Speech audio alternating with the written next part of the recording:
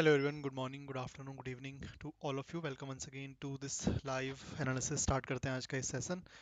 फिलहाल देखोगे crude oil और नेचुरल गैस को कल के लेवल है, कुछ खास चेंज तो अभी हुआ नहीं है। एंड कल अगर देखोगे जब मार्केट हमारा इंडियन मार्केट क्लोज हुआ था,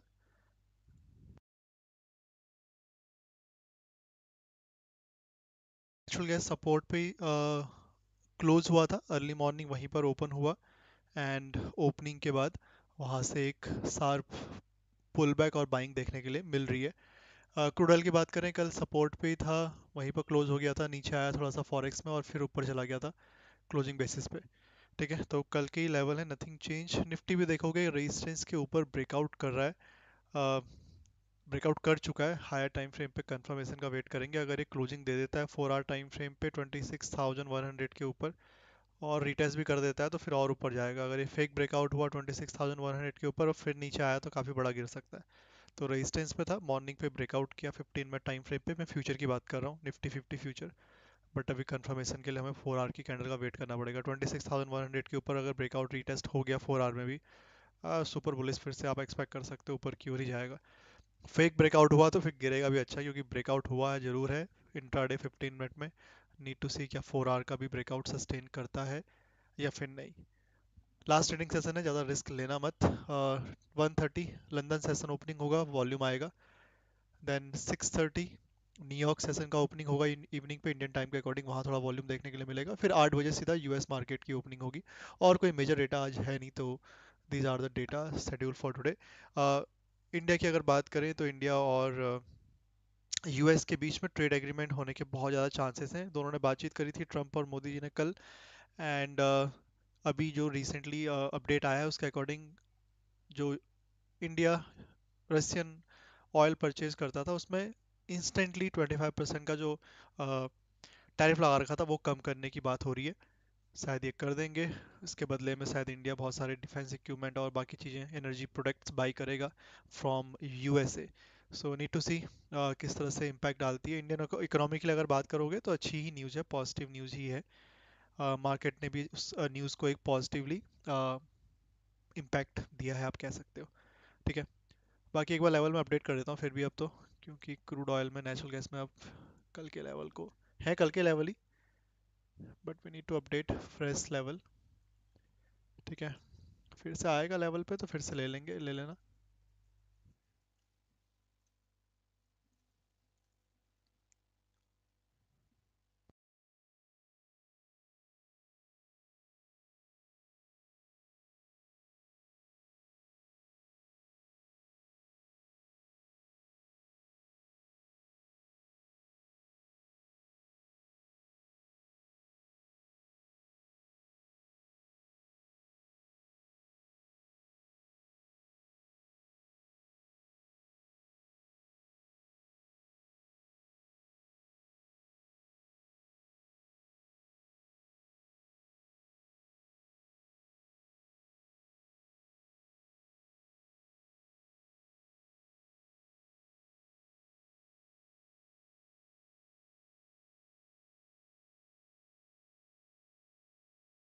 रेजिस्टेंस पे ही आज अगर देखोगे रेजिस्टेंस पर ही ओपन हुआ है एग्जैक्टली।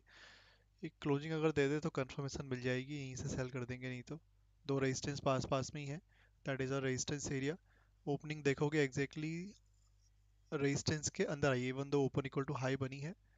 यहाँ ओपन होता तो डायरेक्टली सेल कर देते। ओपन लेवल के अंदर या फिर ऊपर हुआ है तो वेट करना पड़ेगा लेवल के नीचे वापस आने का, क्योंकि फिर हो सकता है कहीं ब्रेकआउट के लिए ना चला जाए।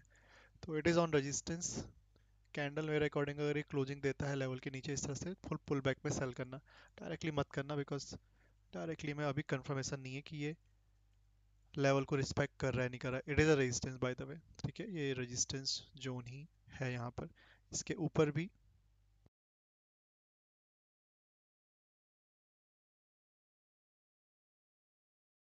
just एक और रेजिस्टेंस है जहाँ कल सेलिंग आई थी, day high. That is also still a resistance, वो भी ब्रेक नहीं हुआ है, तो दोनों पास पास ही हैं।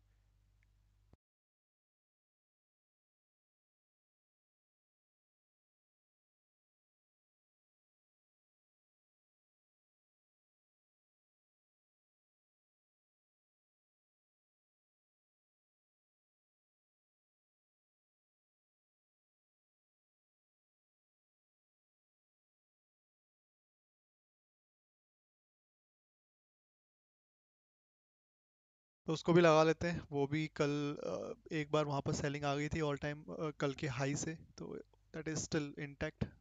सो both are resistance zone still in 15 minute time frame in intraday.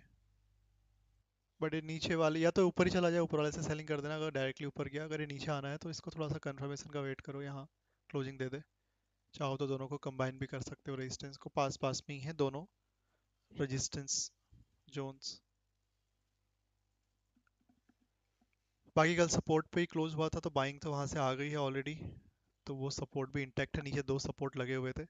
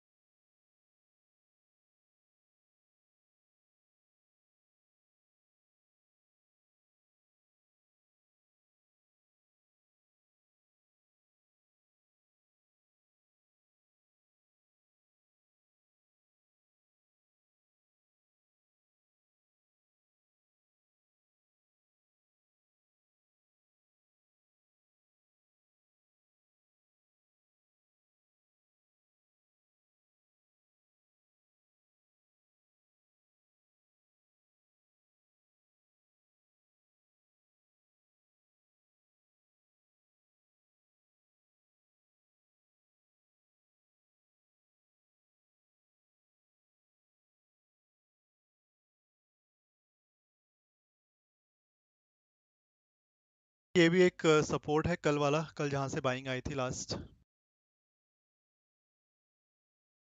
Consolidation कर गया था यहीं पर। वैसे तो यहाँ पर दो बार बाइंग आई थी, कल तीसरी बार आया। ये कैंडल इसने थोड़ा सा ओपन इक्वल टू हाई बना दी थी, इसलिए इसी रेंज के अंदर ब्रेकडाउन करने की कोशिश कर रहा था। आज ऊपर निकला है तो अभी भी ये सपोर्ट ही है, ब्रेकडाउन हुआ नहीं। एमसीएक्स में एटलीस्ट, फॉरेक्स का में हो सकता है हुआ हो, एमसीएक्स में अभी भी सपोर्ट ही है।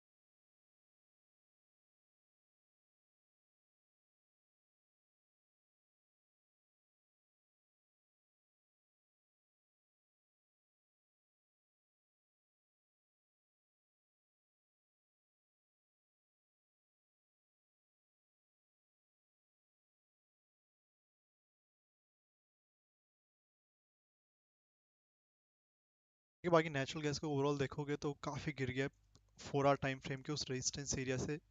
एक भी कोई प्रॉपर पुल बैक नहीं आया उस दिन। रेजिस्टेंस एरिया को हिट किया, फेक ब्रेकआउट देने की कोशिश। इससे 4 आवर टाइम फ्रेम का चार्ट है, ऑलमोस्ट 20 से 22% जो रैली लास्ट टाइम आई थी वहीं से वापस रिवर्स किया है। लेट्स सी थोड़ा कंसोलिडेशन करता है, गिरता ही रहता है, क्योंकि ऐसा लग रहा था फ्लूक में गया है ऊपर लिक्विडिटी लेने और वापस नीचे आ गया उतना ही प्राइस फॉल करके।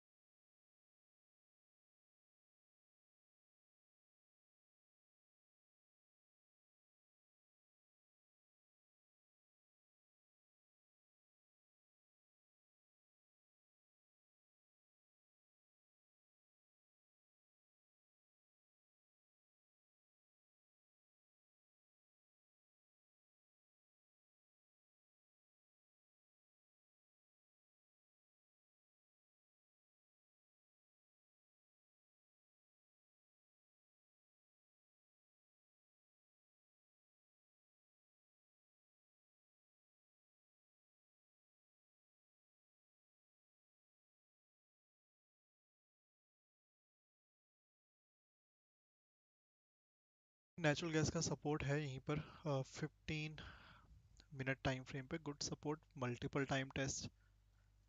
आज भी देखोगे काफ़ी लॉन्ग लोअर एंड से लिक्विडिटी लेके आया है।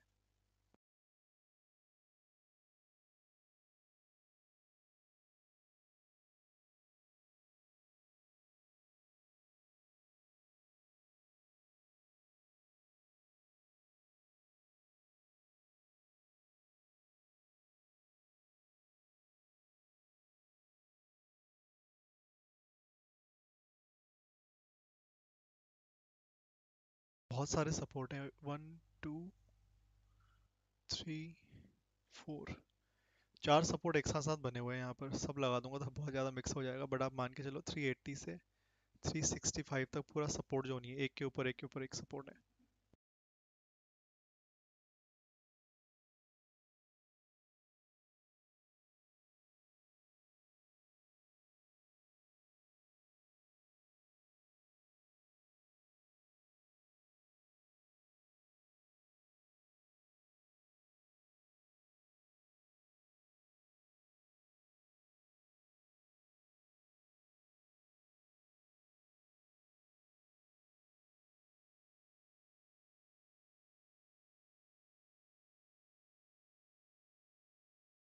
दो ही लगा रहा हूँ क्योंकि दो तो ओवरलैप कर रहे हैं, एक दूसरा सपोर्ट यहाँ पर है और एक सपोर्ट यहाँ पर है ये। तो ये दो येलो वाले हो गए, दो ब्लैक कलर के लेवल ड्रॉ किए हुए, they are four support in this area.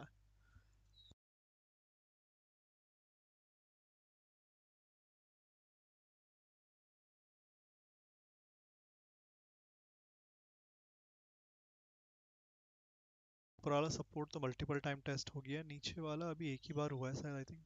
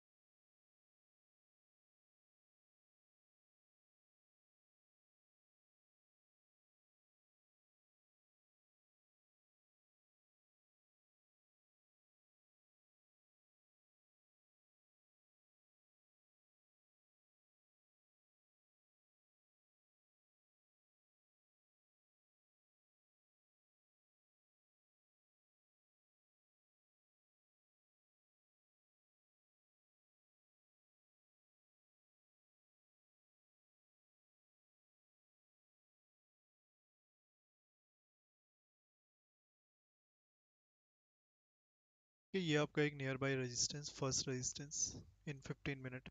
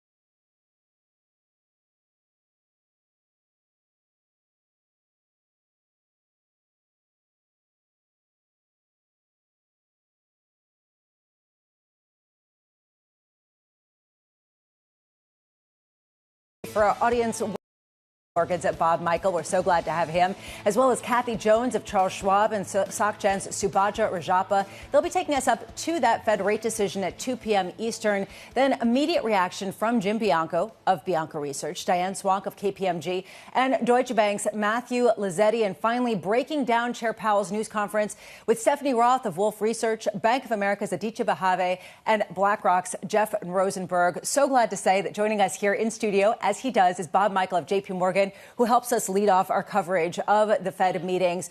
How important is this one in the pantheon of Fed meetings? I'm with you on this. This is going to be an extraordinary meeting. There's so much that's going to go on. I think everyone is expecting the 25 basis point rate cut. It would be a stunner if it didn't happen. The Fed would have prepared us by now if it wasn't going to happen. But all the action is going to be with the dissents. How many is he going to have? Will it be limited to 2, or could there be as many as 5? I think that would be extraordinary. And then we have to watch the statement after the FOMC meeting to see how they tilt that. Will it be a little hawkish or not? And then the press conference. There's a lot going on. I agree, and the specificity of the dissents will be fascinating to dissect. Michael Feroli at JP Morgan's way too young to remember Wayne Angel and some of the fractious moments in the 90s and even back to the 1980s. Bruce Kasman maybe can understand it because he's ancient like me. And the bottom line is this new territory, or is there an analog Bob Michael can work off of getting to this meeting and beyond?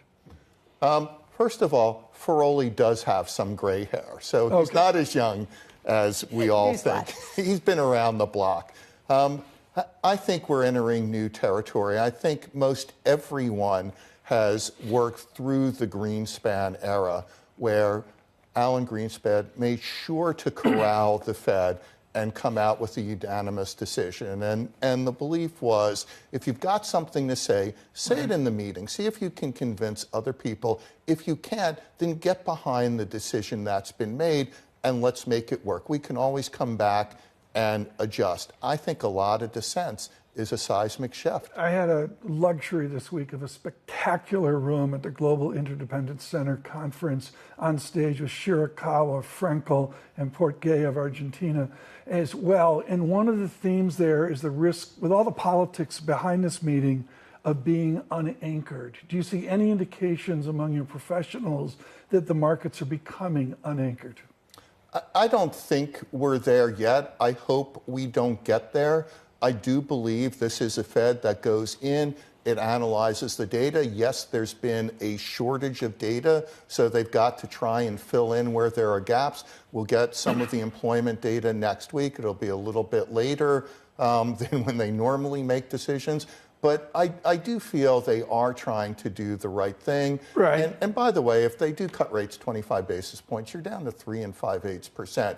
You're not at sub 3%. Did you see what a money market fund is at? Yeah. I had no idea. I'm in the triple leveraged all cash. I was popping 8%. It's gone. Which is the reason why some people think that you should get more of a bid into longer term treasuries. And I know that Bob Michael is one of those who thinks that if the Fed does cut and indicates further cuts, you want to buy the sell-off in long-term yields. I guess to Tom's point, to build on that, do you see any indication that the sell-off globally in bonds is a result of unmoored inflation expectations, or is this something else that is more of an anomaly that gives you a buying opportunity? So I'll tip my hand. We were in buying this morning when we walked in. So we liked yields at these levels. We thought that the market had backed up too far, and it made sense for us to stick our toe in. We do see a lot of moderation in the labor market. We do see inflation coming down a bit. That will probably be in the summary of economic projections. We should see them drop a tenth for each of the outgoing years. And it just feels to us that the market suddenly woke up to, oh my God, there could be dissents. They may not go every meeting. And there was selling, and the selling looked well overdone to us. Last time you were here, you said that this is a Fed Chair, Jay Powell, who has lost control over the FOMC.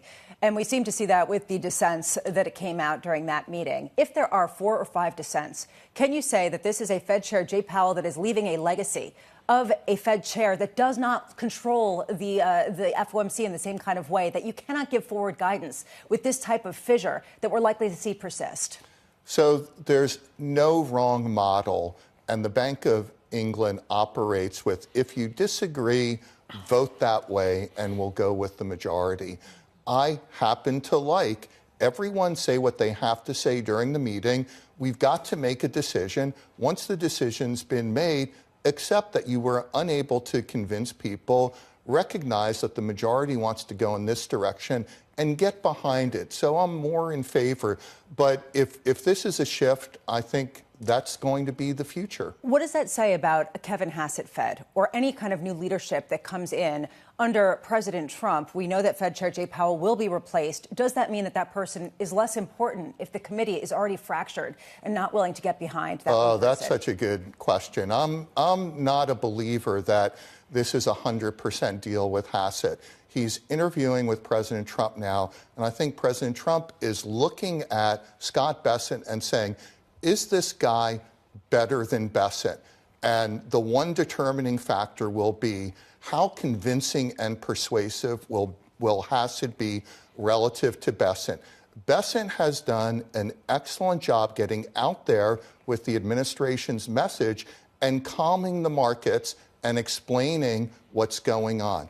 I think that's something that we haven't seen from Hassett yet. Who would replace Bessent then at Treasury? Would it be a building contractor in London looking for a new building out on the river? Mr. Diamond would be available? Well, Bessent had, I hope not. I think Jamie's doing a fine job where he is. Let's not start that rumor. Okay, let's keep Jamie where he is. I think that's the question. Why is Bessent not taking this role? President Trump has made it clear he wants him in this role. If I were Scott Bessent, I would say I would go to that role as Fed chair if I could name my successor as Treasury Secretary with you. We agree on somewhat. This is like something out of the 19th century.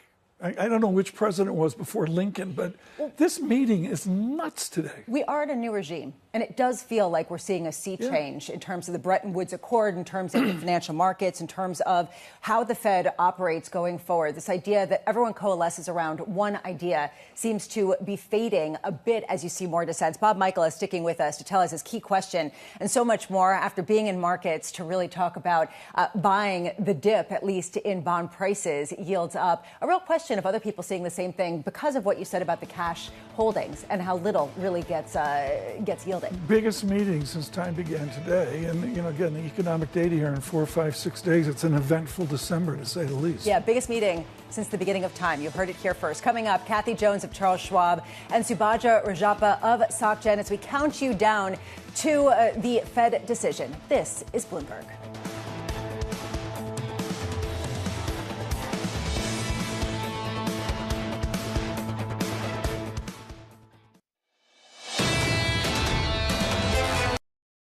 Indonesia holds 40% of the world's geothermal potential, but has tapped just 9% of its reserves. It's like an inexhaustible battery that never gets plugged in. Geothermal delivers clean power 24/7. It's essential as Indonesia strives to realize its net zero ambitions. But Ito Renewables is unlocking these resources with continued investment. Soon it was past 1 gigawatt of capacity, helping anchor Indonesia's clean energy future. The Fed needs to do more. The Fed needs to cut rates. The rate cuts are baked in. We think they will cut. They will cut. We do expect the Fed to cut. This cut is going to happen. They're going to cut. They'll try to make it a hawkish cut. I think they're going to leave it open-ended today. This should be a mixed decision. I think we'll also see quite a few dissents. Historically, dissents are really the norm. Things are confusing, and you can see that within the debate within the FOMC itself. We just don't have a real clear picture of what's happening in the economy. Inflation remains a very sizable problem. The U.S. labor market is soft right now. The labor market is about as clear as mud. Driving through the fog is a good description. It's a cyclical slowdown in the economy. The underlying question is what the market expect the Fed to do versus what the Fed should do. The market would be surprised by an overly dovish message. There's so much at stake going forward with the Fed. We're increasingly moving to an era where the Fed is more divided. Clear as mud. This is Countdown to the Fed Decides on Bloomberg TV and radio. I'm Lisa Abramowitz with Tom Keene. As we see in markets, looking for direction ahead of a meeting that could potentially set a trajectory going forward. Clear as mud time. That's what we hear from so many people. There's so many ways to go here. I would go with the latest economic data and what we're going to see after the meeting in the coming days. And as Anna Wong said, and within the last hour, there's a new disinflationary perhaps that's out there. It's not assured, but some of the data indicates maybe a new bout to get to a better place, which means more rate cuts down the road. Bob Michael of JP Morgan still with us. And Bob, how much are you seeing any clarity whatsoever in data that we are getting, given all the data that we are not receiving? Not so much. And to admit, the labor market has been mixed. When you look at payroll data and weekly claims, it looks a little better than, say, the ADT data. We talk to a lot of companies that we invest in, and we hear the same message back. They're still trying to figure out what the impact of tariffs and AI will be on their labor force and their profit. So they're pausing on hiring right now. What's notable is since the last Fed meeting, we haven't seen much change in the S&P 500, the euro-dollar cross. We have seen a 7% gain in the value of gold. We haven't seen much of a change in 10-year yields. We have seen, in 2-year yields. In 10-year yields, we have seen a market shift higher in 30-year yields as well. So it raises this question going forward. What does the market see with respect to the sell-off in bond markets that all other asset classes are not seeing? And is it a positive sign going forward? Joining us now is Kathy Jones of Charles Schwab. Kathy, from your perspective, are we looking at a new neutral rate that the Fed is coalescing around and that they can agree on? Well, presumably they're looking at 3% as a neutral rate, if I can read the various indicators that they provided. And so, they could get down a couple more rate cuts and still be arguing that they were moving towards neutral. I think the problem is convincing the world that there is a neutral rate that can be determined and that they can base policy on. I think when we look at the steepening in the yield curve and what's happening with longer term rates, it reflects uncertainty about whether the Fed's making the right move by cutting with inflation still elevated. It reflects the fact that bond yields and much of the rest of the world are starting to move higher, especially Japan, worries about fiscal deficits. So it all comes down to, is this the right move at the right time for the Fed? I think the market is not clear on that, and they're building in a risk premium as you go out the curve. Okay, so I know you've published your outlook. It's 412 pages. Rip it up. It's going to be dead at 2:15 this afternoon. The new outlook off of this Fed meeting, Kathy, what does it mean for investors? Do you clip a coupon, or is there a total return opportunity into next year? Right now, most of the return we're expecting will be from the coupon. There may be, if inflation does come down, if the labor market continues to slow from here, which not 100% sure that's going to happen, but if it does, then there might be some capital gains. But I think our expectation is returns will be positive, but not as robust as they have been in 2025. Bob Michael with us, JP Morgan. Let me go Marty Fritzen on you here right now. Give us a review of how JP Morgan sees credit quality out there. It's a K-shaped economy. X amount of America's flat on their backs, but I don't see defaults, et cetera, within the credit market. It's pretty good out there, right? Yeah, the public credit markets look pretty solid to us. Corporate profitability remains in a very good place. Businesses have been pretty good about how they've controlled costs.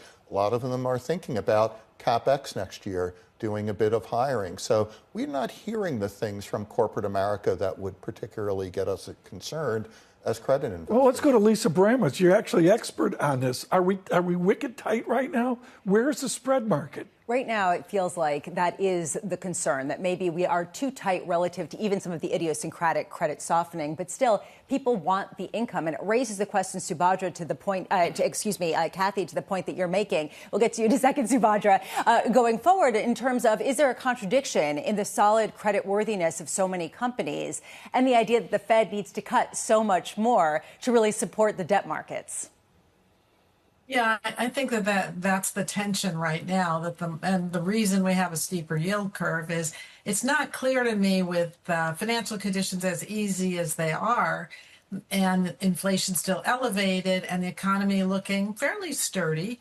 It's not clear to me that this is a market that needs a lot more stimulus or needs stimulus, or that we're that far from neutral that it's required at this stage of the game. But they are very focused on the labor market. There has been some slowing there. There's been a little bit of easing in wages. And it seems as if the big concern is the labor market that the Fed really wants to get ahead of. And it is in contradiction to a lot of the other signals that we're getting from the market. Bob, do you agree with that? Do you think that there is a contradiction here? I don't think so.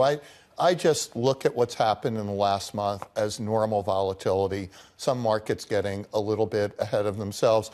I'm expecting bull markets into year end. I don't care if you're looking at treasuries, you're looking at credit, or you're looking at the equity market. That's how much interest we're seeing from our client base.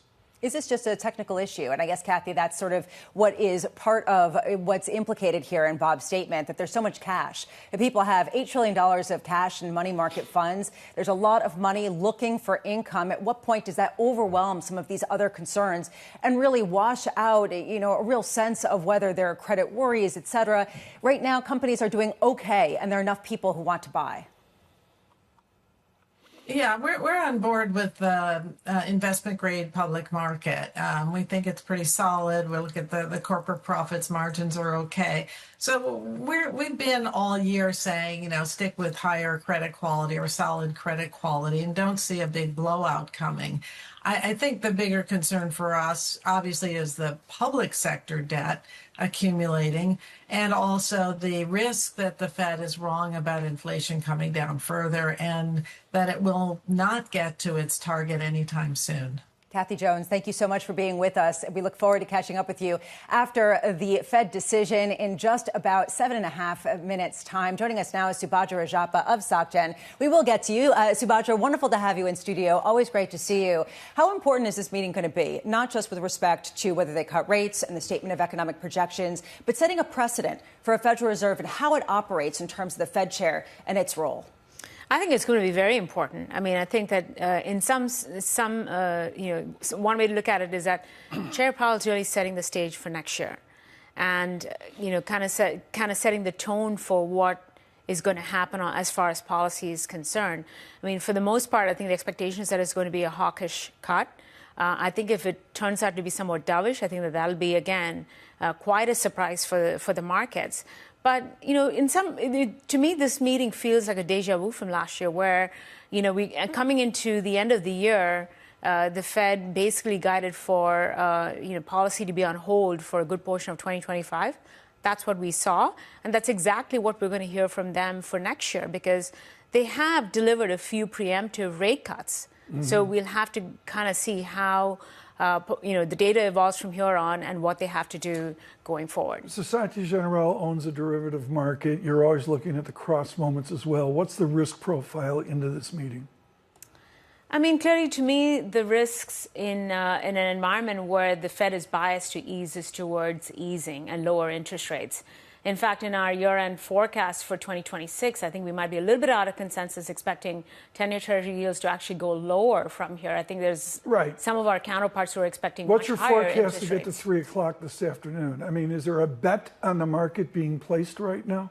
So if you look at the last few meetings, the price action has been to kind of be rally softer into the market and then a little bit of a sell-off after the meeting. But for the most part, I think I'm aligned with Bob in expecting that the markets are going to be really cautious heading into year end. So the bias ultimately towards the end of the year is going to be towards lower yields. Bob, let's bring you back in. You're saying there's so much cash here, and that's part of the reason why you think that it's not inconsistent to see a rally, not only in rates, but also in the credit component.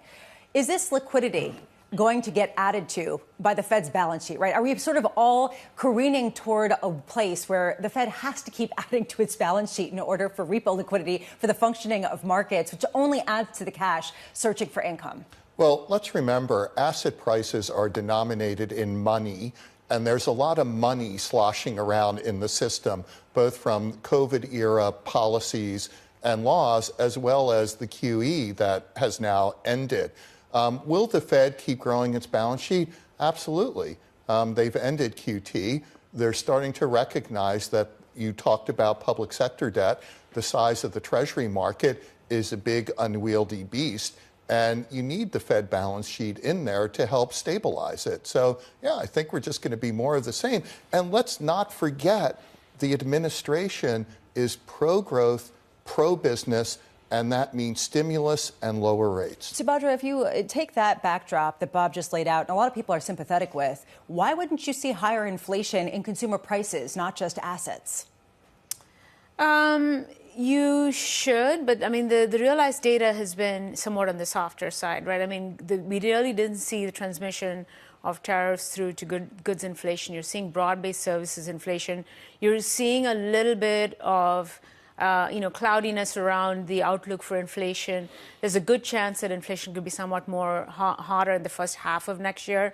But, for the most part, I think that inflation expectations have remained relatively contained. And I think that leads me to believe that, there's not that much of a concern in the markets about inflation. Very quickly here, as we get to the decision, I look at what both of you are saying. I think of Frances Donald today with the Bank of Montreal, and she's like, okay, I parachute in, I've been Rip Van Winkle, and I come down on December 10, 2025. I got 3.5% Atlanta GDP now, real GDP. I got nominal GDP, what, Bob, 5-ish plus? Yeah. 5-ish plus. Mm-hmm. I got yields backing up a little bit. Everybody, including Lisa's, made a big deal about OMG rate cuts as we go, and yet yields are going up, price down. Jim Bianco's with us later. He'll talk about that. Tell me about the dissents, both ways. Let me start with you, Bob. The people like Myron saying cut now. Is it just a political mandate, or is there a case to let's go to cut interest rates? Well, the case would be that the entire FOMC is still expecting rates, the neutral rate, to be lower, and the median dot is still down around 3% and will be there. So you're too far away from the median dot. And also, there are signs that there's some slack in the labor market. We'll see over the next couple months. Just because of time, we got to get to the opening face-off. Just because of time here, Subhadra, tell me about the case to not cut rates today, or even, dare I say, go Kansas City and lift rates today. Well, the economy's been extraordinarily strong. You've seen a significant amount of momentum going into the second half of the year. You're going to get a lot of fiscal stimulus next year from the Big Beautiful Bill.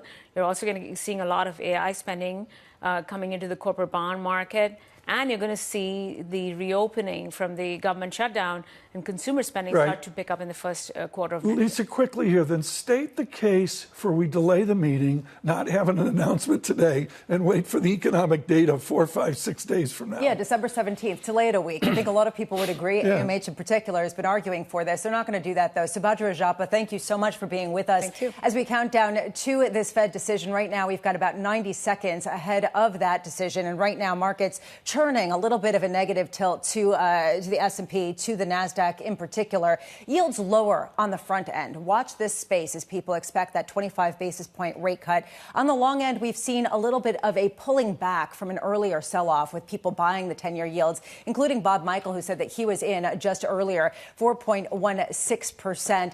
Let's just get your view, Bob. Do you think that you're going to get 4 descents, 3 descents, or 5 descents? What's your view? Well, exactly. Yes, that's my view. We're going to get some. I think the range is 2 to 5. For sure, you should get Myron on the 50 basis point rate cut. And for sure, I think you should get Schmid on no rate cuts whatsoever. Will we see Musselman, Collins, Goolsbee join Schmid? I don't know. We have to watch. Right now, the market is watching, and what you are seeing is a 10-year yield that finished on October 29th at 4.07%. We're looking right now at 4.15%. It is somewhat higher, although pulling back from some of the earlier highs. And some could argue it hasn't risen as much as yields, say, in Germany and in France. Euro-dollar has just been pegged because sort of pick your poison. Is it the European economy that's flagging or the U.S. economy with rate cuts? We are just 2 seconds away. Let's get to Bloomberg's Michael McKee with that Fed rate decision. The most divided Fed since before the pandemic voted to lower the benchmark rate by 25 basis points as investors expected. But there were 3 dissents for the first time since 2019. And on the dot plot, a total of 6 members of the committee suggested they were not in favor of lowering rates. There's also a hawkish line in the statement. In considering the extent and timing of additional adjustments to the target range, bringing back language from a year ago when they paused their first round of rate cuts. No surprise, Stephen Myron wanted a half-point reduction, but in something of a surprise, Austin Goolsbee joined Jeffrey Schmidt in dissenting for no cut at all. Next year's dot plot suggests just 1 cut coming. 7 members want no move, however, including 3 who think the rate might go up. The committee statement says economic activity has been expanding at a moderate pace, and the latest forecasts show a consensus GDP figure of 1.7% for this year. But in a big move up, they have revised growth forecast for 2026 to 2.3%. Unemployment forecast to finish this year at 4.5% will fall back to 4.4% next year. Using identical language from October, the statement says job gains have slowed this year and the unemployment rate has edged up through September. Nodding to the government shutdown-caused absence of data, the statement repeats that more recent indicators are consistent with these developments. There's no change in the inflation assessment. It has moved up since earlier in the year and remains somewhat elevated. However, it is seen slowing markedly next year. PCE headline from 2.9% this year to 2.4% in 2026. And as always, they won't reach their 2% target for 2 more years in 2028. Core PCE will finish the year at 3%, falling to 2.5% next year. As for the balance sheet, the statement now says reserve balances have declined to ample levels. The Fed will buy shorter-term treasuries, mostly bills, but up to 3-year notes, as needed to maintain that ample supply. The first operation will be announced tomorrow, with the first purchases on Friday of approximately $40 billion in Treasury bills. Guys? Michael McKee, stay close as we parse through this. Right now, what you see in markets is a collective cheer. Perhaps this was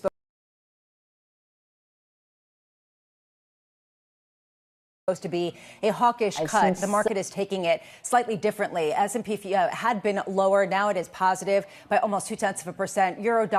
Euro climbing, dollar falling on the heels of what does seem to be like more Fed cuts. And across the board, 2s, 10s, and 30s, you are seeing a bid into bonds with this feeling that this is a Fed that not only is going to support rates with further rate cuts, but also with additional bond purchases. Tom. To me, the most interesting nuance here is the dissent of the gentleman from Chicago. This is brilliant academics out of Milton, Yale, and the Massachusetts Institute of Technology. Austin Goolsbee is basically our technology president. He's wired into the internet, wired into the computers. And I'd love to know if his dissent has to do with the vibrancy of AI, which leads to a better productivity, a better GDP. Let's be careful what we do. Yeah, right now we're looking at nine votes, 4 and 3 dissents. Bob Michael of J.P. Morgan with us here. What's your first reaction of this decision? Not as bad as it could have been. There could have been a lot more dissents in favor of no rate cuts. When we look at things like PCE, we expected they would lower core PCE by 1/10. They did that. They left the unemployment rate for next year roughly where it was last year. They did raise their expectation of GDP a couple tenths from where it was. So to me, that seems to be, if you want to call it a hawkish tilt, the one hawkish tilt. And of course, adding the extent and timing of additional adjustments to rate policy going forward, that was pretty much in the market. So I think mostly as the market expect and nowhere near as bad as the market feared. So not maybe as hawkish of a cut as people thought it might have been. Joining us now is Jim Bianco of Bianco Research. Jim, what's your first reaction to this decision, which, as Bob was saying, isn't as bad as it could have been? It could have been 4 dissents or 5 dissents, only 3 dissents. Is this a victory for Jerome Powell? It's a victory for Jerome, but I'll take the other side, Bob. I'll say that it's not as good as it could have been. I was hoping for a 7-5 vote. I was hoping for a Fed that was more divided, that was more independent, that was going to send in a message to the administration. You could put a guy in that wants to go to 1%, but he's not going to bully us to cut rates next year just because he's the Fed chairman, they kind of left the door open. I think that the Fed can be bullied by the next Fed chairman to do the bidding of President Trump. Bob, you were saying that you wanted to respond? Not as good as it could have been with more dissents. I think if you're the administration and you're invested in this market, this is pretty much as good as it could have been, other than no dissents. I'm not sure how additional dissents make this better. Will McKee dissent at the press conference? Well, let's find out. Mike, you were parsing through this. You've got something to add. What do you see? Yeah, well, the point I'd like to make is that the SEP shows that growth is going to pick up significantly next year, unemployment is going to go down, and inflation is going to go down significantly next year. So what was the rush to cut rates today if they think that's the track that we're on? I think that's going to be a key question for Jay Powell in the news conference. Does this raise the possibility that they could be going the wrong direction with rates? There were some people who made that case before we went into today's meeting, and they're going to be still raising questions about it going forward. Michael McKee, thank you so much. We will be catching up with you and, of course, listening to your questions. Jim, this is something that is near and dear to your heart as you call yourself a self-dubbed inflationista. Do you think that this really adds to that inflationary pressure if the Fed essentially is accepting that they're not going to get down to their inflation target for 6, 7, potentially even 8 years? I agree. I think that the Fed has to be very worried about that. We're worried about affordability right now. The price CPI is up 27% since the end of COVID, and that's what people are upset about. How do we fix that? We need the inflation rate to run below 2% for a while so that wages can catch up. If the inflation rate is going to stay at 3 and moderate to 2.5, that is going to keep the affordability anger white hot over the next year to year and a half or so. And so I don't think that accommodating that by cutting interest rates is going to help. And that's the question I hope the chairman gets is, how are you helping affordability with 175 basis points of cuts in the last 14 months? Jim, we got to review the past here. You were a leader on saying that inflation would be sticky. It was a lonely call years and years ago, and Bianco of Chicago said, you know what, folks, we're not falling down to 2%. So here we are, Jim Bianco. I just want to know the efficacy, Jim Bianco, where he says in the press conference, basically, one and done. We made a rate cut.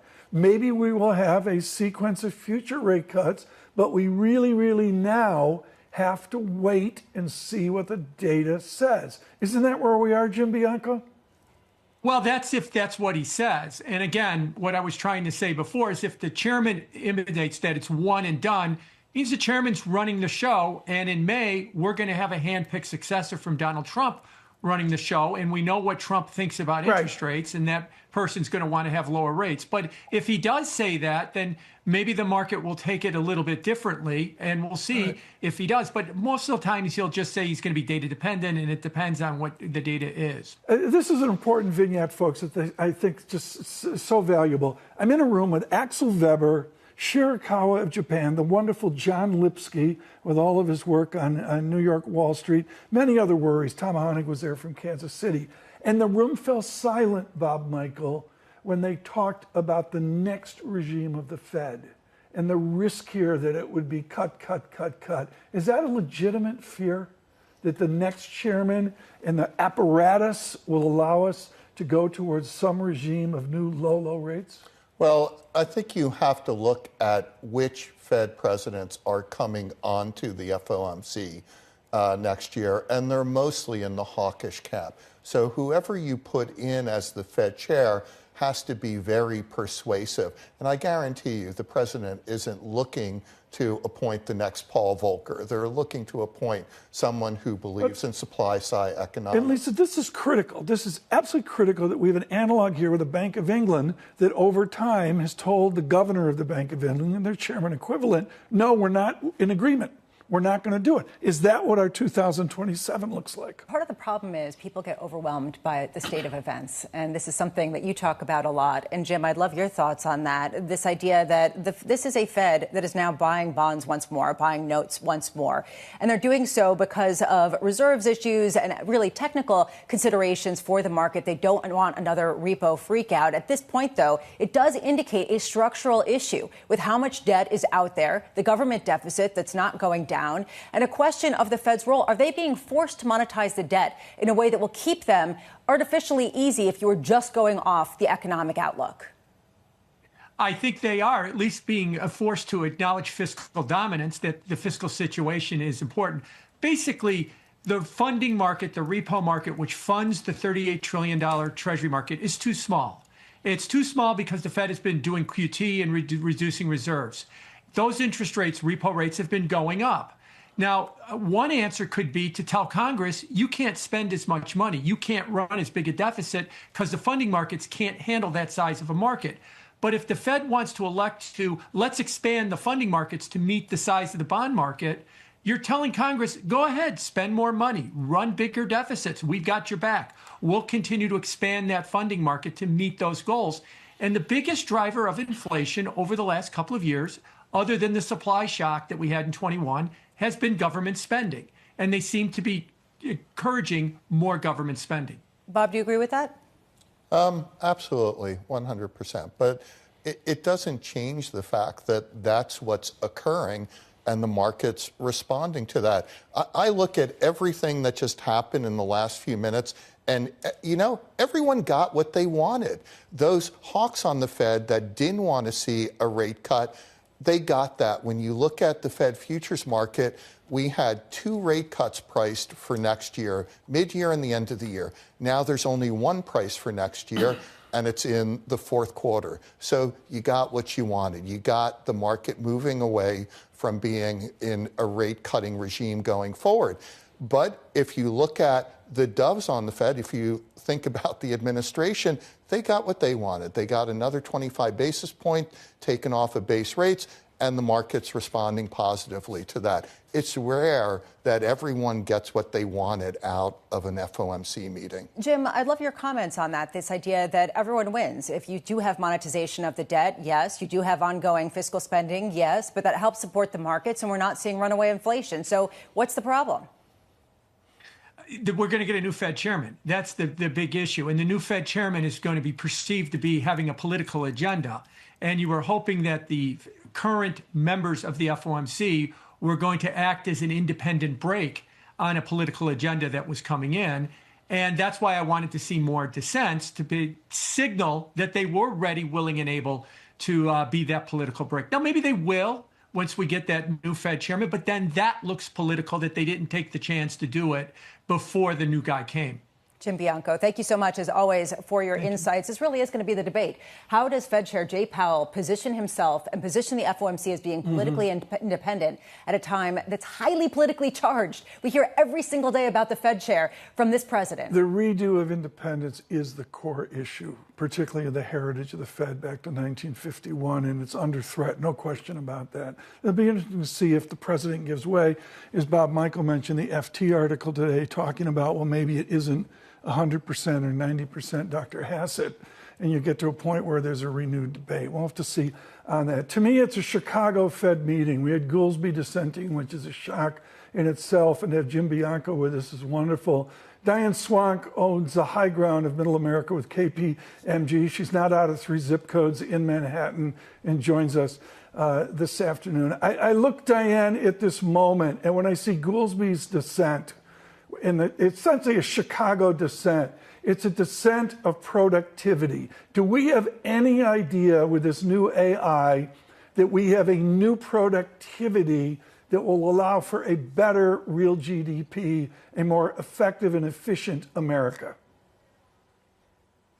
We don't know that yet. What we do know is that productivity growth has moved up, and that's because firms are doing more with less. We don't know that it's all from AI. We haven't seen enough adoption of AI yet to get there. And also what we don't know is how AI will be used, whether or not we'll see a lot of new jobs from this new innovation. That's usually what we see from innovation. Certainly that's not what Silicon Valley is telling us at this point in time. And also it matters who the gains of the AI actually accrue to. If those productivity gains continue to accrue to the owners of capital instead of workers, workers are going to feel left behind. And they're already feeling left behind because of the fact that the level of prices, as Jim pointed out, is just too high.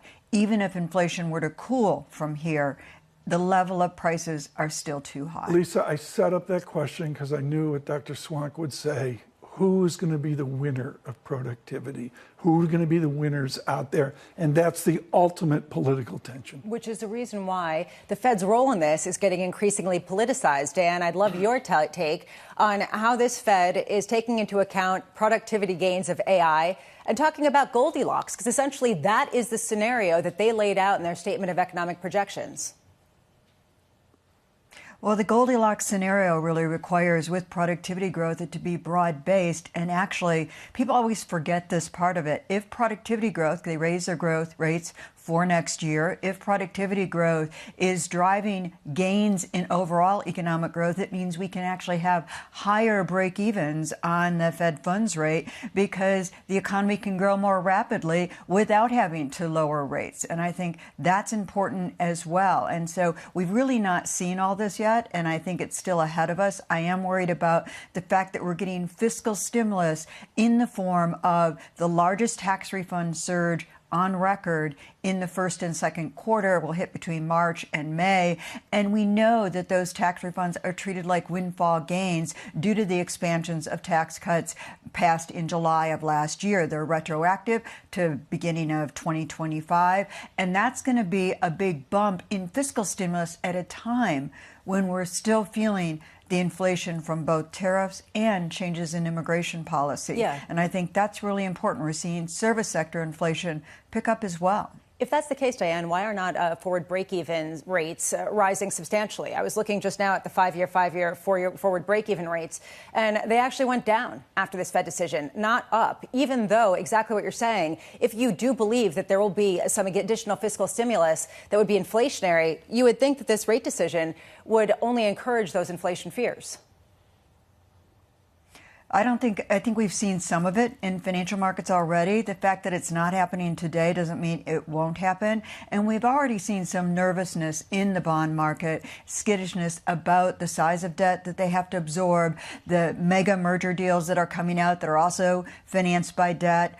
All of that together, along with the fact that we're now going to see in 2026, the government debt is going to eclipse the size of the economy. It has not done that since World War II. And so we're moving into new territory.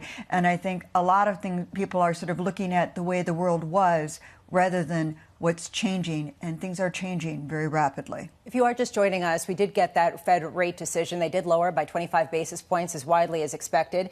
9-3 vote, 3 dissents. The news really is that Austin Goolsbee joined the Fed's Schmidt in dissenting, saying that they should not lower rates. You, of course, had Stephen Myron, Fed governor, talking about a 50 basis point cut, dissenting on the other side. Not as many dissents as people had expected. The Fed did revert back to what we saw in the October statement, using language used just before pausing rate cuts, so potentially the last Fed rate cut for a long time by this chair, Jay Powell. I'm just wondering, Bob, if you think that right now this market is saying they are okay to do this, that the data that is available really doesn't signal that this cut and then maybe one more next year really is going to be inflationary. Well, I think that's what the market's hoping for.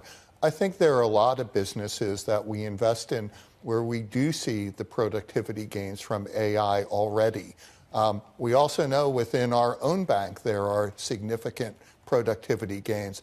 So some of that is already out there. The unfortunate price reset from pre-COVID levels to today is also a problem. I get that.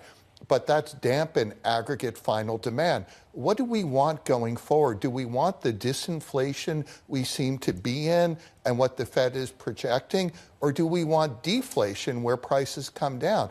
I would argue we still want disinflation, and hopefully there will be a point in time in the not too distant future where wage growth and the trend in disinflation will normalize prices again. But all of that still is a headwind to consumption. So businesses are very careful how much cost increases they push through now. Can I do a counterfactual? Please. Diane Swank, if we got a 50 beep Myron cut, what would happen to the American economy now? With the financialization of the American system, if you gave us a 50 beep cut now, it'd be a veritable banking explosion, wouldn't it? It would certainly add a lot more stimulus to what we're already seeing, and stimulus is heat. Heat is inflation, unless you can really get all those offsets from AI in the right places. And I think that's the hard part, is the old economy is where the tariffs are hitting the hardest in manufacturing activity. And we are seeing it come through in prices. And we're also seeing labor shortages, even as the labor market weakens, in pockets where immigrants have dominated. That's showing up in prices as well, in-home elder care, child care costs, all soaring. That was just in September, and those shortages have only gotten worse since then. Lisa, 2/20/20, I looked at the clock right when Diane Swank said tariffs. First time we got to tariffs was 20 minutes into the show. For most of our audience, tariffs are a big deal. They're affecting their groceries, their health care, everything in the service sector as well. Yeah, plastic Christmas trees, 15 to 20% higher because of tariffs. There you go. So this also is a real Christmas tree or fake? Fake Christmas tree, but it's also increasing the real ones because there are other people. Diane Swank, we'll let you stay out of this conversation. Thank you so much for being with us. Joining us now for this conversation, not this conversation, Matt Lazzetti of Deutsche Bank with us, as you typically do before the Fed press conference. Matt, just first, what's your impression? 9-3, was this what you thought would happen? Yeah, to be honest, I think in terms of the statement, the SEP, the dissents, I think it was very much in line with expectations. You know, certainly there was scope to get greater dissents from a hawkish direction than what we got. I think 4 regional Fed presidents, potentially Governor Barr, was also leaning against this cut. But we always thought that it was the job of Chair Powell, through the statement, the language change that we got there, but then I think coming up through the press conference signals that he sends, to try to rein in some of those dissents, to have a hawkish message that allows those officials to speak through that. And so I think we probably got that as well. You're seeing markets respond by taking rates down. I don't think that's really anything that we saw in the statement or the SEP or the dissents. I think it really was the Fed ramping up reserve management purchases, these T-bill purchases, a little bit earlier than was expected. Matt Lazzetti, Binky Chadha is high on the street looking at the equity markets. He says the stock market's going to go up, up, up. How do you attach Lazzetti economics to Bikram Chadha's huge equity outlook? Yeah, I think the good thing about how we do it here, it's internally consistent. So I think Binky takes our economic growth forecasts, our global economic growth forecast, and builds that into his earning projections. We have 2.4% growth for the U.S. economy over the next year. That was sounding, I think, quite bullish relative to consensus expectations. But I would note the Fed median forecast came up to 2.3% today. I think was revised higher than what many anticipated, and is now much closer to our own expectations. So I think these two things are mutually reinforcing. We see a stronger growth backdrop. We see financial conditions easing through Binky's equity channel, and those two things reinforcing each other over the next year. Matt, your other colleague, Jim Reed, put out a provocative question earlier this morning saying, what if the next Fed move was up? At what point do you think that the move that the Fed is laying out really sets up that counterfactual in a more real way? Yeah, certainly a provocative question. And I think over the next year, we are getting more questions about that. And I think it's more coming from the global sphere at this point. You're seeing places like the RBI turn a little bit more hawkish. There's questions about the ECB. Bank of Canada are seeing stronger economic data as of late. For the Fed specifically, though, I think you need two things to happen. One, you have to have a clear elimination of downside risk to the labor market. We are not there yet. There's still some fragility in this labor market over the next several months. Perhaps by the end of next year, we could get there. And two, you need the labor market to return as a source of inflationary pressure. So you need the unemployment rate to decline, quits rate to move higher, and wage growth to accelerate.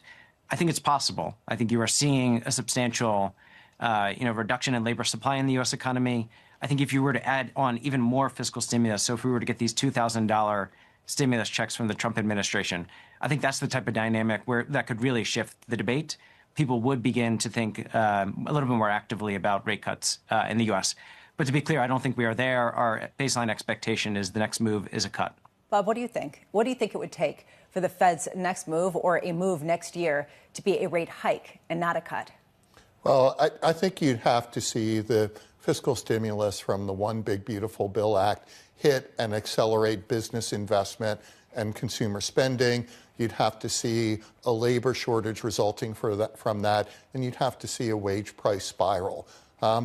maybe you'll see that in the second quarter. But right now, the Fed threaded the needle. Can't we just enjoy this into the holiday season? Come on, you know us. That's the smartest thing I've heard today. That's the smartest thing I've heard.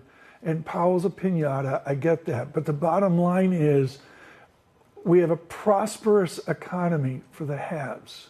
Let's not upset that apple cart while everyone, well-meaning, tries to help people that are struggling so much. I mean, that's threading the needle right now is what we're doing. Well, yes, but let's not forget that the One Big Beautiful Bill Act also has no taxes on tips, overtime, Social Security payments. Right. A lot of those are concentrated in the bottom couple quintiles of earners. So there should be some relief coming there. Where's your lack of conviction? Matt Lazzetti on an outlook and off of this Fed meeting today. Where's the question of your conviction into next year? What are you most worried about? Yeah, I think in the very near term, it's that the labor market dynamic, which is this fragile equilibrium with low hiring and low firing, breaks to the downside. That you begin to see layoffs pick up. I really don't think we see that evidence as of yet, but it's a real risk over the next several months. Do you agree? I think over the course of 2026, I think there's some risks to the upside here. As Bob mentioned, on the fiscal side, the stimulus checks that have been floated, not part of our baseline, but would be a very real upside risk. And then I think we just can't put aside these risks around Fed independence. And, we heard Treasury Secretary Bessent talking about regional Fed presidents, and we have to go through those votes. And you have a Supreme Court case for Lisa Cook coming up early next year. So I think that there are a lot of risks associated with it. From a Fed independence perspective, inflation risk potentially to come, long end of the bond market also at risk potentially from that. Matt, we have about 3.5 minutes before the press conference begins. From your perspective, what's the one question you have for Fed Chair Jay Powell, potentially at the last Fed cut that he oversees? Yeah, I think it's a little bit around the language that they introduced into the labor market and into the statement. How are we to think about that? Is that clearly sending a signal that there's a much higher bar in the near term? I also would ask him, are you internalizing what could be a very weak jobs report next week in today's decision? I think that's a really important thing for the market. I think the Fed would probably want to take out some of the sensitivity to next week's data.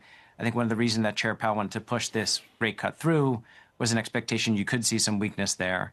My expectation is, next week's data is going to be volatile. They are really putting more weight on the December jobs report in early January and the data we're going to get early next year in that assessment. But I'd like to get confirmation of that from the chair today. Matt Lazzetti, thank you as always for your time, and I look forward to hearing what you think after the Fed conference. This is an important point. How much is this, in some ways, forecasting that December 16th jobs report that we should have already had? It should have been sort of 1-2 punch where last Friday we got the November jobs report. They took that data into hand, and then this meeting, they responded to it. Bob?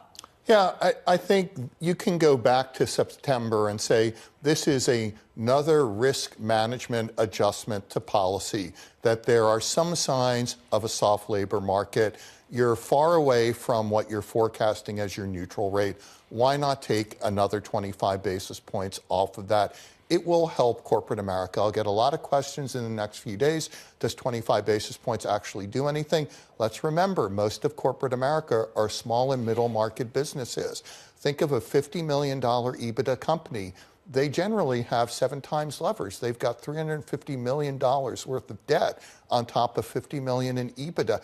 It helps them a lot. It helps stabilize middle market corporate America significantly. If we say it's an original meeting, we've got to stagger to the next meeting, and we'll be wiser. We'll have data and all that. But as Lisa mentioned at the top of the show, the political overlay here is extraordinary. What did J.P. Morgan's Washington experts say about the politics of January? Well, the question I would want to ask Powell is, were there only 3 dissents, or was there a considerable amount of bargaining to go from 5 dissents to 3 dissents? And was that in the statement, and then you ratcheted it up, GDP, 0.5% from where you were at the last summary of economic projections. His answers to questions like that will tell you how politically influenced the current Federal Reserve Board is. That was a fantastic question, and I hope that he gets asked that as we really look to understand just what kind of clutch the Fed chair holds over this committee. Bob Michael, as always, thank you so much for being with us for all this time. Truly, always one of the absolute best. Right now in markets, a collective sigh of relief. It could have been a lot worse. That is sort of the message coming from it. The S&P up 0.1%. NASDAQ still suffering a little bit, down 0.2% suffering, I say. Still near all-time highs. And the Russell 2000 seeing that pop up 0.6%. What you are seeing in the bond space, 2s, 10s, and 30s, is this lift to bond price down in yield as people expect to see some sort of bond purchases as well as a rate cut coming in next year. It really seems to me that Jay Powell really has the chance to split the difference. We'll have to see. I'm going to watch the bond vigilantes. I think they're in the press conference as well. Ed Yardeni's in there somewhere. Well, let's take a listen to Fed Chair Jerome Powell at his last press conference of the year and potentially of a rate cut. Good afternoon. My colleagues and I remain squarely focused on achieving our dual mandate goals of maximum employment and stable prices for the benefit of the American people. Although important federal government data for the past couple of months have yet to be released, available public and private sector data suggests that the outlook for employment and inflation has not changed as much since our meeting in October. Conditions in the labor market appear to be gradually cooling, and inflation remains somewhat elevated. In support of our goals, in light of the balance of risks to employment and inflation, today, the Federal Open Market Committee decided to lower our policy interest rate by 0.25 percentage point. As a separate matter, we also decided to initiate purchases of shorter-term Treasury securities solely for the purpose of maintaining an ample supply of reserves over time, thus supporting effective control of our policy rate. I will have more to say about monetary policy and its implementation after briefly reviewing economic developments. Although some key government data have yet to be released, available indicators suggest that economic activity has been expanding at a moderate pace. Consumer spending appears to have remained solid, and business fixed investment has continued to expand. In contrast, activity in the housing sector remains weak. The temporary shutdown of the federal government has likely weighed on economic activity in the current quarter, but these effects should be mostly offset by higher growth next quarter, reflecting the reopening.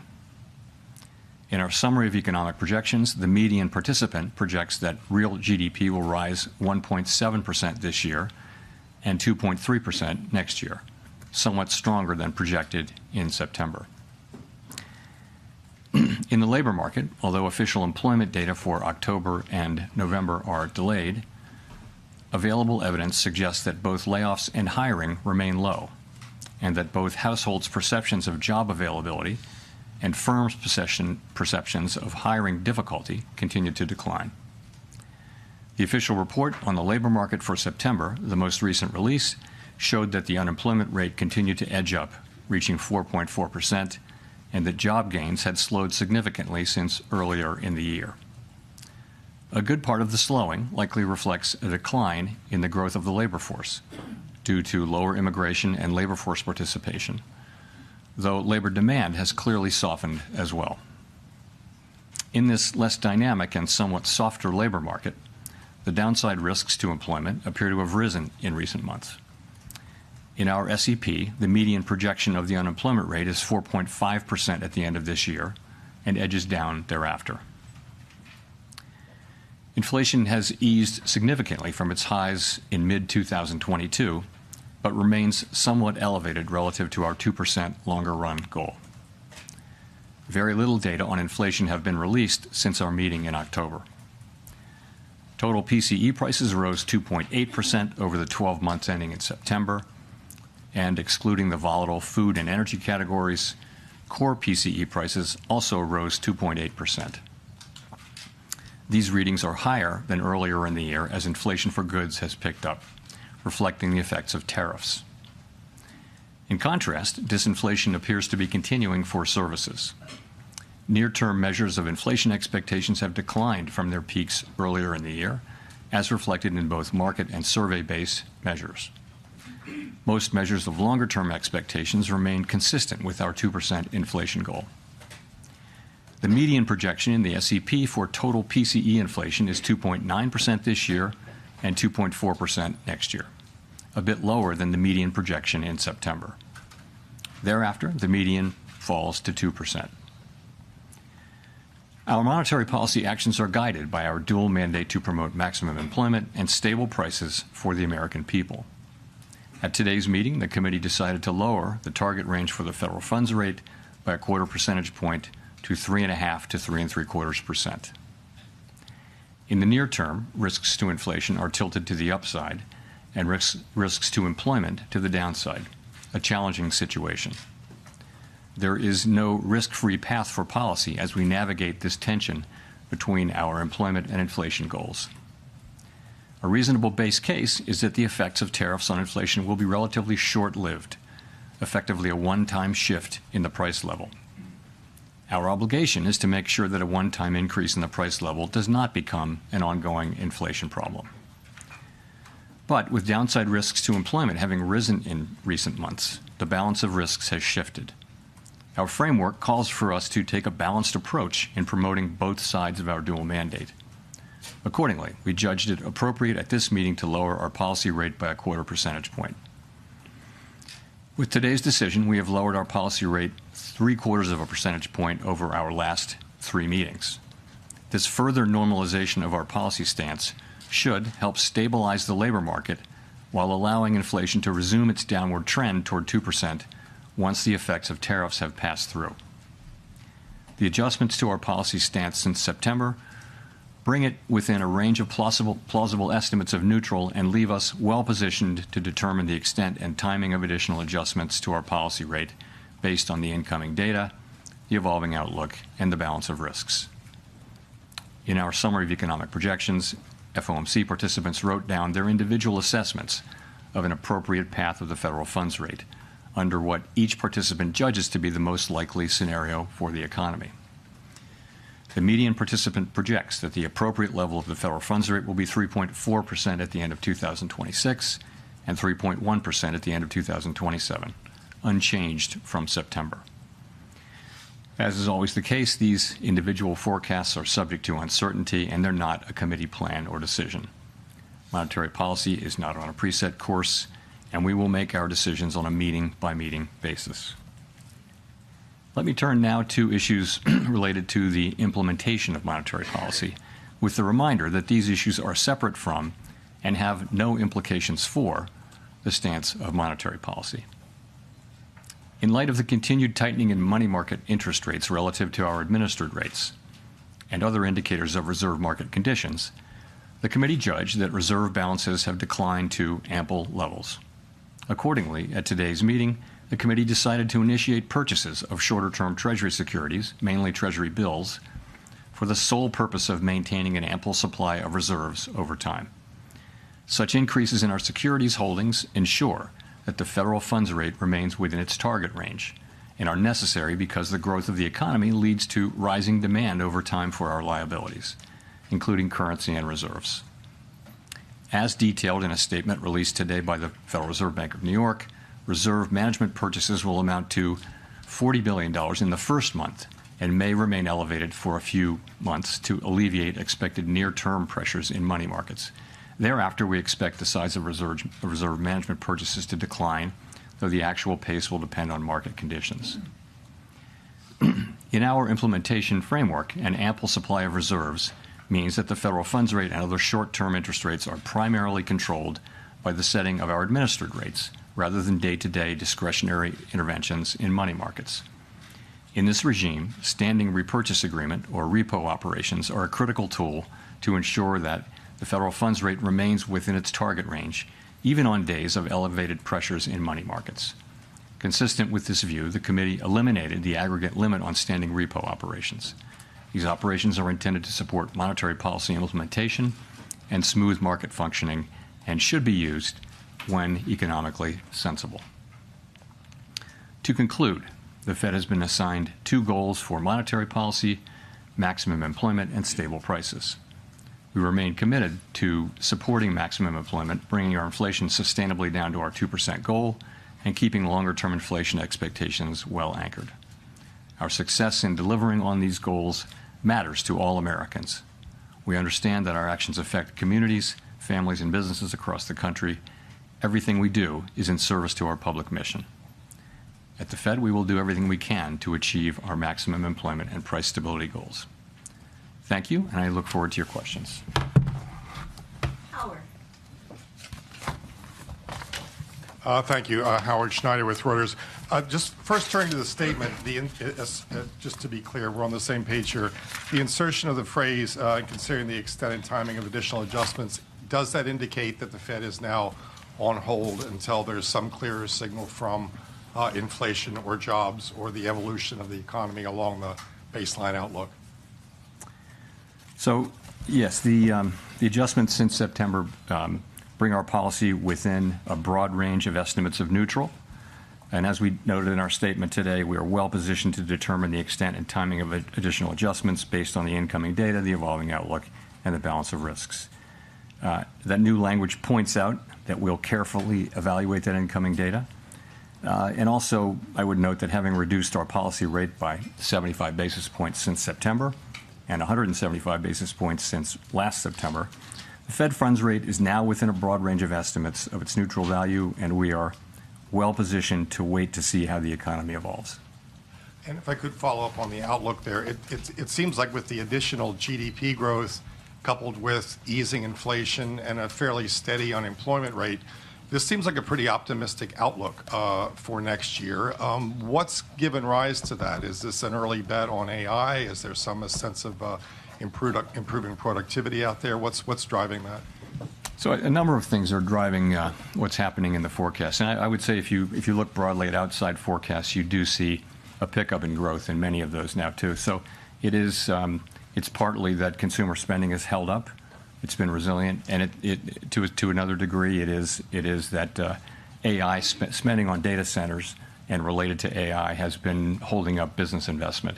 So overall, the baseline expectation for next year is, at least at the Fed, and I think with outside forecasters too, is a pickup in growth from today's relatively low level of 1.7%.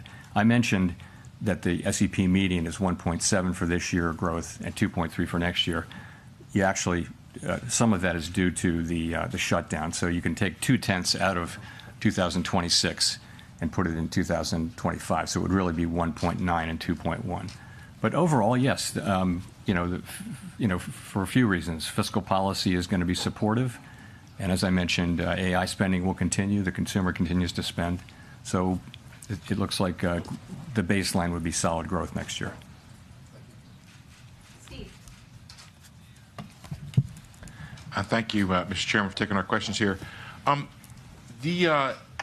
You had previously described rate cuts in terms of a risk management framework, and kind of following up on what Howard was asking, is the risk management phase of rate cuts over here, and have you taken out sufficient insurance, I guess, against potential weakness in terms of the data we might get next week when it comes to employment? So we're going to get a great deal of data between now and the January meeting, and I'm sure we'll talk more about that. And the data that we get are going to factor into our thinking. But yes, we have, if you go back, we held our policy rate at 5.4% for more than a year because inflation was high, very high, and unemployment and the labor market was really solid at that point. So what happened is over last summer of 24, inflation came down, and the labor market began to show real signs of weakness. And so we decided, as our framework tells us to do, that when the risks to the two goals become more equal, you should move from a stance that favors really dealing with one of them, in that case inflation, to a more balanced, more neutral setting. And so we did that. We did some cutting, and then we paused for a while to work our way through what was happening in the middle of the year. And then we resumed cuts in September, and we've cut now 3. We now cut a total of 175 basis points. And as I mentioned, we feel like where we're positioned now we're well positioned to wait and see how the economy evolves from here. If I could just follow up on the SEP, you have a whole lot of a big increase in the growth numbers, but not a big decline in the unemployment numbers. And is that an AI factor in there? What is going on in terms of the dynamic of you get more growth, but you don't get a whole lot of decline in unemployment? Thank you, sir. So the implication is obviously higher productivity. And some of that may be AI. It just also, I think, productivity has just been almost structurally higher for several years now. So if you start thinking of it as 2% per year, you can sustain higher growth without more job creation. Of course, higher productivity is also what enables incomes to rise over long periods of time. So it's basically a good thing. But that's certainly the implication.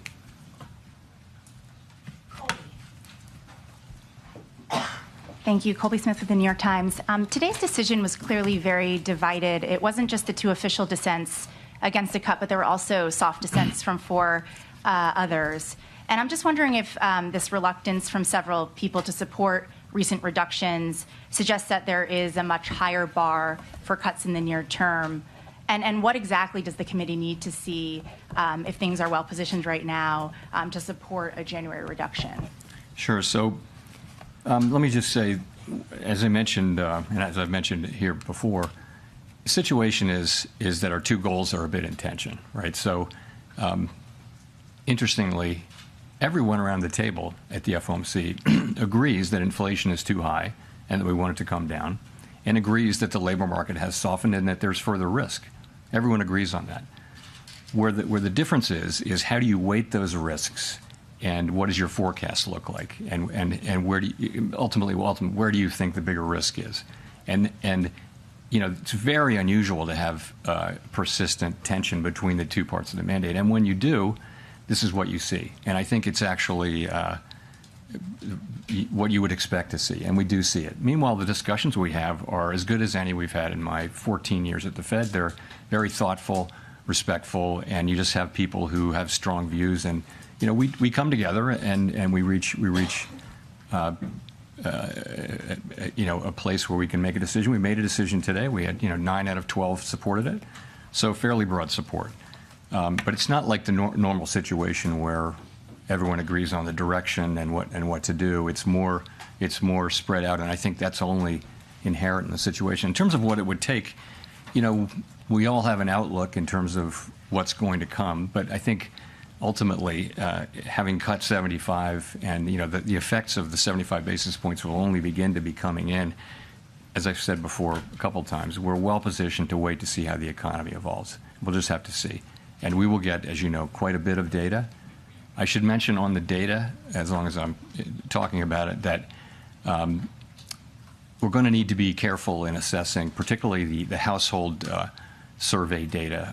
There are very technical reasons about the way data are collected in some of these measures, both in inflation and in labor, in the labor market, so that the data may be distorted and not just sort of more volatile, but distorted, and that's really because data was not collected in October and half of November.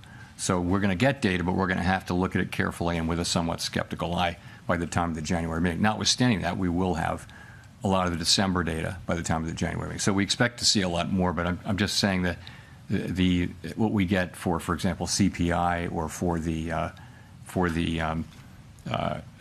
household survey, we're gonna look at that really carefully and understand that it may be distorted by very technical factors. And just one more question on dissents. I mean, you talk about it in a very positive way, just given the complicated nature of the situation we're in economically. But is there any point in which those dissents become counterproductive, either to the Fed's communication and the messaging around the policy path forward? I don't feel that we're at that point at all. I don't. I would say, again, these are good, thoughtful, respectful discussions. And you hear people say, and you hear many outside analysts say the same thing. I could make a case for either side. I mean, I could make that case. It's a close call. We have to make decisions, and we always hope that the data will give us a clear read. But in this situation, you have competing. If you look through the SEP, you'll see that a very large number of participants agree that risks are to the upside for unemployment and to the upside for inflation. So what do? You've got one tool. You can't do two things at once. So at what pace do you move? What size moves do you make, and that kind of thing? And what's the timing of them? It's a very challenging situation. I think we're in a good place to, as I mentioned, to wait and see how the economy evolves.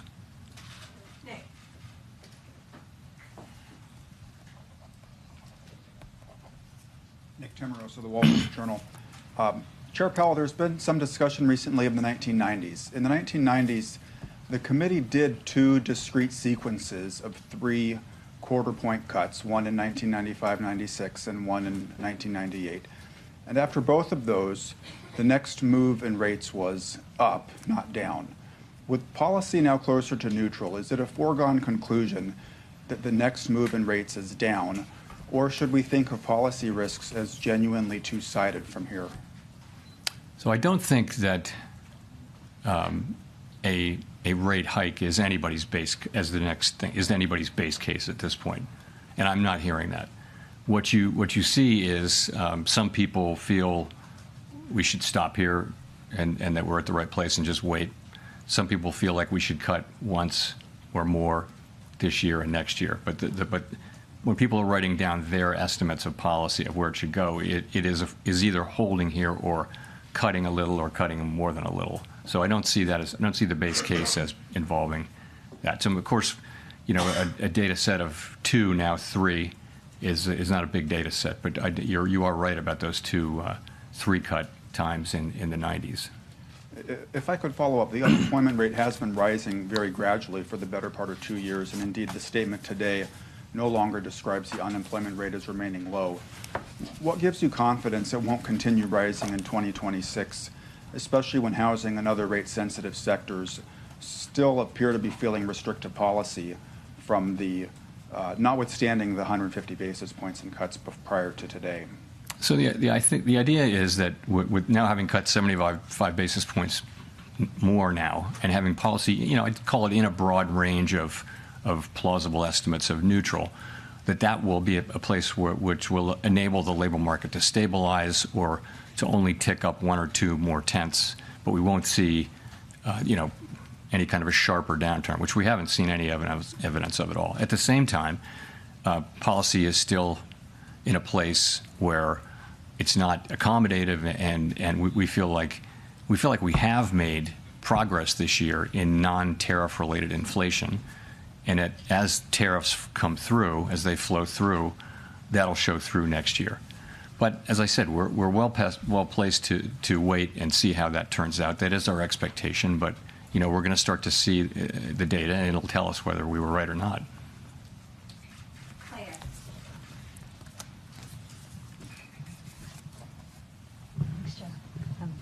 Claire Jones, Financial Times. A lot of people interpreted your comments at the October meeting that, when there's a foggy situation, we slow down, to mean that, there wouldn't be a cut now, there'd be a cut in January instead. So it'd be good to get a sense of why did the committee decide to move today rather than to move in January instead?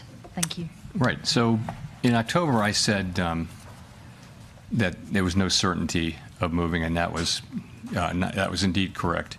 I said it's possible you could think about it that way, but I was careful to say other people could look at it differently. So why did we move today? I would point to a couple things. First of all, gradual cooling in the labor market has continued. Unemployment is now up 0.3 from June through September. Payroll jobs averaging 40,000 per month since April. We think there's an overstatement in these numbers by about 60,000, so that would be negative 20,000 per month. And also, just to point out one other thing, surveys of households and businesses both show declining supply and demand for workers. So I think you can say that the labor market has continued to cool gradually, maybe just a touch more gradually than we thought. In terms of inflation, it's come in a touch lower, And I think the evidence is kind of growing that what's happening here is services inflation coming down, and that's offset by increases in goods. And that goods inflation is entirely in sectors where there are tariffs. So that does build on the story, and so far it's only a story, that that the goods inflation, which is really the source of the excess at this point, almost more than half the source of the excess inflation is goods, is tariffs. And you've got to say then, so what do we expect from tariffs? And I would say that is to some extent down to looking for broader economic, heat. Do we see a hot economy? Do we see constraints? Do we see what's going on with wages? You saw the ECI report today. It doesn't feel like a hot economy that wants to generate, Phillips curve kind of inflation. So we look at all those things, and we say that this was a decision to make. It obviously wasn't unanimous, but overall that was the judgment that we made, and that's the action we took. Just on the ample reserves point, how concerned were people around the table about some of the tensions we've seen in money markets? Thank you. I wouldn't say concerned. So what really happened is this. Balance sheet shrinkage, sometimes called QT, went on. We had a framework in place for monitoring it, and nothing happened. The overnight reverse repo facility went down pretty much close to zero. And then beginning in September, the federal funds rate started to tick up within the range, right? And it ticked up almost all the way to interest on reserve balances. There's nothing wrong with that. What that's telling you is that we're actually in an ample reserves regime. So, we knew this was going to come. When it finally did come, it came a little quicker than expected, but we were absolutely there to take the actions that we said we would take. So, and those actions are today. So, we announced that we're resuming reserve management purchases. That is completely separate from monetary policy. It's just we need to keep an ample supply of reserves out there. Why so big? The answer to that is, if you look ahead, you'll see that April 15th is coming up, and our framework is such that we want to have ample reserves even at times when reserves are at a low level temporarily. So that's what happens on tax day. People pay a lot of money to the government, reserves drop sharply and temporarily. So this seasonal buildup that we'll see in the next few months was going to happen anyway. It was going to happen because April 15th is April 15th. There's also a secular ongoing growth of the balance sheet. We have to keep reserves, call it constant, as it relates to the banking system or to the whole economy. And that alone calls for us to increase about $20–25 billion per month. So that's a small part. That's going on.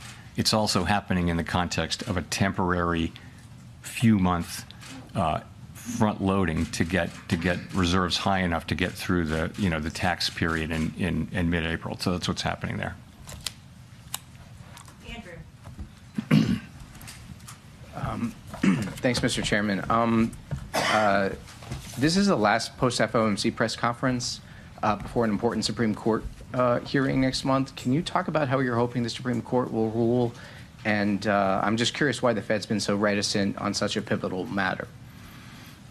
It's not something I want to address here, Andrew. We're not legal commentators. It's before the courts, and we don't think that we help matters by trying to engage as a public discussant of that. I'll give you a mulligan, though. No, thanks. I don't know if that means I get 3 questions, but no, just one more. I guess I wanted to come back to the 1990s question, and do you see that as a useful model for thinking about what is happening in the economy right now? I don't think it rises to that level. So I did think that in 2019, where we cut 3 times, but this is such a unique situation. It's not the 1970s, let's put it that way, but we do have tension between our 2 goals. And so that's just unique in my time at the Fed, and I think going back a long ways, we haven't had that. In our framework, as you know, says that when that's the case, that we try to take a balanced approach to the 2 things, and we look at how far they are and how long it would take to get them back to each of them back to the goal. And that's a very subjective analysis, really. But it just tells you you've got to, and I think ultimately what it says is when they're broadly equally threatened or equally at risk, you should be kind of neutral. Because if you're either accommodative or tight, you're favoring one or the other goal. And so we've been sort of moving in the direction of neutral. Now we're in the range of neutral. We're in the high end of the range of neutral, I would say, and that's what we're doing now. It so happened that we've cut 3 times. That we haven't made any decision about January, but as I've said, we think we're well positioned to wait and see how the economy performs. Edward. Thanks, Mr. Chairman. Edward Lawrence with Fox Business. I wanted to ask you, the inflation expectations has come down in your SEP report. Do you see the tariff price increases as passing through in the next 3 months? Is it a 6-month process that we're looking for that to end? And then because of that, is jobs the threat to the economy? So with tariff inflation, it takes, there's the announcement of a tariff, and then there's, they start to take effect, and then it takes some months. Goods may have to be shipped from other parts of the, it may take, quite a while for an individual tariff to take its full effect. But once it's had that effect, then the question is, isn't that just a one-time price increase? So we actually look at it, all of the announcements and what you get from all that. You see sort of for each one of them, there's a time period, and then it's fully in. So if there are no new tariff announcements, and we don't know that, but let's assume there are no major new tariff announcements, inflation from goods should peak in the first quarter or so, right, or roughly. We haven't been able to predict this with any precision. No one is. But call it the first quarter or so of next year should be the peak. And from here, it shouldn't be big. It should be a couple tenths or even less than that. We don't really have precision on this. And after that, again, if there are no new tariffs that are being announced that will take 9 months to get fully in, and 9 months is also an estimate, then you should start to see that coming down in the back half of next year. And I want to see if I could address sort of the elephant in the room. The president's been talking openly about a new Fed chairman. Does that hinder your current job right now or change your thinking at all? No. No mulligans for it. Michael McKee from Bloomberg Radio and Television. 10-year rates are 50 basis points higher than when you started cutting back in September of 2024, and the yield curve basically has been steepening. Why do you think that continuing to cut now, especially in the absence of data, is going to bring down the yield on the thing that will move the economy the most? So we're looking at the real economy and focusing on that. And you've got it when the long bonds move around, you've got to look at why they're moving around. If you look at inflation compensation, it's very that's one part of it is inflation compensation break-evens, and they're at very comfortable levels. They're at levels consistent once you get out past the very short term now. Break-evens are at at quite levels that are quite consistent with 2% inflation over time. So there's nothing happening with rates going up out there that suggests concern about inflation in the long term or anything like that. I mean, I look at these things pretty regularly. Same thing with surveys. Surveys are all saying that the public understands our commitment to 2% and expects us to get back there. So why are rates going up? It has to be something else. It must be an expectation of higher growth or something like that. And that's a lot of what's been going on. I mean, you saw a big move, toward the end of last year, which was not to do with us. It was to do with other developments. Well, you just mentioned that the public is expecting you to get back to 2%, and Americans overwhelmingly are citing high prices, inflation, as their number one concern. Can you explain to them why you're prioritizing the labor market, which seems relatively stable to most people, instead of their number one concern, inflation? So we, as you know, we have a network of contacts in the U.S. economy, which is really unmatched if you go through the 12 reserve banks. So we hear loud and clear how people are experiencing really costs. It's really high costs. And a lot of that is not the current rate of inflation. A lot of that is just embedded higher cost due to higher inflation in 2022 and 23. So that's what's going on. And so the best thing we can do is restore inflation to its 2% goal, and our policy is intended to do that, but also have a strong economy where real wages are going up, where people are getting jobs and earning money, and we're going to need to have some years where real compensation is higher, it's positive, significantly positive, so nominal wages are higher than inflation, for people to start feeling good about the affordability issue. And so we're working hard on that. We're trying to keep inflation under control, but also support the labor market and strong wages, so that people are earning enough money and feeling economically healthy again. Victoria. Hi, Victoria Guida with Politico. Just to follow up on that, I mean, this is now the third time that you've cut this year, and inflation is around 3%. So is the message that you're sort of trying to send with that you're okay with where inflation is for now, as long as people understand that at some point you still want to get back to 2% because inflation is relatively stable where it is? Everyone should understand, and the surveys show that they do, that we're committed to 2% inflation, and we will deliver 2% inflation. But it's a complicated, unusual, difficult situation where the labor market is also under pressure, where job creation may actually be negative. Now, supply of workers has also gone way down, so the unemployment rate hasn't moved that much. But it's a labor market that seems to have significant downside risks. People care a lot about that. That's their jobs. That's their ability, if they get laid off or if they're entering the labor force, to find work. So that's really important to people. The story with inflation, and we're well aware that this is a story at this point, is that if you get away from tariffs, inflation is in the low 2s, right? So it's really tariffs that's causing most of the inflation overshoot. And we do think of those as likely to, in the current situation, as likely to be a one-time price increase. Our job is to make sure that it is, and we will do that job. But right now, you've got this difficult balance, and there are risks to both sides. There's no risk-free path. If it was just inflation and the labor market was just really strong, and then rates would be higher, as they were for more than a year. We didn't have to worry about inflation. Sorry, about the labor market, because the labor market unemployment was very low. If you remember, when inflation was very high, there was a labor shortage, so we could focus entirely on inflation. Now it's different. We actually have risks to both, and I think we're doing the best we can for people. They also care about their jobs. They do care about affordability. And the best thing we can do there is both to support economic activity, but also, make sure that when tariff inflation goes down and disappears, inflation lands around 2%. Elizabeth. Thanks so much, Elizabeth Schulze with ABC News. Just to follow up, you keep talking about job growth being negative. Why do you think job growth is so much worse than some of the official data? Why do you think job growth is, to follow up on your comments about job growth, why is it so much worse than the official data is suggesting? Oh, well, we know, I think I don't think this is particularly controversial.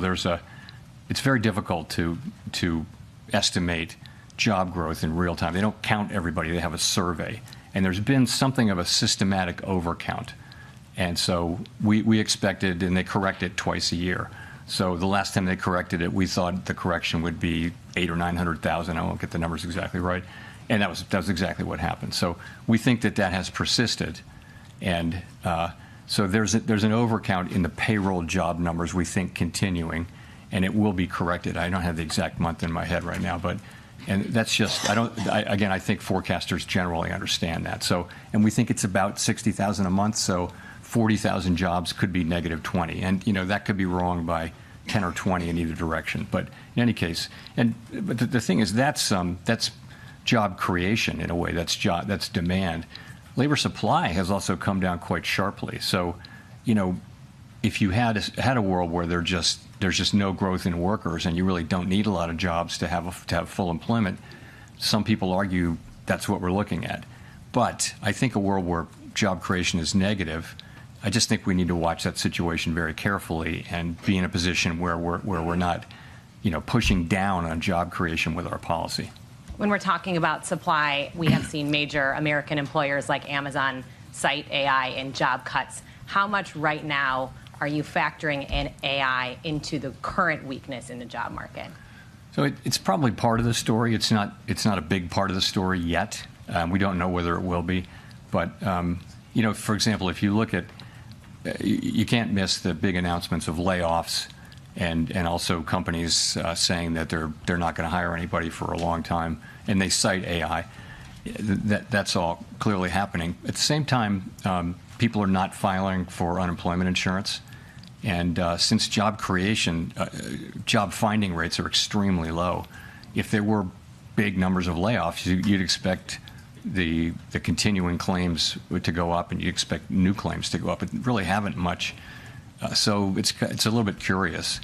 Longer term, though, the question is, what are we going to see here? And we don't know, but it's it may be that in past technology, really significant technology innovation eras, you have seen some jobs destroyed and other jobs made. Ultimately, what's happened for a couple hundred years is when you get through all that, you have higher productivity and you have new jobs, and there are enough jobs for people.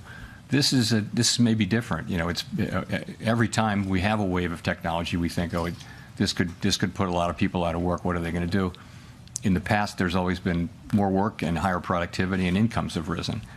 What will happen here, we're going to have to see. But right now is such early days. We don't think we see much. It's certainly not showing up in layoffs yet.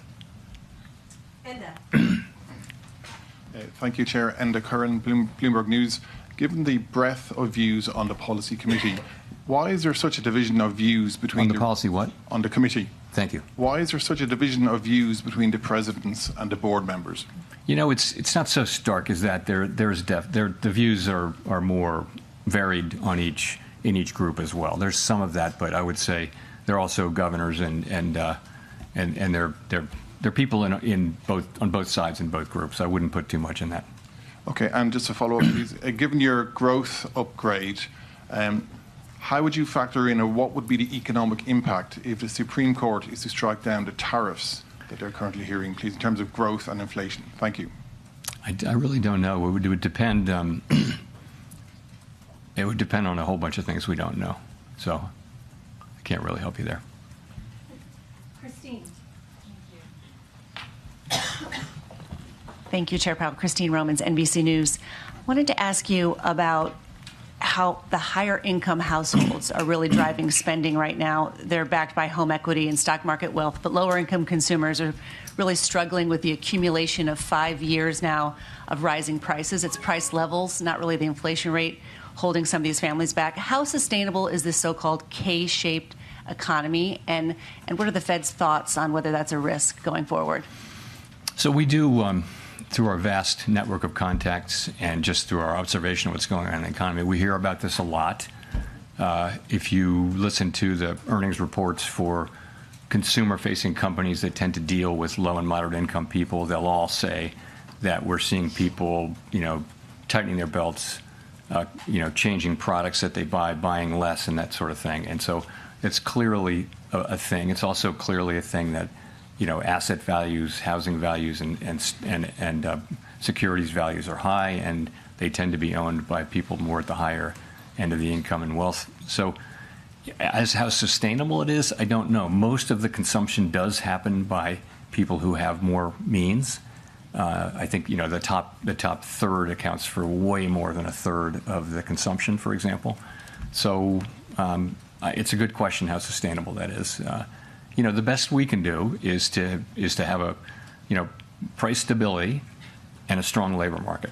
What we saw, for example, what we saw at the end of the very, very long expansion that ended with the outbreak of the pandemic, we saw that it was 10 years and 8 months or something like that, the longest one in recorded history. In the last 2 years, most of the largest part of the wage gains were going to people in the bottom quartile, the bottom part of the low and moderate income. So, having a strong labor market for a long period of time is really, really good from a social standpoint. It's helping people at the lower income levels, and that's what we all want to get back to.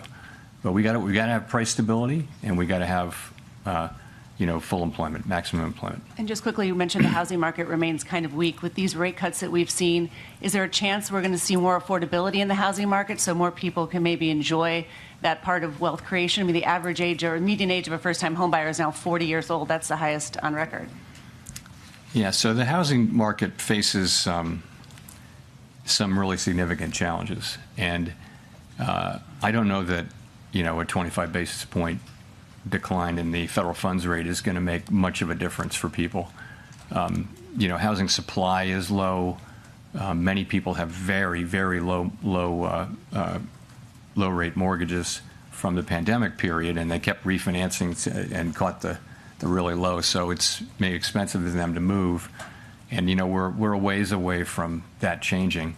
Also, we haven't built enough housing in the country for a long time, and so a lot of estimates suggest that we just need more housing of different kinds. So housing is going to be a problem, and really the tools to address it are we can raise and lower interest rates, but we don't really have the tools to address a secular housing shortage, a structural housing shortage.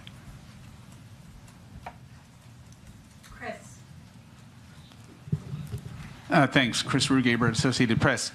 You mentioned on inflation, services inflation being low, goods inflation looking like maybe it'll peak. We had the wages report you mentioned today showing moderating wage growth. Where are the inflation risks? It looks like inflation is cooling, in your view. At the same time, you have potentially negative hiring. Why not? Why aren't we hearing more about maybe more cuts in this environment? Well, I think the risk in inflation is pretty clear to see, and that is, we see higher inflation. As I mentioned, most of the inflation over target is from goods, and we expect, most of us, that inflation will be a one-time price increase and then come down. We just came off an experience where inflation turned out to be much more persistent than anyone had expected. Is that going to happen now? So that's the risk. The risk is either that tariff inflation just turns out to be more and more persistent, maybe because companies who are now holding back from passing through the tariffs will just keep doing that. So you see that. I think the other possibility is less likely, and that is just that the labor market gets tight or the economy gets tight, and you see just traditional inflation. I don't see that as particularly likely. But so I think, again, all across the committee, people see the picture pretty similarly, but see the risks quite differently. And some people do see the inflation risk, and I wouldn't dismiss that case. I don't dismiss that case, but you've got to make an assessment, and this is the assessment we made. Hi, Chair Powell. Neil Irwin with Axios. So this has come up a couple of times today, but to be clear, do you believe that we're experiencing a positive productivity shock, whether from AI or policy factors or whatever? And how much is that driving the higher GDP projection in the SEP? So yeah, I mean, I never thought I would see a time when we had 5-6 years of 2% productivity growth. This is higher. This is definitely higher, and it was before it could be attributed to AI. I also think if you look at what AI can do, and if you use it in your personal life, as I imagine many of us have, you can see the prospects for productivity. I think it makes people who use it more productive. It may make other people have to find other jobs, though. So it could have productivity implications while also having social and labor market implications that we don't have the tools to deal with. But yes, I think we're definitely seeing higher productivity. I think it's a little quick to be saying it's generative AI, but I don't know. The pandemic may have induced people to do more automation and do more things with computers to replace people, and that raises productivity, output per hour. Does that imply a higher neutral rate, and therefore the policy might be a little easier than it seems? All things equal, yes, but all things aren't equal. There are many things pushing in different directions on where the neutral rate would be. But yes, that argument does come up. Matt Egan. Thanks, Chair Powell. Matt Egan with CNN. After today, you only have 3 more meetings at the helm of the Fed. Since becoming Fed chair, you've seen multiple trade wars, the pandemic, COVID reopening, period of high inflation. I know your term's not up as chair until May, but I'm wondering if you've given any thought to what you want your legacy to be. My legacy. My thought is that I really want to turn this job over to whoever replaces me with the economy in really good shape. That's what I want to do. I want inflation to be under control, coming back down to 2%, and I want the labor market to be strong. That's what I want. And all of my efforts are to get to that place. They have been all along, but ultimately, that's what I'm. And it's, I don't have time to think about bigger things. I hope many years ahead to worry about that, but there's enough to do. Relatedly, have you given any more thought, and can you tell us any more about your plans on whether or not you plan to stay on the Fed Board of Governors even after your term as chair expires? Again, I'm focused on my remaining time as chair. I haven't got anything new on that to tell you.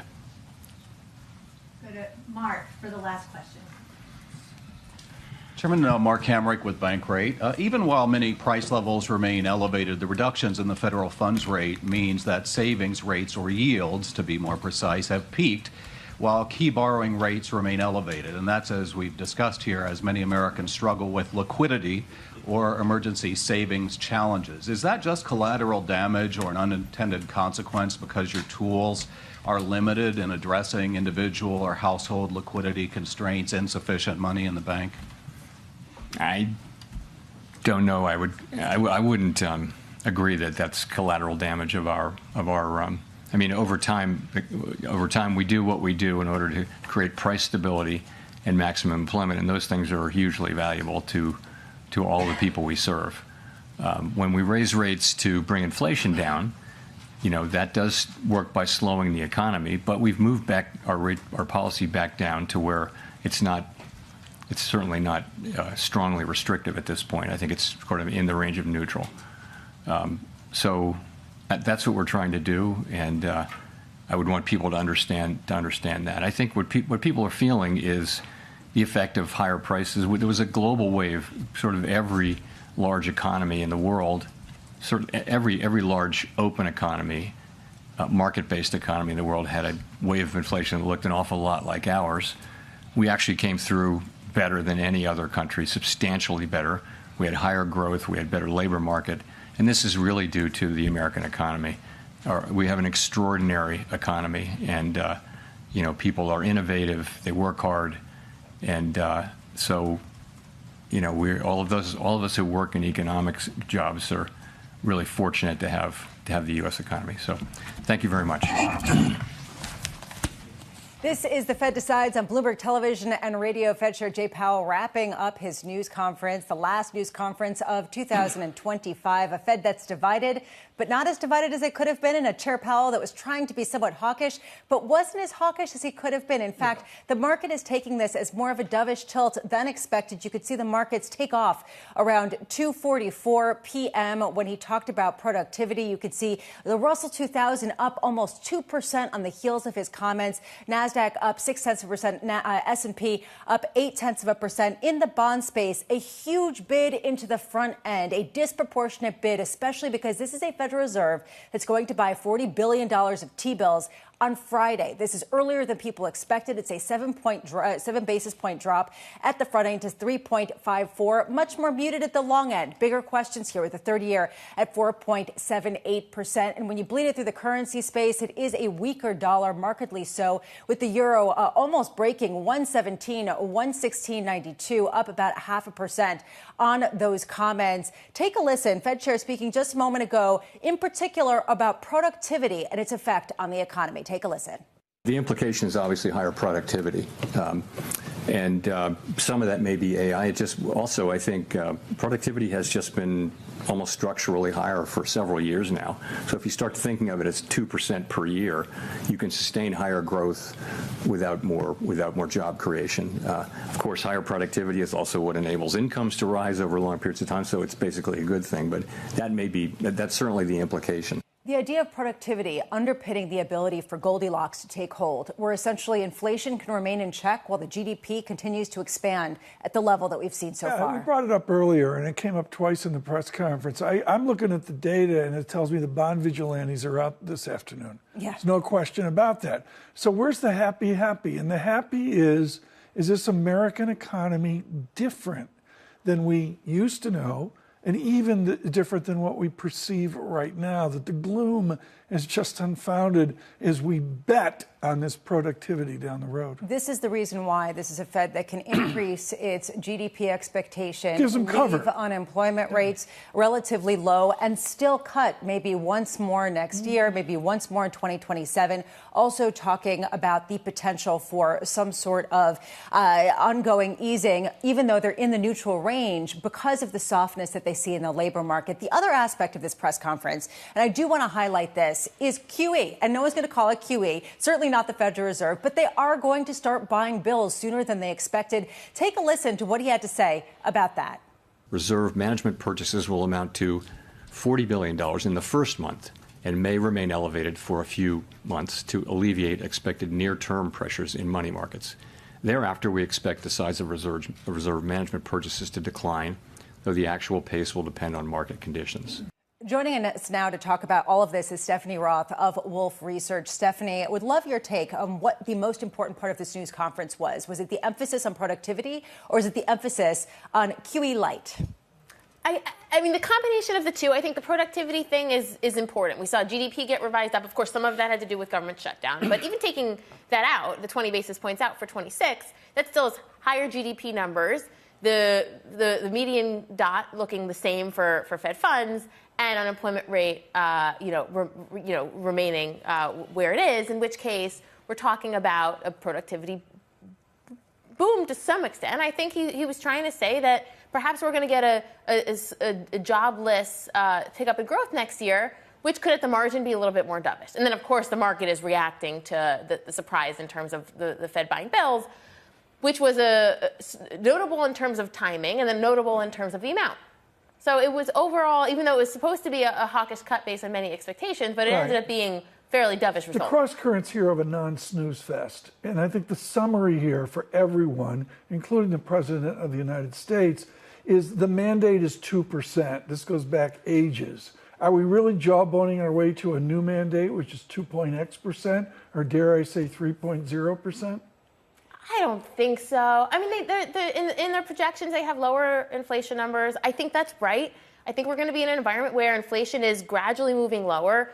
If you were to ask most forecasters by this point, would inflation actually be running just around 3%? I think no. I think the pass-through on inflation has been a lot less than many had anticipated. Margins have been kind of okay. Right. It's gone a lot better than most forecasters We had a thought. one of my interviews of the year was Nancy Lazar. We had Nancy Lazar at the beginning of the show, and she nailed it when she said there's all this Fed mumbo-jumbo, but it's just a cyclical slowdown. Do you bet at Wolfe Research in a cyclical recovery here, as Anna Wong alluded to today?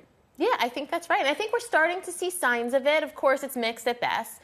JOLT openings starting to pick up. You're seeing temp hiring start to look a little bit better. It seems to be just a cyclical slowdown, in part driven by tariff-related uncertainty. As that uncertainty starts to fade, you're likely to see an improvement in growth. The Fed's probably not going to cut through the first half of next year. And it's going to be an environment where the economy's running fairly firm. Something that you noted is that this had a sort of dovish tilt to it. I think it's really important to note that, and that's certainly the response that we're seeing in markets across the board. They talked about weakness in the labor market. Jay Powell was talking about 40,000 jobs getting created each month, saying you can downgrade that by about 60,000 if you take looking back. Thank you for bringing this All up. of a sudden, you're looking at implied weakness that they're sort of bringing forward from the report that we're going to get next week. How credible do you see that, especially given the guidance that he kept emphasizing that they hear from the regional Fed districts? I mean, I was surprised by his estimates on QCEW, the assumptions that it's going to be a 60,000 downward revision. My estimate is about half of that. So that was a pretty dovish statement. That was the sort of the higher end of what it could have been, suggesting that at least his view on the labor market is we've been running minus 20,000 non-farm payrolls for quite some time. That's pretty dovish. I think what will surprise most folks is in the next couple of months, you'll probably see a bit of a bounce back in terms of hiring. You were on the phone talking with your children about Alonso from the Mets to the Orioles, and you missed when he talked about the job adjustment, the market moved. Yeah. I mean, the fact is the market, the bond vigilantes walked away and he got a price up, yield down at that moment. Yeah, I mean, my son actually messaged me, could I please have money for more food to cope with Alonso signing with the Orioles? And I gave him $2 because inflation big spender, $2. That, frankly, is all that's worth to me. So anyway, we're looking, though, at essentially a message from the Fed that you can have your cake and eat it, too. That this inflation, from the most part, was driven maybe by the tariffs, but that is transitory, for lack of a better word. And going forward, there is going to be this productivity boom that's going to help support things. How much does this really line up with 2 more rate cuts in 2026, 2027? And how much does this line up to either more rate cuts or potentially a rate hike? I certainly don't think there'll be a hike, and it seems like Powell dismissed that too. I think you could see some more rate cuts in the back part of next year, because what you'll likely see is the first part, you might elevate, inflation should still be a little bit elevated. You're going to see that cyclical pickup. In the back part of next year, you might start to see the economy cool down a little bit, and then inflation's likely to slow back down, because that's where you're passing that peak of tariff-related inflation. And that could be an environment where they could cut a couple more times, albeit slowly. And that's because you're going to see a sort of a fairly sluggish job trajectory. And if they're chopping off an extra 60,000 off that, they're going to be even more cautious on the labor market than the payrolls numbers would suggest. As we speak, Lisa, the 210 vanilla spread goes out to a new, steeper yield curve. Yeah. I mean, the bond market's speaking here in spades. Speaking that, frankly, this is a Fed that's going to lower the front end as much as they can. But on the long end yield, there is less control over that. Let's bring back Bloomberg's Michael McKee, who is in that room asking questions. Mike, potentially the last press conference with a rate cut from Fed Chair Jay Powell, a notable one for its somewhat dovish tilt. Well, I'm not sure it was a dovish tilt. I think the chair tried to keep his options as open as possible. You noted that he suggested that there may be some data accuracy problems with the numbers for the jobs report and the CPI that we're going to get next week. And into January, the catch up from the Bureau of Labor Statistics and the Bureau of Economic Analysis as they get out the data that we missed during the government shutdown. And so I think they don't want to put themselves in a position of saying that we're leaning one way or another. And by doing that, because they've cut so many times in a row, it sounds a bit like they're still dovish, but I don't think that's the case anymore. And you do have some people, and I noted what Stephanie just said, but you do have some members of the committee, the overall committee, who suggested we might see rate increases next year. The thing I think maybe out of all of this that you want to pull out is Powell's emphasis when he was answering my question about we need to see wage increases. And wage increases are going to depend on the status of the labor market. If wages are going up, then people are less concerned about inflation. If wages are not going up, then that's a problem for the American public, and it also is a problem for the overall economy.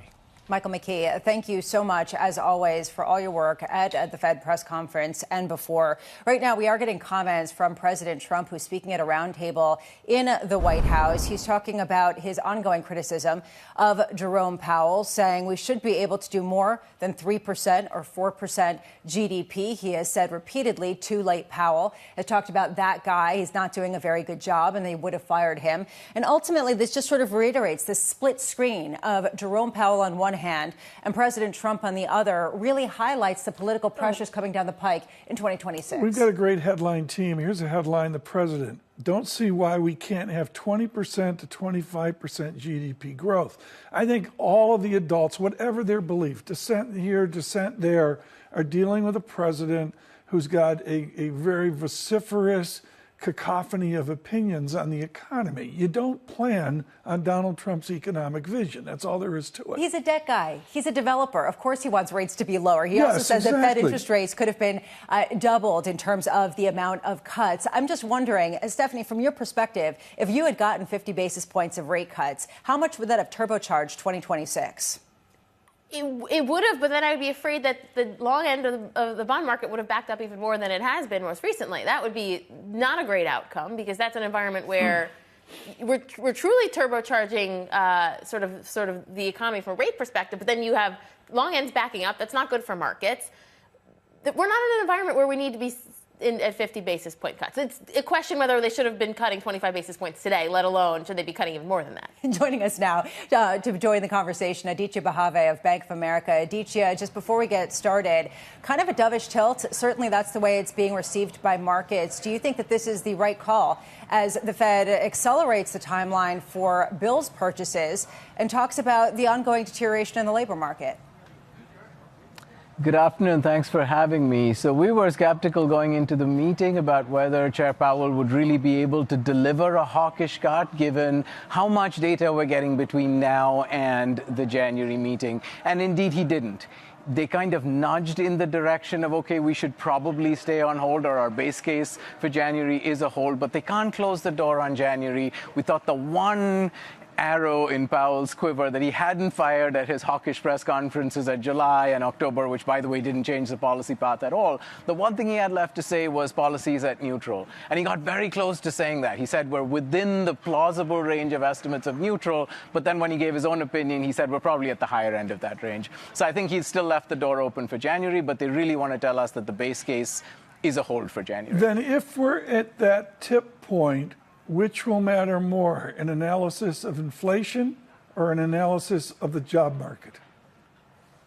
I think they're still more focused on the labor market. A simple way to think about it, which maybe he muddied the waters a little bit by talking about the measurement issues with the unemployment rate, but we're going to get not only the November unemployment rate, but also the December unemployment rate before the January meeting. If that December unemployment rate is up to 4.7%, I think they're going in January. 4.5 or lower, they're going to stay on hold, and 4.6 is going to be a close call. Really well said. But then what's so important here within this, and let's look at the Bank of America Now GDP report.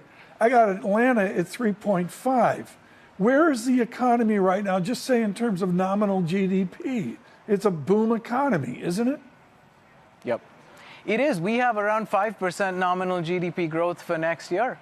And that's well above consensus. We were very happy to see that the Fed is coming very close to our view now. The GDP upgrades were quite significant, but honestly, it's not that hard to get into the low to mid twos next year. As Powell mentioned, you'll get about 2/10, maybe even 3/10 just from the shutdown. You're going to get another 3 to 4/10 from the big, beautiful bill. So the hurdle for the rest of GDP growth is only about 1.7, 1.9%, which frankly is what we did this year, even with all the trade disruptions. So we should be in the twos next year, in my view. Stephanie, it strikes me that there's a new psychology taking hold of the Fed, and it has been for the past 6 months. And it goes to Tom's point about productivity. This idea that at times of transition, it pays to run the economy hot to avoid some of the jobs losses that do come into effect in these huge technological shifts that take hold. Do you think that that is what's going on, that this is a Fed that is biased to running the economy hotter than it otherwise would because there are job losses during times like this, and those job losses are hard to replace even as productivity comes back? Yeah, I think that's exactly what's happening. And that's kind of what Powell alluded to today, that this is productivity-enhancing backdrop that we're seeing. They're certainly coming across as, more dovish than generally expected. They're going to and they're going to take a haircut off the job numbers that we're getting, and whether or not 60,000 is the right number. So any numbers that we get from a job perspective, you have to, in your mind, take that down even lower, which then is at the margin going to make them more dovish and running the economy hotter than would otherwise be the case. The sum total here, Lisa, is what the gentleman from Bank of America said. You get a 4.7% unemployment rate. None of this analysis matters. Into midterm elections, 4.7 is getting up there, and I can't imagine 4.9 or 5.0. Which is the reason why, Aditya, to bring you back in, you're talking about the chance of a potential additional rate cut come January, should we get that kind of employment stress. What are you seeing? Were you surprised, just to pick up on the conversation we were having with Stephanie, were you surprised at how negative Jerome Powell was in his interpretation of the labor market and the job losses that we've seen over the past few months? That was definitely a dovish surprise to talk about, we're going to mark down 40,000 a month by 60,000 per month. So now you're looking at negative 20. And then at the same time, he says that he doesn't expect the unemployment rate to go up a lot further from here. So what is his read on break even? He had previously told us his read on break even was between 0 and 50,000. So a little bit of inconsistency there in our view. If they stick with the view that break even's between 0 and 50 and we're only growing at negative 20, then either you need to see payrolls bounce back or they're going to continue to worry about downside risk to the unemployment rate. And again, it's not our base case that they're going to keep cutting rates, but they might well be inclined to do so. Adichie Bahave, thank you so much for being with us this morning. Joining us now is Jeff Rosenberg of BlackRock. Jeff, always great to speak with you. Want to get your take about whether what we had just heard in that press conference makes you incredibly more risk on in terms of going out, double fisting it. QE Light is coming back. They're buying bills. They're also potentially looking to weakness in the labor market. Is this risk on?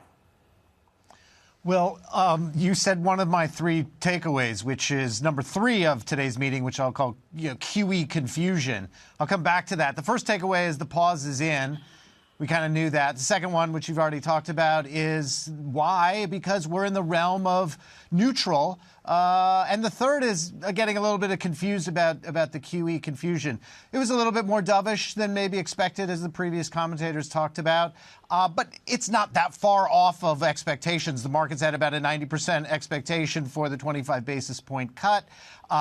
Expected for a pause.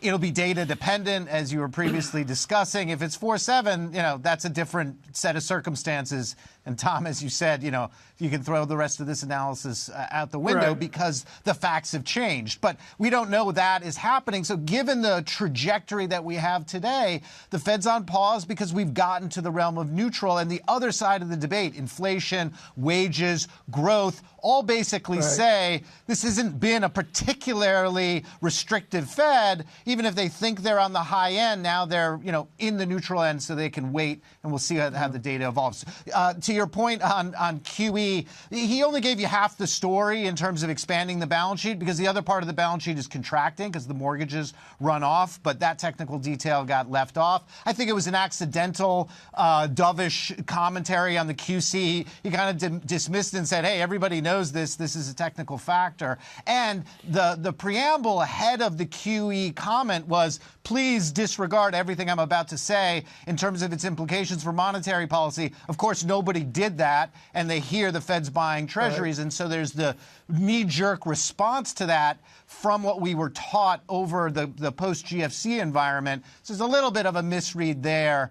But it is what it is. It's a little bit less of a hawkish hold than the market was expecting. Jeff, 12 minutes ago, I was thinking of Alan Meltzer of your Carnegie Mellon University.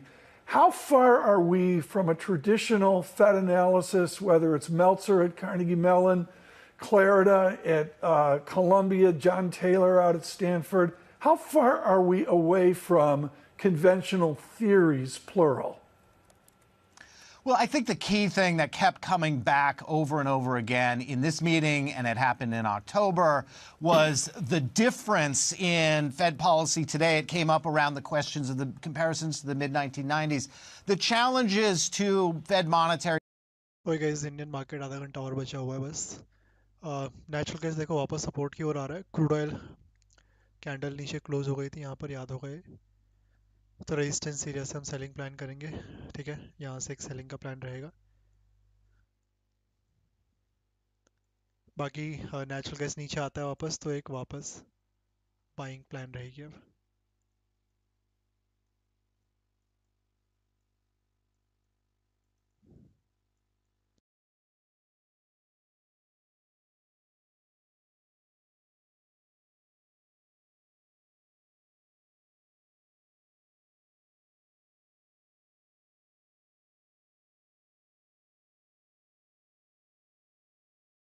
इसमें जैसे मैंने बताया था 4 support हैं. तेरा 4 support in this area, एक नहीं है, 4 सपोर्ट एक साथ बने हुए हैं. तो नीड टू सी किस तरह से यहाँ पर परफॉर्म करता है, बिकॉज प्राइस थोड़ा सा इंट्राडे में कंटिन्यूसली बेरिश ही बना हुआ है.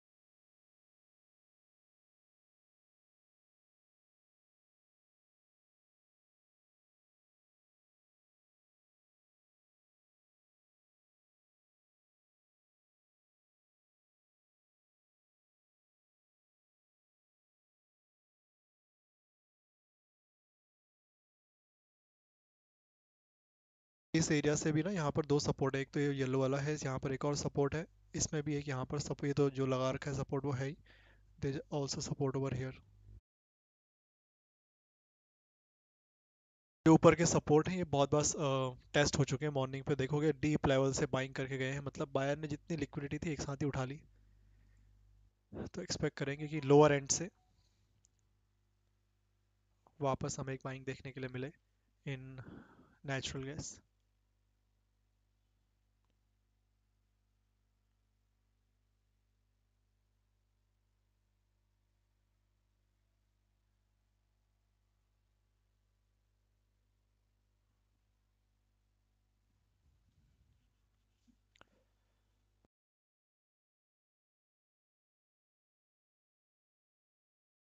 भी ये ब्रेक नहीं हुआ है तो ये भी है सपोर्ट होने को, दोनों ही सपोर्ट है, बट ट्राई कि लोअर एंड से बाइंग मिले सो दैट एसएल छोटा हो जाए।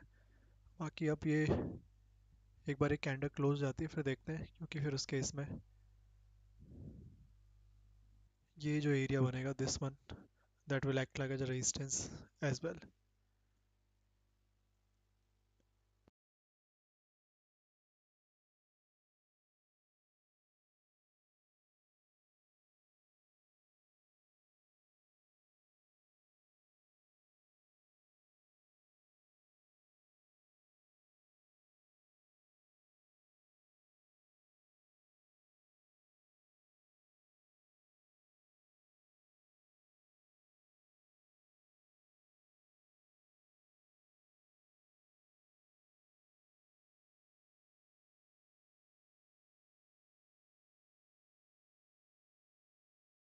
भी करते रहो guys, don't forget to like the stream.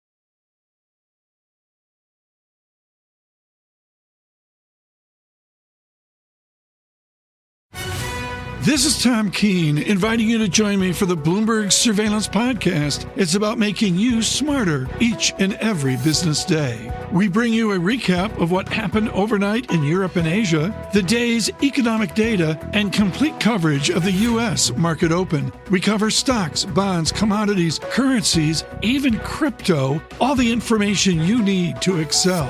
Bloomberg Surveillance also brings you the analysis behind the headlines. We do that with lengthy conversations with our expert guests, the smartest names in economics, finance, investment, and international relations. We do all this live each and every weekday, then bring you the best analysis in our daily podcast. Search for Bloomberg Surveillance on YouTube, Apple, Spotify, or anywhere else you listen. On the East Coast, listen at lunch, and on the West Coast when you wake up.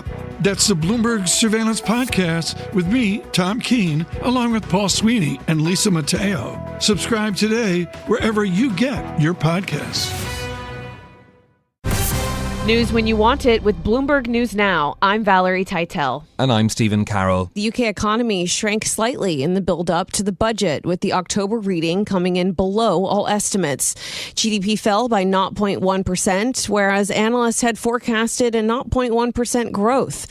For the three-month GDP reading, this report marks the first contraction in output since the end of 2023.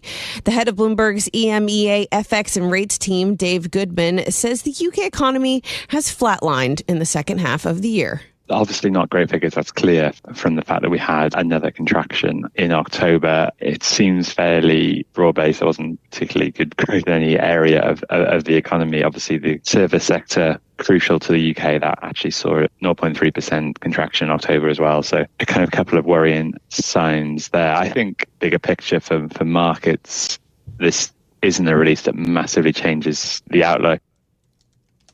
Goodman adds market reaction to the data has been muted. The services sector slipped 0.3% and construction dropped 0.6% in October. The offset in part by a rebound in industrial production. Well, turning next to the premium paid by the UK government to finance its debts over its peers. That's narrowed after Chancellor Rachel Reeves increased her fiscal buffer in last month's budget. The rate the government pays to borrow for 10 years has fallen 12 basis points in the past 3 months as the US, Germany, France and Italy have seen increases. Gilt yields have become unusually politicised since the 2022 mini-budget crisis forced out then Prime Minister Liz Truss. Since then, there have been repeated sudden yield spikes on fiscal jitters. Speaking to Bloomberg, former Prime Minister Theresa May acknowledged her party's fiscal mistakes. Wouldn't use a term like vindicate. What I would say is I think that we, unfortunately, as a Conservative party, were seen to have lost our value of integrity and our economic competence. Prime Minister Theresa May there speaking to Bloomberg's Francine Lacqua. The US still has the highest bond yields among the group of 7 nations, but the shift is a boost for the government after 17 months in power, marred by missteps and policy U-turns that have occasionally spooked bond markets. Ukraine and the United States are pitching new compromises in an attempt to make headway in talks to end the war with Russia.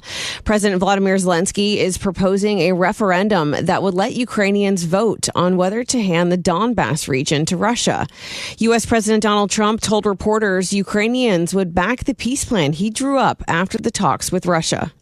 I thought that we were very close with Russia to having a deal.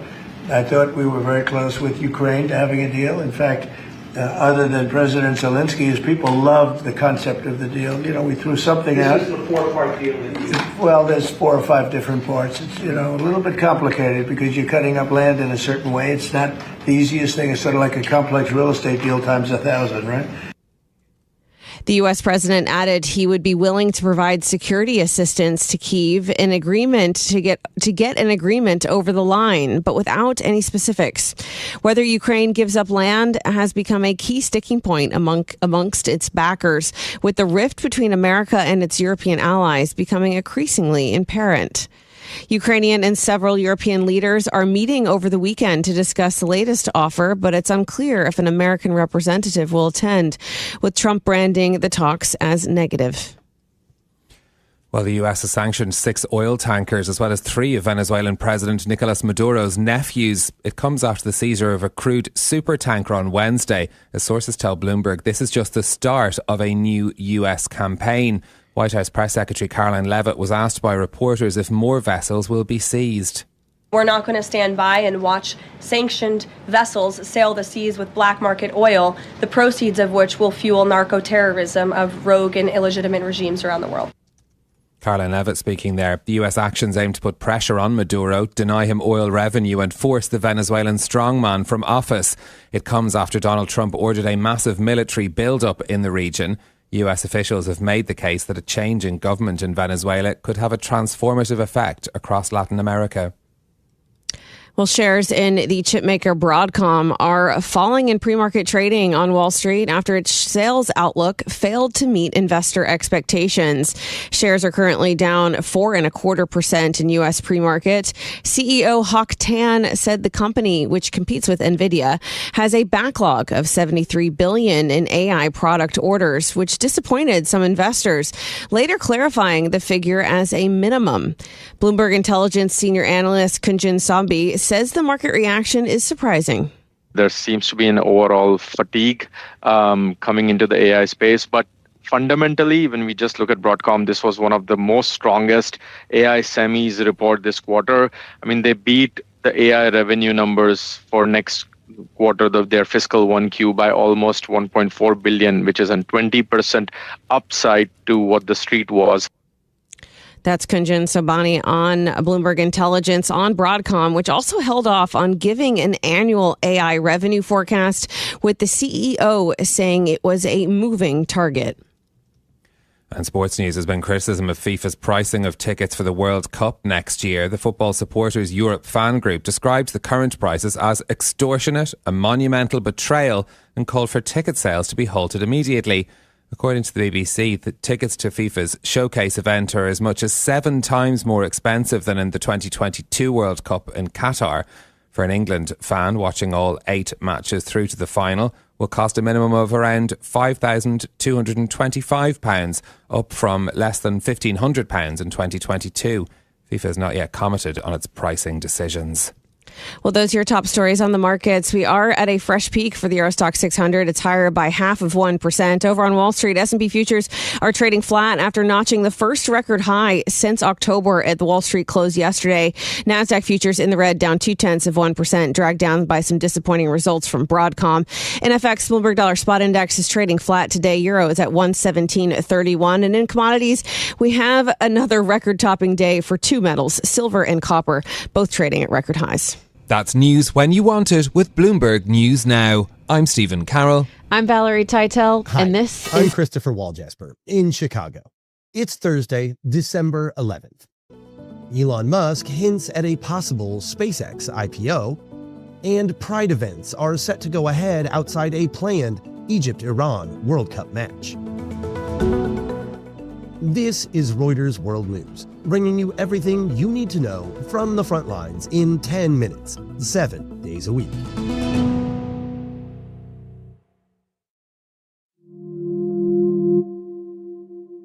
The U.S. Coast Guard has seized an oil tanker off the coast of Venezuela. Asked what would happen with the oil, President Donald Trump had this to say. Well, we keep it, I guess. A video posted by U.S. Attorney General Pam Bondi shows 2 helicopters approaching a vessel and armed individuals in camouflage rappelling onto it. The seizure has sent oil prices higher and sharply escalated tensions between Washington, D.C. and Caracas. In response, the Venezuelan government has described the seizure as an act of international piracy.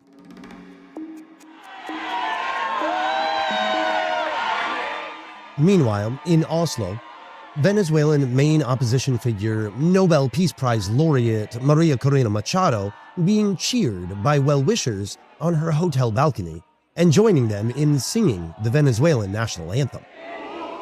She secretly left Venezuela for Oslo in defiance of a decade-long travel ban imposed by authorities after spending more than a year in hiding. She wasn't able to make it to Oslo in time to receive the award, which her daughter accepted in her name. Machado says she plans to return to Venezuela despite the risks she faces. A sharply divided Fed cut interest rates by 0.25 percentage point on Wednesday. And now, the question on everyone's mind is, what about further cuts? That was the first question to Fed Chair Jerome Powell from our reporter, Howard Schneider. Does that indicate that the Fed is now on hold until there's some clearer signal from inflation or jobs or the evolution of the economy along the baseline outlook? So, yes, the adjustments since September bring our policy within a broad range of estimates of neutral. We called up Howard to see what he made of Powell's answer. He did indeed verify that they meant to communicate that. So as expected, the cut that they approved really is going to be it for a while, at least a while, probably. They have one more cut penciled in for the year. Who knows when that'll come or if it'll even happen. But the point is they've gotten through this cycle now, reached a bit of a stopping point around what Powell says is a neutral rate of interest, and they're going to hold there for now. Second question had to do with the outlook. And I think here he was a bit more expansive, as was the outlook. And I think if you were sitting in the White House right now, the Oval Office, Donald Trump might not like the fact that they indicated they're not going to be cutting interest rates much further or faster. But what they said about the economy ought to be pretty encouraging to the administration, that growth is going to accelerate next year, partly because Powell is buying into the productivity hypothesis, whether from AI or other factors. So growth's going to be above trend. At the same time, the unemployment rate is not going to go up, if at all, but sort of hold steady around 4.4% through the year. And inflation is going to fall throughout that period, coming down from where it is right now, around 2.8% to under 2.5%, heading back to the Fed's target. So all in all, a pretty robust outlook for the economy next year that makes the higher interest rates maybe a little more tolerable. For more on how markets are responding, here's Mike Dolan from our sister podcast, Morning Bid. Look, Wall Street greeted that Fed cut with a great deal of cheer last night. It ended the session higher on the day. Most of what it saw was what it expected. It still sees an additional 2 Fed rate cuts next year, even though the Fed has only indicated 1. And that begins around mid-year sometime. It'll become complicated, I think, early next year. And that's what many in the market will worry about. The rest of the world central banks, with the exception of the Bank of England, are signaling the end of their easing cycles. And even though the Fed has more to go, it'll be hard to rein that in. But the positivity overnight was cut short because of Oracle's latest earnings. Oracle's stock fell 12% after it missed on its top line. And even its additional $15 billion spend in the AI space was treated with some skepticism, as Oracle is one of those companies that's borrowing heavily to do so. And that's knocked tech stocks around the world and has seen Wall Street head into today's open in negative territory. Thanks, Mike. For the latest market news, you can hear Morning Bid wherever you get your podcasts or on your smart speaker. Of Chinese military presence around the island. Billionaire Elon Musk has hinted at a possible SpaceX IPO in a post on X. Industry experts say the move could see the company valued at over $1 trillion. Our space reporter, Joey Roulette, says one area SpaceX could use that mountain of cash is in its capital-intensive development of Starship. Starship is stuffing a lot of cash, and SpaceX has invested billions of dollars in that program so far. They've done 11 full-scale flight test attempts. Some of them have ended in explosions. That's part of SpaceX's kind of test to failure development campaign. And it's hard developing rockets, right? Especially for something as giant as Starship. So there's a lot more that they have to do in Starship development. And I would imagine much of this capital will go to that. The overall concern about SpaceX being a public company is whether or not it would be able to retain its kind of scrappy test to failure rocket development culture that it's known for, and that has been central to its success since it was founded in 2002. That requires a lot of explosions, and it requires a lot of heavy, accidents and hardware rich development cycles. that, the big public companies of today have kind of steered clear of. And they don't do that because they're beholden to, retail investors and the scrutiny of a public market. Everyone that I've talked to has kind of really said that SpaceX will either change or it'll struggle as a public company if it has that risk exposure. SpaceX did not immediately respond to requests for comment. While the World Cup doesn't begin for another 6 months, controversy has already flared around one game.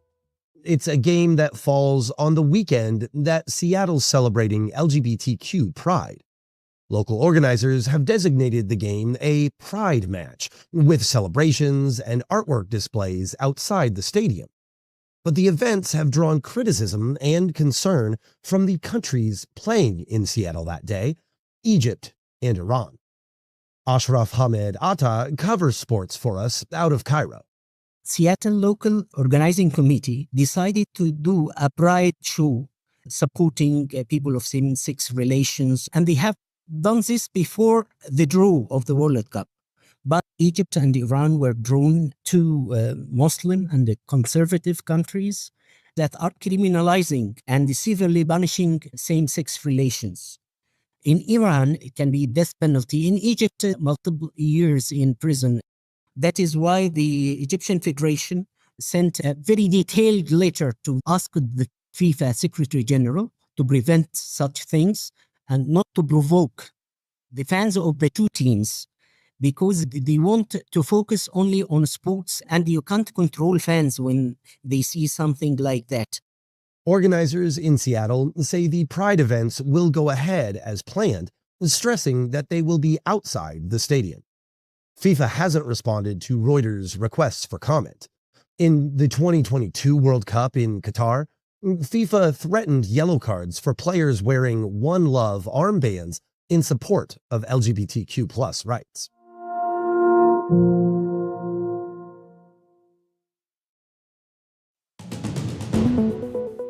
And for today's recommended read, Nona was right. Italian food, I love it. I love it so much.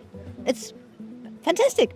German tourist Sabine Hammer adding to the high praise for Italian cuisine, now formally recognized for its quality. UNESCO has added Italian food to its list of intangible cultural heritage. You can read more by following the link in the podcast description. For more on any of the stories from today, check out Reuters.com or the Reuters app. Don't forget to follow us on your favorite. It's about growth. Some news on Ukraine. Zelensky potentially letting people vote on whether the Donbass region goes to Russia. So WTI NYMEX crude falling 2%. I mentioned Oracle. Let's look at the stock because it has been punished all session. Here a couple hours into your trading day, it is down 13.6%. It was slightly higher yesterday. Look at that huge drop off. It's on pace for its worst day since January. It's erased more than $100 billion in market value. Oracle escalated the spending on AI data centers and other equipment. Earlier on Bloomberg, Stefan Slowinski of BNP Paribas spoke about Oracle's business strategy and how it's not resonating with investors. Now with Oracle Cloud Infrastructure, its data center and infrastructure business, you can put that on top of that data in your Oracle databases, use whatever model you want, and build new AI applications on top. So they're saying this is not just going to be a sort of a renting a GPU cluster business. This will be more of a software business over time, leveraging all of those assets that they have. But for now, the market's focused on the spending, as we probably have negative free cash flows here, at least for the next 3 years. For more on Oracle, we're joined by Anurag Rana of Bloomberg Intelligence. Anurag, the market's sending a very clear signal. You're spending more and the revenues are not backing it up. Why are we still getting such momentous spending from Oracle if, again, there are concerns about it? Yeah, but, the other side of the equation is they will say, look at the backlog. I do have that money that, somebody has committed to me. When it comes to Oracle, that's slightly different than the other hyperscale cloud providers because other hyperscale cloud providers have their own business as well as a massive, you could say, a tail of other products that they sell that could use that capacity.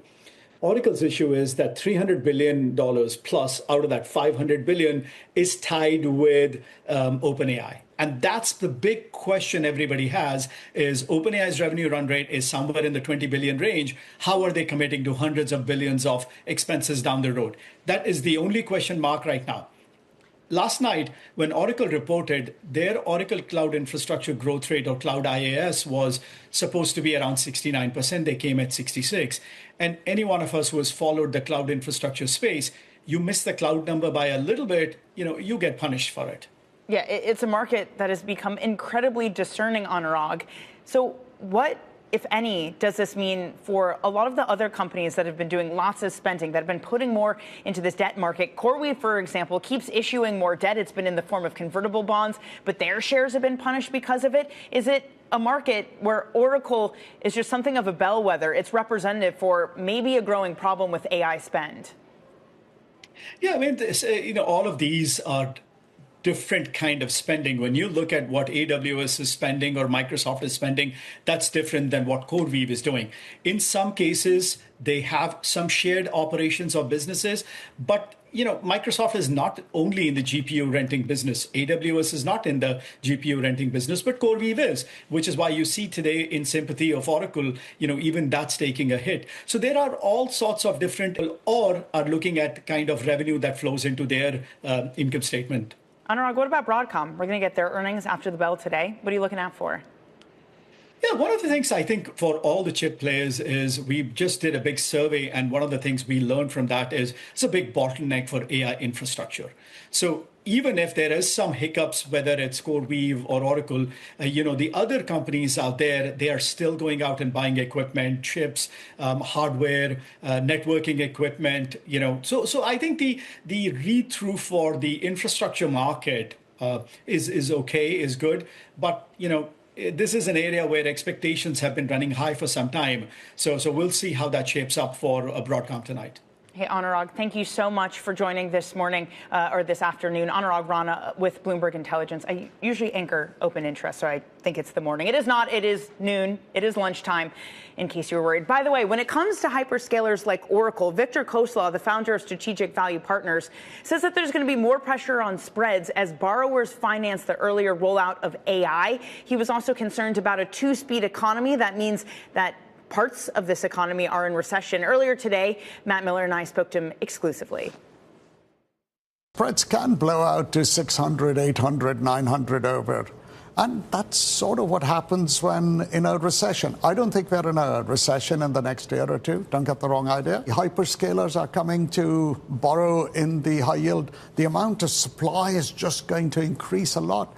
I think, to our point of view, the pressure on spreads is likely to go up, barring a recession. The pressure on spreads to clean up all the stuff I was describing, all that just requires capital, and those spreads will have to kind of widen. Let's continue the conversation on private capital and bring in Mark Benedetti. He's executive president at Ardian. Ardian currently manages or advises just under $200 billion for its more than 1,900 clients worldwide across private equity, real assets, and credit. Mark, thank you so much for joining. Thanks, Danny. And I wanted to play you this just because Ardian obviously has a huge portfolio and it's extremely global. So if anyone has a view into the state of corporate health, it is you. His concern, it's a two-speed economy. There are some companies in real pain. That's going to trickle into the credit markets. Do you see evidence that that could come true?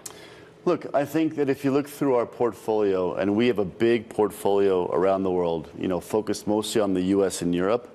If I look at just the trailing 12 months numbers, the overall picture is quite strong. I was mentioning this to you before, but the trailing 12-month growth rate on our private equity book of business or of portfolio companies is plus 15%. That's very strong. But to your point, it's not across the board. There are some businesses that have big tailwinds. Either they're surfing some of the AI wave, they've redeveloped their business for the new economy. Now, if I go back to historical legacy retail, which is a very tiny portion of what we have, yes, there's some things that are struggling there. So it's definitely a two-speed economy. When the things that are struggling, again, you kind of don't see it on the surface because the winners are such winners. And I'm talking about generally the economy here, not necessarily Ardian's portfolio. Again, going back to Victor Koslaw, his point is that some of the high-profile bankruptcies we've seen are not ones-off, that it's disingenuous to say it's just because of fraud, because there is some real pain. Things like subprime auto, really consumer-focused segments. Do you expect more pain to bubble up, especially as we work through some of the big blockbuster deals that were done in 21 and 22? Yeah, listen, I think anytime you have a lot of capital put to work quickly, there will be some winners and some losers. I was talking to somebody yesterday about a very big, high-profile bankruptcy case with a dip loan that got priced 3 weeks ago that is already trading at 35 cents on the dollar 3 weeks later. So the market's moving quickly. There'll be some winners and losers, for sure. It's a portfolio. But I think to your point, if I come back to what that means for credit, it's very important to take a view over the longer term. And if I just take the number of credit firms that entered the market in the last 5 years, it's 500. Okay, so what does that mean? That means they haven't tested through a market recession. They haven't lived through the GFC.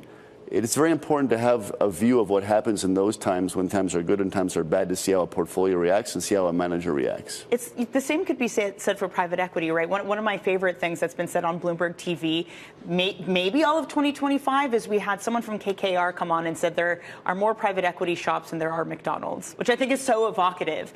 Is it time just to see consolidation in the space as a whole? And if consolidation is happening, what does it look like? Is it zombies? Is it funds getting bought out? Is it something completely different? Yeah, first of all, I think that institutional limited partners and limited partners generally are choosing firms much more carefully than they ever have before. So what do they want in this market? They want a steady pair of hands, someone who's been around for a long time, a broad product offering. And so you'll have specialized firms who are really good at the one or two or three strategies that they have that maybe are very specialized. Then you have firms that can offer many different products and can do so in maybe a packaged way to the investors. I think the middle is going to get pushed to one side or the other. One thing that we see in our business, if I went back 15 years ago, our average investor was invested in about 2 of our products. Today, they're in about 4 of our products. So we're doing more with the same investors because they want to work with one group who they've known for a very long time, who they trust. I think you're right. There'll be some firms out there who can't raise a next fund, who have difficulty in their returns, and we'll have to see what happens to them. Yeah, there'll be some zombie firms. The good firms will get pushed to one side or the other. And earlier this month, just sort of highlighting that, you all said that you'd raised something that looks more like $20 billion so far this year. That is a chunky amount. Where is the demand? You're talking about people being in, 4 different of your products. Is it across the board? Is credit looking more in demand? Is it real assets? What's kind of the star that LPs are flocking to? Yeah, I think one thing that we're fortunate about at Ardian, we have a very broad product offering, but certainly if our biggest businesses are, secondaries, we raised a $30 billion fund.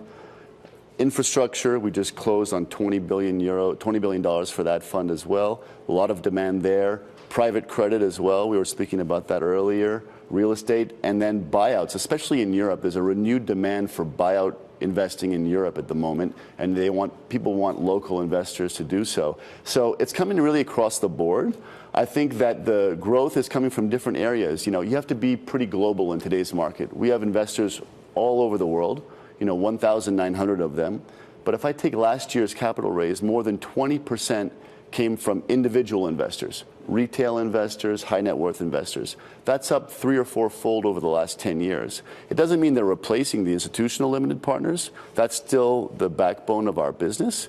But you have to go far and wide to find those. If I take the U.S. public pension plan market today, the top 10 U.S. public pension plans who are over-allocated to private equity are $50 billion over-allocated. But if I go to Asia or if I go to Middle East, they're allocating more. So they're picking up some of the slack that the U.S. is on investing.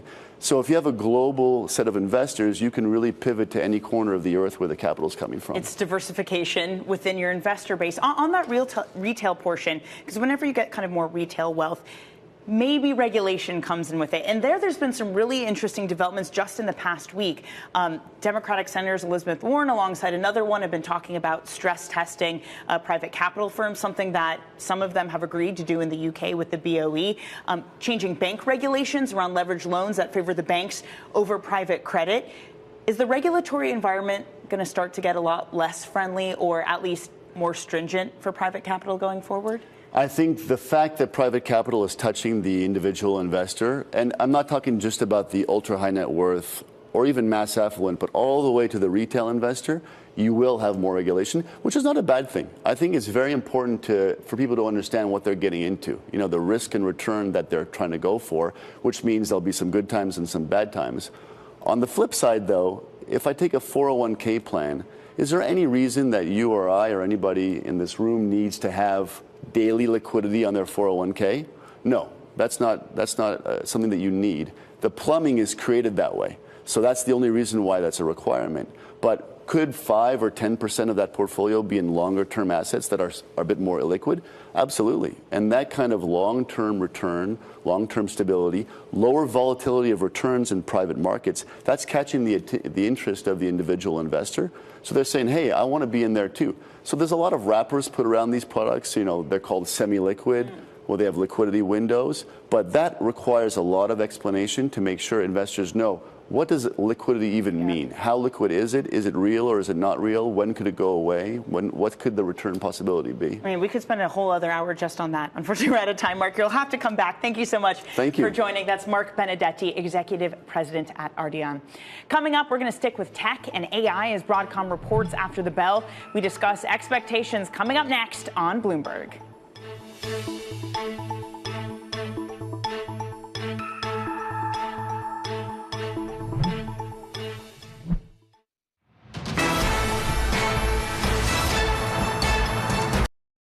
We have in Singapore the state-of-the-art technology, and then we export that technology into our Meta plant in Georgia.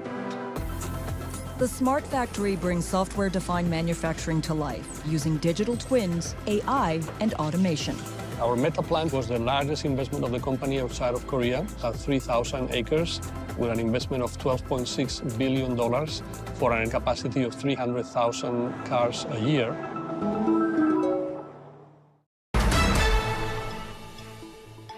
Welcome back to Bloomberg Markets. I'm Danny Berger. Let's highlight a couple of individual equity movers at this hour. Bloomberg's Emily Grafeo joins us now. Hey, Emily.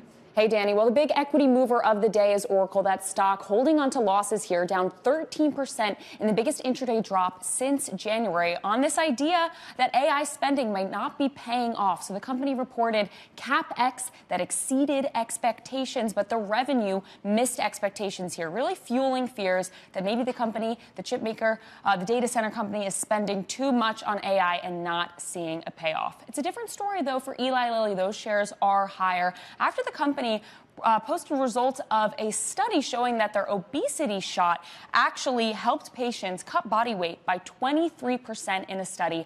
That was higher than expectations. And the study participants also experienced a more than 62% reduction in knee pain versus estimates of about a 50% reduction. So those shares higher. Finally, I'm watching shares of Broadcom, the chip maker, reporting earnings after the bell. The stock is lower by about 3% right now, but it has risen over 150% from its April lows. That's causing some people on Wall Street to say that the stock is just primed for disappointment heading into these earnings, particularly on a day when we're seeing a lot of weakness related to AI on that Oracle news. So watching this stock after the bell today, Danny. Could Broadcom save us? Emily, thank you so much. That's Bloomberg's Emily Grafeo. Let's bring in on Broadcom, Bloomberg Intelligence Senior Semiconductor Analyst Kunjan Sobhani for more.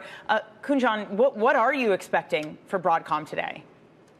Well, like in their typical cadence, we are expecting them to beat and raise somewhere in the mid to high single digit. But the focus is going to be beyond just this quarter and the next quarter guide. The focus now will turn to second half 26.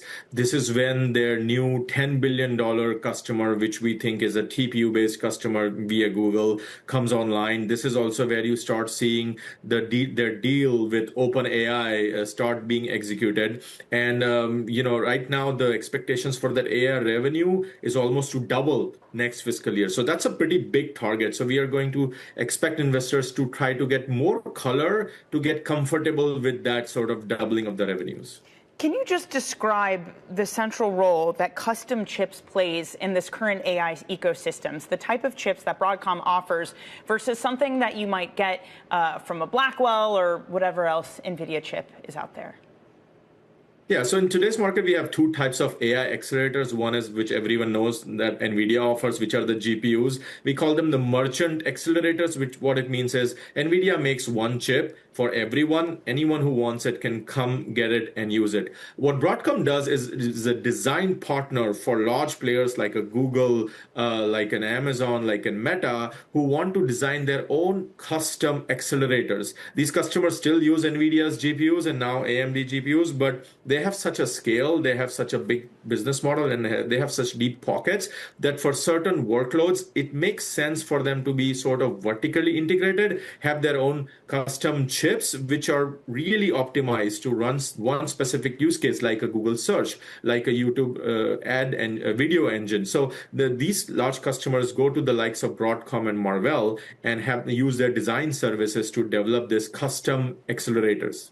All right, Kunjan, thank you so much. Kunjan Sobhani, and again, Broadcom up 170% since the April lows. It is lower this morning, again, heading into the earnings after the bell. Kunjan, thank you so much for the latest on Broadcom. Okay, now I want to turn to some breaking news just crossing the terminal on Rivian. Bloomberg Tech co-anchor Ed Ludlow is with us now. Ed, what are we hearing from the company? Yeah, Rivian has made the decision to develop its own AI chip, an inference chip, that will go into its vehicles and replace technology that the company currently gets from Nvidia. It's a big surprise. I mean, I don't know if you guys can bring up a GIF of the stock. It was trading down pretty heavily and paired quite a lot of the decline. It's now faded. But that Rivian's been able to develop custom silicon that it says meaningfully gets it in the future towards autonomous driving is a surprise. It's a surprise it hasn't leaked. The stock now back down 4%. That's the chip on the screen. RAP1 is its name, and I was able to go in advance and spend the day with the team looking at it. What you need to know is it's not real until the end of next year. It goes into the future generation R2, but through engineering, they've been able to get 4 times the performance above what their system that uses Nvidia chips currently can do. And so this is them playing their hand in a field they've been a little quiet on. What does it mean in terms of costs, of efficiencies, of how it changes, I guess, the business model for Rivian, Ed? Yeah, remarkably, with all of the focus on Nvidia, right, the leader in chips that go into data centers and train AI models, particularly models for autonomous driving, that's a company that really was pushing for the chips that go into cars as well. But what the CEO of Rivian, RJ Scaringe, told me is that actually, by doing it themselves, they're saving hundreds of dollars per vehicle. I think we have that soundbite.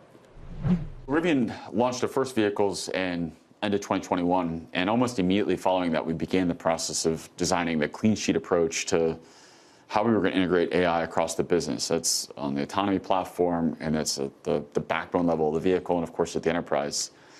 And in doing that, we redefined the architecture, and the first embodiment of that was actually in our Gen 2 fleet. And so the Gen 2 fleet was a 10x improvement in the compute, dramatic improvement in the camera platform.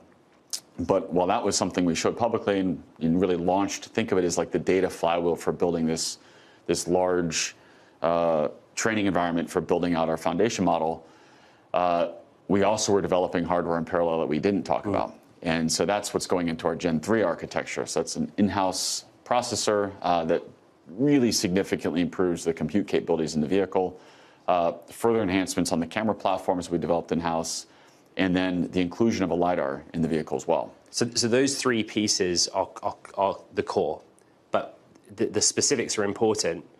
RAP1, in-house custom silicon, the LiDAR sensor, indented design, cool. Yeah, it looks really cool. And then the work on software, that trio is specific to R2 and then R3. Yeah.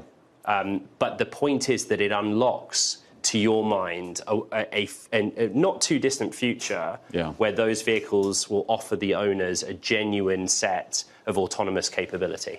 Absolutely, and I think an important point, I'm glad you made the distinction. There's a software element to this that with the Gen 2 vehicles, our R1 vehicles, where this is designed around an AI-centric approach. And so the way that the vehicles are operating, there's a large driving model that we continually improve through the deployed fleet, which is generating millions and millions of miles every day. Existing R1s, but the second iteration of it, what you call Gen 2. What we call Gen 2. So those launched a little more than a year ago.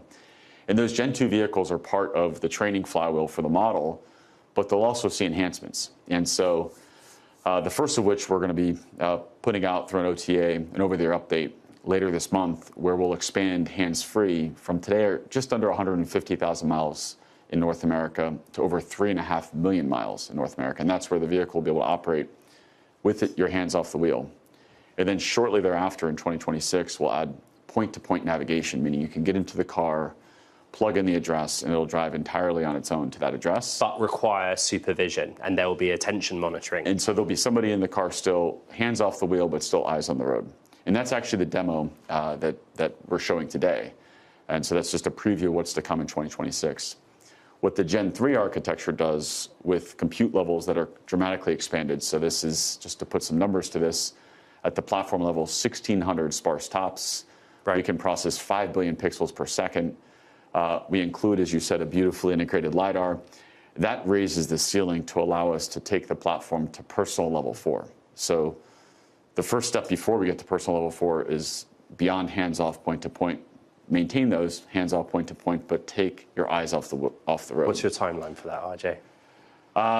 So that's a great question. So the way we'll launch eyes off is it won't be eyes off everywhere. First, it'll be eyes off on highway, and that'll be coming after point-to-point. So that'll be in the 27 timeframe, and we'll expand eyes off highway to eyes off everywhere. And then the next big step is personal level 4. And what I mean by personal level 4 is the vehicle can operate empty. It can operate without anyone in the driver's seat. It can pick your kids up from school. It can drop you at the airport. It can go between houses. So it's a complete shift in how we think about the vehicle experience. But that's enabled by this very high level of compute we have in the vehicle, this very large driving model that we're building, and of course the enhanced perception platform. Some basics. TSMC is going to foundry the chips. That chip and LiDAR only go into a future R2 generation, but the older generations that are already out there, they have a new model that will improve the capabilities with time. Market's not buying it right now, but they think they can sell software with autonomous features like Tesla has done. We'll see what happens. As you know, they went from 6th biggest IPO in US history in 2021 to be now nowhere near that level of following. Ed, a couple things. First off, fantastic interview, really well done. So interesting, the technology that they're doing. And I can't help but think about that cash injection, that partnership with Volkswagen, because I know part of the reason they did that was for that very tech. What difference does it make to Volkswagen to be having Rivian with its own chips, pushing forward with this technology? What changes does it bring to the bigger company? Rivian is keeping this, the autonomous platform, completely separate from Volkswagen and the JV. But, you know, RJ Scaringe can't help himself, right? He told me that he absolutely sees a world that they license the whole platform, hardware and software, to other OEMs or automakers, who aren't as advanced in those domains for autonomous driving. And that would, of course, include Volkswagen, who have got skin in the game with them. And again, Ed, you know, we're still looking at the shares dropping. They were down as much as 5%. They bounced back, still down 3.33%. Is something just this about like the cash burn that Rivian is going through, and this maybe exacerbates it? It's actually that what they've announced isn't that easy to understand. They're saying that at some unspecified time in the future, they will have genuine autonomous driving in a car that doesn't yet exist, where later production variants of it will have their own chip. But in the interim, there are already Rivian vehicles out there that little step by step will get more capabilities. First, the ability to take your hands off the wheel on about 3.5 million miles of US roads. Then eventually eyes off the roads. Maybe 2027 is what he said in that clip, right? They're going to do an interesting pricing model. $2,500 up front for the lifetime of your car, betting that, you know, they're going to raise prices, or subscription, $49.99 a month. Compare that with Tesla. Tesla full self-driving is way ahead of what Rivian's doing right now. It's $8,000 up front or $99 a month. You know, and this is the thing. Rivian, the shares, to answer your question, they've come out with all of these announcements around the technology and their plan. They're nowhere near what Tesla's doing. And Tesla, of course, has much bigger robo-taxi ambitions. And the market is trading thus. That's the Rivian side of it. Ed, can we talk just for a moment before we let you go about the Nvidia side of it? We're going to get Broadcom earnings, which obviously make custom chips, so we'll get a view there. Google's been very successful with their TPUs. Is the world trying, or at least attempting as much as they can, to try to develop custom chips and away from Nvidia? Yeah. So in a chip that goes in a car, it's an inference chip. You control the design of the system. And RJ Scaringer's point is that at a per vehicle basis, it's hundreds of dollars cheaper than using an Nvidia chip. Because there's margin in that industry, right? Nvidia wants some margin. The chips are expensive. He literally said that. The downside of it is that Nvidia has scale. If there are lots of companies using Nvidia chips and associated data sets, then there's sort of an aggregating effect, which, Rivian is an example of a company that pushes back on it. I would say that right now in Rivian cars, there's an older generation of Nvidia chip. So you have Rivian saying, our new in-house chip is 4 times as performant as what our system based on Nvidia can do. Nvidia already has a next generation car chip that's out there. It's just that Rivian doesn't use it. It's only 1% of Nvidia's sales, but it's an example of a domain that they want to be in, including, humanoid robotics on top of autonomous driving. Nvidia doesn't want just to have chips in data centers. They want their chip to be the brain of whatever the autonomous entity is out in the real world. Hey, Ed, fantastic reporting. Looking forward to watching more of your interview with Rivian's RJ throughout the day. That is Bloomberg Tech co-anchor Ed Ludlow, currently just having been at Rivian AI Day in Palo Alto, now back in the studio. Let's go now to the White House. We're getting a few lines on a key vote on health care today. Bloomberg's Tyler Kendall has the latest. Tyler. Yeah, hey, Danny. So the Republican health care plan that was put on the floor has failed in the Senate. We should say that we weren't expecting this plan to actually get through, so this is as expected. Keep in mind there are 2 votes happening today. One's the Republican proposal. The other is the Democratic proposal. The proposal put forward from Democrats, as you'll recall, was part of the promise to reopen the government. And essentially what it is, it's a 3-year so-called clean extension, which means that there are none of those structural reforms like an income cap or anti-fraud provisions that would get Republican votes on board. Now, the Republican plan is an important one, even though it failed to keep our eyes on, because it could show us how this debate is going to shape up in the future. The plan that was put forward was shepherded by Republican Senator Bill Cassidy, head of the Senate Help Committee, and it would let those Affordable Care Act premium tax subsidies expire. But the idea here is that it would put more money into Americans' health savings accounts and encourage consumers to switch to plans with lower premiums but higher deductibles, with the idea being that if there is more money in their HSAs, then they could afford higher out-of-pocket costs. This is the type of plan that we know would have more support from this White House instead of just an extension to those Affordable Care Act premium subsidies. Now, Danny, we did hear from the Senate Majority Leader John Thune earlier today, who said he is open to negotiating a broader plan, but there's only about 1 week left in the legislative session. So at the moment, it's looking like those premium tax subsidies are going to expire for millions of Americans. Tyler, thank you for the latest on that. That is Tyler Kendall live from Washington, D.C. at the White House. More to come. You're watching Bloomberg Markets.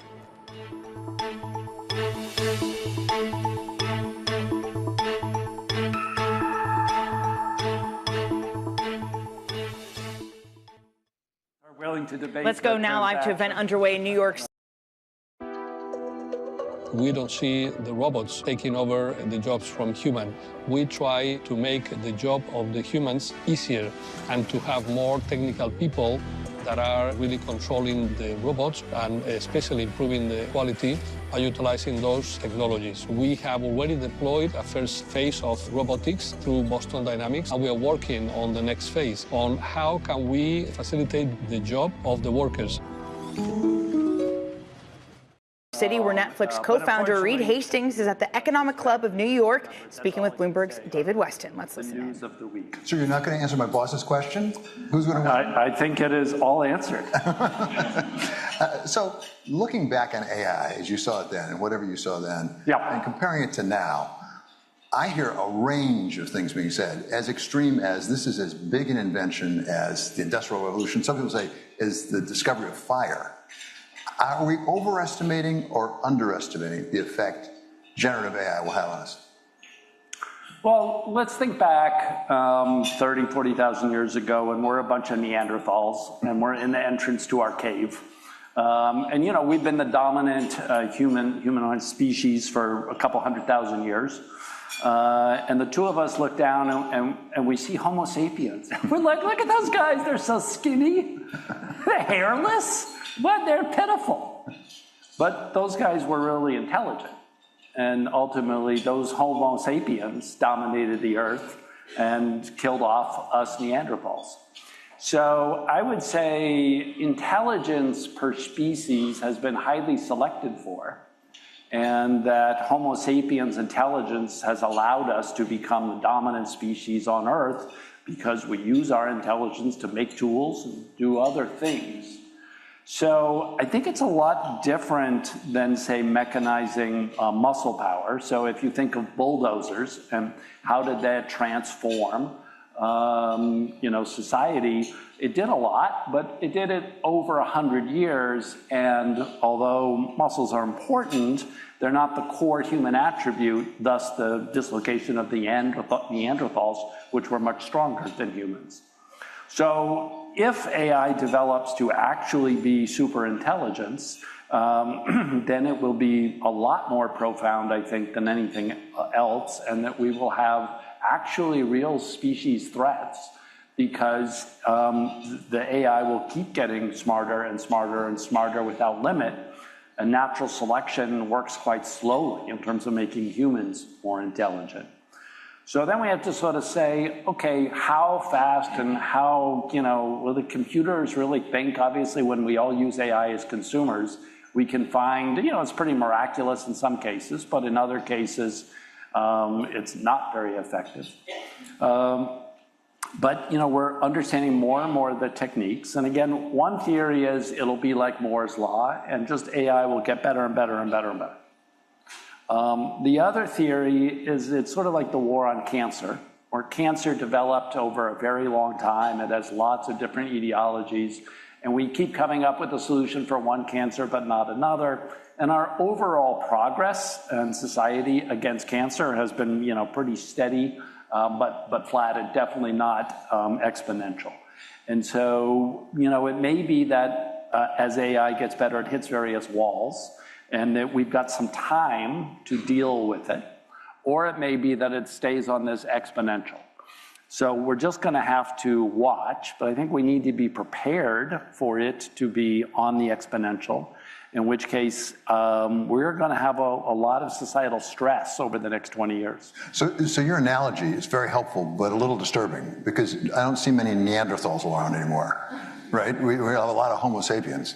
In your analogy, what can we do to make sure that we survive that this thing we're creating doesn't become so smart and perhaps not even have our best interests at heart? Well, it's a big challenge. It's hard to slow down because unlike chemical weapons, like we're kind of in a war with the West and Russia, and yet no one's using chemical weapons and no one's using nuclear weapons. So even in this incredible state of war, we're able to put some limits on what happens. The problem with AI is it's very continuous. Your thermostat is an AI thermostat. So there's no good way for even the major powers to agree not to use AI because it's so integrated through everything else that we do. So there's no real practical scenario to take a break as human society, even if we could get the politics to work on that. So instead, we're in the situation where we in America better well damn win the race.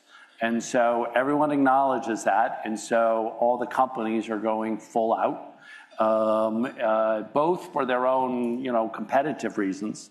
And so, it is a race, hopefully, to the top of what can AI do for us. And there will be amazing positive scenarios, all kinds of medical cures, all kinds of productivity. I certainly, 6 years ago, AI was very good at image analysis. That was one of the kind of workloads that it first got good at. And in particular in radiology, it got significantly better than the typical radiologist pretty quickly, and has been better than the typical radiologist for at least 5 years. And so I would say at weddings and with friends who are radiologists, well, it's good that your kids are not going in the business, because radiology is going to be the first profession that's wrecked by AI. Good for humanity, but not good for radiologists. Well, what happened is, as radiology got better because of AI analysis that helped radiologists, the price of scans went down, and the number of scans turned out to be hugely elastic. Now you walk in, you've got a cough, boom, you get a scan. Okay, and so what's happened now is there's about 34,000 radiologists in the US, which is a shortage. We now have a labor shortage of radiologists, okay, by about 5,000. So it's an incredible story of course, elasticity of demand to improve lives, i.e. more scans. And so we may well see with AI that it makes Wall Street analysts more productive, it makes software engineers more productive, and that in fact the elasticity and that we grows and that we grow the economy. And when people ask, you know, we're spending collectively as an industry $500 billion on AI data center, how is that ever going to get paid back? Well, you know, add 1 or 2 points to GDP growth and it gets paid back fast. So, you know, I don't want to like guarantee that it's always going to be like radiology. I do think software engineering is particularly fascinating because all the major AI companies are working on it. And so it is the white collar canary in the coal mine. And if software engineering jobs go down a lot over the next 5 years, then that's probably going to happen to law and architecture and many other things. If, in fact, because of the increased productivity, people are building a lot more software, sort of the radiology example, then I think in many professions we will see a big expansion and we can be more confident of the high productivity. None of that really answers the long-term question that you asked, which is how are we not the Neanderthals? So I think reasonable chance, high productivity rather than mass unemployment. Okay, but then ultimately, what if they're smarter and smarter and smarter than us? We're going to have to find ways, and I don't know what they are, to both continue to insist on alignment, and that's where you train the AIs to care about human beings. So they are aligned with our values.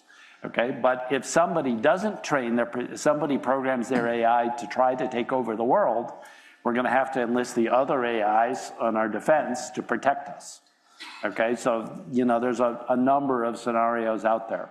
And probably for 10, 20 years, we're not going to know how serious the threat is, but we will have tools. It's not just that the AI, biological species, we have been selected for dominance to try to grow our species.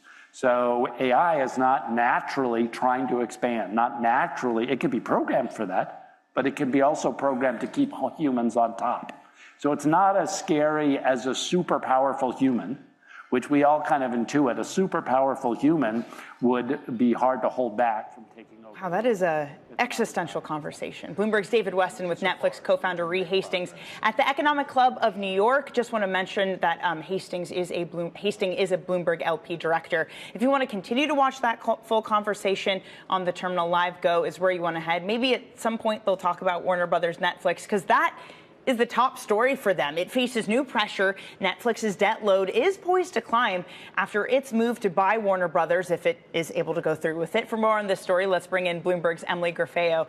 Emily, how much debt would Netflix be taking on to get this deal done? And what does its debt profile look like if it loads up on a lot more? So right now, Bloomberg Intelligence estimates that they have about $15 billion in debt on the balance sheet. That's going to go up to about $75 billion with the current terms of the deal. But we do know that there's a hostile takeover bid as well. So if they have to up their bid to compete with Paramount, or even if regulators move to block the deal, they have to pay that breakup fee. So there's still a lot of moving parts here. But what we do know is that they're currently investment grade. They built their business tapping into the junk bond market. They were high yield, and they've really turned the credit profile around. So this is kind of a story of a company that was, well, not a fallen angel, the opposite of a fallen angel here. It successfully moved itself out of high yield. Now it's IG. It cut back on debt during the pandemic, and now it's in a position to lever up again, and it can really tap into the market now. Does it also say something about the broader market, the fact that you can have Netflix do this deal via help from the bond markets? You can have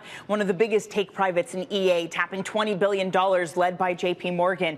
It doesn't necessarily feel like financial conditions are tight. It feels like funding markets are incredibly easy right now. Yeah, I would agree with that, Danny. I mean, when I spoke to different credit analysts, they all said that basically Netflix's credit rating is very strong. And it does speak to the fact that, especially in IG, there's just a lot of capital and a deep pool of liquidity now to fund these deals. Morgan Stanley did say that we could see Netflix's credit rating move down to BBB, but they would still be investment grade. So they said actually sell some of the Netflix bonds here on this idea that Netflix will have to raise debt. But if you do look at that cash flow chart here, you can really see the turnaround in this company's balance sheet. They were burning through cash, and it paid off. Now they generate about $2 billion in free cash flow every quarter, and it's enabled them again to be able to lever up like this to fund this deal. Great reporting. I love this story. Thank you so much for bringing it to us. That is Bloomberg's Emily Grafeo. By the way, another media company striking a huge deal, Disney. That is our stock of the hour. Earlier this morning, it agreed to invest $1 billion in OpenAI, license iconic characters like Mickey Mouse and Cinderella for use on the Sora generative video platform. Let's bring in Paul Degrabar-Bedian, head of marketplace trends at Comscore. Paul, the first thing I thought of when this deal was announced, isn't this what like an entire strike was over? Didn't you have so many creators and actors flagging this exact thing as something that they wanted to head off? Yeah, and that was not even that long ago. And look how quickly things change. I mean, the warp speed with which AI is becoming integrated into our lives, but also becoming a huge part of what's going on with entertainment. You know, I think the main thing with the strikes was about protecting the likeness and the voices of the actors. And this deal, as I understand it, with OpenAI and Disney, prohibits that from using human talent, likeness, or voices, but does allow for the use of Mickey Mouse, Darth Vader, Iron Man, and that's really powerful. I think having these video tools where fans can even create content that Disney can then use is very interesting. It sort of democratizes the creative process. But I think the guardrails are really important, the content licensing, obviously, and the way that they integrate this, the business integration of OpenAI into Disney. Okay, one of those points, this idea that you can have content created by users with Disney IP, because Disney's been so protective of its IP. Yes. What does it say that they would allow something like that to happen? I think it just shows the inevitability of AI and that every company is going to have to figure out a way. It's not going away. And so to harness AI, I think for a company like Disney, if you can't beat them, join them kind of thing, might as well embrace it, but put, again, the guardrails, having the legalities are involved in really protecting talent, which I think is definitely what the actors, the writers, producers are very interested in, making sure that AI doesn't take away from that or doesn't compensate talent for their likenesses or voices. But I think this is more about Disney taking their classic brands, their classic characters, and opening up a whole new world, if you will, to Disney. More content on more platforms, some fan created. And again, this is evolving so quickly. I think we're going to see a lot of changes even in how other companies integrate AI into their business model, particularly in the entertainment space. Paul, can I be honest? The idea of more content is terrifying to me. There's already so much out there. There is, but I think it's all about, kind of putting the Disney, in this case, Disney wants their brand out there. They are everywhere. And Reed Hastings was just talking about, Netflix and the importance of AI. So every media company is going to either have to embrace this. They're not going to be able to ignore it. And for we, the consumer, you're right, it is a little scary. There's already so much out there. But it's then up to us to parse out what we want to see, what we don't, which platforms we want to, pay for, and then also going out to the movie theater as well, which is a great option for people. And a lot of stuff going on right now. It's really kind of crazy. It is so crazy. You could write a book like A Barbarians at the Gate, even just what's happening with Netflix and Warner Brothers Discovery and Paramount. Just on that, on kind of a big picture level, Paul, I was speaking with Michael Wolff, the Activate co-founder who also used to run MTV, and he was saying that for Netflix, this is a must-do deal because of the IP that Warner Brothers Discovery has with it. I wonder if there's something here to that. And related to the Disney news, is IP all the more important in this day and age where you are able to put more content out there? And maybe what distinguishes that from slop is what sort of IP and what characters you're able to use. Well, they who control the IP control the landscape of entertainment. So Warner Brothers has had an incredible year at the box office. I mean, starting with the Minecraft movie and Sinners back in April, Final Destination Bloodlines in May, then going into F1 the movie, Superman, more recently Weapons, and The Conjuring Last Rites. They've been on an absolute roll. The formula that Warner Brothers has created for theatrical is really incredible, both on the distribution side and marketing, and then the theater owners do a great job getting those movies into theaters. I think what we want to see is that continuing. No matter who is in control, we need movies, right? We need content, and especially for theaters where the theatrical side fuels so much interest, and it's really important. I mean, I think that we're sometimes we lose sight of the fact that going out to the movie theater creates that FOMO factor. You know, you're in the moment and you're around other people. And then once those movies hit the small screen, movies that were in theaters first, they have more value. They're more coveted. So for me, and I think for a lot of us in the industry, we want to see that continue. That Warner's model has been so powerful this year. Man, if this is the end of 2025, what's 2026 going to look like? Paul, thank you so much. I don't know. It's going to be crazy, but a big year, I think, for entertainment in 26. I think you're right. Hey, Paul, you're going to have to come back and break it all down for us. Again, that's Paul Digragar-Bedian, Head of Marketplace Trends at Comscore. By the way, just staying on AI, but a completely different sector. It's been a challenge for the education system. And there are also deficit problems for some schools, which brings us to our Muni moment of the day. The wealthy New Jersey town of Montclair is making staff and program cuts at its public schools in an effort to address a $20 million budget gap. The commuter town, which has some of the highest taxes in the state, discovered the deficit in July. A judge recently swatting down a vote aimed at raising property taxes to mitigate the problem. Montclair's superintendent writing in a December 8th email to parents she hopes to reschedule the vote for March. Joining us now is Erin Hudson, who's been following the story for Bloomberg News. Erin, how did we get here? Yeah, so the news of this deficit was revealed in July, but it was a long time in the making. And basically what we know about this shortfall is that it comes from escalating transportation costs, unbudgeted healthcare expenses, and then rising special education costs. So basically now that the district has realized that these unbudgeted expenses are far outpacing revenues, they have to address this shortfall because in New Jersey, a school district cannot operate in a deficit. So they are now looking at their options for how they're going to address this gap, and the cuts are part of that.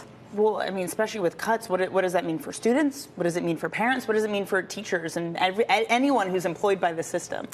Yeah, these are sweeping cuts, and it's definitely causing a lot of upset in the community. Some of the positions that are being cut include curriculum support teachers, teachers who kind of intervene with math and reading, for example. And then there's also school-based counseling services. There's also programs including world languages at an elementary level.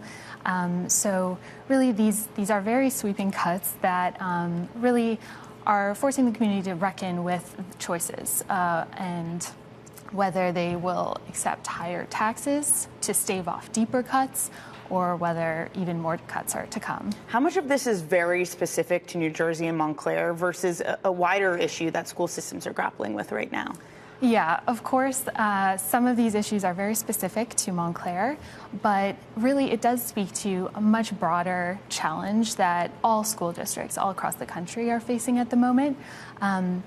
basically since the end of COVID aid, that the federal aid that was coming to schools to respond to the pandemic, now that that's over with, schools are kind of facing an environment where inflation, the teacher shortage, costs are just rising far faster than their revenues.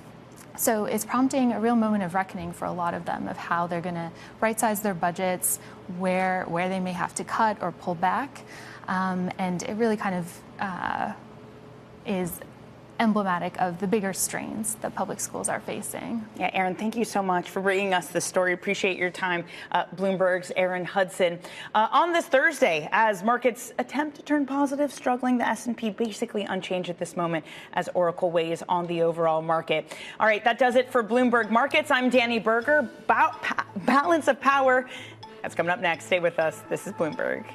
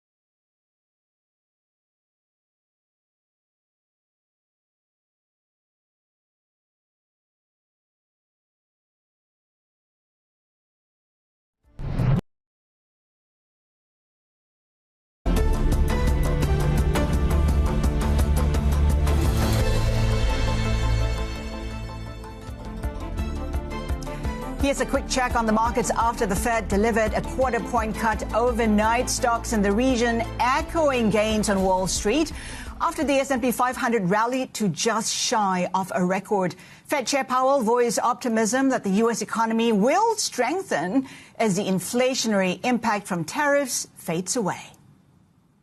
Today, the Federal Open Market Committee decided to lower our policy interest rate by a quarter percentage point. Available indicators suggest that economic activity has been expanding at a moderate pace.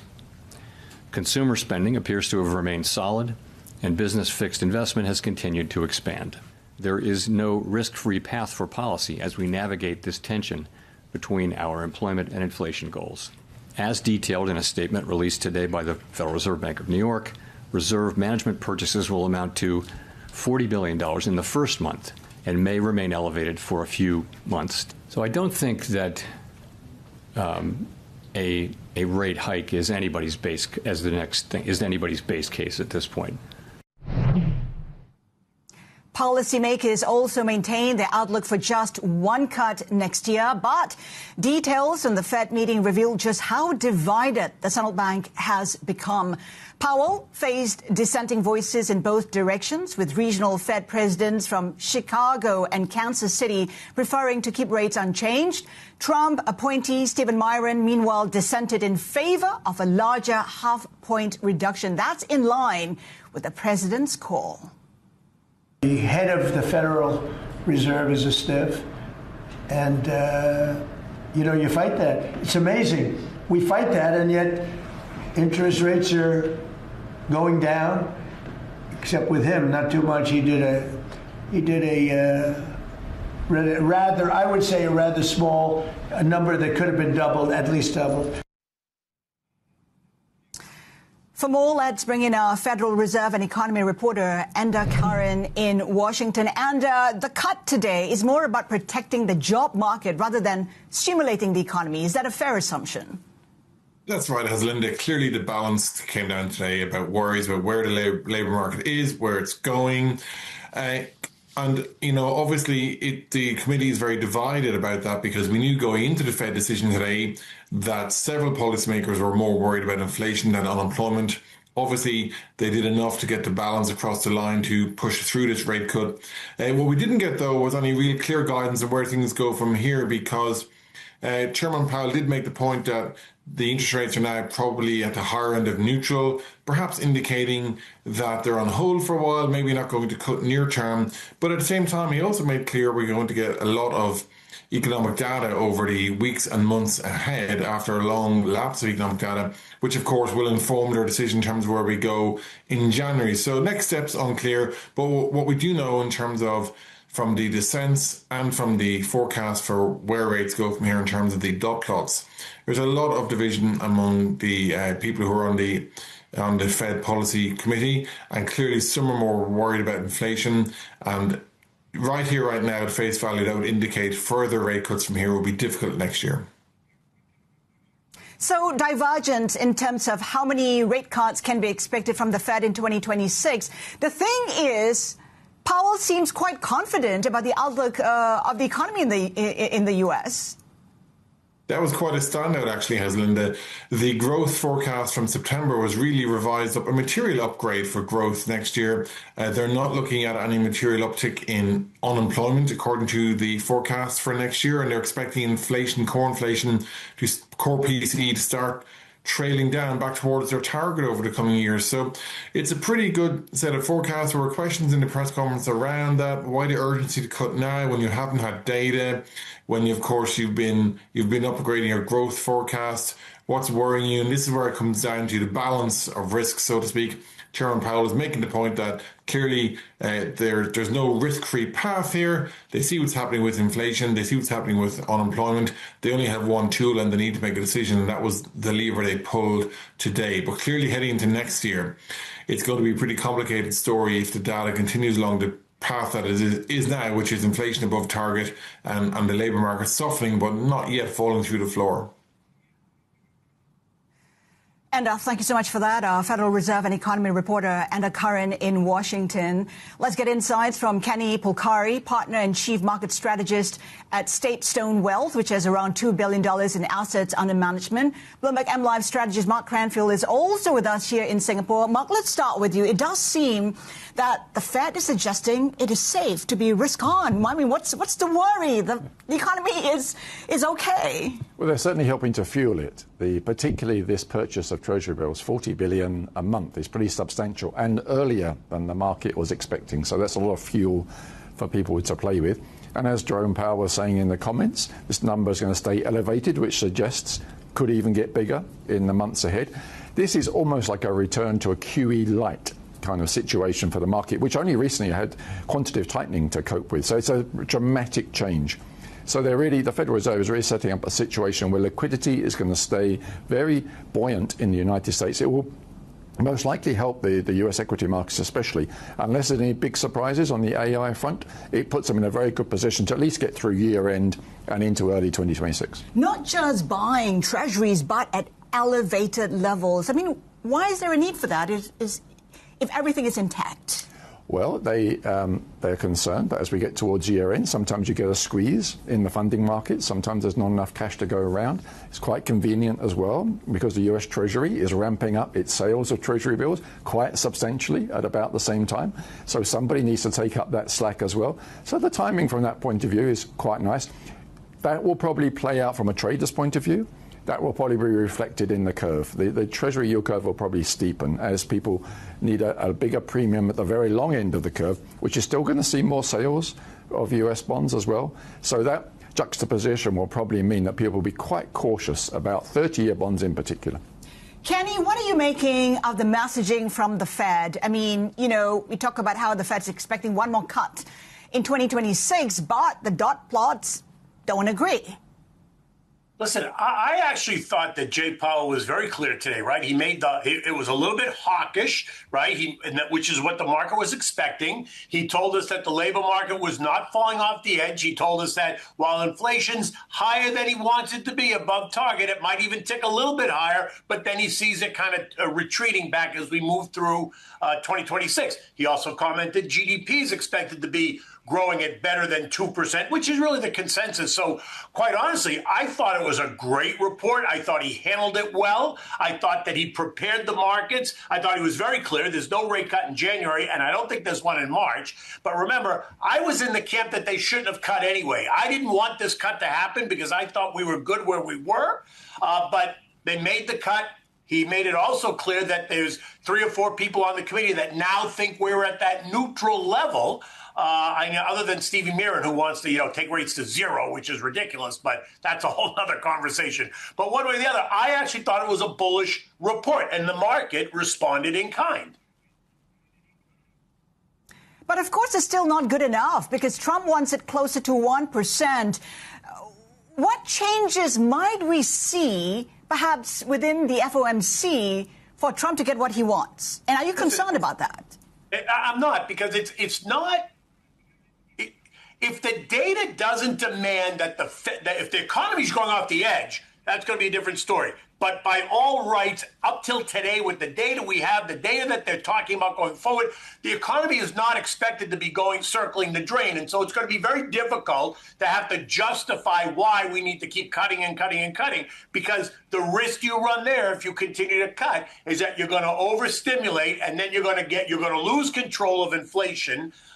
Just like we did, and I hate to say it, but I lived it, right, back in 1979, 1980, when they prematurely cut because they wanted to cut, and they ignited that monster, and it spun out of control, and then Paul Volcker had to jam rates and send the economy into a 2-year deep recession. I certainly don't want to see that. I don't think Jay Powell wants to see that. Donald Trump can stamp his feet all he wants, but it is a committee vote. It's not one person. So even if Kevin Hassett gets the job and he's a Trump loyalist, he alone cannot make that decision. And so I'd like to think that the other members on the committee that are all, Ivy League educated and PhDs and economists would use their head to say, we're okay. We're right where we should be based on the data we're getting. So I'm not necessarily worried that they're going to jam rates down to 1%. It doesn't make any sense to do that. Is the U.S. really okay, Mark? I mean, the inflation target for 2026 is 2.6%. Bear in mind, everybody's getting a $2,000 paycheck, which eventually will mean, 1% of GDP. That's inflationary. And that is before we see the full impact of tariffs. Well, we'd like to have a bit more data. We've been lacking a lot of up-to-date numbers from the United States because of the government shutdown. If you take purely the reading from the stock market seems to think that the American economy is doing pretty nicely, thank you. We're up not far from record levels from that point of view. American companies are still making very good profits. Oracle was a slight disappointment, but that's maybe just an isolated case. Most of the things that we've seen suggest the American economy is moving along pretty well, and there seems to be optimism that 2026 will be at least as good, particularly because the rest of the world is starting to come round as well. China especially is improving, which obviously will be reflected for the United States as well. So it does make you wonder, that you really need inflation to be really under control for the Federal Reserve to continue to lower interest rates in that kind of environment. And Kenny, I'm just looking at reaction right now. We have the S&P 500 futures extending its drop to about 1%. What happened there? I mean, what's wrong? Well, what's wrong is that we had this excitement today, where we're all at new highs on the S&P and the Russell and all that, making nice new highs here. But then we had the Oracle news after the bell, and I don't think the Oracle news is a disaster by any stretch. But all it speaks to is, once again, tech valuations that are stretched. You need one negative headline to talk about, the CapEx and the AI trade and, oh my God, are we overspending and, we're way ahead of ourselves, and you get this reaction. So I think it's while I think the Oracle reaction is a little bit overdone, I'm not surprised that the market is reacting. We're seeing futures, NASDAQ futures specifically, down like they are on the back of that.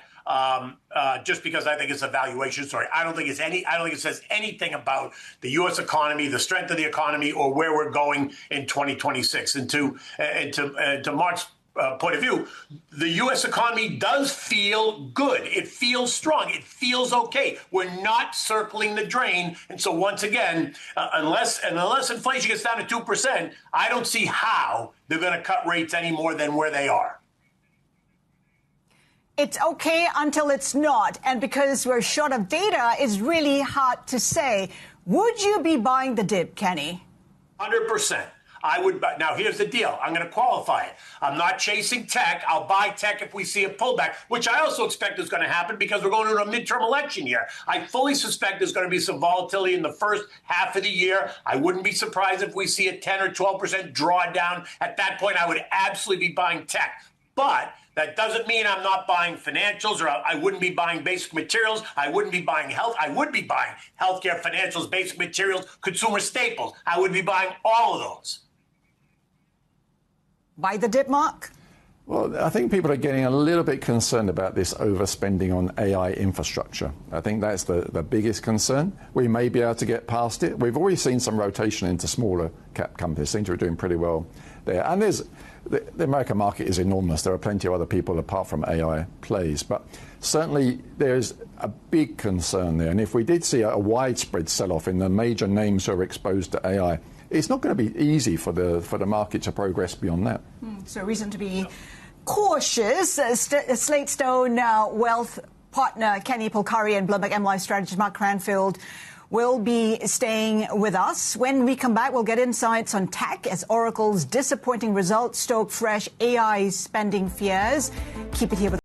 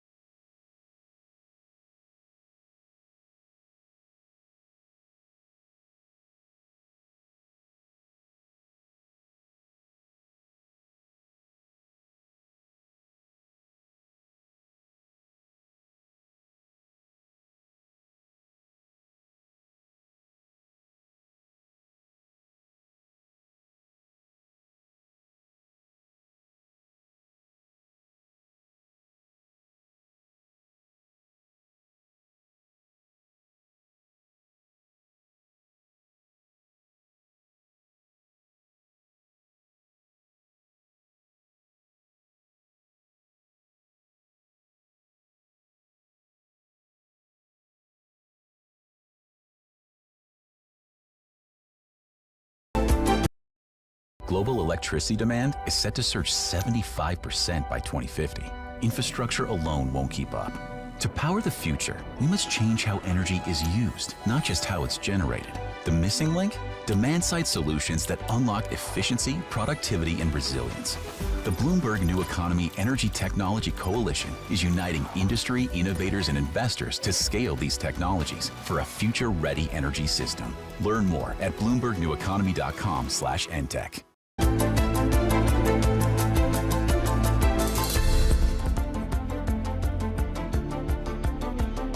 Welcome back. You're watching Insight.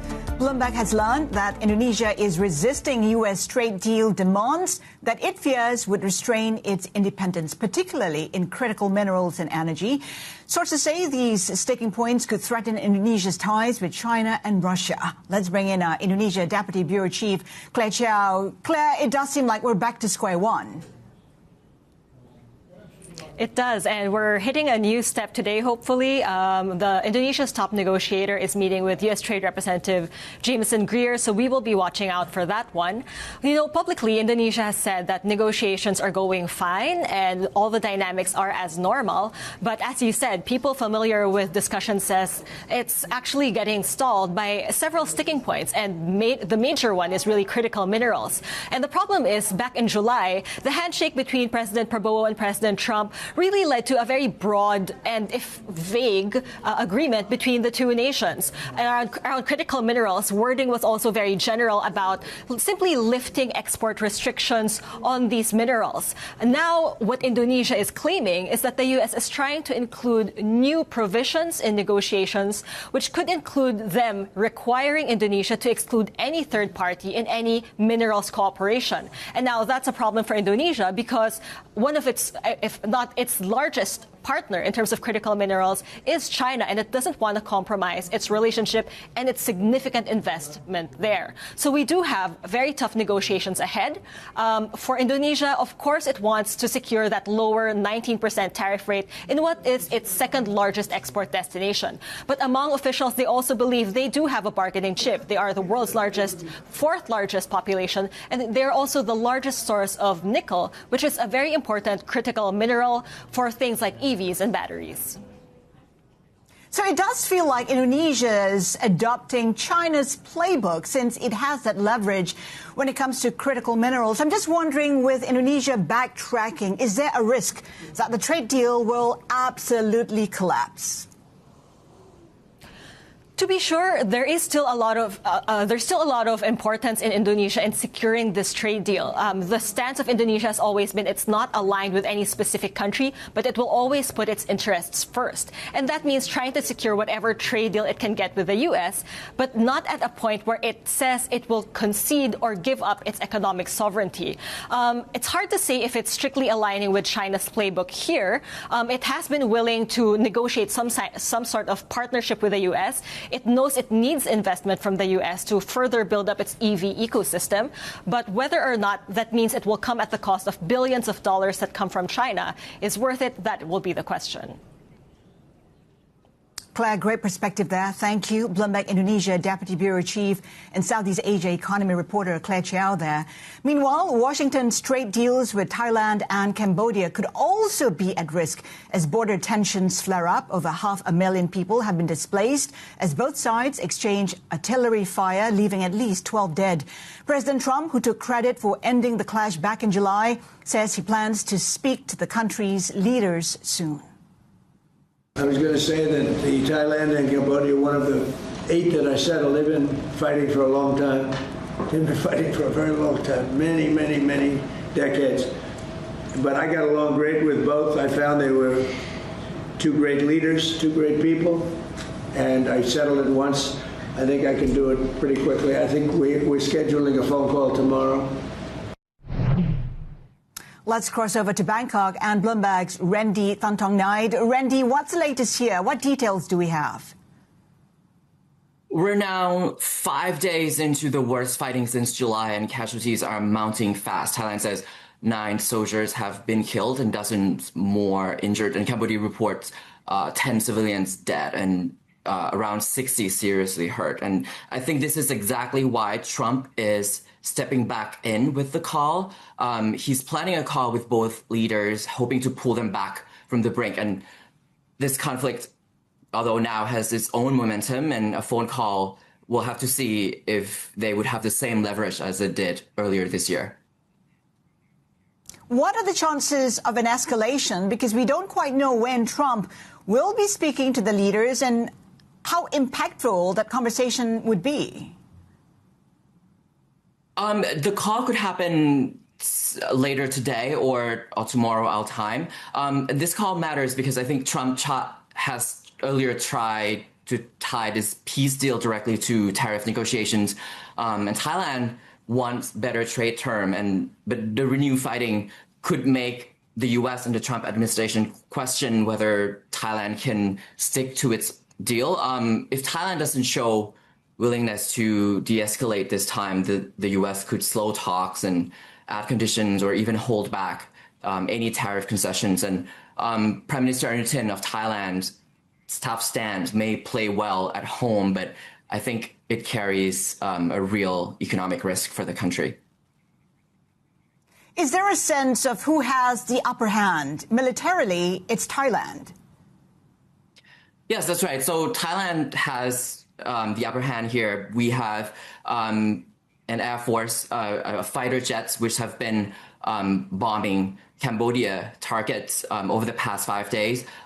For Nuthin himself, I think has been relying on the military to do its own thing. And it's a tricky balance because I think he's tapping into strong nationalist sentiment at home, and that could help him politically, especially heading into next year's election. But economically, as I said, Thailand has a lot to lose. The economy is already softening. Tourism is weakened. There's flooding in the south. And his government earlier has been counting on this tariff negotiation to help with the recovery with the export-driven economy. So, now playing to domestic politics could hurt that chance. Randy, thank you. Randy Thantong Knight in Bangkok. Let's get greater perspective. Eric Martinez-Cajonta, Associate Professor at McGill University. Eric, good to have you with us. How would you characterize this renewed conflict? Well, it's pretty severe. It's a significant escalation from the July conflict, and based on the actual military engagement as well as the rhetoric, this is quite significant, and I don't think that a solution is that clear given the very heightened state. So what can be done? How much can Trump achieve? What do you make of the upcoming talks with the two leaders? Yeah, well, Trump is invested in trying to find a solution here because, as we all know, he's very much intent on this Nobel Peace Prize. And in the past, in July, when you had a 5-day war, in fact, Trump was instrumental in helping to bring that conflict to a cessation. So he will get involved again, but I think this time is somewhat different. It's different because Thailand has made clear in their comments by the foreign minister, by Anutin, that they are not in the mood for dialogue, and that they do not believe that the peace agreement really is something that was intended to hold. In November, they already pulled away, and the trade talks had already also pulled away from the U.S. And despite that, Thailand continued in saying that peace was not in the future, was not in the offing. So it's going to be difficult to solve this. So are we anticipating an escalation in tensions in the conflict between the two sides? And if that is the case, is there anything ASEAN can do? Yes, for sure. ASEAN is going to be an important player here. And Anwar has already made it clear, and even Singapore has made it clear that they want to find a basis for dialogue. So even in July, ASEAN was important there. And it is ultimately the key regional body that is most deeply invested in ensuring that there is stability in the region. Now, I think this. My guess is that this will play out still for a few days because Thailand seems to want to. The Army Chief of Staff has said that they want to paralyze the Cambodian military. So Thailand is using very strong rhetoric at this moment. But ultimately, ASEAN and UNRWA has to find a way to get the two parties to speak, and there has got to be some concession somewhere along the road. A big sticking point for Thailand is the question of landmines, and they have made a case in Geneva at the United Nations that there should be an international fact-finding mission to understand where these landmines are coming from. And that will clearly be a sticking point in any future negotiations. It sounds like it is a valid proposal from Thailand, do you think? I mean, is there merit in what they're proposing? And is there a way of getting the ICJ involved in this? The International Court of Justice, could it play a part in resolving the situation? Yes, well, in terms of the landmines issue, the Ottawa Convention on the banning of landmines, so Thailand has raised this last week at the United Nations in Geneva, and what they're asking for basically is an international fact-finding mission. They have a strong case, and there has been an ASEAN mission already that looked at landmines and was of the view that these were new landmines, which is the case that Thailand has been making. So their Thailand has a good case. On the issue of the ICJ, on the other hand, that has ruled in the past in 1962, but also more recently after the conflict in 2008, 2011, has ruled against Thailand on the question of the demarcation of the border. So in terms of the ICJ, the International Court of Justice, Thailand generally doesn't want to go in that direction and prefers to solve issues at a bilateral level in terms of the border itself, because the International Court of Justice has sided with Cambodia in the past. What do you make of Thailand's hardened stance on the conflict? Is it just leverage that it has militarily? Yes, I mean the leverage militarily is central to its rhetoric, its tone. That is for sure, and Cambodia itself is portraying. Cambodia is then, and the inverse, portraying itself as a victim to the stronger power in this conflict. But the issue also, beyond the armed capacities and the strength, the leverage of Thailand vis-a-vis Cambodia, is also nationalism. And here, both Cambodia and Thailand have a strong nationalist sentiment that is kind of roiling things up, and that's driving also the momentum of this conflict. You get a sense that there'll be no resolution anytime soon. Might there be implications on regional stability? Well, I mean, this conflict shouldn't go beyond the Thailand-Cambodia border area, which is basically the northwest of Cambodia, or the northeast of Thailand. It shouldn't go beyond that specific area and the rupture of relations between Thailand and Cambodia. But in terms of, say, cultural events, Cambodia has already pulled out of the Southeast Asian Games, so that is indicating that this conflict has had consequences for athletes, for sporting events, sporting and cultural events. On that level, yes, it has expanded. But in terms of the wider region, the wider geopolitical aspects of the region, there should not be a reason for this to go further. This is, of course, a region where the U.S. and China are trying to gain greater influence. Might this crisis, might this conflict lead to a broader proxy competition between the U.S. and China? Might that come into play at some point? Well, I'm not sure that it would necessarily follow from this conflict. Right now, the U.S. has indicated that its own interest in this conflict is in solving it, as opposed to gaining a more direct kind of security gain from this. And China itself has also spoken about trying to find some solution to this conflict as well. So there's no indication that either of these great powers intends to use the conflict or Thailand or Cambodia's position specifically to advance its particular geopolitical interests. I think in the big picture, there's very little to gain from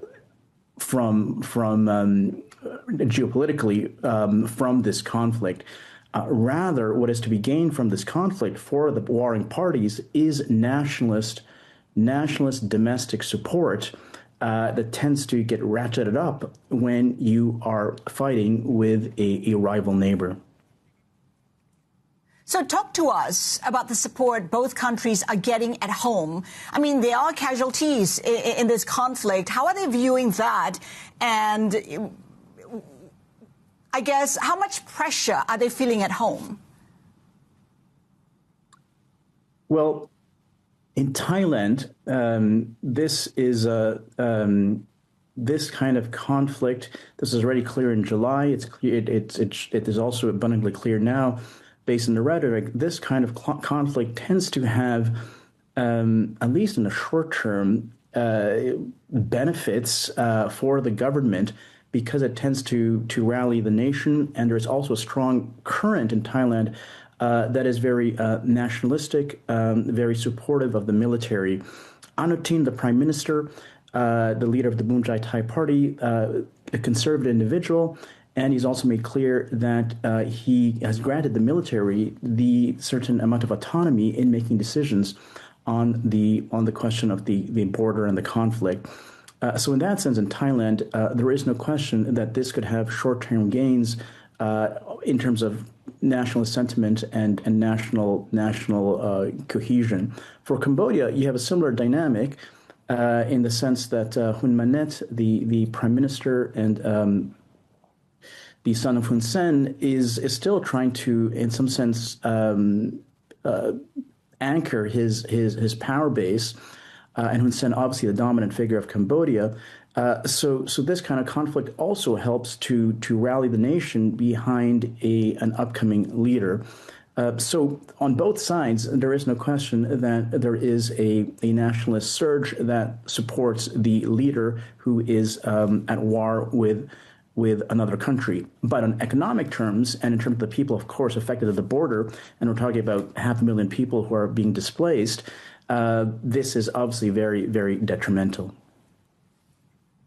Eric, thank you so much for that assessment. Eric Martinez Kuhonta, Associate Professor at McGill University. And there's something to tell you about when it comes to that 20-year bond auction in Japan. Japan's 20-year bond sale drawing the strongest demand ratio since 2020. A 20-year bond bid cover ratio of 4.1 versus a 12-month average of 3.28. It does seem like there's been a lot of appetite for those JGBs. We saw the same kind of strong demand for 10s and 30s auction that we saw in the last several weeks. Still to come, in an unprecedented move, India's aviation regulator deploying on-site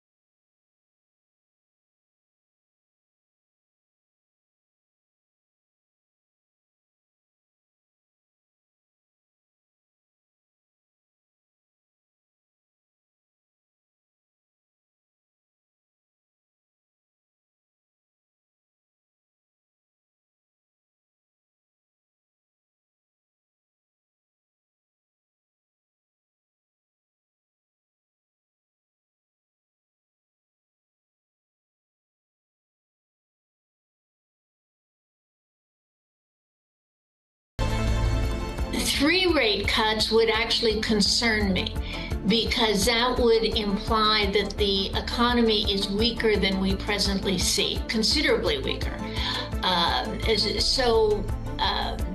It can happen, but I think it would say some things about overall economic growth that would not be a happy situation. I think what's key to the Federal Reserve is that they want the yields to come off, right? And if you look at the 10-year yields at 4.13%, that's actually a little bit too high and a little bit higher than what they're actually really comfortable about. We will see into 2026 traditional opportunities or avenues for income tail off a little. And then when we think about how the market's actually done so well this year as well, perhaps a narrowing of the opportunity set for alpha as well.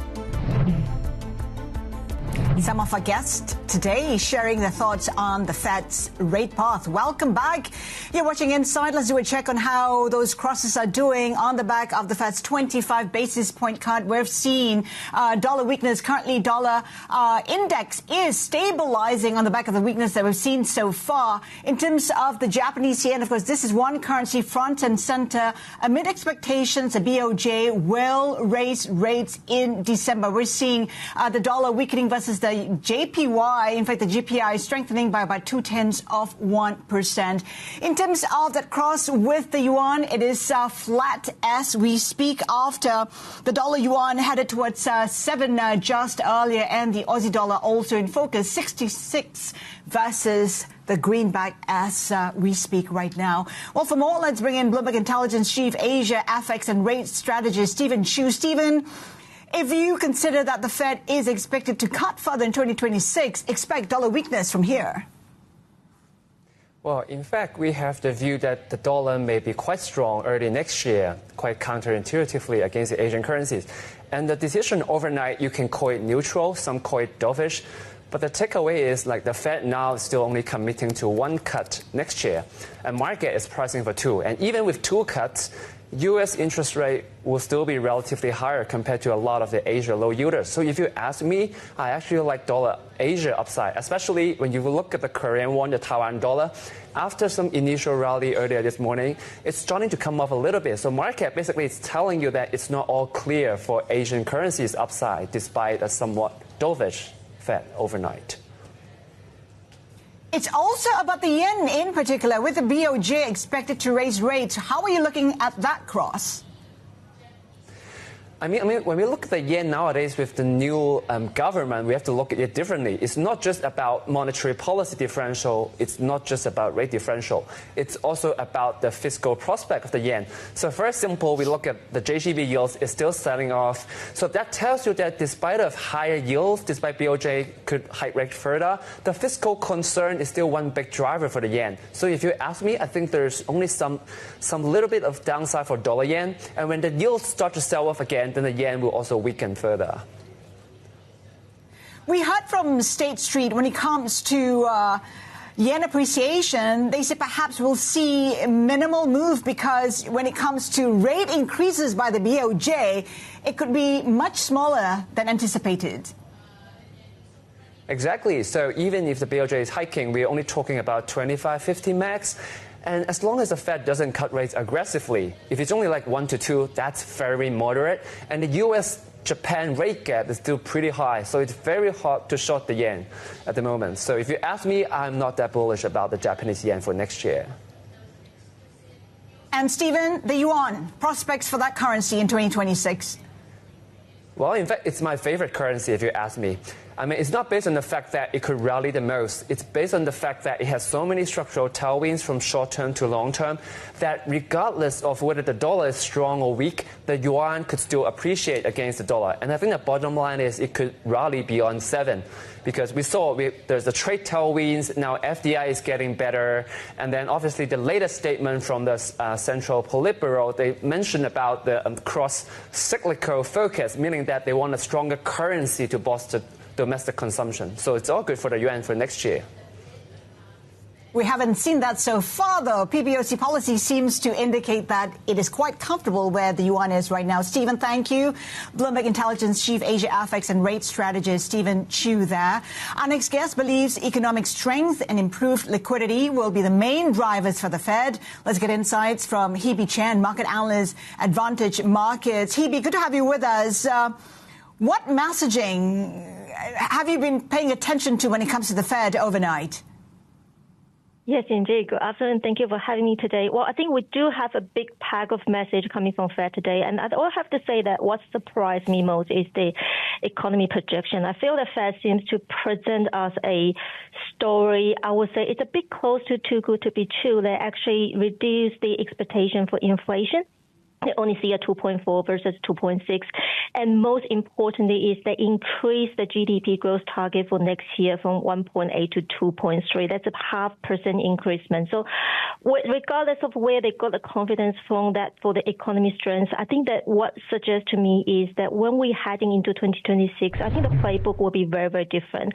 The topic about rate cut cycle will probably be taking the secondary place, and what we're taking the main theme about 2026 is an economy that's gaining speed. It potentially will be a new speed. And how we're going to tailor the trading strategy, how we're going to check the monetary policy, they will change quite significantly based on this new playbook. It's hard to square the picture that Jerome Powell is painting for us right now. He talks about how the economy is resilient. He's pretty confident of solid growth. Yet he continues to inject liquidity into the market. I mean, how are you making sense of all the moves that's been announced so far? Yes, indeed. I would say that it's a bit, I think the message is a bit confusing here. But I think the market they're very smart traders. They do get the message. I think the thing that sort of boosts the market quite substantially is the 40 billion T-bills purchase.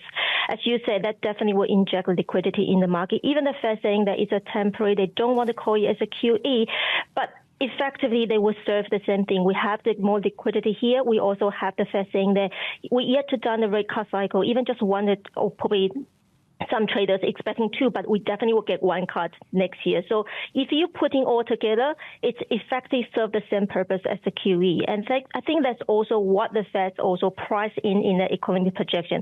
Because of all these things they're putting in place, they are now expecting the economy will gaining the speed and will definitely perform much better than 25. And Hebe, given the liquidity, given that the Fed has signaled it is providing that backstop should anything happen, it is risk on. You should be buying American stocks, U.S. stocks, yes? Well, as I said, that now the story is now back into the economy growth, is back into the economy strength. That doesn't come with no risk. I think that what the focus will definitely get into, not just about how much rate cut that will be in place, it's about how strong the economy could be. So that would mean that translate into some of the particular data will definitely carry more rate. For example, the job data, that's a testing point for whether or not economy is as resilient as a Fed promise. On the other hand, I think I agree that some of the sectors, which is probably more economy-sensitive sectors, like technology sectors, were definitely getting more spotlight under this preset economy backdrop. Other central banks, especially in Asia, are taking a different approach, right? I mean, there's divergence. We expect the BOJ to raise rates. And a lot of the central banks in Asia are either pausing or could consider rate rises. How is that influencing, shaping the way you deploy capital for 2026? Well, yes, I think that 2026 is the time that we're going to see very different paths. It won't be the one that we have seen in the past 3 years. I think, for example, not just the Asian, that RBI is now anticipated to increase the interest rate. Japan, as you mentioned, is pretty much likely to increase interest rate by the end of this month. So I think what they're showing is that we potentially won't see the lockstep for the in between the different central banks, which definitely will translate into the different strengths of the currencies. I kind of agree with Stephen just mentioned about that U.S. dollar potentially will getting more stronger into 26, but I think that will potentially not coming from rate cut, but because of the economy is strong.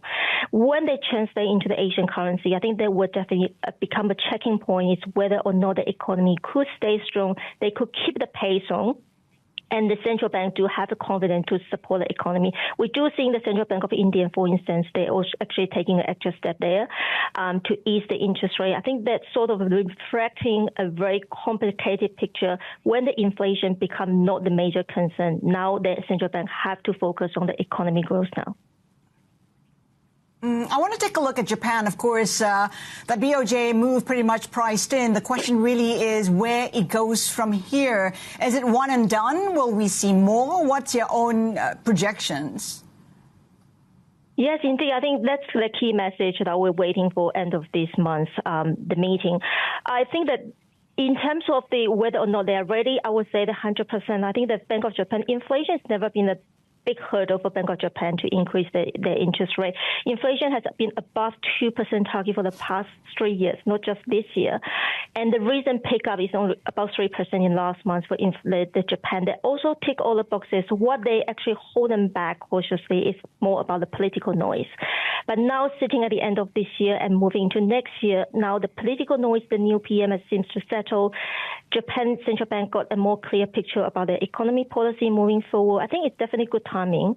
And what, as you mentioned, that what could definitely move the market is whether or not it's one and done, and whether or not they will keep their cautious move into next year, or they're saying that, oh, we're officially starting a new cycle of the tightening. I think that would definitely make a huge difference to the market movement. And the important thing is if you're looking for Japanese yen and the Nikkei, the market has already seems to prepare for the both scenario.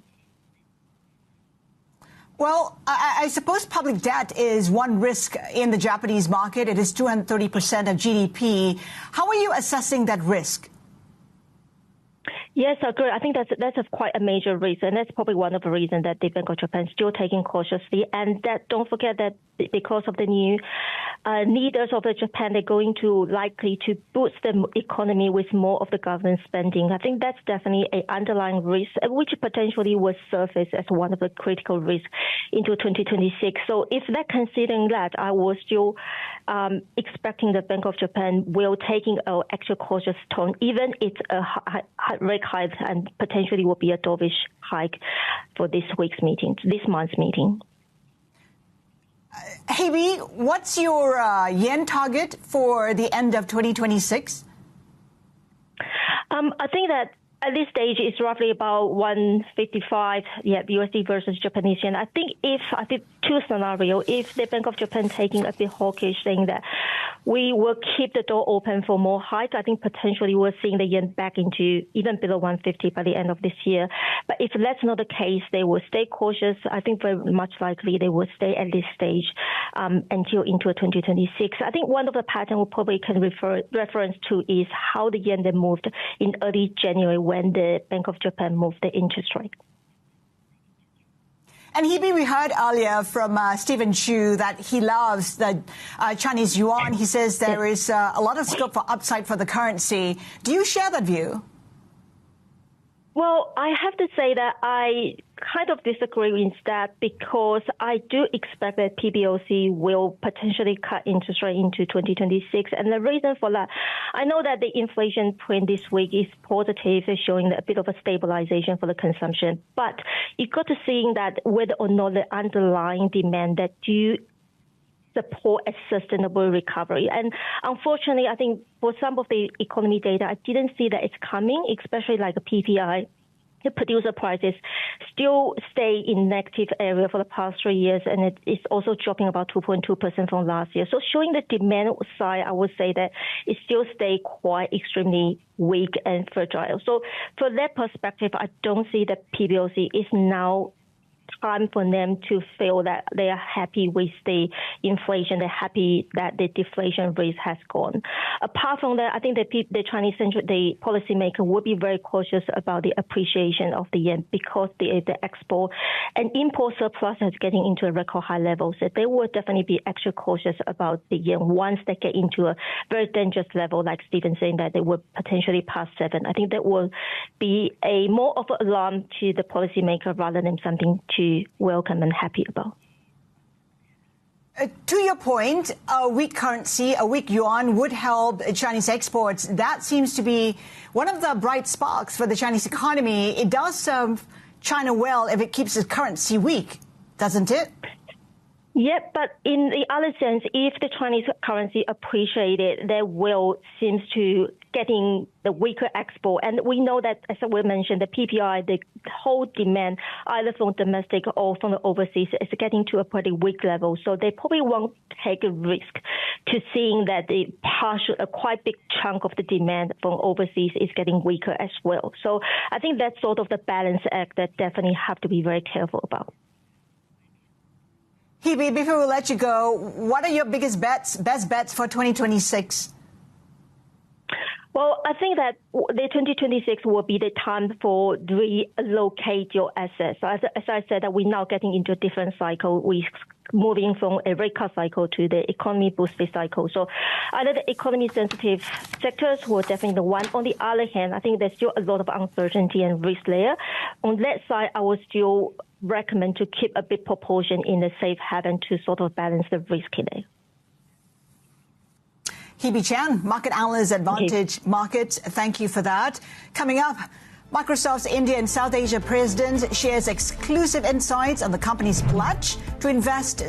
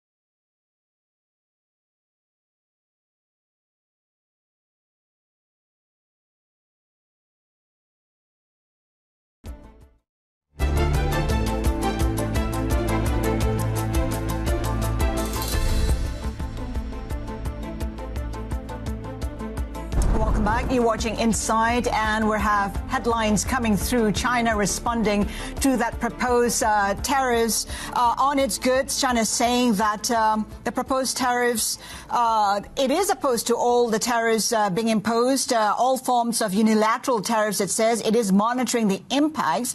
It's urging Mexico to correct that unilateralism quickly, to correct its mistakes and to correct its wrongdoing. And it says that any trade agreement should not harm China's interests. Again, China responding to the tariffs being proposed by Mexico. Now, speaking of tariffs and trade, U.S. and Indian officials have begun talks aimed at resolving differences and finalizing a trade deal.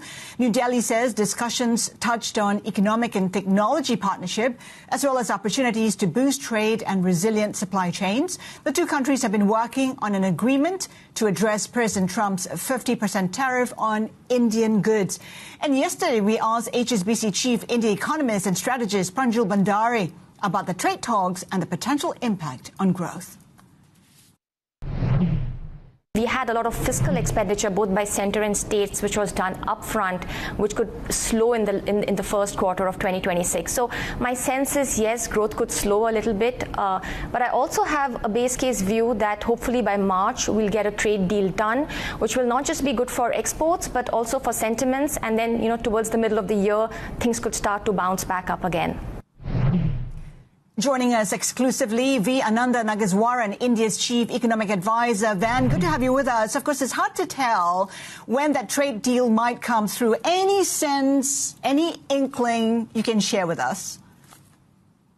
Thank you, Haslinda. Good to be back on your show. To be honest with you, right now it's very difficult to put a timeline to it because we all know very well by now, I think, through multiple rounds of conversations, most of the trade-related issues have been sorted out.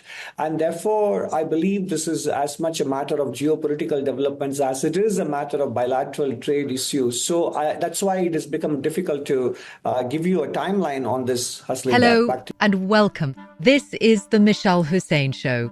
I'm Michelle Hussein. I speak with people like Elon Musk. I think I've done enough. And Shonda Rhimes. That's so cute. This will be a place where every weekend you can count on one essential conversation to help make sense of the world. So please join me, listen and subscribe to the Michelle Hussein Show from Bloomberg Weekend, wherever you get your podcasts. You certainly ask interesting questions. News when you want it with Bloomberg News Now. I'm Nathan Hager. And I'm Karen Moscow.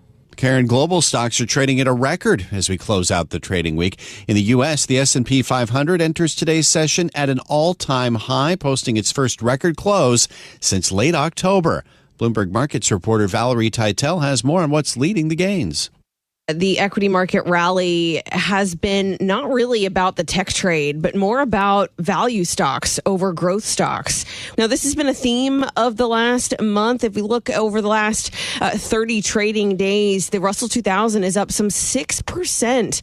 Meanwhile, the S&P 500 and the NASDAQ are just up around 0.5%. Yes, we did notch those record highs, the new fresh record high, the first one for the S&P 500 since October, but it's really been led by the value stocks. And you have to start wondering whether this is a trend that's going to start continuing into next year. Do we continue to see some of the froth come out of these AI valuations? Bloomberg Markets reporter Valerie Teitel notes the Russell 2000 index of the smallest U.S. stocks jumped 1.2% yesterday to close at its own record high. Well, Nathan, we're seeing weakness once again in an AI-related stock. A day after Oracle plunged almost 11%, shares of Broadcom are down almost 5% in early trading. The chipmaker's sales outlook for the AI market failed to meet investors' lofty expectations. CEO Hock Tan said the company, which competes with Nvidia, has a backlog of $73 billion in AI product orders, disappointing some investors. He later clarified that figure as a minimum. Bloomberg Intelligence senior analyst Kunjan Sabani says the market reaction is surprising. There seems to be an overall fatigue coming into the AI space, but fundamentally, when we just look at Broadcom, this was one of the most strongest AI semis report this quarter. I mean, they beat the AI revenue numbers for next quarter of their fiscal 1Q by almost 1.4 billion, which is a 20% upside to what the street was. And Bloomberg Intelligence's Kujan Sabani says Broadcom held off on giving an annual AI revenue forecast. Now, Karen, let's turn to the latest on the war in Ukraine. President Trump says the U.S. would be willing to contribute assistance to Ukraine as part of a security agreement to end the conflict. This comes as President Volodymyr Zelensky is proposing a referendum that would let Ukrainians vote on whether to hand the Donbas region to Russia. We get more from Bloomberg senior Europe correspondent Oliver Crook. This is a really interesting approach by Zelensky. I think that it's sort of rooted in the fundamental idea that Zelensky has adopted ever since that terrible meeting in the White House back in February, which is basically there are no bad ideas out of Washington, D.C. So something that even appears intensely confrontational and something that could be a collision between the Ukrainians and the Americans, basically Zelensky tries to use the momentum of that idea and put it in a channel that is actually favorable and useful to him. You saw that happen actually twice this week. Once on the question of holding elections within Ukraine, now talking about the issue of Donbass. This is clever for two reasons for Zelensky. The first, basically, it would prove that if the Ukrainian people vote against it and they say, listen, we are willing to endure this war, that Zelensky is not the impediment to peace. It is the Ukrainian people who have decided it. But also it puts on full display that this is a democratic nation and that they are going to the people to make the most difficult decisions. Bloomberg's Oliver Crook says the U.S. has dramatically scaled back direct military aid for Ukraine under President Trump. Well, Nathan, tensions between the U.S. and Venezuela have hit a new level this week, but the seizure of a massive oil supertanker may be just the beginning of a new phase of pressure against Venezuelan President Nicolas Maduro. President Trump says the military campaign against alleged drug trafficking boats from Venezuela has already been working. If you look at the drug traffic by sea is down 92%. And nobody can figure out who the 8% is because I have no idea. Anybody getting involved in that right now is not doing well. And we'll start that on land, too. It's going to be starting on land pretty soon. President Trump spoke from the Oval Office. Sources tell Bloomberg News the capture of the sanctioned oil vessel is meant to deny Maduro an economic lifeline and force him to give up power. The Treasury Department has already followed up the seizure with sanctions on 6 crude oil tankers and 4 of Maduro's so-called narco nephews. Well, President Trump's warning to Venezuela came, Karen, as he handed a big win to the tech industry. The president signed an executive order to go after state-level regulation of artificial intelligence. President Trump says the industry shouldn't have to navigate a patchwork of AI rules. You have to have a central source of approval. When they need approvals of things, they have to come to one source. They can't go to California, New York, and various other places. President Trump's order directs the Attorney General to set up an AI litigation task force to sue states if they have laws that are inconsistent with White House policy. It also orders the Commerce Department to publish an evaluation of onerous state laws within 90 days. Time now for the Bloomberg Sports Update, and we bring in John Stashower. John.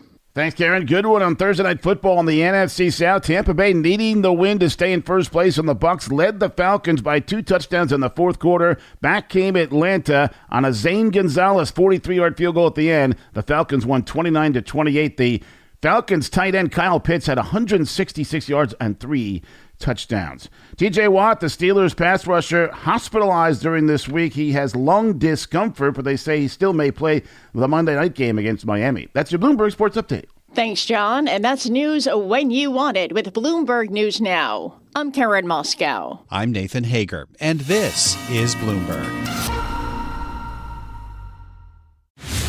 I'm Carol Masser. And I'm Tim Stenivek, inviting you to join us for the Bloomberg Business Week Daily Podcast. Now, every day we are bringing you reporting from the magazine that helps global leaders stay ahead. We've got insight on the people, the companies, and trends that are shaping today's complex economy. That's right, Tim. We're all over global business, finance, tech news, all as it is happening in real time. And we've got complete coverage of the U.S. market close. Gotta say, basically, if it impacts financial markets, if it impacts companies, if it's impacting trends and narratives that are out there, we are on it. We also have a lot of fun doing it. We have oil, fertilizers, edible oil, raw materials. They're all priced in USD. And with the Indian rupee in the doldrums, household consumption may get impacted.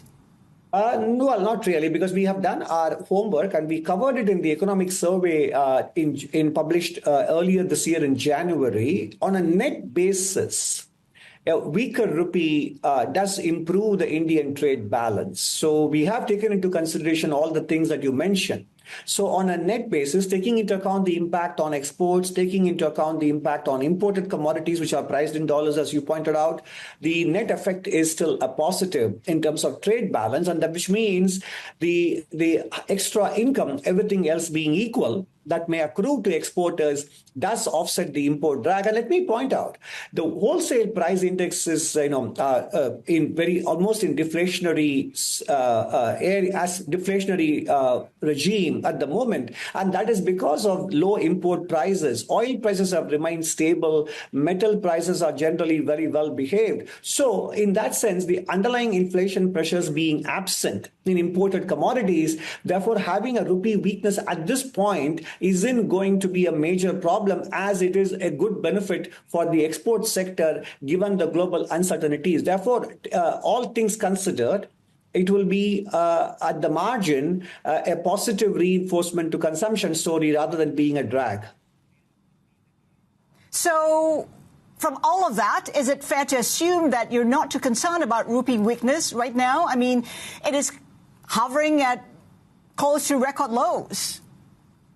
Look, I mean, the rupee weakness reflects the fact that, as you pointed out at the beginning of the conversation, that investors are kind of sitting out at this moment, and therefore the rupee is undershooting its economic fundamentals. If you look at the macroeconomic dashboard, whether it is economic growth or inflation, external deficit, or the banking system, or the resilience of consumption, corporate profitability, you can tick all those boxes and they're all green as far as India is concerned. So clearly there are times when financial markets fixated on particular aspects, optics that they're looking for, such as the trade dispute, trade agreement conclusion, etc. And recently, the artificial intelligence boom also drives capital to particular sections of the global economy. So all these things have kind of cast a shadow on the rupee, but it is reaching a point where the rupee will be substantially undervalued relative to the economic fundamentals that India has, and that will begin to reflect in the performance of the Indian rupee in the coming years. Right. So rupee undervalued, not reflecting fundamentals of the Indian economy. Right. How much undervalued is it? What is fair value then?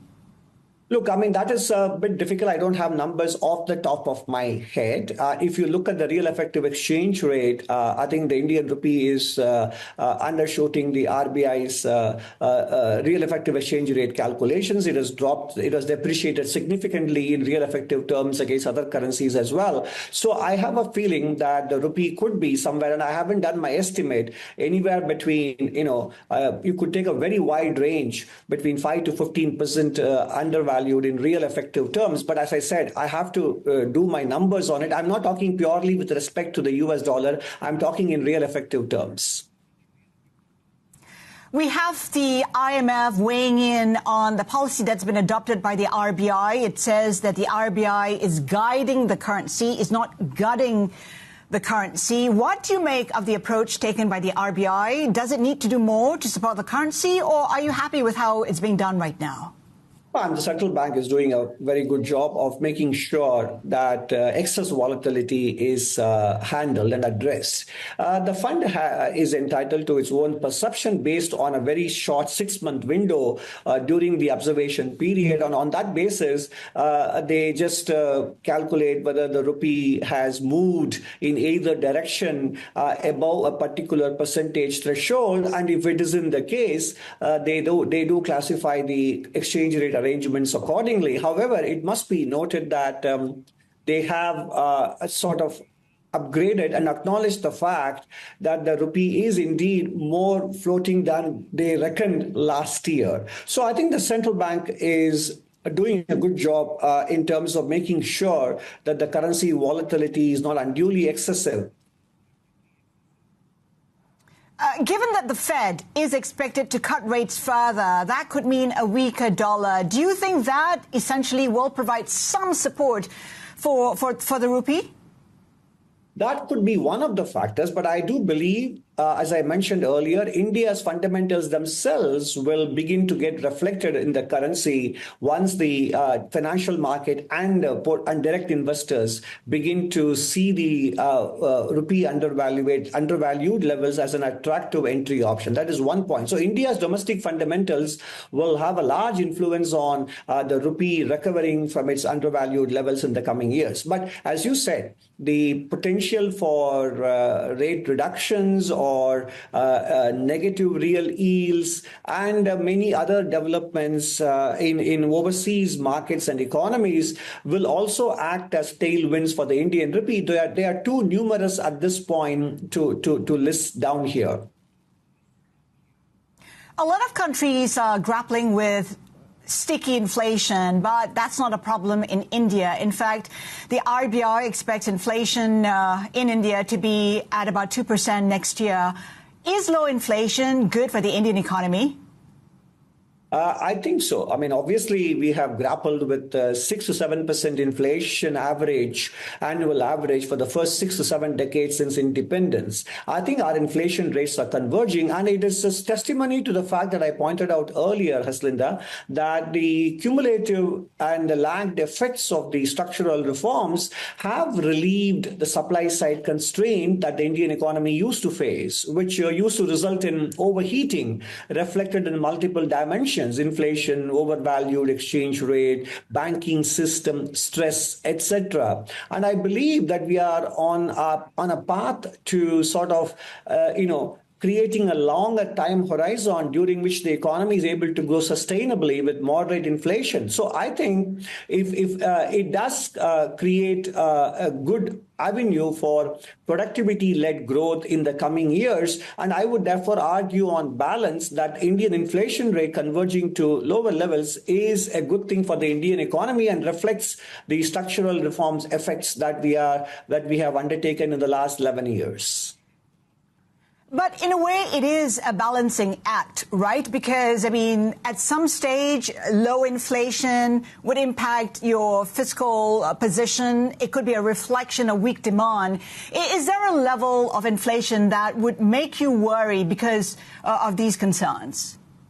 Well, obviously, if we have a sustained inflation rate of, 2% or below at the consumer price level, then we will have to see. But even there, I think it all depends on multiple factors. We may be underestimating the buoyancy, the coverage of the taxpayers brought into the Indian economy through formalization, through technological interventions, etc. So there are multiple factors at work that will have implications for fiscal balances. The low inflation obviously means a boost to real incomes compared to historical averages, more disposable income, more purchasing power, and therefore that will also result in better growth in real terms, and the quality of the growth composition will therefore be higher. Therefore, it is not necessarily a given that low inflation means lower fiscal revenue mobilization, etc. There are multiple factors at work here. I wouldn't conclude on that. I wouldn't conclude that way purely because inflation is going to be significantly below historical averages. Van, I want to take a look at recent developments to do with Indigo, how more than 3,000 flights were cancelled on the back of developments there. Given that travel and tourism accounts for, I think, about 3% of GDP, I mean, how are you looking at developments there, and how concerned are you about what we saw recently? Linda, I'm not an equity person, and I do believe, and I also heard the statement made by the chairperson of the company. I think the traffic conditions, the normalization of the availability of planes has been restored. The Ministry of Civil Aviation and DGCA are looking into it. And in a way, I think as always the case in macro situations or in similar corporate situations, a development of this nature will only mean better systems and better resilience going forward. So I think I do see the bright side of these kinds of developments, no matter how extremely stressful and difficult it has been for some of the passengers. For a lot of passengers. But I think in the long run, this would make the Indian aviation system, apart from the company itself, stronger and better for it in terms of planning, in terms of long-term thinking, etc. I stand corrected. In fact, the travel and tourism industry accounts for about 7% of GDP. To that point, then, I'm just wondering, how are you assessing the risk? I mean, 7% of GDP is substantial if you see continued problems in the aviation space. No, I don't think so. I think, naturally, since the event is very recent, there is a tendency to overanalyze or amplify the impact. But as and when and it will not be easy, I agree, for the company to live down the last one week or 10 days of difficult developments. But if they are able to sustain better operations and more reliability, this will slowly fade into the background. And I think the market is growing on the back of higher purchasing power and disposable incomes. I don't see a long-term impact of this on the Indian domestic or foreign tourism into India. Van, always a pleasure to have you on the show. V. Ananda Nageswaran, Indian Chief Economic Advisor there. Thank you so much for your time. Plenty more ahead. Keep it here with us. This is Bloomberg.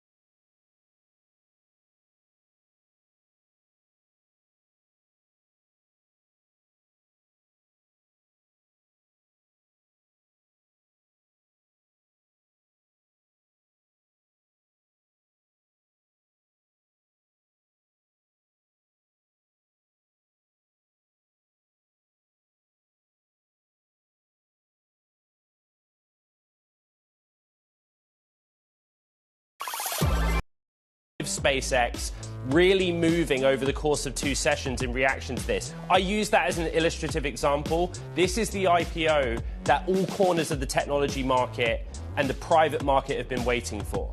Let's bring in Bloomberg Space editor, Eric Johnson. Eric broke this story with me yesterday afternoon. And we'll go back to the basics of what we're reporting, Eric, because there's a lot of data in there. But the main headline, I suppose, beyond the valuation is SpaceX wants to raise north of $30 billion. You and I are getting a sense on why they need that capital. Ed, great to be here, and congratulations on your scoop and great reporting. Yes, they are. What we're hearing is a $30 billion raise, which, if you look at the history of SpaceX, Musk is known for his grandiose visions. They're building Starship, a colossal rocket, which he expects to put humans on the moon and eventually one day go to Mars, so the money could be used for that. He also has talked about, as you mentioned, the idea of putting data centers in space, harnessing solar power and having a huge amount of computing resources in space. They would need to buy chips to do so the money could be used for that. Of course, the other side of SpaceX is Starlink, the satellite internet business, which has grown substantially over the past few years. So there's a huge portfolio that SpaceX is bringing as they transform space travel. Eric, we're showing the other part of what we reported, which is, through our reporting, confirmation of this tender or secondary offering that's going on. In other words, SpaceX allowing employees to sell shares, but to do that, they need to set a price, and that gives a valuation. We've now done that reporting. Run us through the numbers that we need to know about this tender. And for me, the important bit here is that this kind of settles valuation ahead of that IPO. Absolutely. This level sets the market valuation as a precursor to the IPO. But essentially, SpaceX runs biannual tender offers, secondary offerings, where they allow existing shareholders, employees, and others, insiders, to essentially generate liquidity from their piece of SpaceX. And so as part of that, they set a valuation of $800 billion, which is a record, beating OpenAI's latest tally from October of $500 billion. So making it, once again, the most valuable startup in the world. So this is walking up to that IPO. And of course, as you mentioned, the IPO would be 1.5 trillion, roughly, valuation. In the private markets, the share price right now is about $421 a share. There is so much left to discuss. I think that a lot of people will say, how expected was this? We've done reporting over a number of years, actually, on the space team, that originally the focus was on spinning off Starlink, right? Because you and I also reported some of the financials for SpaceX in this current year and next year. Starlink right now is really the cash cow for this company. That's right. They bring in the majority of revenue. They're expected to do so last year. As I said, they've got thousands of satellites in low Earth orbit. It's a booming business, millions of customers. I've flown on many flights around the country that airlines are starting to use Starlink. You're starting to, the customer reviews are favorable. So I think investors are seeing that growth.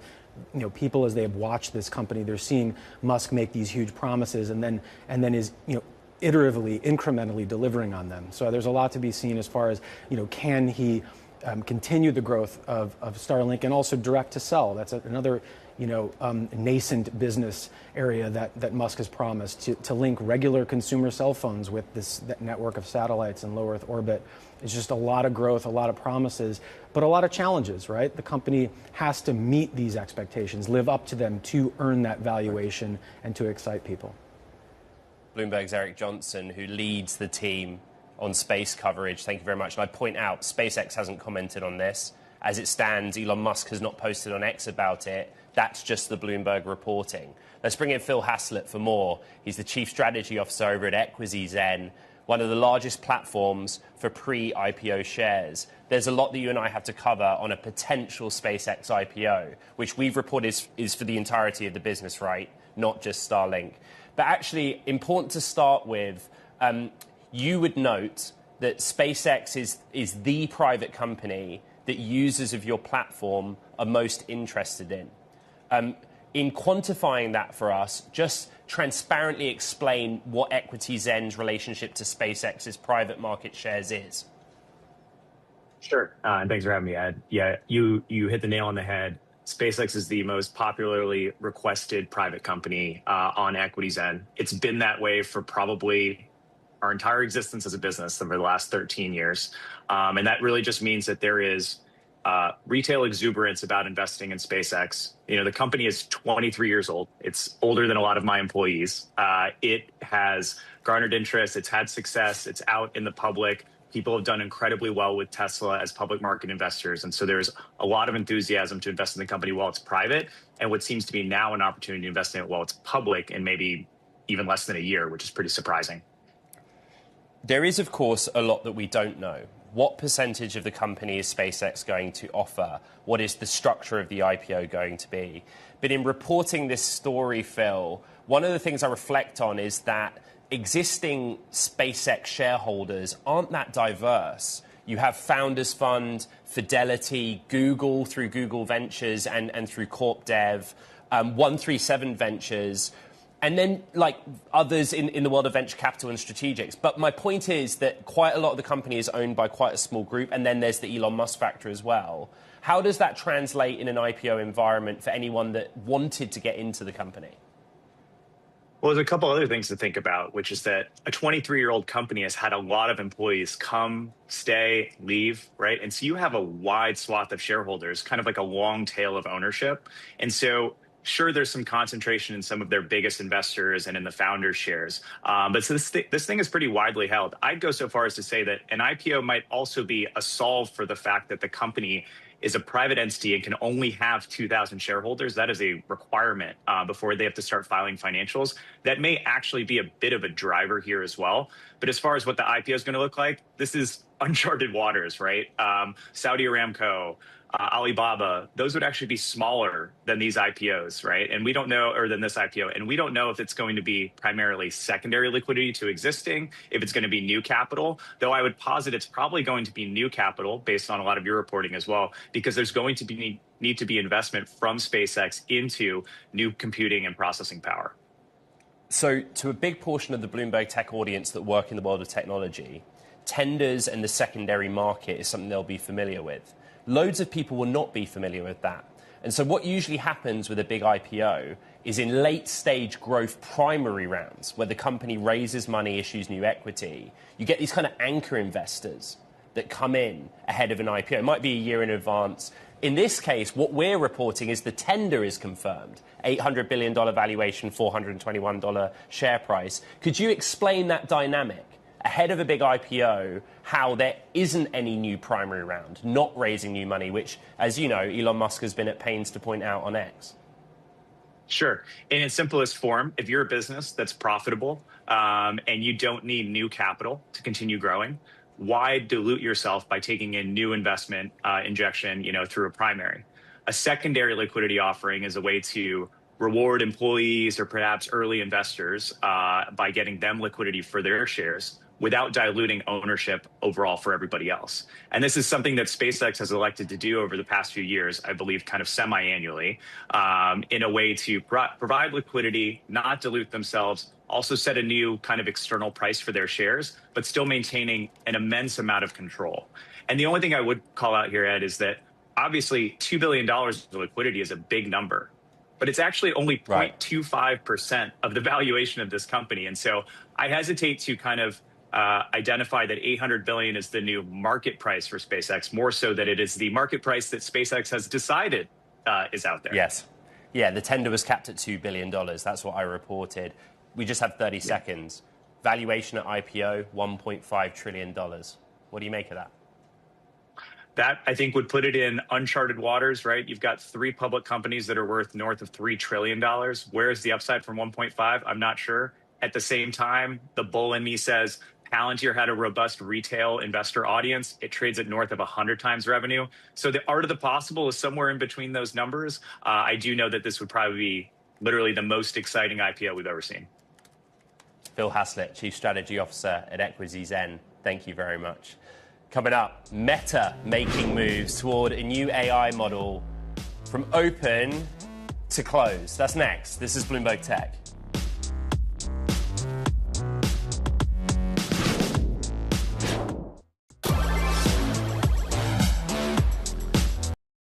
In Indonesia holds 40% of the world's geothermal potential. It's essential as Indonesia strives to realize its net zero ambitions. Barito Renewables is unlocking this resource with continued investment.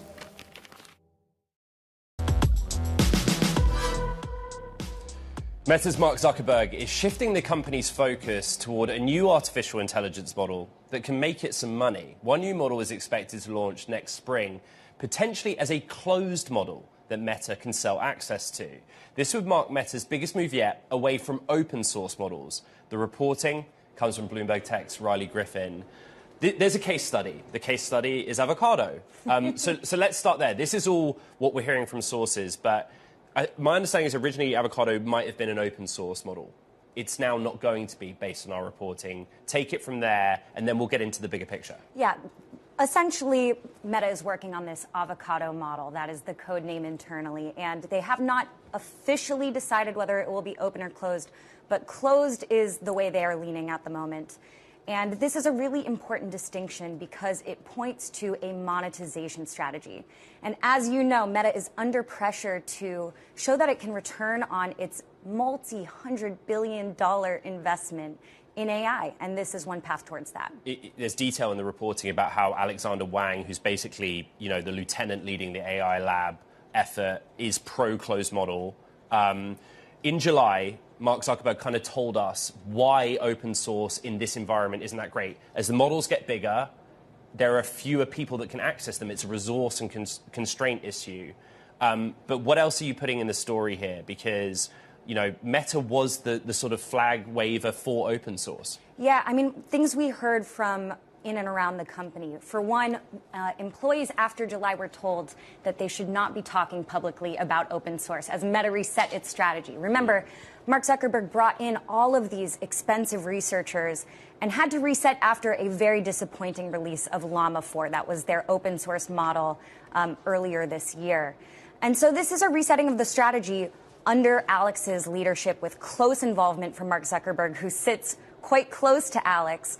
And the pressure is leading to tensions, too. But that steer to employees internally to not be speaking publicly about open source should be a big tell. The report is a must-read. Bloomberg's Riley Griffin with the reporting alongside Kurt Wagner. Thank you very much.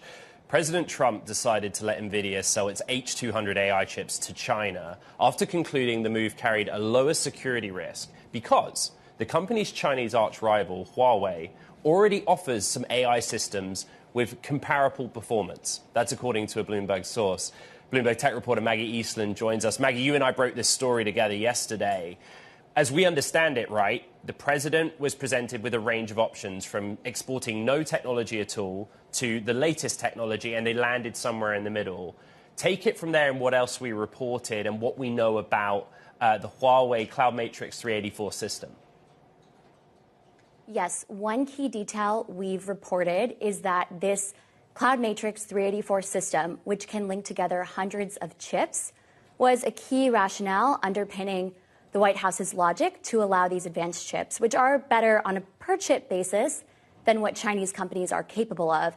However, as was made clear in our reporting, the White House is looking at this more at a system level, and their understanding was that Huawei's systems are actually advancing quite quickly. So that was the rationale here, and though this is a paradigm shift from previous administrations, during which Huawei's advancements were an impetus to actually crack down and further restrict those Chinese companies, now that same evidence is being used as a reason to loosen controls and kick off this new strategy of selling Nvidia chips to China.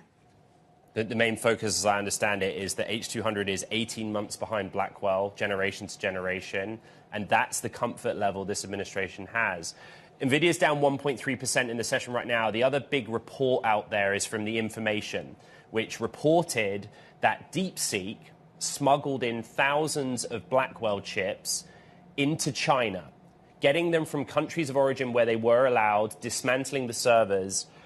Nvidia has come out with a statement, Maggie, pushing back on that report. Let's start with that Nvidia statement, please. Yes, so Nvidia has said that these smuggling claims are a bit far-fetched in its own words, and while it investigates every tip it receives, it hasn't seen evidence of this. Now, one interesting thing from the report, Jensen Huang has said before that these Blackwell racks are just a bit too heavy to be feasible to smuggle. But this report from the information did say that the smuggling for DeepSeek took place in these sort of 8 chip segments that could potentially fit in a suitcase. Bloomberg's Maggie Eastland, who's out in D.C., covers the intersection of tech and politics with the reporting. Thank you very much. Another story, Amazon pledged to invest $35 billion in India over the next 5 years, boosting its spending in the key growth market to expand in businesses from quick commerce to cloud computing. The e-commerce giant says it will invest in areas such as AI and logistics infrastructure, and that the planned outlay through 2030 will help create an additional 1 million jobs in India.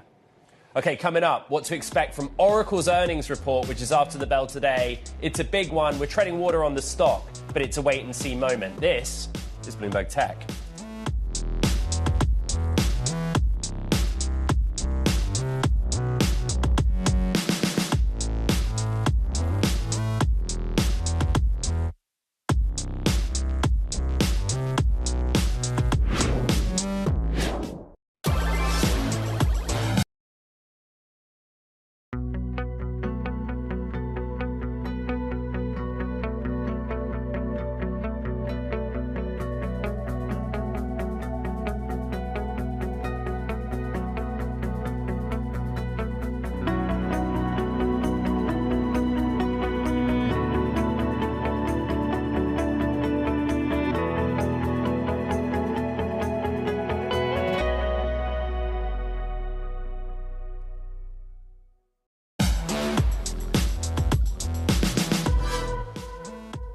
Oracle reporting earnings after the bell. This is the story.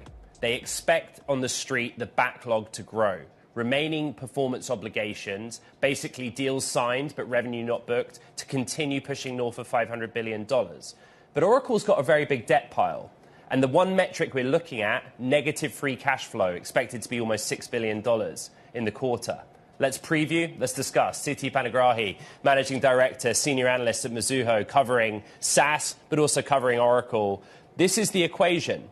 We want to see growth in the cloud division, OCI in particular. But in the background, there's that stat. Oracle swinging to negative free cash flow for the first time since 1992. Remind us what your price target and call is on the stock, and then how you feel about that stat. That's great. Thanks for having me here. Look, I think what you said right. At this point, investors are concerned about free cash flow. Mostly, they have to build massive capex build out for AI capacity, data center build out.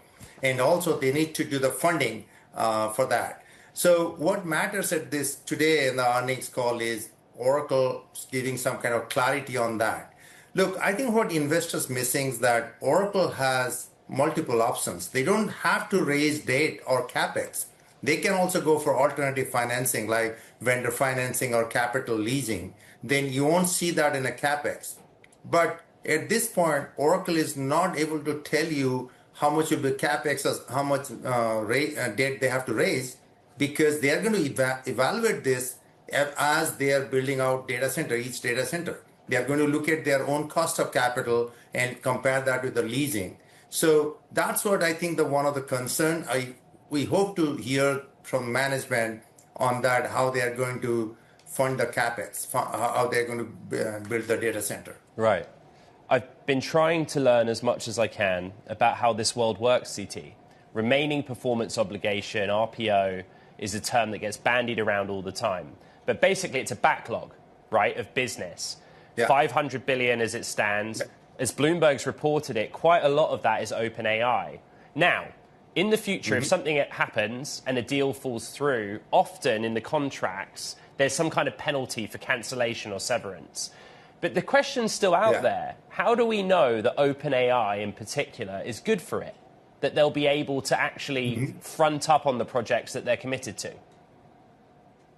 Yeah, I mean, that's a fair point, as you say. But if you look at right now, there are like a handful of AI companies, like 3 or 4, OpenAI, Anthropic, Meta, and xAI. So Oracle got most of them, except Anthropic. So yes, and OpenAI is the trailblazer in that. So if they have that as a customer, that's, I think, most important at this point. To your point, can OpenAI pay or that contract will fall apart? Look, this is a non-cancelable contract, what Oracle says. So with that, and there will be demand. If we think about AI at this point, the rate it's growing, probably will need that demand at this point. But I think if you look at the concern, Oracle lost more than $300 billion market cap. And OpenAI contract is only $300 billion. I think, if I remember, it's $322 billion dollar market cap loss. So even investors are more skeptical beyond even OpenAI at this point, which we don't think. Like, core business is still doing well. The way we are looking at it, you asked about the price target. I think if you are an investor, you need to believe on this long-term AI story. Growth is accelerating, $21 EPS they guided for fiscal 30. And if you discount it back, even applying 25 times, we get to this $400 price target. Sidi, we just have less than a minute here. Do you like this co-CEO structure and the leadership of Oracle? Yes, I think the way right now OCI is very important for Oracle. So that's where they're separating OCI. As Clay is going to, he's going to supervise, he's going to look at that business, and rest of the application and rest of the business, Mike Sicilia is going to do it. I think this model works. Larry's still there. He's the chairman. He's leading the group, leading the company there. So we like it. I think we'll see how it goes. Oracle down 0.3%. We're treading water. That is the big earnings print after the bell. Siti Panagrahi of Mizuho. Great to have you on the show. Thank you. Now, coming up, Netflix is back to borrowing, and it's heavy. But now it has a stronger balance sheet to make the case. We're going to go back to the big Warner Brothers Discovery saga. Coming up next, we're going to get the analyst tape, we're going to get the reporting, and then we're going to go bigger picture on what's happening down in Hollywood. Halftime. This is Bloomberg Tech.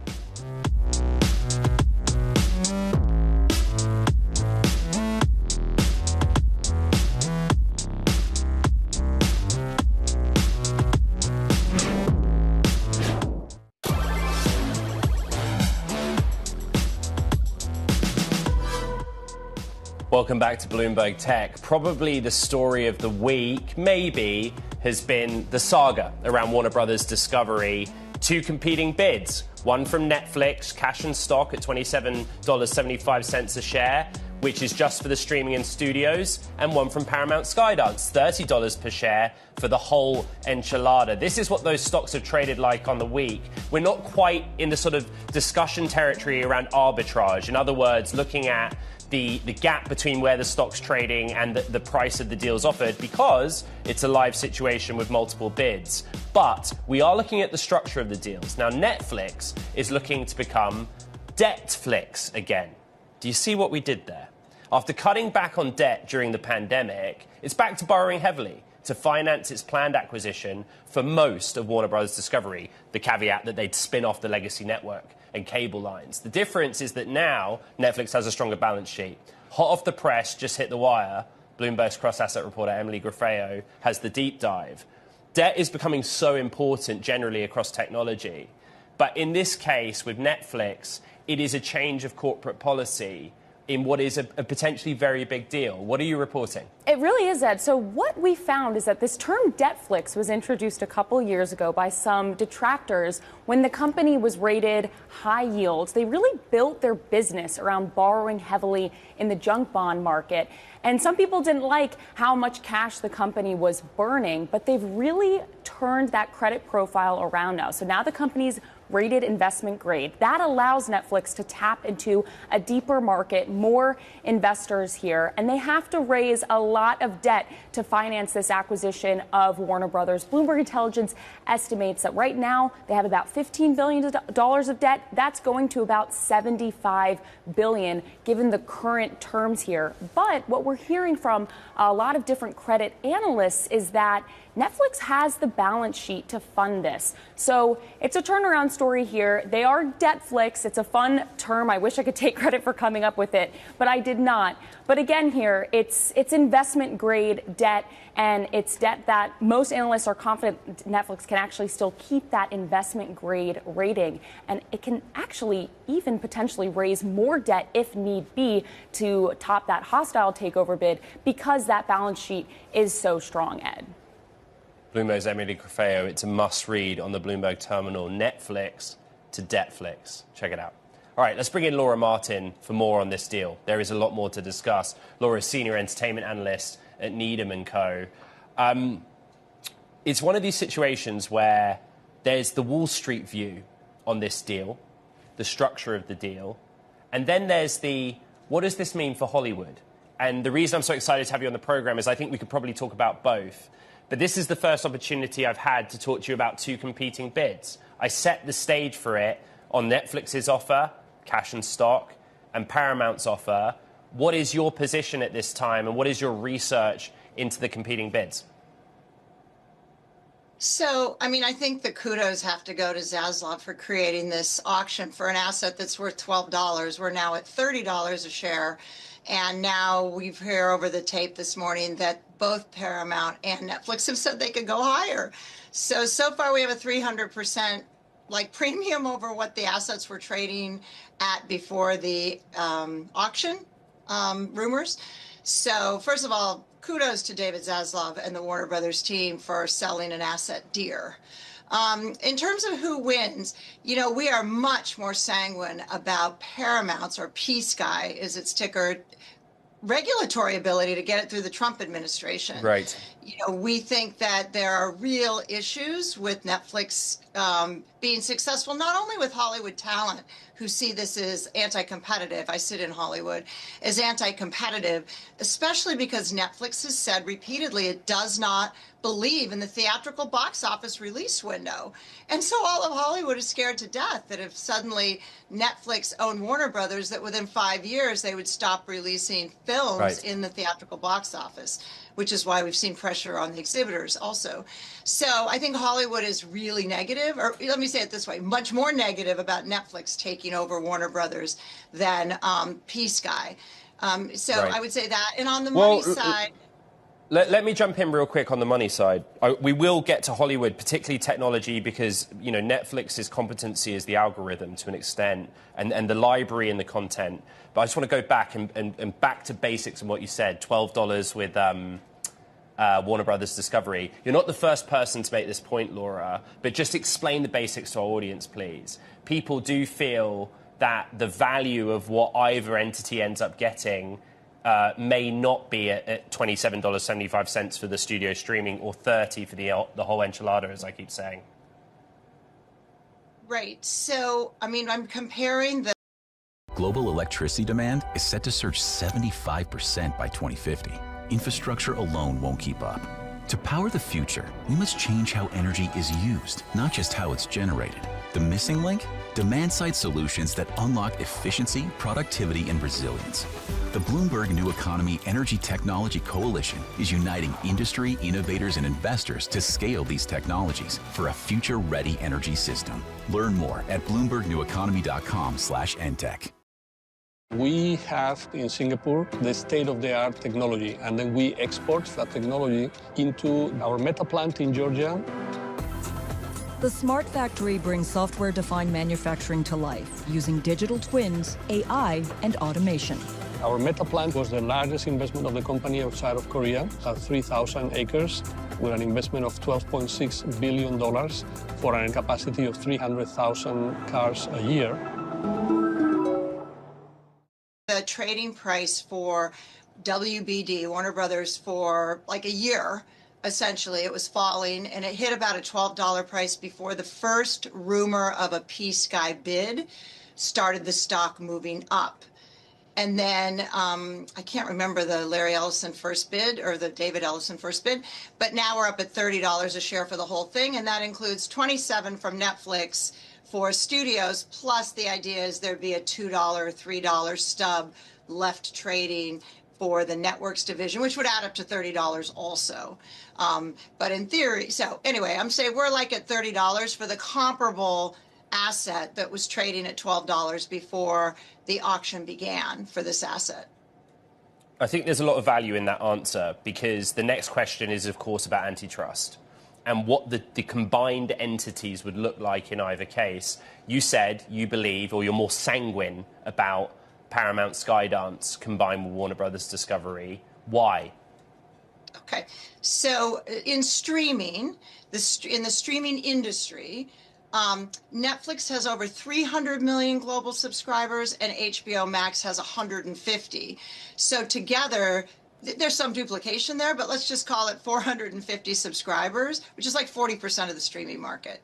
Whereas Paramount, or P-Sky it's now called, has 75 million subscribers that you would add to the HBO, which is 150. So now you're at 225 million subscribers, much smaller market share of streaming than if you combine Netflix, which is the industry leader, with Warner Brothers HBO Max asset, streaming asset. So I would say that's one reason. And then the Hollywood studios, as you know, Netflix is one of the largest global creators of content, and you would combine it with Warner Brothers, which is one of the largest global creators of content. They have different windows, meaning distribution windows, meaning Netflix primarily creates for television, direct to streaming, the television screen, and Warner Brothers primarily creates content for both TV, but also the film business. It's a big film distributor. So I think the idea is putting these two huge content creators together would dampen competition for talent and lower prices for talent, and also raise prices for consumer. That is not a concern with P-Sky buying Warner Brothers. Laura, we have less than a minute. Netflix would argue, and I am simplifying, that, it would simplify it for the consumer. Having HBO Max, Netflix, people have multiple subscriptions. But it sounds like you don't think that argument will make traction. Oh, no, it would simplify it for the consumer. But if they collapse, the thinking is they would collapse Netflix and HBO Max. Great. But what happens to the price? The consumer is going to get a much higher price if you add those two things together. So it's simpler. But really, monopoly policy isn't based on simplicity versus complexity. It's based on the price to the consumer and consumer welfare. And price is part of consumer welfare. Actually, simplicity is not in the laws as a driving factor, but price is. And price would go up for consumers if they combine those two assets, I think. Laura Martin of Needham, it's great to have you back on Bloomberg Tech. I suspect we'll be talking about this deal for quite a long time to come. Thank you. Sticking with entertainment M&A, Disney co-chairman Dana Wollman sat down last month with Bloomberg's Emily Chang for an episode of The Circuit to discuss broadly the M&A landscape and what she thinks of the competition coming out of a potential merger. Listen to this. I don't worry about a stronger competitor coming out of it, because we already went through an incredible transformation in 2019 as Disney integrated the entertainment assets of Fox. We already went through, a big M&A event to expand our library, to increase the amount of IP that we ultimately could take over the top directly to the consumer. So I'm not worried right now. I also think whomever ends up in this situation acquiring WBD or any asset that's available, these are situations that require a lot of time for regulatory approval, time for integration, time to figure out, how to combine apps, a lot of the things that we've already been through.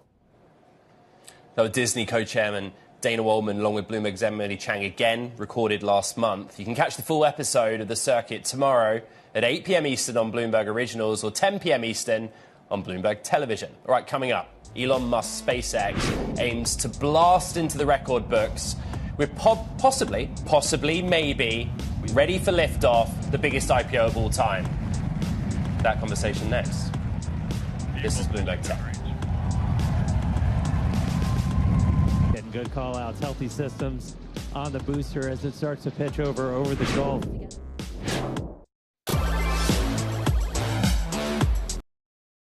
Indonesia holds 40% of the world's geothermal potential, but has tapped just 9% of its reserves.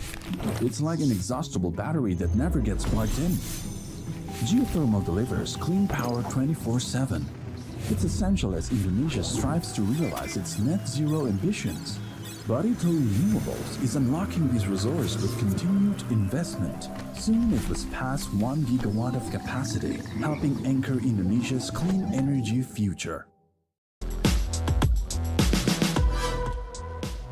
Okay, back to our top story. SpaceX shooting for the stars yet again, this time in the financial context. Sources tell us the Elon Musk-led space company well underway with plans for an IPO that would seek to raise far above $30 billion with a targeted valuation around $1.5 trillion. That would make this, by money raised, the biggest IPO ever. A representative for SpaceX didn't respond to my many requests for comment. Joining us to discuss is Will Whitehorn, chairman of Seraphim Space. Will was also former chairman of Virgin Galactic, somebody who's worked side by side with Richard Branson in the domain of commercial space. We have a lot to get to. Seraphim, an investor in all kinds of different space assets. And it's the space asset that I think is central to this SpaceX IPO story. My reporting is that they want to raise the capital for the SpaceX AI cluster, the SpaceX AI stack, space-based data center. Your reaction to that, Will? Well, I think that's probably right. And I think that this is a seismic event for the entire space industry. We're not going to see the like of this. I think it's going to cause huge changes to the companies that are suppliers to SpaceX, to the whole massive kind of environment that they've created, particularly in the United States and in the UK, some companies. There's a company in the UK called Filtronic, for example, which has become a major supplier to SpaceX. Many of the companies in the Seraphim portfolio, they launch on SpaceX rockets. Starlink has obviously, when you link Starlink to AI, to data centers, you are seeing an entire ecosystem of businesses growing up. And many other constellations will benefit from this. There'll be in-orbit servicing, more data analytics coming out through the space industry. Space and AI will become interlinked in a way they've never been before. I mean, space really is going through a lot of change as it goes through this industrial revolution. Will, we're going to question, report on, react to wherever the valuation of this company settles. My reporting, again, is that the target, based on what they want to raise, the percentage of the company they offer, $1.5 trillion. But macro, this is an industry, private commercial space that's growing. What is Seraphim seeing?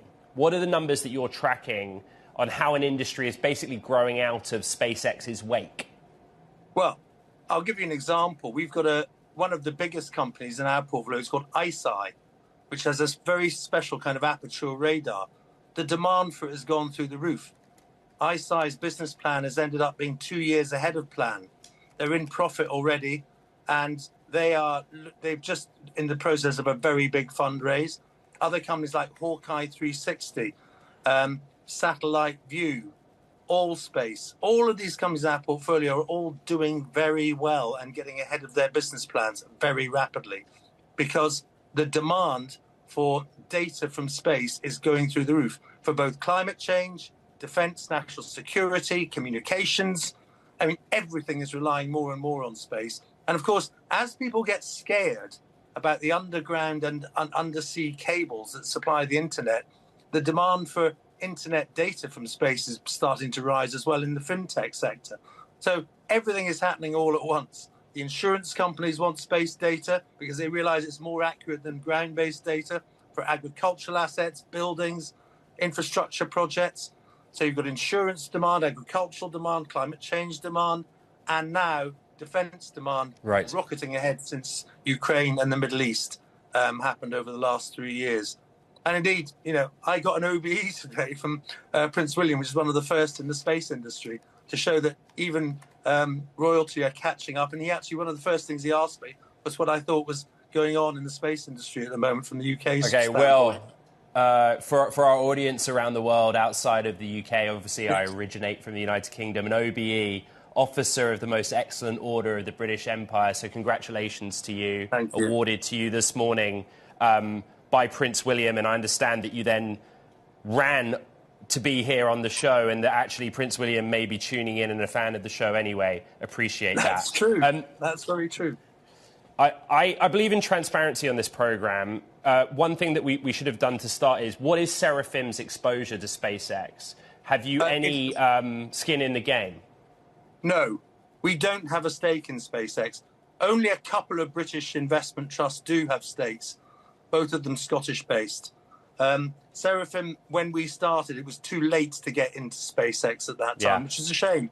But we have a lot of exposure to companies that I think are going to really benefit from this huge ecosystem of new investment that SpaceX will create. And I'm looking personally at other companies that will benefit. And in fact, I bought a stake in one today, which I think will be a beneficiary. This will have, as I said, a seismic effect on an industry already undergoing an industrial revolution.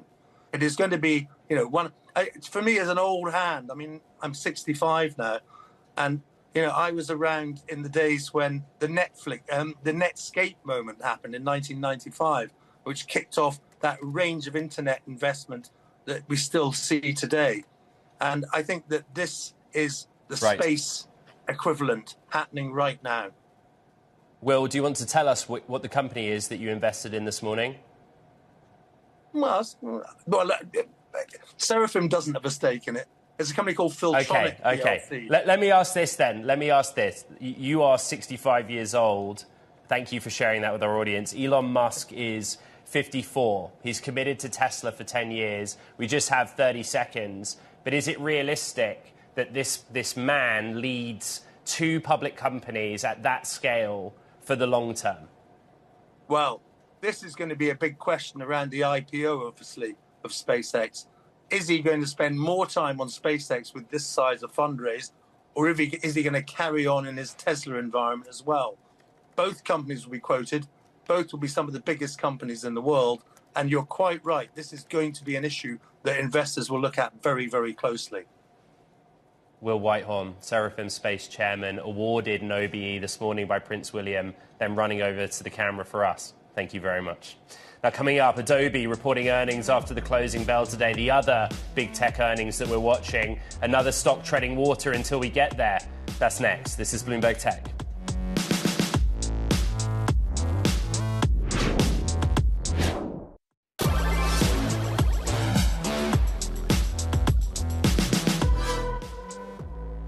Adobe set to report Q4 earnings this afternoon after the bell as the company looks to convince investors it is on the right track in the AI era. Bloomberg Intelligence says Adobe could see its annual recurring revenue target in the low double digits for 2026. Let's get out to Bloomberg's Matt Day in Seattle with the preview. Matt, what do we need to know?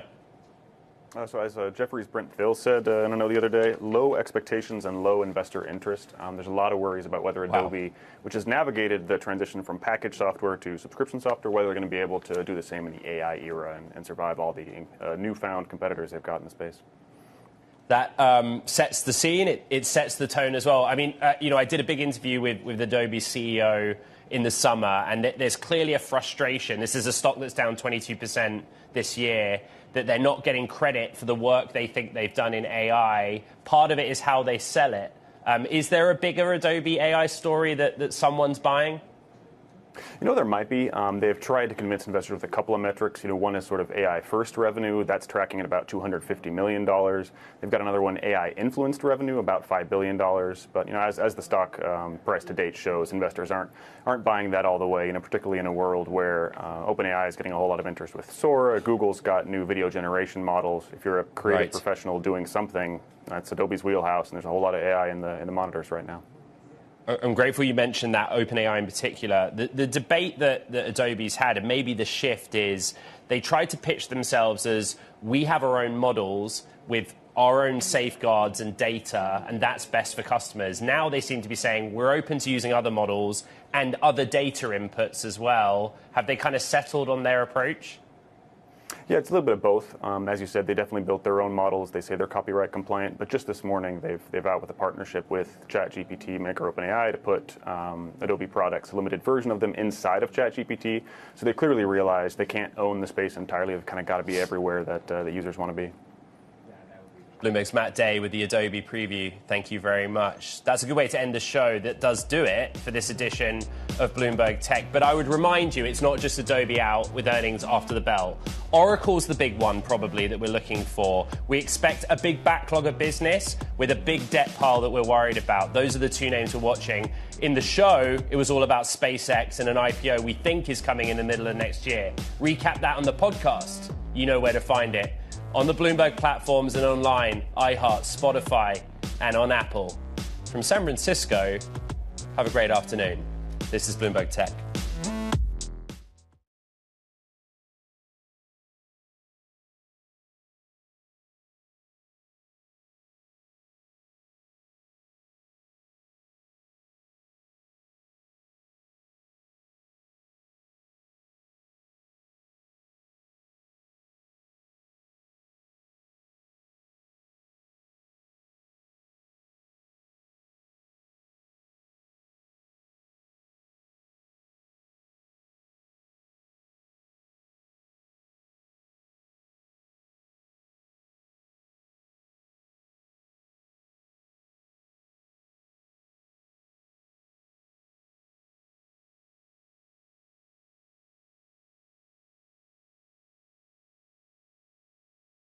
Coming ever higher in the global AI race. Companies spending vast sums on deals of all kinds, including data centers and people. The biggest brains in the field can now reportedly command pay packages of up to $200 million. Leading AI for one of the biggest companies of all, Microsoft, is Mustafa Suleyman. He's now trying to give Microsoft's AI autonomous capability. And he's also thinking about the next frontier, which he says is super intelligence. You'll hear him explain all of that to me. But as ever, on the Michelle Hussein Show, this conversation is about the person as well as the work.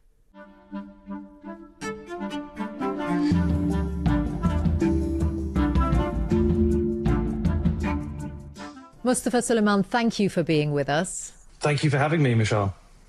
I'd love to start by getting your insight into a world which is your everyday world, but which is still developing for most of us, and to understand what are the uses of AI that are in your life that the rest of us might not be using yet? It's funny you ask, because yesterday night I stayed up far too late watching a film, and afterwards I added to a table that I've made in Copilot, which basically records all the films that I love, films that I want to watch, lists them by date, describes what they were about. I add my personal notes to it, gives me a link to the film poster.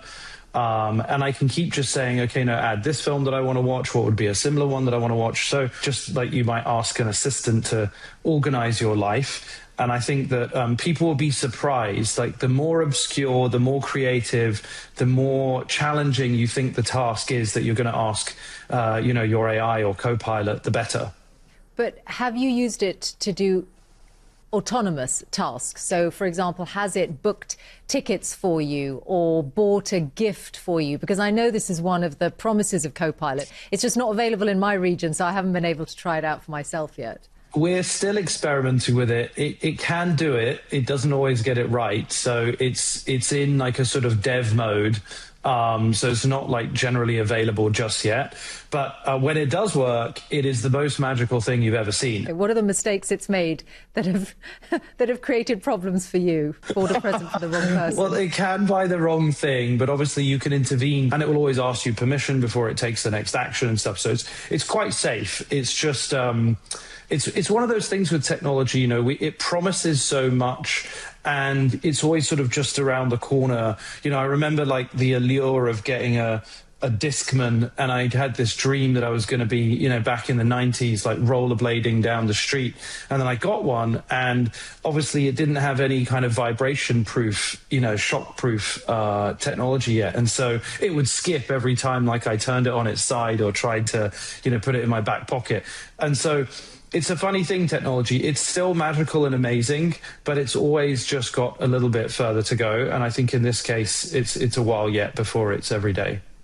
And I guess that given everything you've seen, you're one of the founders of DeepMind, and you've worked at Google and had your own AI company, Inflection, before you came to Microsoft. Does that mean that when you see these hiccups or these stages of development, you have faith, you don't get frustrated? Because you remember the moment when, back in 2016, when your AI model beat the world champion at Go, which was a huge moment for AI. Yeah, I mean, I think I'm very stoic about these things. Like, I know that it's going to work in the next 6 months or 12 months, or maybe the worst case, 18 months. But, you know, I think we've got a pretty good rhythm now of picking things which are not too far away, but are genuinely transformative. And also, you know, it's important to remember how magical it is today. It can generate images, it can generate videos. I mean, it is already, you know, sort of superhuman magical. And I think I'm just one of those people that's still inspired by what it can do at any given moment. By this time next year, could I be buying my Christmas presents using an autonomous AI agent? Yeah, I'm pretty certain that you will be. Yeah, I think it's highly, highly likely. So speaking of magical things, the recent announcement that you made at Microsoft about superintelligence, that's a term which has really crept into the public debate thanks to you and others in the last few months. When you use the term superintelligence, what does it mean to you? I mean, superintelligence in the industry today means an AI system that can learn any new task and perform better than all humans combined at all tasks. So it is a very high bar. And at the moment, it comes with a great deal of risk. It is not clear. In fact, it's very uncertain how we would contain and so limit its capabilities and align, so get a system like that to care a lot about humans and want us to succeed and flourish. It's very unclear how we would contain and align a system that is so much more powerful than us. And so the framing that I prefer is one of a humanist superintelligence, one that is always in our corner, on our team, aligned to human interests. And until we can prove that it will remain safe, we won't continue to develop a system that has the potential to run away from us and to get out the box. And I think that that's an obvious thing to say. Like, that feels like, you know, a statement of fact, like everybody should agree to that. And yet, you know, I think it's kind of a novel position in the industry at the moment. So is that how you're trying to set Microsoft apart? A lot of people are working on superintelligence. Are you trying to make Microsoft distinctive by saying we will always use it through a humanist lens? Yes, that is our position. You know, Microsoft is a company that's been around for 50 years. It is very careful. It's highly trusted. 90% of the S&P 500 use us to provide email and operating systems and everyday productivity tools, which are now among the best in the world with Copilot. And, you know, I think that we've got that reputation because the company's been careful, and we're going to continue to be careful. And setting out a vision of humanist superintelligence is part of that program. So what does that mean for your rivals in that field, some of whom you work closely with, like OpenAI, which I'm sure we'll talk more about? But does it mean that they're the Wild West and you're the moral ones? I think that everybody has to decide what they stand for and how they operate. And I don't want to judge how they're operating. Right now, I don't see any evidence of large-scale mass harm. I don't see any indication that these things are improving themselves or operating autonomously. But we all predict a time in the next 5 years, maybe in the next 10 years, where these capabilities do start to emerge, and systems like this could set their own goals, or they could improve their own code, or they could act autonomously. Those things are, you know, sort of capabilities that I've clearly outlined as increasing the level of risk, and therefore We have to approach them with caution, with more transparency and audit, with more government engagement, and make proactive declarations about how close we are to those three capabilities.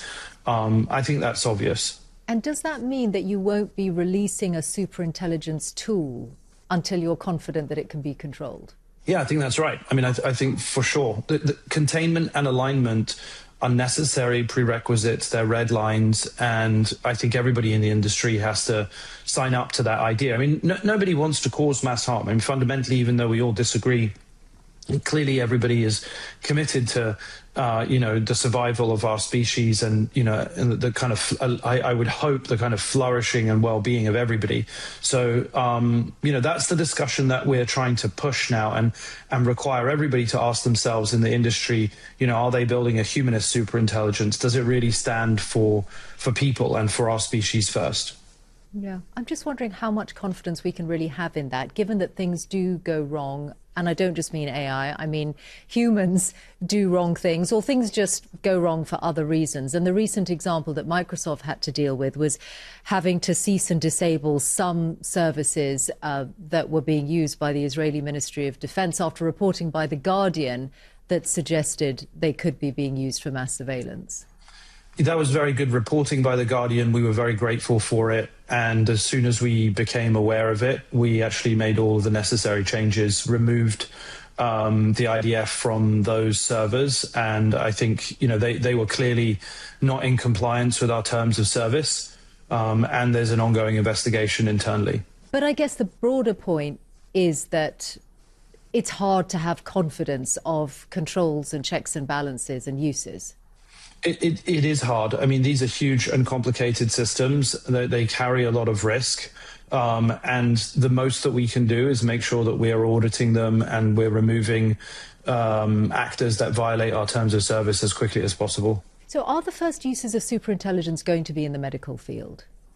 I think so. I think that this is probably the most exciting application of superintelligence. I think we now have systems that can diagnose any rare condition that is found in the literature significantly better than human performance, and do so with fewer tests and interventions. And that's the key thing. It's like often it's actually quite expensive to run medical intervention tests before you get to a diagnosis, and often they can be unnecessary too, and they take time. And then in that process, the condition can often worsen.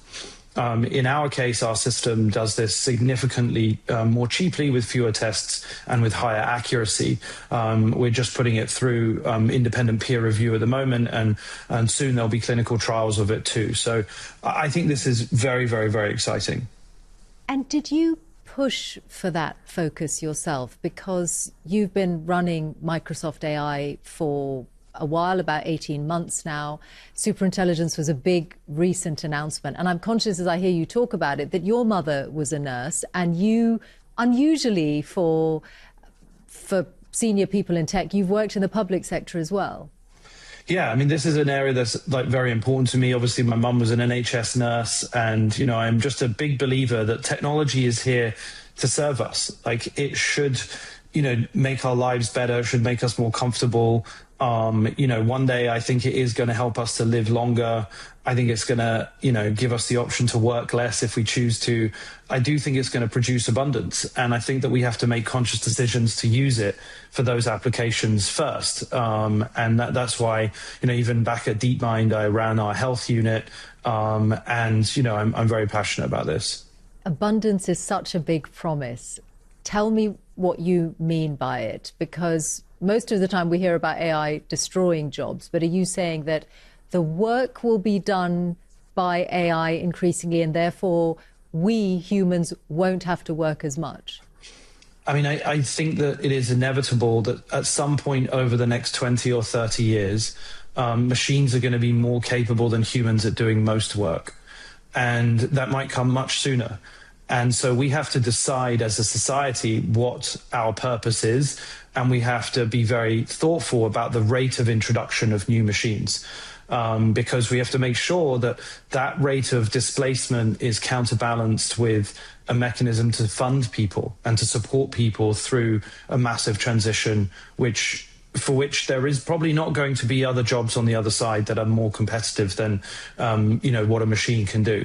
And so this is a real big step change in what it is to organize society. But do you believe in the idea of a universal basic income, that that's what AI, being very productive, making the economy more productive, could unlock? Yeah, I mean, I think I've long been on record saying that I think that is both inevitable and very desirable. I mean, we already live in a world of abundance. It's just poorly distributed. We already have more calories to consume. We have an incredible amount of food wastage. It's just unevenly distributed. And now that value isn't just manifested in atoms like food and cars and physical things. It's manifested in digital goods, ideas, knowledge, intelligence. And that's actually great news, because that can proliferate. It can spread extremely quickly around the entire world. I mean, these LLMs and chatbots have been the fastest spreading technology in history. I mean, basically 2 billion annual users in the space of 3 years. And that's actually amazing, because it's delivering knowledge to every single person who wants to use it on their phone in the current sort of format and device they already use. So I think that we have no problem with getting technology out and available to everybody, because there's going to be massive competitive forces to reduce the cost of experiencing an AI. I think the challenge we're going to have to figure out is how we tax and redistribute so that the transition is a healthy one. Tell me more about where these ideas and your beliefs came from or come from. Your mother was a nurse, but the family you grew up in London in the 1980s and 1990s, how would you describe it?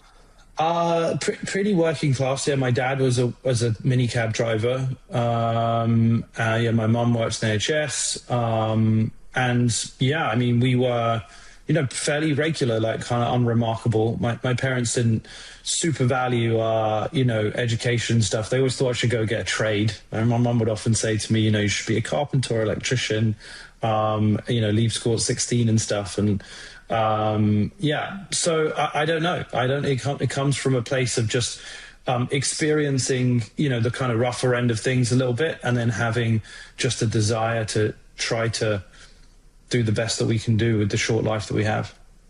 Your dad had come to the UK from Syria. Did your parents meet in England? Yes, yeah, that's right. And what happened when you were 16, Mustafa? Because I read that when your parents split up, you and your brother, your younger brother, were pretty much left to fend for themselves. That's true, yeah. I don't know where you read that, but yeah, me and my younger brother did live on our own for a few years, yeah. I think you mentioned this in a Guardian interview a couple of years ago when your book was coming out, but I'm really curious to know more about what it taught you and how you dealt with it at the time. I think that when you're that age, you're just sort of precocious and overconfident and fearless, and I didn't really notice it at the time. We were... we had everything that we needed, and it worked out pretty well. And this is in a crucial time, the last couple of years of school, and you did do well in those last couple of years of school because you ended up getting to Oxford.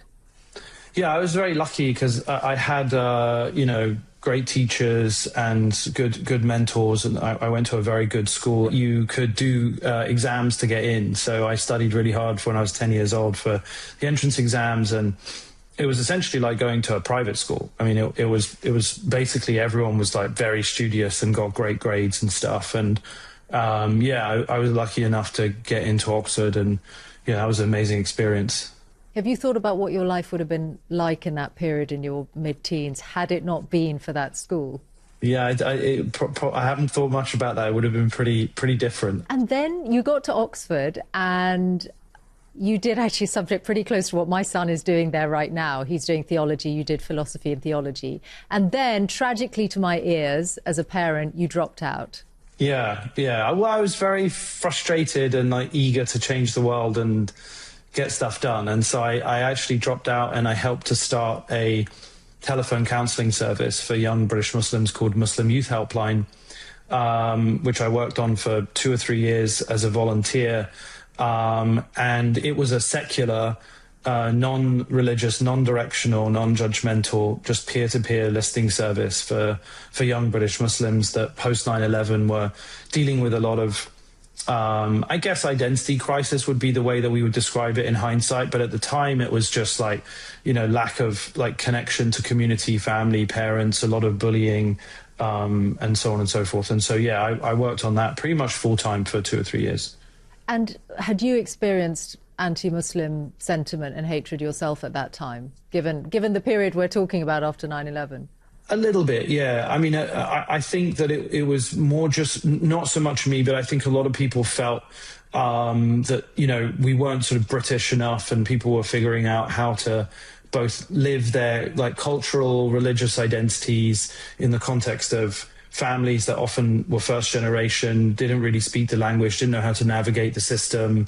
And then this like increased kind of skepticism that we were, sort of mostly terrorists or whatever. And I think there was just this like general kind of, fear and exclusion. And actually most of the time, that was dealt with by just having kind and supportive conversation and having somebody be available on the other end of a telephone. Yeah, someone to talk to. I know the work of the helpline, actually, so I know exactly the world that you're talking about. Did you think hard about dropping out of university? And have you regretted it at any point since? I haven't regretted it, and I probably could have thought harder about it. My tutor, it did encourage me to like switch subjects or change college, and actually had me go meet one of his friends in a different college to go and talk about doing history or PPE.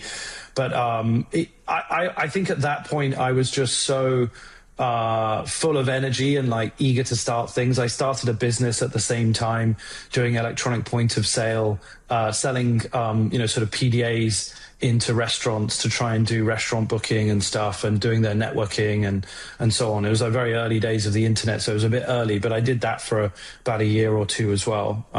So I was just like, I had too much energy, I think, for sitting around thinking in the dreamy spires. Well, you found the outlets for it, because then, of course, you went on to co-found DeepMind with Demis Hassabis. Yeah. And now here you are in this circle of power, right? One of a small group of people who are making decisions on a technology that is already changing all our lives and will continue to do so. How conscious are you of that power?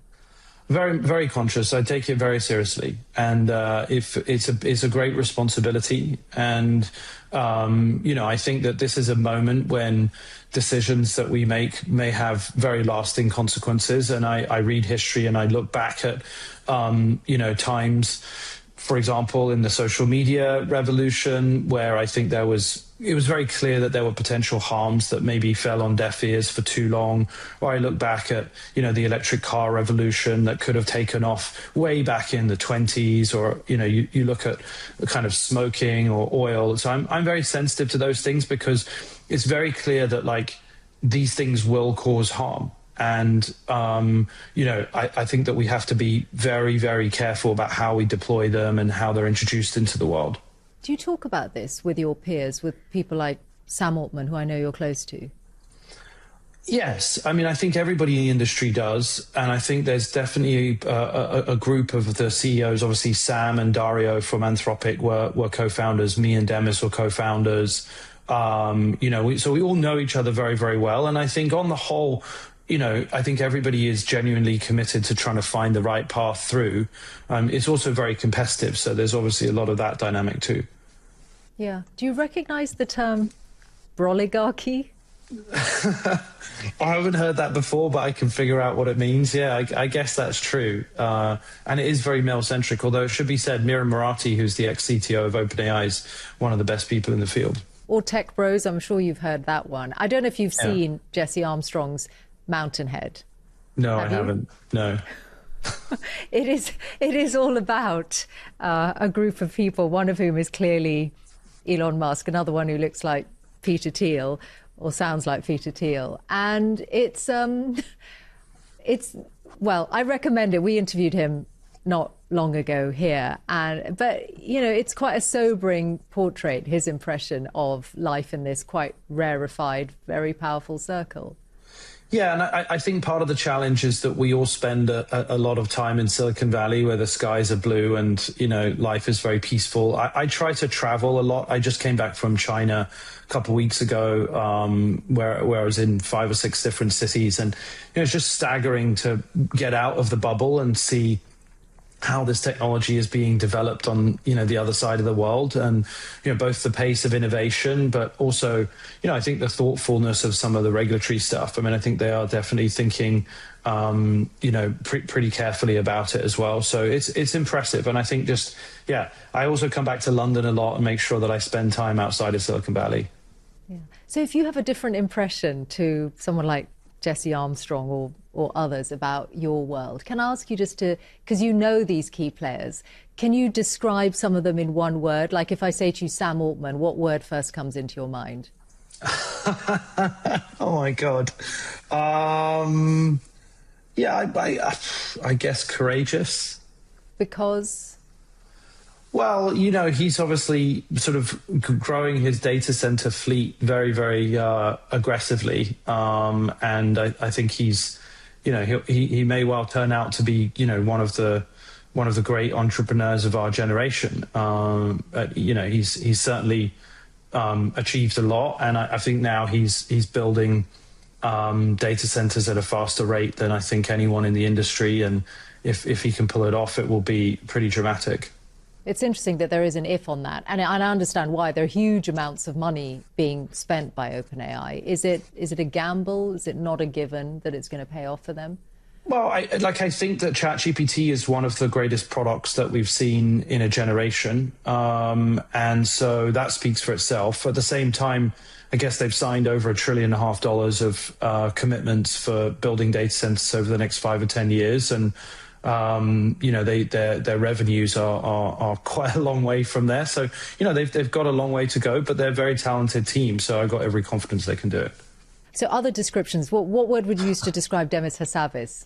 Probably a great scientist. I mean, I think he's a great thinker, and, he's a good polymath. He's, made massive contributions in the field multiple times. And so, I think he's truly exceptional. You were, of course, you worked together and now you're competitors.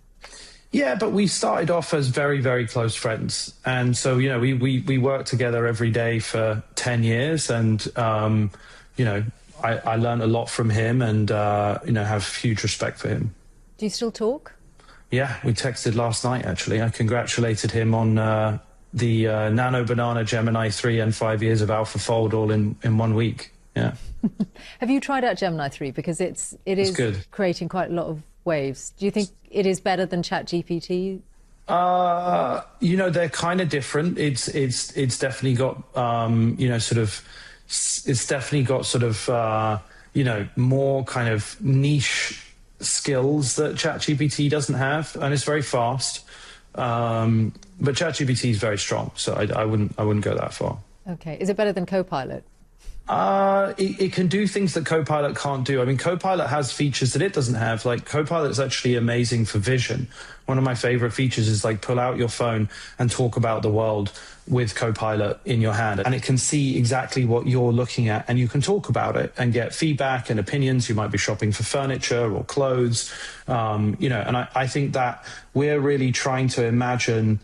I mean, yes, we're pushing the capabilities, but we're really trying to imagine what is the day-to-day experience of having this really intelligent assistant at your side that can talk to you about the world and help you help unblock you whenever you get stuck with something. I'm only going to do one more of these, like how would you describe a key person in the industry? But it's Elon Musk. How would you describe him? I guess as a bulldozer. I mean, he's kind of got superhuman capabilities to bend reality to his will, and has, pretty incredible track record. And somehow he sort of mostly manages to pull off what appears to be impossible. Probably different kind of set of values. I have interviewed him. Yes. He ended up calling me an NPC. I guess that was probably a form of bulldozing. Yeah, I mean, that's probably a good example. That sounds like exactly like Elon. I kind of like that he speaks his mind. I mean, he's very unfiltered. I think you've said that your politics are different from him and Peter Thiel's, that the libertarian, not much value to the nation state, etc. It's not your world. Would you call yourself as being on the left of the political spectrum, or is there a different description you'd use?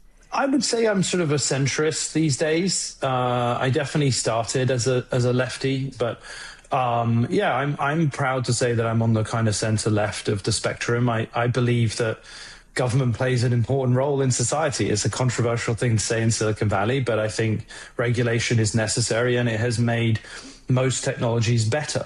And people forget this, like cars only work because we have driver training and, emissions regulations and street lights and, motorway speed limits and so on and so forth. And so that's what regulation is when it works well, and we just need more of that. Do you feel isolated saying that? Because clearly the Trump administration is not into regulation, and the industry overall is quite happy with that. Yeah, I think that right now we are, not in a mode where there is huge catastrophic harm.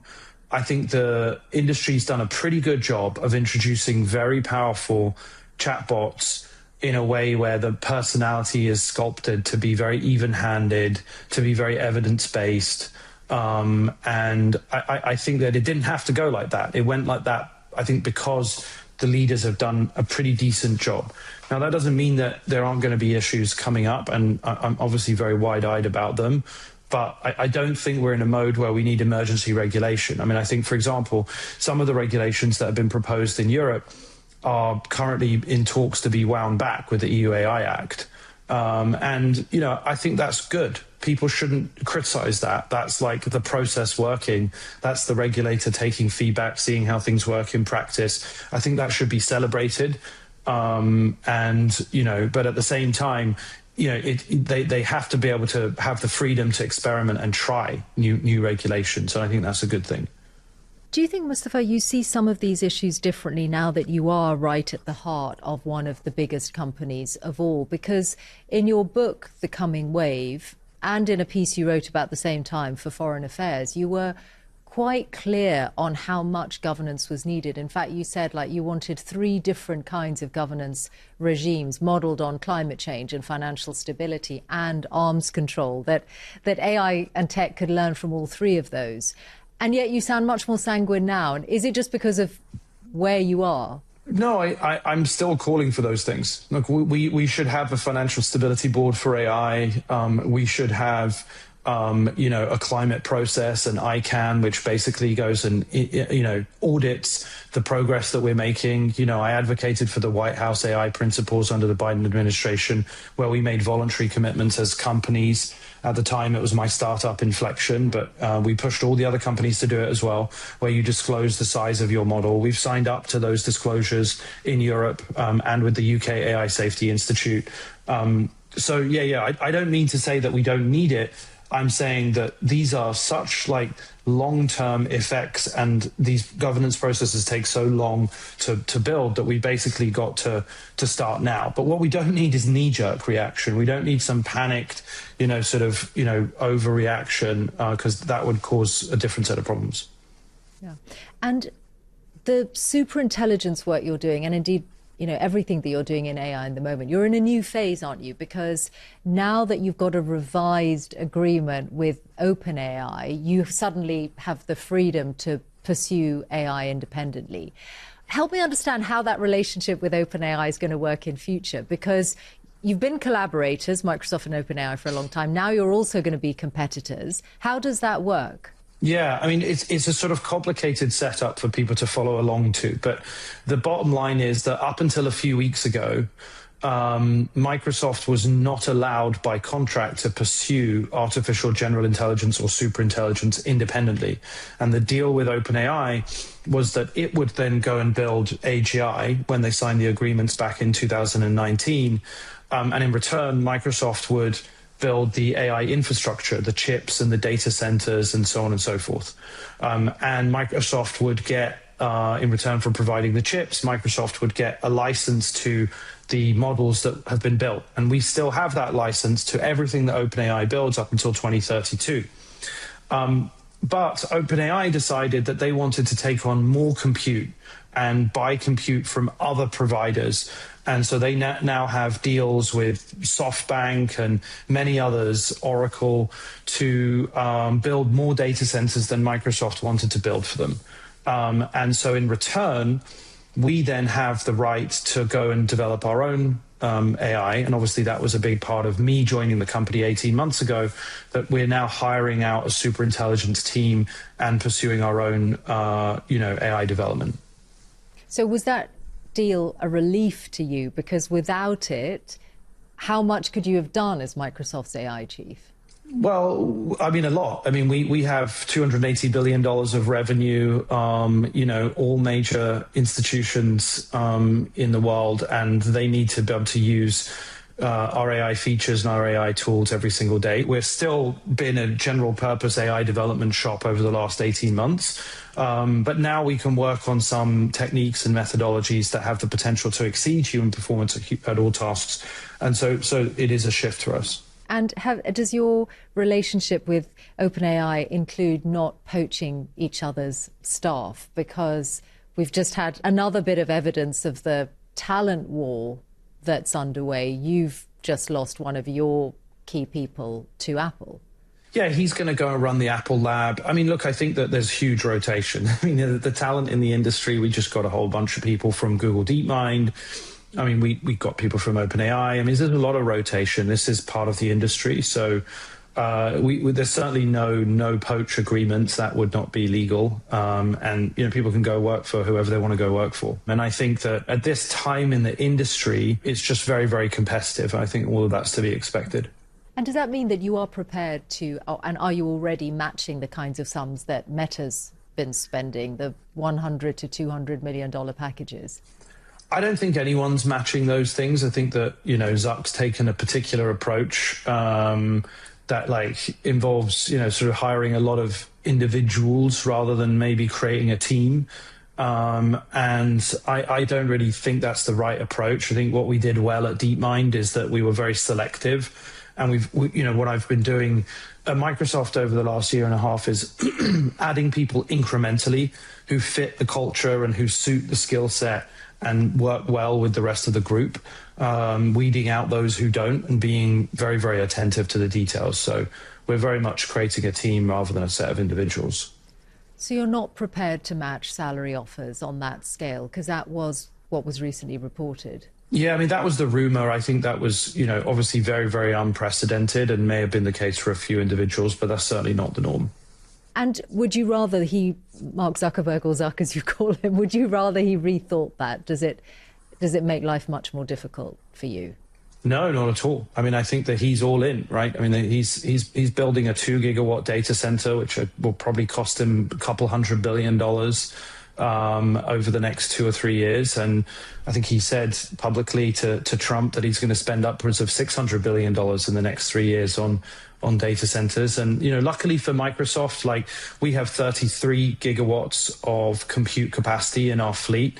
Our primary business is to build data centers and provide them to third parties. And so we can either use that for our own training, or we can use it for inference where we sell it to third parties. So we've got a very, very good setup in that sense. We're kind of hedged against that risk. Can you see why people worry about not just the amounts of money being spent by the industry, but the circular range of a lot of those deals?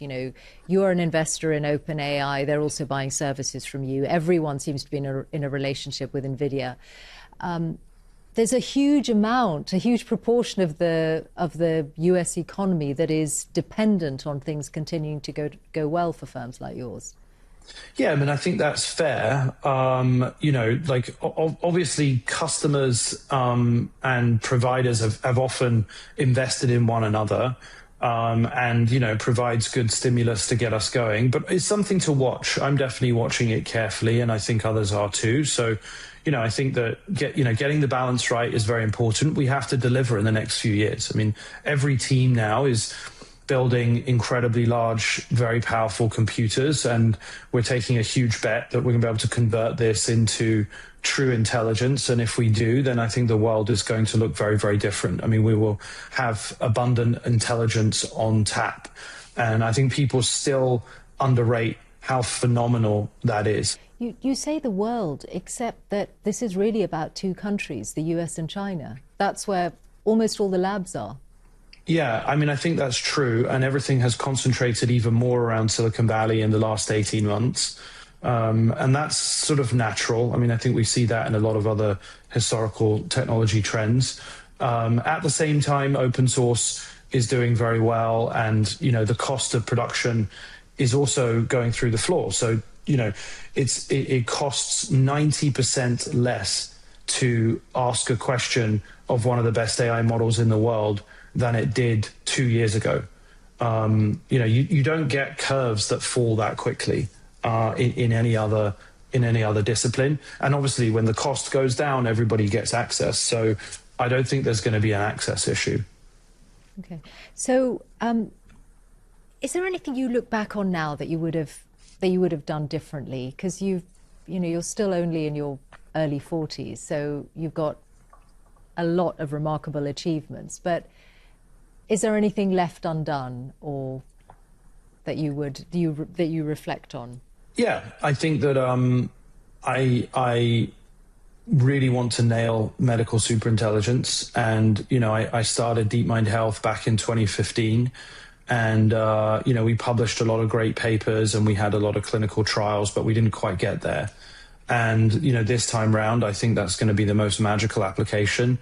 I want to do more in energy efficiency and battery storage, and you know, developing new compounds for renewables and so on. I think that AI will really transform the energy industry. So you know, those are my two sort of big focuses, I think. And is that what your day's like? That when the engineers, your team, are saying to you, "We can do this and this," you're saying, "This is how I want to use it." Yeah, I think what we're always focused on is, can we build general purpose models that are as smart as humans at all capabilities? I mean, that is the number one goal. And then the question is, how do we apply them? Where do we use them? What can they do for people? You know, I'm actually very proud of a lot of the use cases in Copilot. I mean, many people are using it for companionship, emotional support, therapy, making difficult life decisions. It's giving me high quality access to information, it's giving me emotional support, and is helping keep me organized. And so, what do you mean helping you get emotional support? So basically, I have a practice that at the end of the day, when I'm in the car driving home, I have like a 5 or 10 minute conversation with Copilot about something that was tricky in my day, or something that I felt frustrated about. Yeah, I mean, maybe emotional support's a little strong, but it's just like having a chat with a friend, and kind of downloading really on what went well and what didn't. And once you build that memory up over time, it gets really helpful because it personalizes. So Copilot now remembers most of what you say, and it will personalize its answers to you and refer to something that you said last week, for example, or a trend or a pattern. And that is just like super helpful. I feel kind of refreshed after a conversation. I feel like I've let go of something. It's like a burden that I've released. So it is a friend, a therapist, a family member, almost? Yeah, it's a little bit of everything. That's always the challenge when we're trying to, you know, sort of understand a new technology and come up with words to describe something which is a little bit like many other things, but is also fundamentally different. This is what an AI is now. I just wonder if there's any aspect of that that makes you pause, like you download in that way. People go home and maybe they don't have to bother talking to others in their life in the same way because they've said it all and they've got what they need back. Yeah, or the flip side is they don't have to take it out on their partner or their best friends. I still call my best friends, you know, every weekend and have a good old chat. Like, So I think, if anything, it's actually deepened some of my relationships with my friends. Like, I come to those conversations just feeling a little lighter and more ready to talk about other things. And your family, where are your parents now, and how do they feel about the choices you made? Yeah, no, I think my mum's very, she's a proud mum. She's very excited, and she uses Copilot. She used Pi before this. In fact, I went to see her 3 or 4 weeks ago, and she was still using Pi, and I was like, "That's amazing." Which is what you founded at Inflection, right? Yeah. Yeah, I was quite impressed to see that. She still has voice calls with it. And just throughout the whole day, we'll be walking around the garden and she'll pull out her phone and, she'll scan a plant and talk about, whether this is a chestnut tree and which variety it is and could I grow it at home and, when we're in the park and stuff. And so, it's amazing to see her just naturally use it in her everyday life. And I think that is quite gratifying. Do you see your future in the US? Mustafa, because I'm sure the UK would love to have you back. Yeah, I mean, I would have loved to have started Inflection in the UK, and I would love to, I love the UK, I love London, and obviously I'm very British in mentality, but one of the things that I don't like is the tall poppy syndrome, and I think that there's not enough of a culture of risk-taking. There's a little bit of a taboo around commercialization and making money and starting companies and being entrepreneurial, and there's not enough of a kind of celebration of experimentation and failure. Whereas in the Valley, everyone's nuts and everyone loves failure, so they're just constantly talking about how things are going wrong and how this was a disaster, and it's very liberating. I mean, it's also very cheesy and it can grate when you're kind of a bit of a cynical English person. But when you get into the rhythm of it, it's great. Everyone's great. Everyone's up for it. But I'm wondering whether there is actually something. It's not just chat. It is actually if you're talking about failure in that way, you are braver about it, or just it's normal. It's something you have to go through. It's a different mindset. Yeah, exactly. And there's also a kind of hustle culture. It's quite humbling to see everybody just on the make, trying to understand some new technology, random non-technical people reading science papers. Every time, in a Starbucks or whatever, there'll be someone on their laptop watching a machine learning video. You'll be reading a book in a coffee shop and you'll overhear two people who don't know each other, but just a kind of networking almost, and there's just just try to spark a conversation that might turn into something. It's just there's just an energy, and I think I would love for that to be the case in London too, and I think it could be, but we've got to have political leaders who celebrate risk-taking and business. Finally, I need you to prepare me for what AI will do to my life. Or right now, do you think AI could have had this conversation with you, or could it have done a better job than me? You can break it to me if you think AI could have done a better job than me interviewing you. Probably not today, but maybe if you had prepared with an AI, then it could have given you questions to ask and stuff. Although you did do a lot of detailed research, so your team's obviously very good. I do think that there are going to be AI reporters. So I run MSN, the news service at Microsoft. One of the things I'm very excited about is how, AI news reporters can reinvigorate local news. So imagine that there are hundreds of thousands of AI reporters that can make phone calls into people who are at the scene, who can verify eyewitness footage, conduct interviews, stitch those together into little montages, and not just do it for big national stories where the investment is justified, but do it at a very, very local level to provide accurate and factually reliable information. So I think that people need to have the courage to be optimistic about how these things can actually improve our system. Are you developing AI reporters for MSN? We're exploring everything. I'm also on the board of The Economist and have been talking to them a lot about it. And, I think that we're exploring all kinds of things at the moment. So AI reporters will happen. AI interviewers, I think I suspect yes, from what you're saying. You've got a little bit longer, maybe 6 months, I'm kidding. Well, are you? I'm not sure you are. No, I am kidding. It's going to be plenty. It's going to be a very, very long time. It's really a long time to get it perfect. This was exceptional. Mustafa Suleyman, thank you very much for talking to us. Thank you very much, Michelle. This was a lot of fun.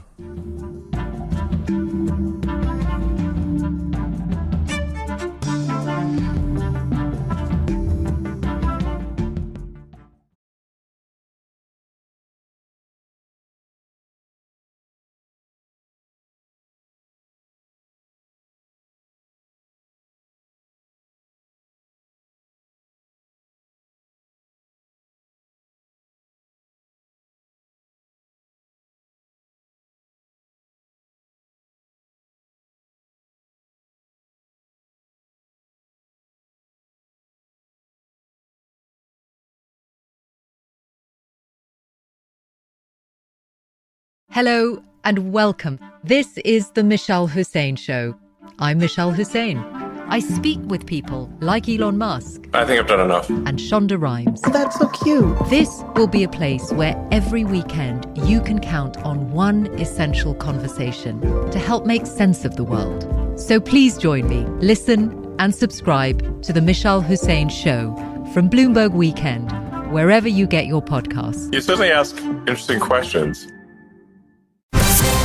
News when you want it with Bloomberg News Now. I'm Karen Moscow, and global stocks trading at a record high as we close out the trading week. Well, here in the U.S., S&P futures are moving lower this morning, but this is after the index rose to a record yesterday. Not participating in the recent rally, tech stocks, and they may be under pressure once again today after another AI-related company disappointed investors. Chipmaker Broadcom's outlook for AI revenue failed to meet the lofty expectations of investors. And we get more with Bloomberg's Charlie Pellet. On the conference call with analysts, CEO Hock Tan said the company has a backlog of $73 billion in AI product orders that will be shipped over the next 6 quarters, a number that disappointed some investors. David Traynor is the CEO of New Constructs. Broadcom is a really profitable, great business. It's going to be one of the players for sure. And the market clearly understands that. I mean, the valuation for Broadcom is even more expensive than Nvidia. It's why we have an unattractive rating. Look, we think all the good news is priced into it. Broadcom shares have soared this year as investors bet that the company will be a key beneficiary of AI spending. In New York, Charlie Pellet, Bloomberg Radio. All right, Charlie, thank you. And shares of Broadcom are down more than 5.5% this morning, and that drop follows Oracle's 11% earnings-related decline yesterday. The historic slide sent Oracle Chairman Larry Ellison's net worth plunging by almost $25 billion. Ellison's paper losses come as he has committed to backstopping his son David's $108 billion hostile offer for Warner Brothers Discovery. We turn now to the latest developments to end the war in Ukraine, and President Trump says the U.S. would be willing to contribute assistance to Ukraine as part of a security agreement to end the conflict. We get more with Bloomberg senior Europe correspondent Oliver Crook. I do think it's significant that President Trump had actually talked explicitly about security guarantees. We've not, I don't think, heard the President of the United States talk explicitly about it, but basically saying that this is on the table. We are willing to contribute in this manner. However, of course, we have not defined yet what those securities guarantees could be and in what way that exactly he envisions that. But again, it is significant that he's openly talking about that now. And Bloomberg senior Europe correspondent Oliver Crook says the U.S. has dramatically scaled back direct military aid for Ukraine under President Trump. This week's seizure of a massive oil tanker off the Venezuelan coast may be just the beginning of a new phase in President Trump's pressure campaign against Nicolas Maduro. Sources tell Bloomberg the capture of the sanctioned vessel is meant to cut off the Venezuelan leader's oil revenue lifeline and force him to give up power. White House Press Secretary Caroline Leavitt says black market oil proceeds are fueling narco-terrorism. The president is committed to stopping the illegal flow of drugs into our country. He's also fully committed to effectuating this administration's sanction policy, and that's what you saw and the world saw take place. White House spokeswoman Caroline Leavitt. The Treasury Department has followed up on the tanker seizure with sanctions on 6 more oil tankers and 4 of Maduro's so-called narco-nephews. President Trump has handed a big victory to the tech industry. He signed an executive order aimed at blocking state-level regulation of artificial intelligence. The president says the U.S. industry needs a central source of approval to maintain its global edge. We're leading China. We're leading China by a lot. China knows that. And not doing this would be the greatest gift to China and other countries, but China in particular, that China has ever received. And President Trump's order comes after months of lobbying led by OpenAI, Google, and venture capital giant Andreessen Horowitz. The Senate blocked similar legislation from being included in a must-pass defense bill by a vote of 99-1. Bloomberg News has learned China is considering a package of incentives worth as much as $70 billion to bankroll and support its chipmaking industry.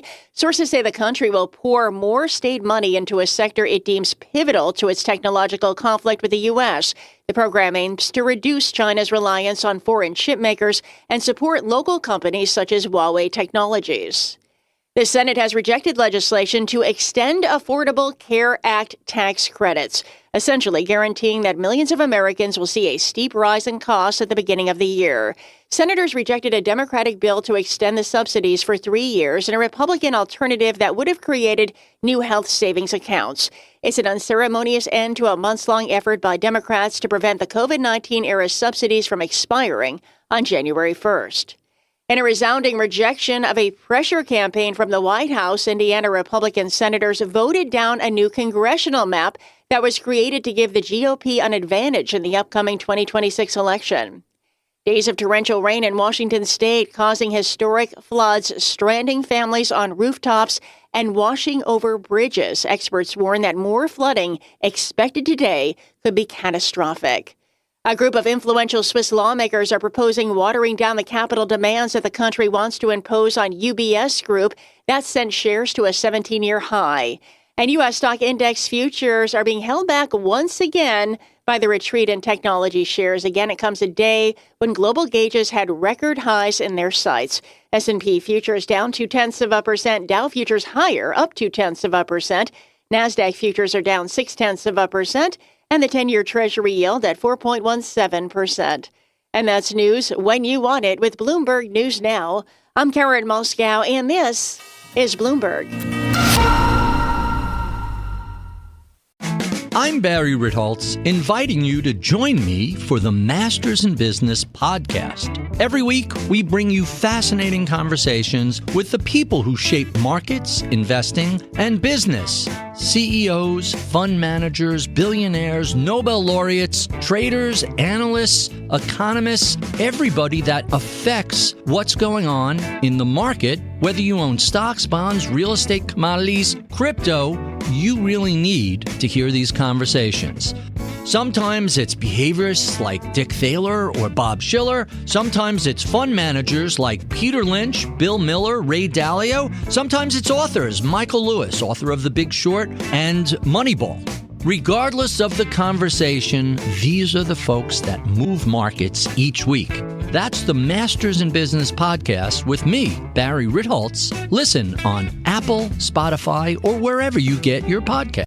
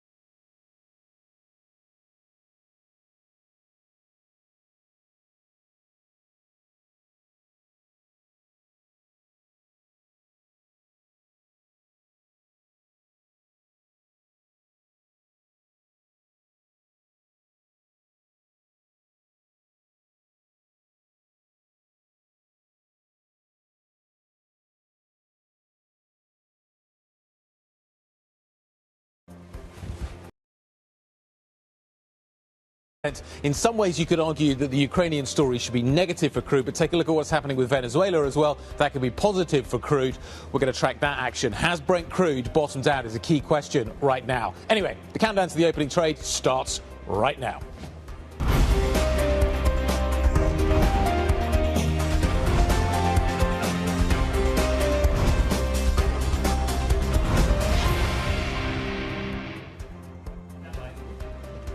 Good morning, Friday morning. So another tech heavyweight spoiling the party a little bit overnight. Yesterday it was Oracle. This morning it is Broadcom that we are dealing with. Yet, despite all of this, US equities hit fresh record highs yesterday. We're just edging off a little bit this morning. But the Broadcom story is interesting. Again, it's this lack of specificity when it comes to the AI outlook, which Broadcom couldn't deliver on the call. And that is what is causing concern in terms of the share price. Yeah, absolutely. This chip company then, as you say, sets away on the US session when we get to that, and certainly on the NASDAQ. So what investors wanted was clarity about the payoff around AI. What they got was a vague timetable, no revenue forecasts that really gave much detail about 2026, and that wasn't enough, and the stock fell 5% after hours. And that's just part of the sort of web of tech news we've had out this morning. You do need to zoom out a little bit. Broadcom has had a great run, and in some ways, therefore, the bar was incredibly high. But it did seem as if there needed to be a matching of that expectation, and there just wasn't. And I'm wondering why there isn't this specificity. What is it that this company sees? And these are the companies that provide the shovels for this AI kind of boom. It's the Nvidias, Broadcoms, etc., that are providing it, and they're also aligned with Alphabet as well. What is it why can't they give us a clearer outlook? I thought the data center boom was on rails right now. Yeah. And as a result of which you should have lots of clarity as to where everything is going. Yeah, maybe the problem is in what they say, maybe the problem is in our expectations. There's a mismatch somewhere. But interesting vote of confidence for the AI story and the AI infrastructure build-out. Masayoshi Son, interested in data centers. He's talking about, our reporting is talking about how he could be after Switch Inc., a data center business. And, you know, that's a new departure for him, or an expression of interest in another part of the AI spectrum from SoftBank, which could be of interest. So he's selling out of OpenAI. Could be interesting timing, actually, with historical hindsight, great view of the situation. And then looking at the data center story. But those two things don't sit side by side. Why can't Broadcom give me greater guidance? Why can't Broadcom, which should have fantastic visibility on what is happening, and all the money that is being spent, why can't it give me guidance? Why is Son so interested in what is happening with the data center build-out? There just seems to be some misalignments at the moment. Yeah, investors sell, and whilst they ask those questions, I suppose. Interesting that OpenAI feeling the pressure. GPT 5.2, the new model, that's being released, and this is all about that competition with Alphabet, with others, with Google and their product in this space. Absolutely, and the last models they've released have not been received that well. So it's going to be interesting to see how this is taken. Also, it speaks and talks back to this idea that there's kind of this red alert at OpenAI that it needs to focus on getting these models out. The competition is Alphabet. It needs to beat Google. Yes. And it needs to make sure that happens. And it'll be interesting to see whether this model lives up to that kind of red alert expectation. Yeah, absolutely. Let's move on to the Fed. Here we have some interesting developments. Took a while for me to get my head around this story, Guy. I'm not going to lie this morning. 11 regional presidents, because we've been waiting for this, and yet it seems to have come in a way that maybe I wasn't anticipating. So 11 regional presidents were confirmed yesterday. They get new 5-year terms. There had been some expectation that in order to influence the confirmation of these regional presidents, that President Trump might try to change more of the board of governors, and that would have then had an impact on this vote. But that hasn't happened to such a degree as had been feared. This has clearly come earlier than anticipated. I think a lot of people were looking forward to this happening in the new year, and you bring up Lisa Cook, and that is why the Lisa Cook case that is coming pending at the Supreme Court is so significant, because if Trump had been able to stack the board of governors, he might have had the ability to shape the regional president's story. That now is not going to happen. But what is interesting on that note is that Waller, Myron, all voted for this. This was a unanimous decision. Yes. So you had the Trump appointees basically coming through and signalling that they were okay with this, which you would have thought implies tacit acceptance from the White House that this is the way to go. I don't know whether or not that is the case. And there's also this whole issue of Scott Bessent asking for the presidents to live in the regions that they vote for, and I'm wondering whether that could still provide a wrinkle. But it does appear as if the White House has backed this. So you got Myron Waller and Bowman all backing it. They, in theory, should have been the Trump story. And maybe this tells us something, or maybe it doesn't tell us anything about the way that the Fed is going to operate under a Trump-appointed chair, and that's going to be, of course, the big event of the spring of next year. It implies that the chair is less important, maybe. And I think that's one way of looking at it. And you could, at the edge, take this as being a slightly hawkish signal, therefore. Let's talk about oil. Yes, absolutely, because oil, there's a couple of different strands here. There's a lot of news flow around Ukraine, so let's deal with that first. There's talk of weekend meetings. We'll see if those deliver anything. President Trump says he's frustrated, of course, with both sides, but he has committed to do something for Ukraine's security if there is a deal. Frozen Russian assets, that'll be part of the conversation today as finance ministers meet. All of this has the potential to put downward pressure on oil prices, perhaps a little bit. Maybe. On the other side, there's the Venezuela story, which has the potential to push oil prices a little bit higher. So the Venezuela story is interesting. They've sanctioned a further series of tankers, which therefore would put those tankers at risk of potential US interference. So that is one to watch out for. Clearly, they've figured that this is the pressure point they want to apply to Maduro to get the Maduro regime out. But then you kind of extrapolate further forward and you say the Maduro regime were to fall, would that be negative for oil prices? Because actually, in theory, therefore, you could remove some of the sanctions that are applied currently to Venezuelan crude, and that would obviously be released, therefore, onto the market more easily. Yes, absolutely. If it all comes back into the mix and it's not just going to China and places that don't care about US sanctions and it's going into Western markets, then that would be quite a game changer. And the other long-term question hanging over all of this is all of this national security strategy from the United States, which has hugely shaken people here in Europe. Mark Rutte using very alarming terminology yesterday, talking about the future of Europe. And all of that feels too far away for oil markets to care about. But at some point, that's big stuff. Attention. That's big stuff, and everyone's paying attention, and it's got to get into markets in some way. Just back to the oil narrative, though. So what is interesting is that other commodities have been rallying recently, and therefore you could argue that there's an inflation impulse within some of this, within the commodity price. Simon White wrote a great piece yesterday on the Bloomberg talking about this.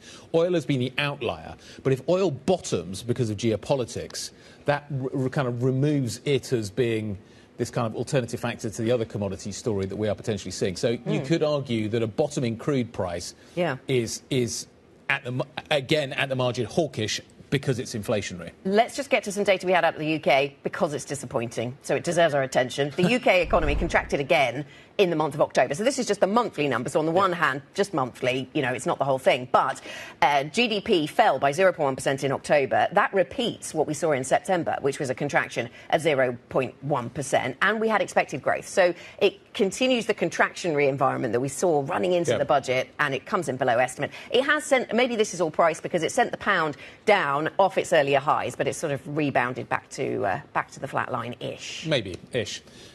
What is interesting here is that there's this growing sense within the UK that the UK has to figure out a growth strategy and that the Labour government currently has not got one.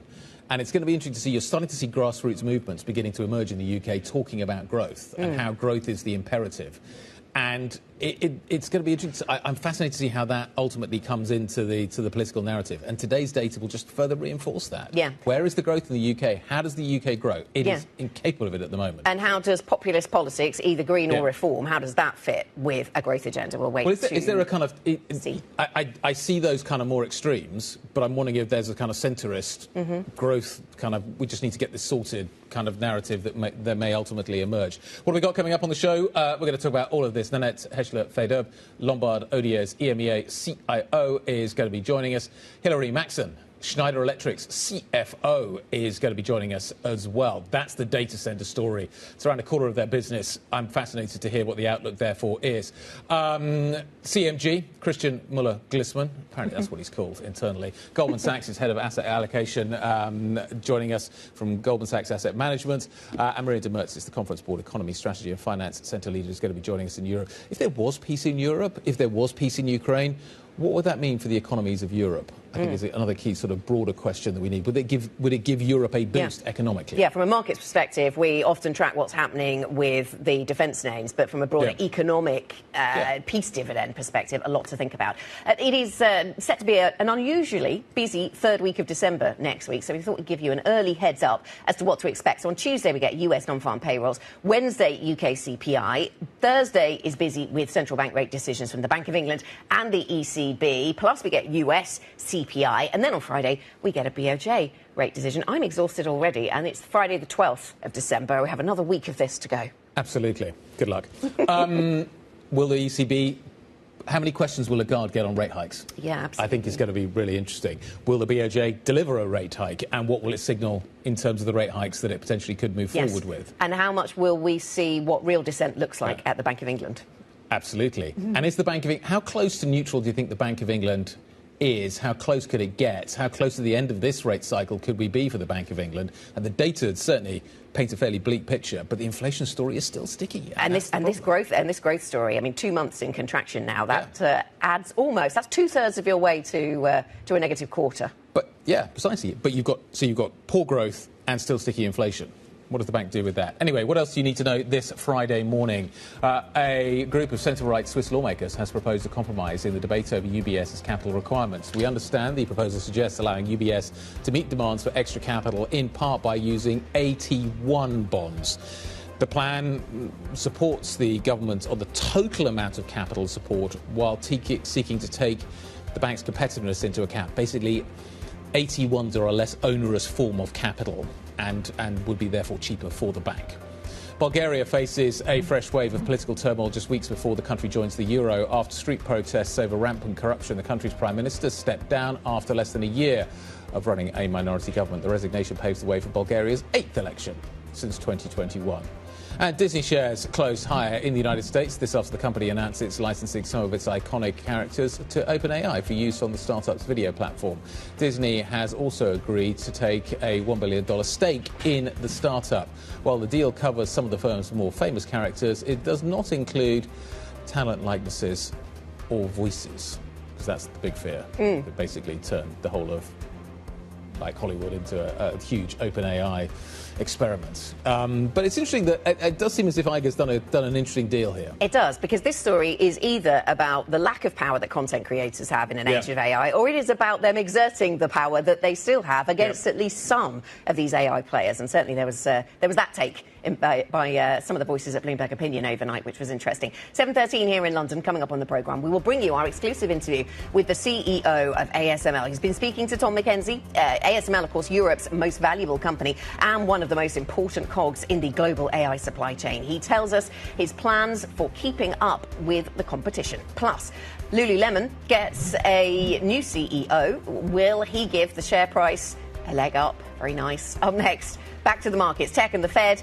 are top of our investor agenda this morning. We will discuss those shortly. If you want to get involved, please do get in touch with the team that puts together this programme. IB plus BBTV Go is the function to use on the Bloomberg terminal. Live from London, this is Bloomberg.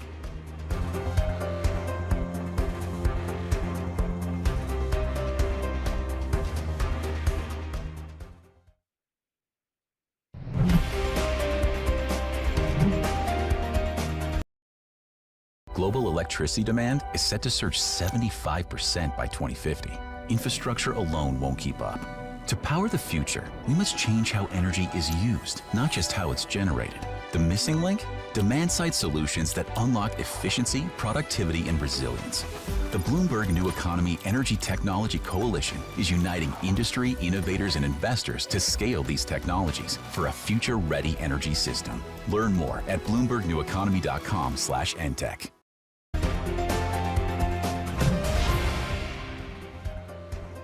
Welcome back to the programme. 7:17 here in London, and European equity markets set to catch up with some of the gains that we saw towards the end of the day in the United States, or at least the second half of the day. And so we've got some catch-up to play there. Looking ahead, things don't look quite so rosy on Wall Street, so we'll see where that heads. But yesterday still told us some really interesting things about the way the market is functioning right now. US stocks ended a choppy session higher, with the S&P 500 hitting another record high, the first since October. That was despite weakness in tech. Let's bring in Bloomberg's Valerie Teitel. And we've been asking for some time whether how US stocks will fare if the AI trade in any sense stumbles or rolls over. It's very interesting that we notched yet another record high in the S&P 500, but it wasn't led by the AI trade. It wasn't led by those mega cap tech trades. It was led more by this rotation into value stocks. I've got the Russell 2000 index behind me as my proxy for value stocks. They really outperformed in the session yesterday, despite the weakness in tech, with the NASDAQ closing in the red. And this has really been a theme of December, a theme of the last month. Take a look over the last 30 trading days.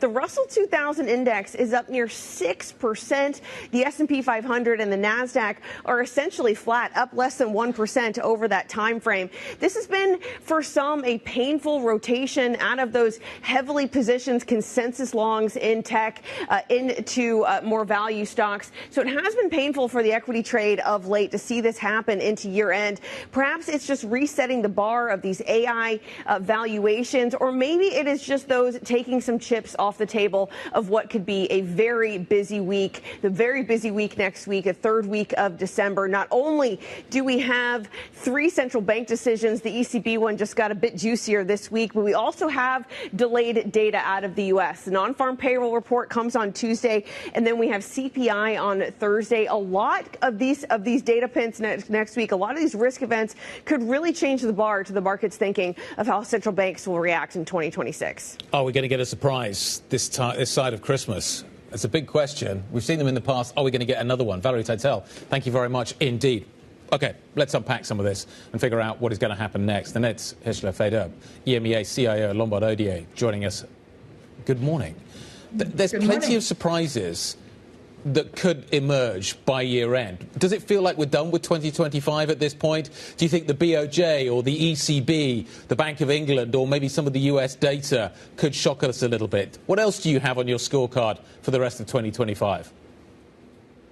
Yeah, there's the known unknowns, and then there is the unknown unknowns. So among the first group, obviously the BOJ, and for example, the guidance that they are going to give, very important for the yen. We think the yen is undervalued at this point, so we really could see a catalyst here emerging for appreciation. And then in the second group of what is more difficult to assess, at least from a financial market impact perspective, is how political developments are continuing in Europe with respect to the seizure of the Russian assets potentially, and in the US with respect to the Supreme Court ruling on the constitutionality of tariffs. OK, just focusing on some of those.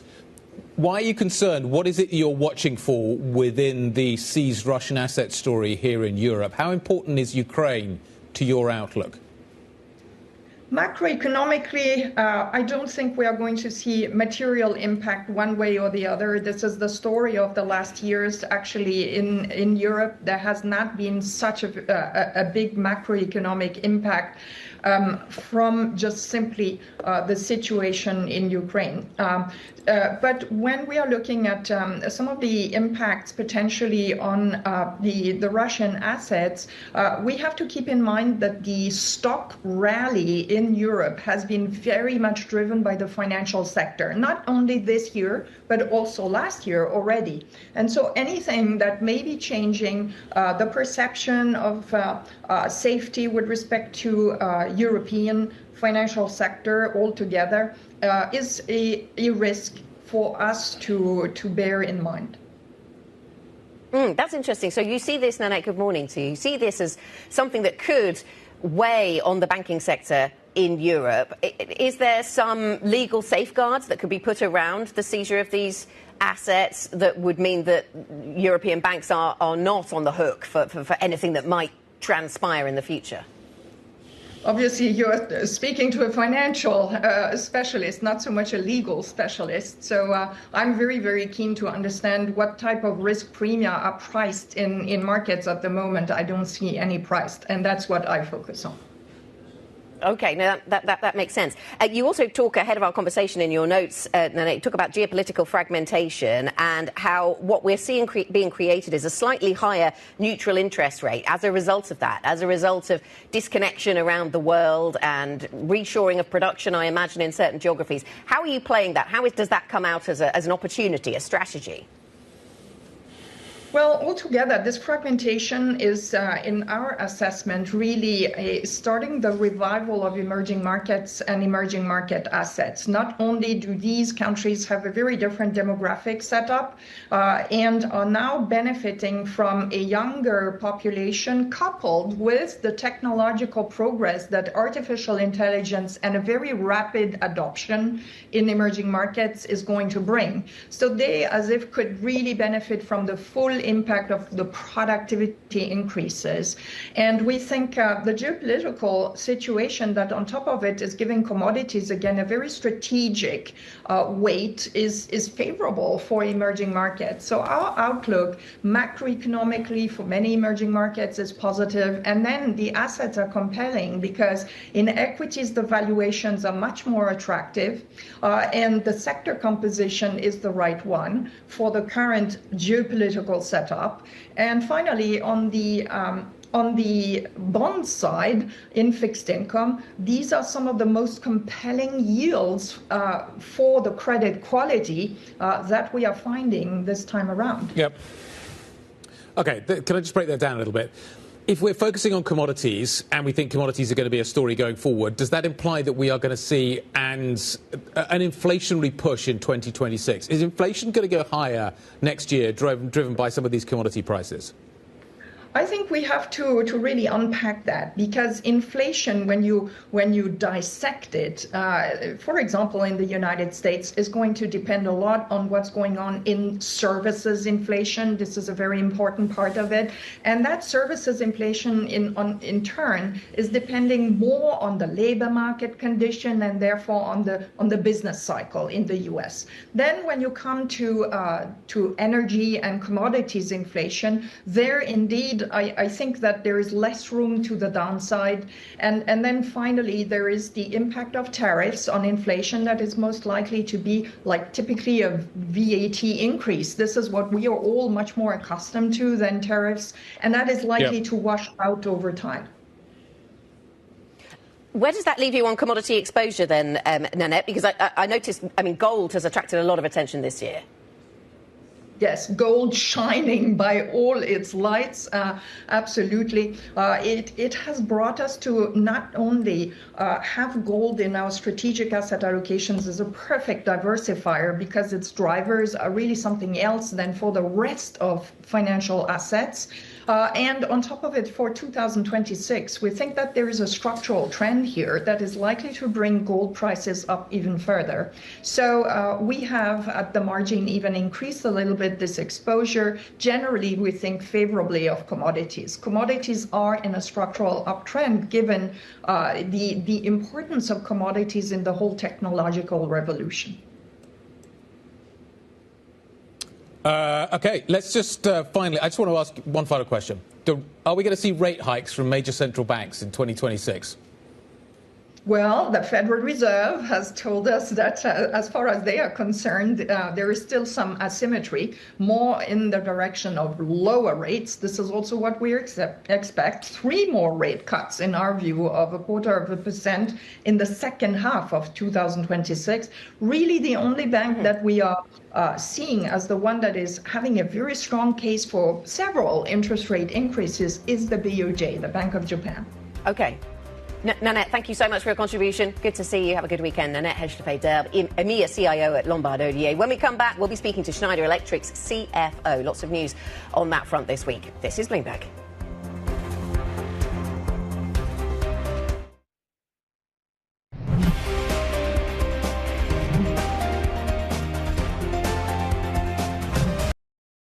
Indonesia holds 40% of the world's geothermal potential, but has tapped just 9% of its reserves.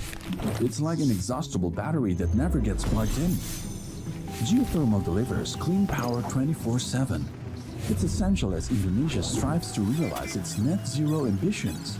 Broadcom Renewables is unlocking these resources with continued investment. Soon it was past 1 gigawatt of capacity, helping anchor Indonesia's clean energy future.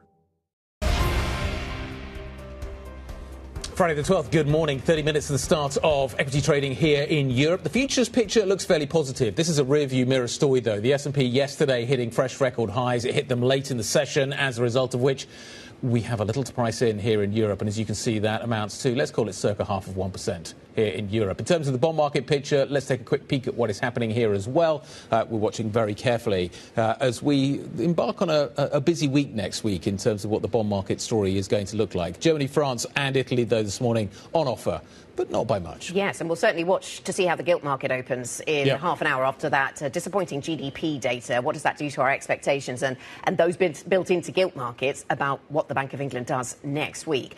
Let us turn our attention to the data centre build-out and companies that have been benefiting from it. Schneider Electric has announced a share buyback programme during its Capital Markets Day of as much as €3.5 billion through to 2030. This as the company targets growing profitability over the next 5 years, driven by AI and electrification. We're pleased to say we're joined now by Hilary Maxson, who's Schneider Electric's Chief Financial Officer. Hilary, really nice to have you with us in studio. Thank you for coming in.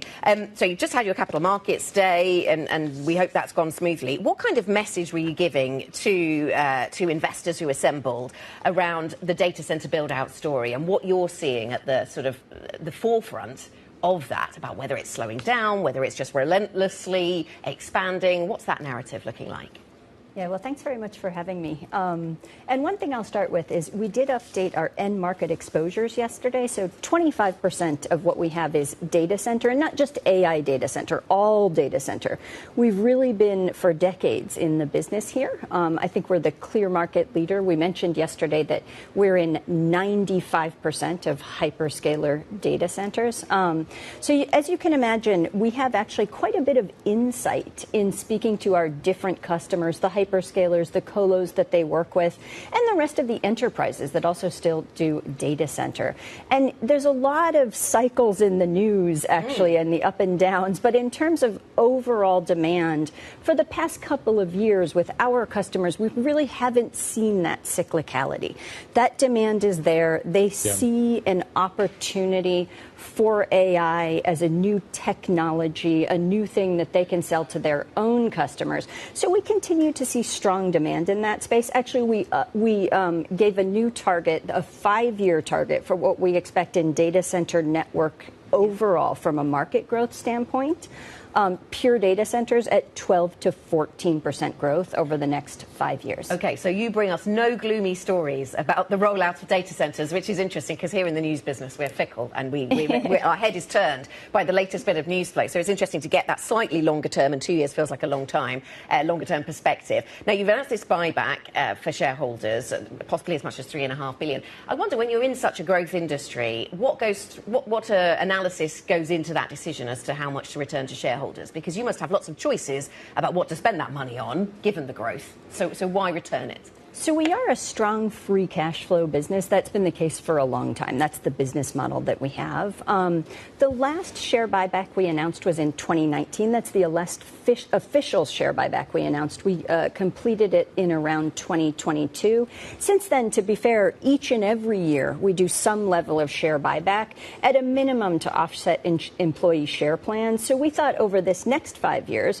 it would make sense to put that into numbers for investors instead of being more vague. So that 2.5 to 3.5 billion euros is what we anticipate to give back to investors as a small percentage of the free cash flows and the liquidity that we would have as a company. You're increasingly separating out your research.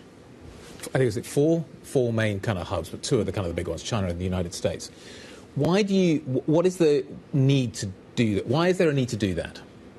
So each of the markets that we operate in, and we talk about 4 main hubs, one in India, one in China, one in North America, one in Europe, are a bit different from a market standpoint. So we've always talked about being the most local of global companies. So we really want to be on top of the trends in those various markets. So we don't lose the global platforming of our R&D, but we really want this good loop of R&D to sales, to supply chain in each of the big areas that we operate, so we can deliver the right stuff to our customers. How different is the stuff that the customers want in the United States and China? How different are those two markets from a grid perspective, from a data center perspective? Well, based on the different dynamics in those markets, China is a bit further down the path in terms of sort of the electrification economy. Yeah. Quite a bit of the cars there, when you're driving around, they have a different license plate, are all EV at this time. So they're moving much further down the path of what we would call more of a hybrid electrification landscape between AC, alternating current, and DC direct current. The U.S. will eventually get there as well as everyone upgrades their grid infrastructures over time, because lots of stuff we have now around us is direct current. Our cars, our phones, our computers. Yeah. So eventually all of the economies will probably get there. How much further? The Chinese economy sounds more electrified. How much more advanced is the grid? What's the gap between grid technology in China and grid technology in the United States? It looks like the US has got an electron gap. China doesn't. Can you describe for me the differences in those two markets? Because I'm seeing more and more being written about this. So I'm not a technical grid expert. Sure. However, it's true that China has developed their grid quite a bit. It's been a big focus and a big focus of the state over the last years. They also have a lot of industrial industry, right? So it's very important that they have that electrification.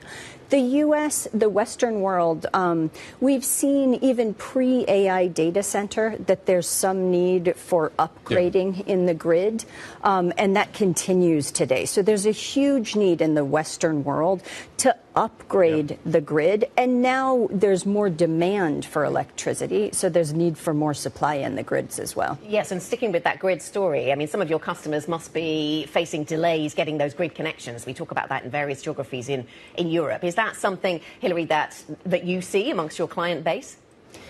Well, we'd mentioned yesterday that in terms of data center and network, 61% of what we have there is in North America. And part of that is because there's been a bit of a delay in data center rollout, particularly AI-related data center rollout in Europe, associated with permitting, with electricity and access to electricity. We would expect that to catch up. Hard to say exactly when, but I'm certain that that's something that where is that delay happening? Focused on. Where's the delay? It would be different country by country. But just everywhere in Europe? But indeed, we start to see a little bit of loosening up in places like France. But it is something the governments seem focused on. So we would expect that there would be opportunities in Europe over the coming years. Is this gap that exists, this need to electrify, kind of almost regardless, what gives you confidence in your outlook?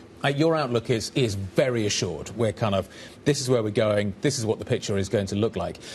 As Anna says, there's kind of wobbles in the news flow. Everybody doesn't know kind of whether or not we're going to see kind of what's going on with Oracle and what's going on with OpenAI. If we were to see a shakeout in the AI industry, we're still going to need a lot of data centers. We're still playing catch up. The grid still needs advancing. Is that what gives you kind of this underlying sense of the fact that we are going to still need to invest in this stuff, and therefore that kind of extrapolates into your outlook? Well, we talked a lot yesterday about the fact that we're going to the next level of energy and industrial intelligence. So you just talked about issues, for example, with developing data centers because there's not enough energy. There is a huge amount of latent opportunity all around us in freeing up energy with digitalization and AI. So really working across all those levels of understanding the electrical landscape in order to deliver energy efficiency into these grids, into data center. So we work across the whole life cycle. In terms of AI and data center itself, that's an area where we're working across that whole life cycle. Even after you build your data center, all this money going into these data centers, there's a huge opportunity then that people will want to move to optimization of this infrastructure that they've built. But over this coming 5 years, like I mentioned, we do see that 12 to 14% growth in the data center market. And I still wonder if some of those will be in space, Guy. We started the week talking about the possibility of data centers in space. Markedly obsessed with I'm still transfixed by this idea. Hilary, any conversations about space right now? Not yet, but I agree with you. Space seems to, it's interesting. You ask this question to a lot of people, and they're like, what happens next? I was talking to somebody in the travel industry kind of last week. Yeah, space. That's the next tourism story, and maybe data centres and electrification is the next story as well. Hillary, very nice to see you. Thank you very much. I'm sorry, we're kind of going completely off topic. Thank you very much indeed for joining us. Hillary Maxson, the Schneider Electric Chief Financial Officer. Coming up, global competition for AI supremacy is in full swing. Today, there could be a debate about will the US or China win the AI race. I think it's clear who is losing it today. It's Europe. Europe is behind. We're going to hear more from our exclusive interview, the ASML CEO. Got that out? That's next. This is Bloomberg.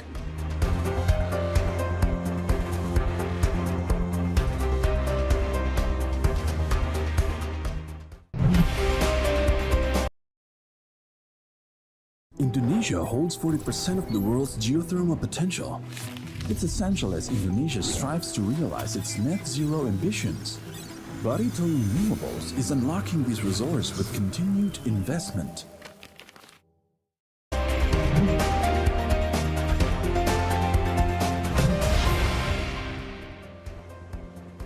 16 minutes to the market open. Let's talk tech. In today's edition of Bloomberg Tech Europe, Tom McKenzie travelled to the Netherlands for an exclusive interview with Christophe Fouquet. Who is Christophe Fouquet? He is the CEO of ASML, Europe's most valuable company and one of the most important cogs in the global AI supply chain. Fouquet gave his thoughts on whether Europe can catch up and eventually win the AI race. If you look at the overall AI ecosystem in Europe, it's very weak in any way you look at it. And you know, today there could be a debate about will the US or China win the AI race. I think it's clear who is losing it today. It's Europe. Europe is behind. And it's true with semiconductor, right? If you look at semiconductor, basically take our shipment. The shipment of our system to Europe today is maybe 1 or 2% of our total business. And that's been the case for the last 10 years. So there is no buildup of semiconductor manufacturing in Europe. Not advanced, not mature. Why is that? Is because there is also no consumption of semiconductor in Europe. Most of the consumption, as I said, of advanced chips are in the US because the company that develop the AI chips are not here. So Europe is behind, and to catch up, Europe has to create the condition basically to attract this entire ecosystem back to Europe. And that's a major task, to be honest. Because we have the engineers, we have the researchers, we have ASML. Yeah. But Europe does not own the chip space. Well, we have the engineers, we have the researcher. I would say we have the market. I think the European market is a great market. That was the ASML CEO, Christophe Fouquet, speaking to this guy, Tom McKenzie, who joins us around the table. What are your big takeaways? A number of key lines on China, on the demands coming through from Nvidia, and on just how far Europe is in that AI race. He said it's clear that Europe is losing. This is a company that, for people who don't have exposure, is arguably one of the most important companies many people have never heard of, because it makes these lithography machines and it has 100% market dominance at the top end. At the top end, it completely sort of dominates. Extreme ultraviolet. It's the only company that makes these. They go into the foundries of TSMC and Samsung. You can't have Nvidia's top-end GPUs without these machines that go into the foundries. On the question of Europe, he was making a clarion call there for a big focus, not just in terms of building a comprehensive AI ecosystem in Europe, but also a chip industry, and saying that he ships just 1 to 2% of their sales into Europe versus Asia and the US, just 1 to 2%. And he said that's happened over the last decade. On China, he also said, look, China is not going to allow itself to be cut off from cutting-edge technology. He has been a proponent of wanting to ship at least some generations of their machines into the Chinese market. Right now, the machines they ship in are about 18 generations, 18 generations behind the ones that we can get access to or the US can get access to. He is making the case that we need to engage with China in this ecosystem. So he aligns more closely with Jensen Huang on that front. Yeah, so he wants, if someone's going to have the market, he'd like it to be Europe. Jensen Huang would like it to be Nvidia and the United States. Sticking to the Europe theme, or coming back to that, Tom, really interesting what he said there about Europe being behind, because we were just talking to the Schneider Electric CFO, who was saying that, yes, from a permitting and grid connection perspective, so many of those types of factors holding back the setting up and the rollout and the development and build out of data centers in Europe. I mean, that ties in very nicely with the line we're hearing, sadly, from ASML as well. So it does. And he raged against regulation in Europe. So regulation is a factor, just the capital as well. And that brings us on to the question about whether or not we're in an AI bubble. And on that front, he said, at an industrial level, no, we're not. There's going to be a lot more going in to building out this industry. He says when it comes to valuations of stocks that have exposure in the AI space, that's a different question. And he raised the prospect of maybe that things are looking a little frothy on that front. But he says there's going to be multiple cycles of investment in the infrastructure because, of course, you get to new chips like the Rubin that's coming out from Nvidia next year. As that happens, you have to rebuild those data centers or at least refit them. They expect to benefit from that at least for the next decade. Their next machine is the high NA, the high numerical aperture lithography machine, basically the next generation, which is going to become mass volume in 2028. Intel already has one of these machines and is testing it. They think that's going to be a high volume product in the next few years. Just explain, and I'm sure there's an obvious answer to this, why does he have visibility and Broadcom is struggling to deliver it at the moment? So Broadcom is designing the ASIC chips. So these are designs that you can adjust to your customers' preferences. So they work with the likes of Google and OpenAI and Meta and Amazon, reportedly on designing their own AI chips. You've got NVIDIA's GPUs, then you've got the ASICs that Google has shown are very, very powerful and effective in terms of their TPUs, those designs. Broadcom is not able to give that 2026 guidance that analysts were looking for. It's interesting because CEO Christophe Fouquet at ASML, he sits down with the likes of Intel and Samsung and they plot out years ahead. That's what I'm surprised. So why Hock Tan is not able to give that guidance into 2026? I'm not sure, frankly. These are chips that are still in development, so it's still in the early stage. It's complicated getting the designs together, matching what you're able to do for your customers, what their demands are in terms of performance, in terms of energy, in terms of whether or not they're for training or for inference. So there's a lot of complexity here. They do have these orders coming through, 11 billion from Anthropic in the most recent quarter, but margins are being squeezed. We know that. They have that backlog of $73 billion US. But as some investment bankers I was speaking to yesterday said, this is very asymmetric in terms of how the market reacts to these companies. If they're seen to even be wobbling on that demand picture into the future, then they get punished, and you see that asymmetric response in the equity market. Tom, thank you very much. Our Bloomberg colleague, of course, Tom McKenzie, with the latest on the tech sector and that fantastic conversation with the ASML CEO. You can find the full thing, of course. It will play out a number of times on Bloomberg TV, but it's also available on our website as well. Joining us now with a look at the markets, let's broaden our lens a little bit. Our Markets Live reporter Adam Linton joins us this morning to talk about the market in 3 minutes. Very nice to see you, Adam. We've had some disappointing data out on the UK growth story this morning, which has me wondering what gilt markets are going to look like at 8 and what they're going to start pricing in. What's your thinking around the UK right now? Yeah, obviously, the GDP data was a disappointment this morning, but this is monthly GDP, which does have a tendency to be volatile. Yes, growth is relatively sluggish, but I think actually next week's data slate is probably going to be more incremental for the UK. Got inflation, got the labour market, PMIs, retail sales, and I think that'll probably provide more guidance for what to expect from the Bank of England. I mean, yes, next week we're expecting a 25 basis point rate cut, but I think really, the vote split is going to be more interesting. We've still got this real hawkish contingent on the Bank of England. I think there's a group of 4 who haven't backed a cut at any of the last 3 meetings. So I kind of think if those are kind of started to splinter and how kind of Bailey presents any comments that he makes after the media rounds, I think that's kind of set up the gilt markets. And also some of the positivity we saw in the wake of the budget. There's some potential headwinds for that. We've got political risks, we've got the May elections. We've also got quite a lot of uncertainty as to when some of these revenue raise measures are actually going to kick in. If they kick in at 2029, that's an election year. Are they really going to be hiking taxes in the run-up to that? Not too sure. It was a buy now, pay later budget, wasn't it? What does that mean for the gilt market? The gilt market at the moment has been kind of becalmed a little bit. But you do wonder whether or not some of those...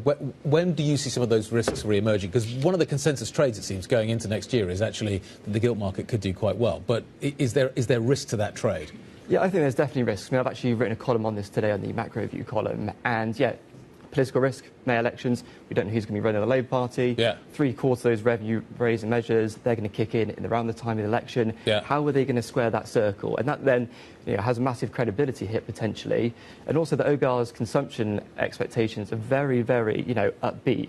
Bloomberg had an article that potentially she could face a 40 billion hit if they don't materialise. So I don't think gilts are out the clear at all. And also the Bank of England, there's only limited room to cut to the downside. Bloomberg Economics thinks neutral could be around 3.5%. They cut 25 basis points next week. That leaves them just 25 basis points to play with. OK.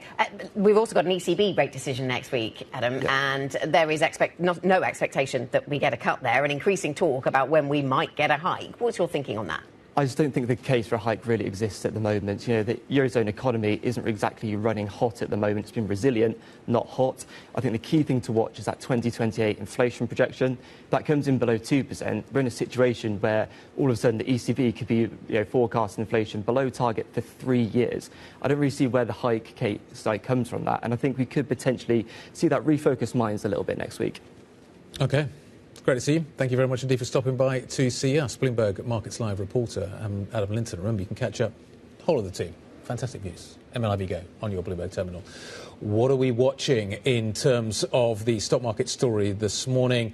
Lululemon, maybe in focus. And what are we saying? Athleisure. Haven't heard that word for a while, Louise Moon. Heading into the weekend, thinking of athleisure, exactly. So we're looking at athleisure stocks in the UK on the back of Lululemon's positive news overnight. They've boosted their outlook, they've announced a new CEO, and there's some hopes for a bit of innovation there. So potentially this could feed through into the European-related stocks. We're looking at Adidas, Puma, JD Sports, Frasers Group. Not a great picture so far from them this year, except for Frasers Group. That is slightly higher so far this year. So we'll be keeping a close eye to see if that kind of ripples through into the European market, that positive news from Lululemon. Next up, we're looking at Generali, the Italian insurer. So there was going to be kind of one of the biggest financial deals in Europe, two asset managers combining Generali and BPCE in France. That's now not going ahead, so we'll be keeping an eye on Generali to see if it impacts their stock or not today. Analysts are kind of saying, this doesn't impact their investment into Generali, so potentially won't weigh on it too much, but we'll be keeping a close eye on that. And then finally, Standard Chartered, they've been upgraded to buy by Goldman, adding to those analyst ratings for a buy, expecting that to kind of tick higher as it has in Hong Kong. OK, Louise, thank you. Bloomberg's Louise Moon. We'll be back with the market open. We are still seeing a positive picture for European futures. We'll bring you that. US futures, though, pointing a little lower. This is Bloomberg.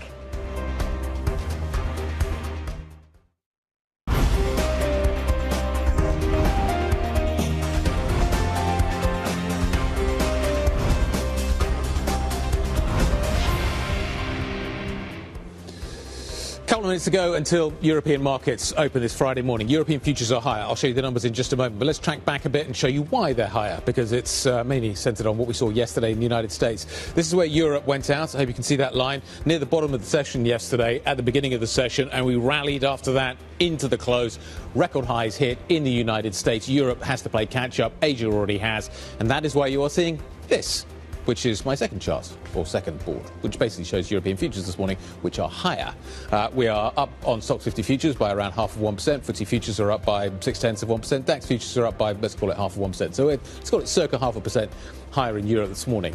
Now, the wrinkle in this is that actually US futures are fairly flat, and that's down to what we're seeing potentially in Broadcom this morning, which is maybe pouring a little bit of cold water on the rally that we saw yesterday. So yesterday good in the United States, this morning good in Europe. This afternoon, what do we get in the United States? That remains the open question right now, Anna. Yeah, US futures looking flat to negative right now, so we'll keep that in mind. Let's talk about some of the individual stocks, sectors that could be in focus then, Guy, given the handover from the US and some of the other news flow. So UBS in focus. A group of Swiss lawmakers is proposing a compromise solution in the debate over UBS's capital levels, which might mean that they can use some of their additional Tier 1 AT1 bonds to help them meet those capital targets. So we'll keep watching that story. ASML in focus. We had a great interview. Tom had a great interview with the CEO, but also Broadcom, certainly in our minds. Broadcom not able to reassure the market sufficiently around its prospects. This chip maker, of course, ASML, makes the stuff that that makes the chips, so we will keep an eye on the whole tech sector, but ASML is one part of that. Standard Chartered, that stock was up in the Hong Kong session after Goldman Sachs upgraded the stock to a buy, citing improving profitability and the chance it will raise its return guidance. Guy? OK, here we go. Time for the European market open. We're expecting circa 0.5% in terms of the upside for Europe. That's largely a legacy of what we saw yesterday in the United States.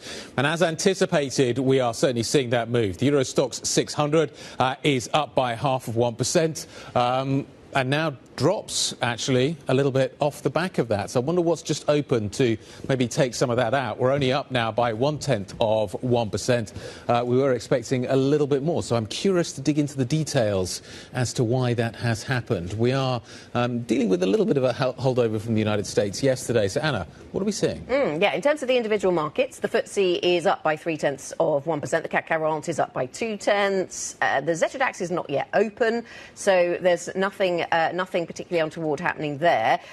In terms of the sectors that we have in focus, we've got travel and leisure is the best performing sector, and that's for the second day in a row. It was actually some of the travel stocks, Carnival, for example, that was moving higher yesterday. Today, I see Lottomatica is up, so that's a slightly different story. Technology is the second best performing sector, so that does not have Broadcom written all over it. Prosus is up by 1.7%. Perhaps that has something to do with the gains that we saw through the Asia session, because that was really strong, and they, of course, hold Tencent stock. And so MSCI Asia Pacific was up by over 1%. So maybe we're just getting that read across. Tech is up in Europe, so that's interesting. ASML is the biggest points gainer. It's up by 1.31%. You've got SAP also rising too. Some of the other names like Schneider Electric is up by 0.6%. Where the heavy lifting seems to be coming through this morning, though, is in the banking sector, which is interesting. So we've talked about this UBS story. UBS is up by nearly 3% this morning and is the second biggest points gainer in terms of what we're seeing on the Stoxx 600. But HSBC is also higher. BNP Paribas is also tracking higher as well. So the big heavyweight banks are doing some of the big heavyweight lifting. And Standard Chartered, sticking with that theme, also higher on the back of that upgrade. Quite a lot of upgrades and downgrades coming through this morning. So perhaps there's quite a lot of impact from some of that broker activity. Let's widen the conversation. Speak to Christian Muller-Glissman, who joins us this Friday morning, Head of Asset Allocation Research over at Goldman Sachs. Christian, very nice to see you. It feels like it's been a sort of busy, slightly disconnected week. Next week looks really busy. To pick up on Guy's question in the first hour, how much are you trying to put 2025 to one side and focus on 2026, or are there still plenty of risks on the horizon in the very near term? Well, I mean, the year is close to the end. I think it's the NFP. Everybody's watching the NFP. I think the Fed meeting turned out to be somewhat hawkish on the surface, but the assessment of the labor market was somewhat more dovish than what we actually had, where I think there was a lot of downward revision of the actual pace of job growth for the year. So that was really kind of a very good outcome for the market to work with going into year end. But I think now we need to actually see that NFP print and kind of understand how to start into 2026. But I would say that we're getting very close to ending the year on a very high note. Yes, on a high note. Yes, indeed. I mean, touching new highs on US stocks and on global stocks. And so sticking with the stocks theme, actually, I wanted to ask you about how you interpret some of the sector performance. Just yesterday's session, which is a bit of a niche sort of time period to pick, but I thought it was interesting. Valerie was talking about this earlier. We saw a lot of cyclical stocks doing pretty well, and that was enough to sustain the stock market to a new high, even though some of the AI names and tech were in retreat. Does this tell us something about how stocks globally are, I don't know, ready to do without the AI training wheels, or what does it tell us?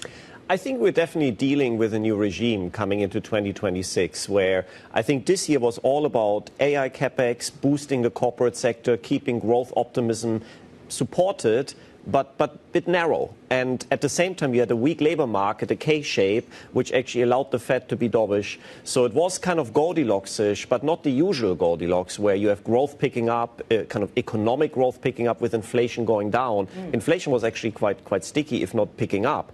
So I think going into next year, it looks much more old-school Goldilocks, where you essentially have growth picking up, you have the big, beautiful bill, you have German fiscal spend ramping up, you have Japan fiscal spend ramping up, but you also have disinflation in the pipe. You still have a weak housing market, you have a weak labor market, you have the tariff impacts coming out of the inflation picture, and we're actually quite bearish on oil. So suddenly you actually get much more of a traditional kind of Goldilocks, and possibly that kind of widens the leadership a bit. There's more broadening out. And I think this is what the market is focused on, like a proper cyclical kind of impulse coming through the economy.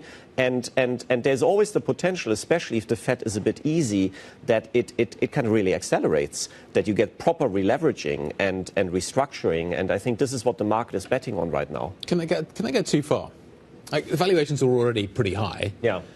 You punch them a little bit higher. Aren't we getting into the kind of story where actually you could accelerate the economy too fast? You do get that inflation story coming back. How finely balanced is that kind of we can see a good economy, but it's an economy that doesn't yet deliver inflation? Yeah, no, it's a very good point. Like, normally the best accelerations are early cycle, mid cycle, but we are a bit late cycle. Like, unemployment rates are low, profit margins are high. We obviously have risk premia and that are compressed. So you're absolutely right. Like, too much is not great. You have a speed limit that the economy and valuations are giving you for equity returns. But obviously we have AI, and I think there is a certain element of jobless growth, productivity. That's what Powell's betting on. Yeah, and I think it's right. I think as you see it already in the last few months, where the economy has done really well, the corporate sector has done really well with the weak labor market. As long as that continues, that's important. But also really important, you need to keep the inflation anchored.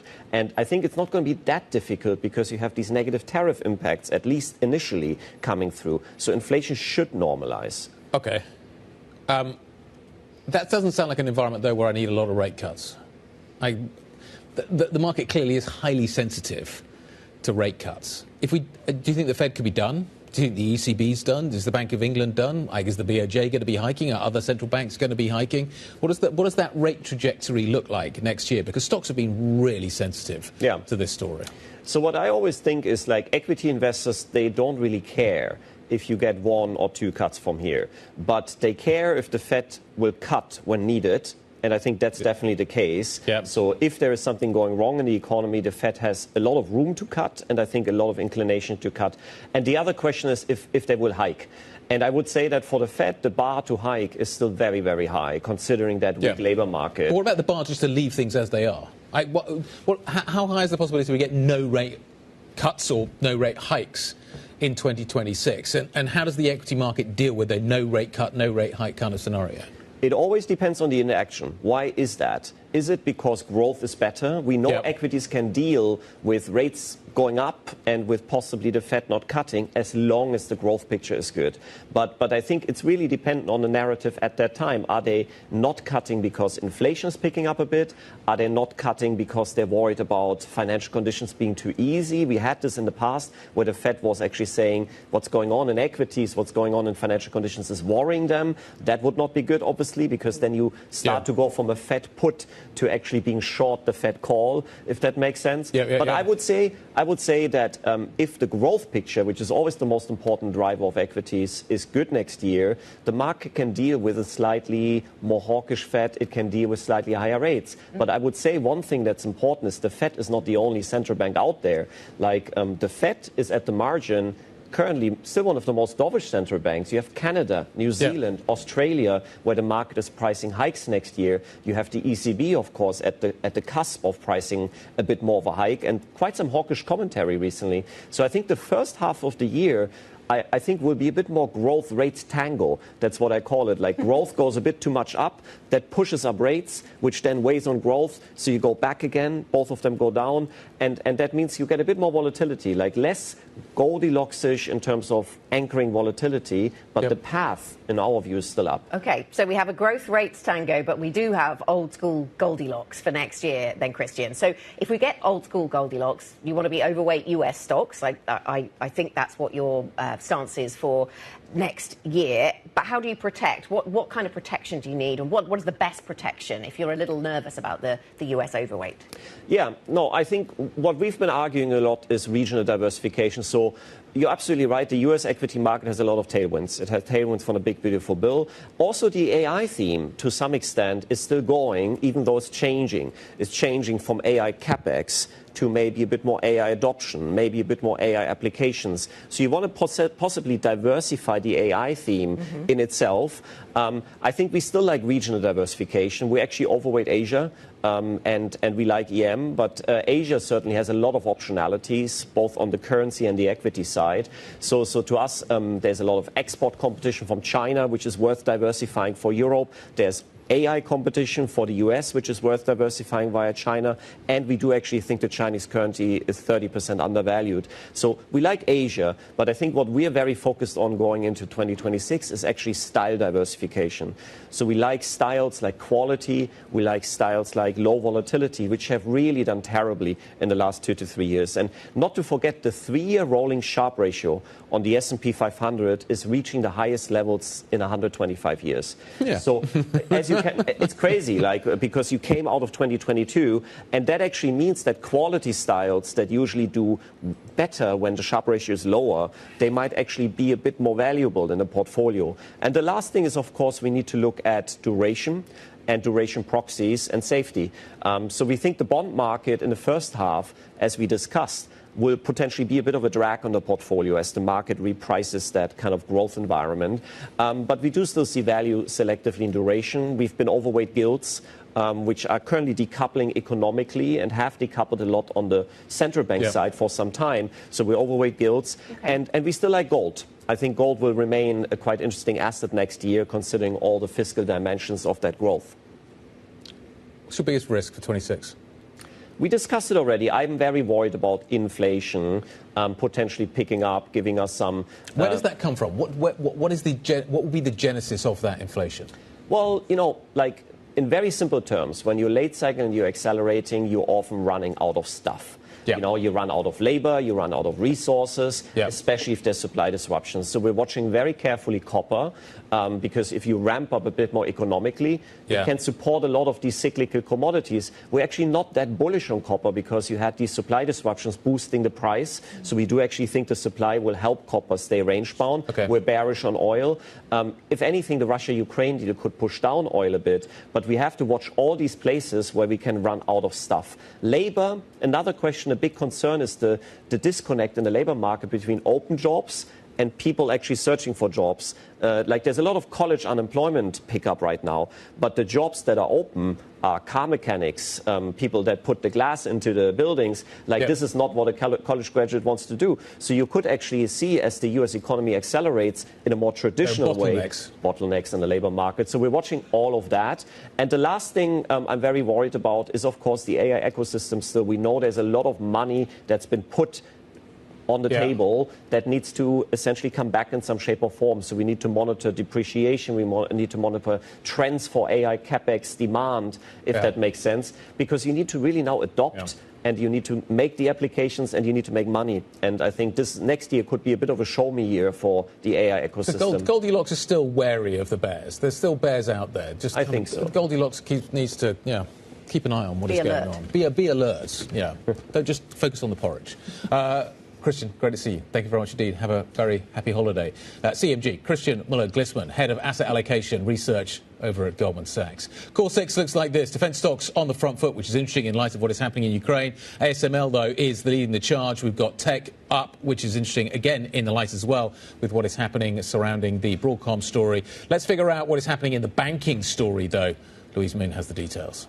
Yes, UBS is a big focus this morning. Shares ticking higher, the welcome news of Swiss lawmakers coming up with a compromise in terms of their capital requirements. So ticking higher, almost up 5% for UBS this morning. And then moving on to athleisure, a very different sector, but another one that we're focusing on in Europe. The potential ripple through story. Firstly, we'll speak about Standard Chartered. They've been upgraded to a buy from Goldman, boosting that stock. This also happened in Hong Kong, so it's the same kind of reaction in the UK market, up over 2.5% for Standard Chartered. Next up is athleisure, as I mentioned before. Potential ripple through from Lululemon, positive news overnight. They boosted their full-year outlook. A new CEO, potentially some innovation there. So we're looking at Adidas, Puma, JD, all ticking higher, potentially on the back of that. Fraser's slightly down over 2% there. So we'll be keeping an eye on that through the day. And then finally, we're looking at Lufthansa, the airline. They are higher into the green, up over 5%. That's after they've been raised to a buy. One of the few buys for the stock, so being taken positively by the market. So another one we'll be keeping an eye on through the day. Louise, thank you very much. Bloomberg's Louise Moon with some of those stocks that are moving this morning. So European equity markets, they're not looking too bad today, making some modest gains. US futures flat and the S&P, Nasdaq futures down 0.1%. More on the markets when we come back. We'll also dive into that UBS story that Louise was talking about. Swiss lawmakers have proposed a compromise in the debate over the future of UBS and how it secures its self-sufficient capital to comply with Swiss regulations. More on that next. This is Bloomberg.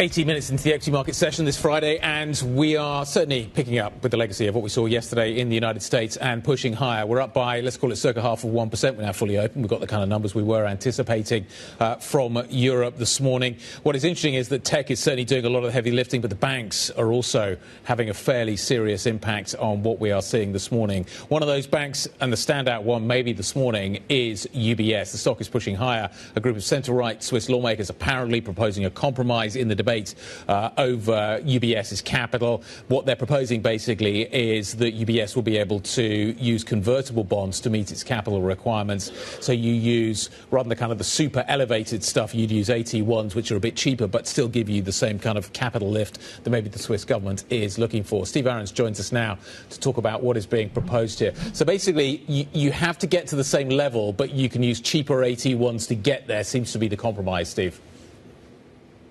That's the compromise solution that they're proposing. That's right. AT1s are a kind of junior debt that's cheaper for banks than equity, so it would make the whole thing a bit more feasible for UBS. And they've actually reacted and said, oh, OK, we're looking at this and it's going in the right direction. So a positive signal even from UBS on this one. Right, yeah, so that takes me to my next question, which is, this is coming from the politicians. Does it sound like something that UBS would accept? It sounds as if they're being quite positive about it, and certainly the market is quite positive. UBS shares then see up by 4.5%, rising by 4.5% on the back of this proposal. That's right. I mean, the capital reforms in Switzerland, just think about it. They're threatening to impose as much as $26 billion in new capital requirements on UBS, and that would definitely impact payouts to investors. So they have been worried about this scenario for a very long time. And right now, there's a lot of tailwind building for UBS that this will be watered down, and we won't end up at the $26 billion. We'll end up somewhere below it. That's the indication, and investors are piling into that bet now. Steve, even though, would this still leave UBS at a competitive disadvantage? That's the whole kind of shtick here, that basically UBS feels that it would be at a competitive disadvantage because it operates at a global basis. Even if it was able to deliver the capital compromise using AT1s, would it still be at a disadvantage versus other kind of big global banks with which it competes? The answer is yes.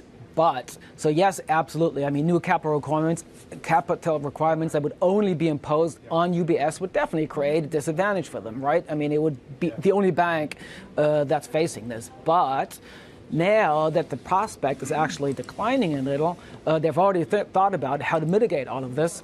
So the impact is less than what they thought it will be, and that's actually giving them tailwind right now. Steve, thank you very much. Bloomberg's Stephen Aarons with the ins and outs of that UBS capital requirements story. Certainly one we'll continue to follow as that stock back at levels we've seen in 2008. Far from 2006 levels, but back to 2008 levels for sure. Let's have a quick look at another sector that is on the move a little bit this morning. We've had some news flow surrounding management over in the United States, over at Lululemon specifically. So Adidas is up a little, Puma is up a little, JD Sports up less, but we are seeing a bit of a movement higher. Lululemon shares rallied in extended trading after the athleisure and yoga wear maker boosted its full-year outlook and announced that its CEO, Calvin McDonald, would step down. This after a prolonged period of sluggish growth. So let's talk about this sector and much beyond. Joining us now, Bloomberg opinion columnist Andrea Felsted with thoughts on athleisure, Andrea. So how much of the yeah, we all do. How much of this is all about the athleisure market then, and what Lululemon has been saying? I think it's probably a bit about the CEO and a bit about the athleisure market. I mean, I think generally the market is a bit under pressure because fashion trends haven't been on its side. We've had a switch from leggings to wider pants, which other people have been doing better than Lululemon. Also, at the same time, we've got this whole revival of denim, which is a competitor to athleisure. Plus, I wrote this morning about the Ralph Lauren Christmas. I mean, the two are kind of linked because you've got this preppy return to sophisticated casual dressing, this quarter zip craze. That's all competition with fleeces, track jackets. So yes, the two are kind of linked together. Your piece had me looking all sorts of fashion trends up this morning on my work Google profile. It's going to look like I was shopping. I was not. I was researching Andrea Felsted's piece. Honestly. Yes, honestly. It might be the 12th of December. The quarter zip thing concerns me. No, really? I can't. I've got a lot of quarter zips. Believe you me, being fashionable is not necessarily high on my list of because everybody's going to be wearing them. There'll be competition for the quarter zip. In terms of kind of what we are looking at the moment, how does put consumer confidence next? What does that kind of going smarter thing tell me about consumer confidence? I think it reflects a bit about back to the office. We're all going back to the office now. I don't think we ever left, but okay. Yeah, exactly. Plus, maybe a little bit of worry about the jobs market. You want to give your best. Yeah, give the best impression. So, fashion often takes its inspiration not just from what we wear, but how we feel. Another reason why Ralph Lauren Christmas was trending. When times are tough, we tend to, take comfort in the holidays, the traditions of the past. So it's all kind of linked, really. Yeah, I was looking up that as well. There was a lot in those images. Yes. It's an assault on the senses at sort of 5 in the morning, Andrea. I'm going back to Lululemon because competition in the athleisure market. I mean, where does that leave them? Because they're not the cheapest in that space, and lots of other retailers have offerings. It's a really competitive market. So you've got the Alo, Fiore, who are squarely in Lululemon's space. You've got Nike Skims, which after a delay seems to be doing well. But it's not just the premium brands. The high street's doing athleisure really well. You've got Inditex has got this Oysho chain which does a good job. You've got H&M has H&M. Primark does a great job in the States. Old Navy's doing really well on its kind of more athletic wear. So you can find the look whatever your budget. What's next in the kind of if we're smartening up because we're more worried? What comes next? Dare I say it, ties? We're not going to go too far here. I'm not sure, but we have definitely we are still seeing kind of corporate wear on the catwalks. Tailoring it's still a strong look. I think denim doesn't seem to be peaking yet. You often find things denim like hasn't peaked. I don't think denim has quite peaked. I've been expecting it to peak, but it still seems strong. You often find things like cord come after denim. We're seeing a lot of velvet. I mean, that's more for party. But I think there's more to run on the sophisticated, casual, more dressing up side. Okay. Andrea, thank you very much. Andrea Felsted, always a pleasure to see Andrea in the studio, especially on a Friday, and especially on a Friday before Christmas, where I feel this is a segment that you can take into your weekend and learn from. Not you personally, Guy. I have never been ahead of the curve in my entire life, but thanks to Andrea. The quarter zip thing is well, yeah. Stopped clocks. I'm going to harsh, but probably fair. fair. Too mean? Sorry. No, I think it's probably reasonably accurate. Maria Demertzis is going to be joining us shortly. We're going to talk about what is happening in Europe, the politics story front and centre in terms of Ukraine. We've got a busy week coming up next week. The ECB is going to be on deck as well. Lots of factors that we need to fold into our conversation with Maria. That is up next. This is Bloomberg.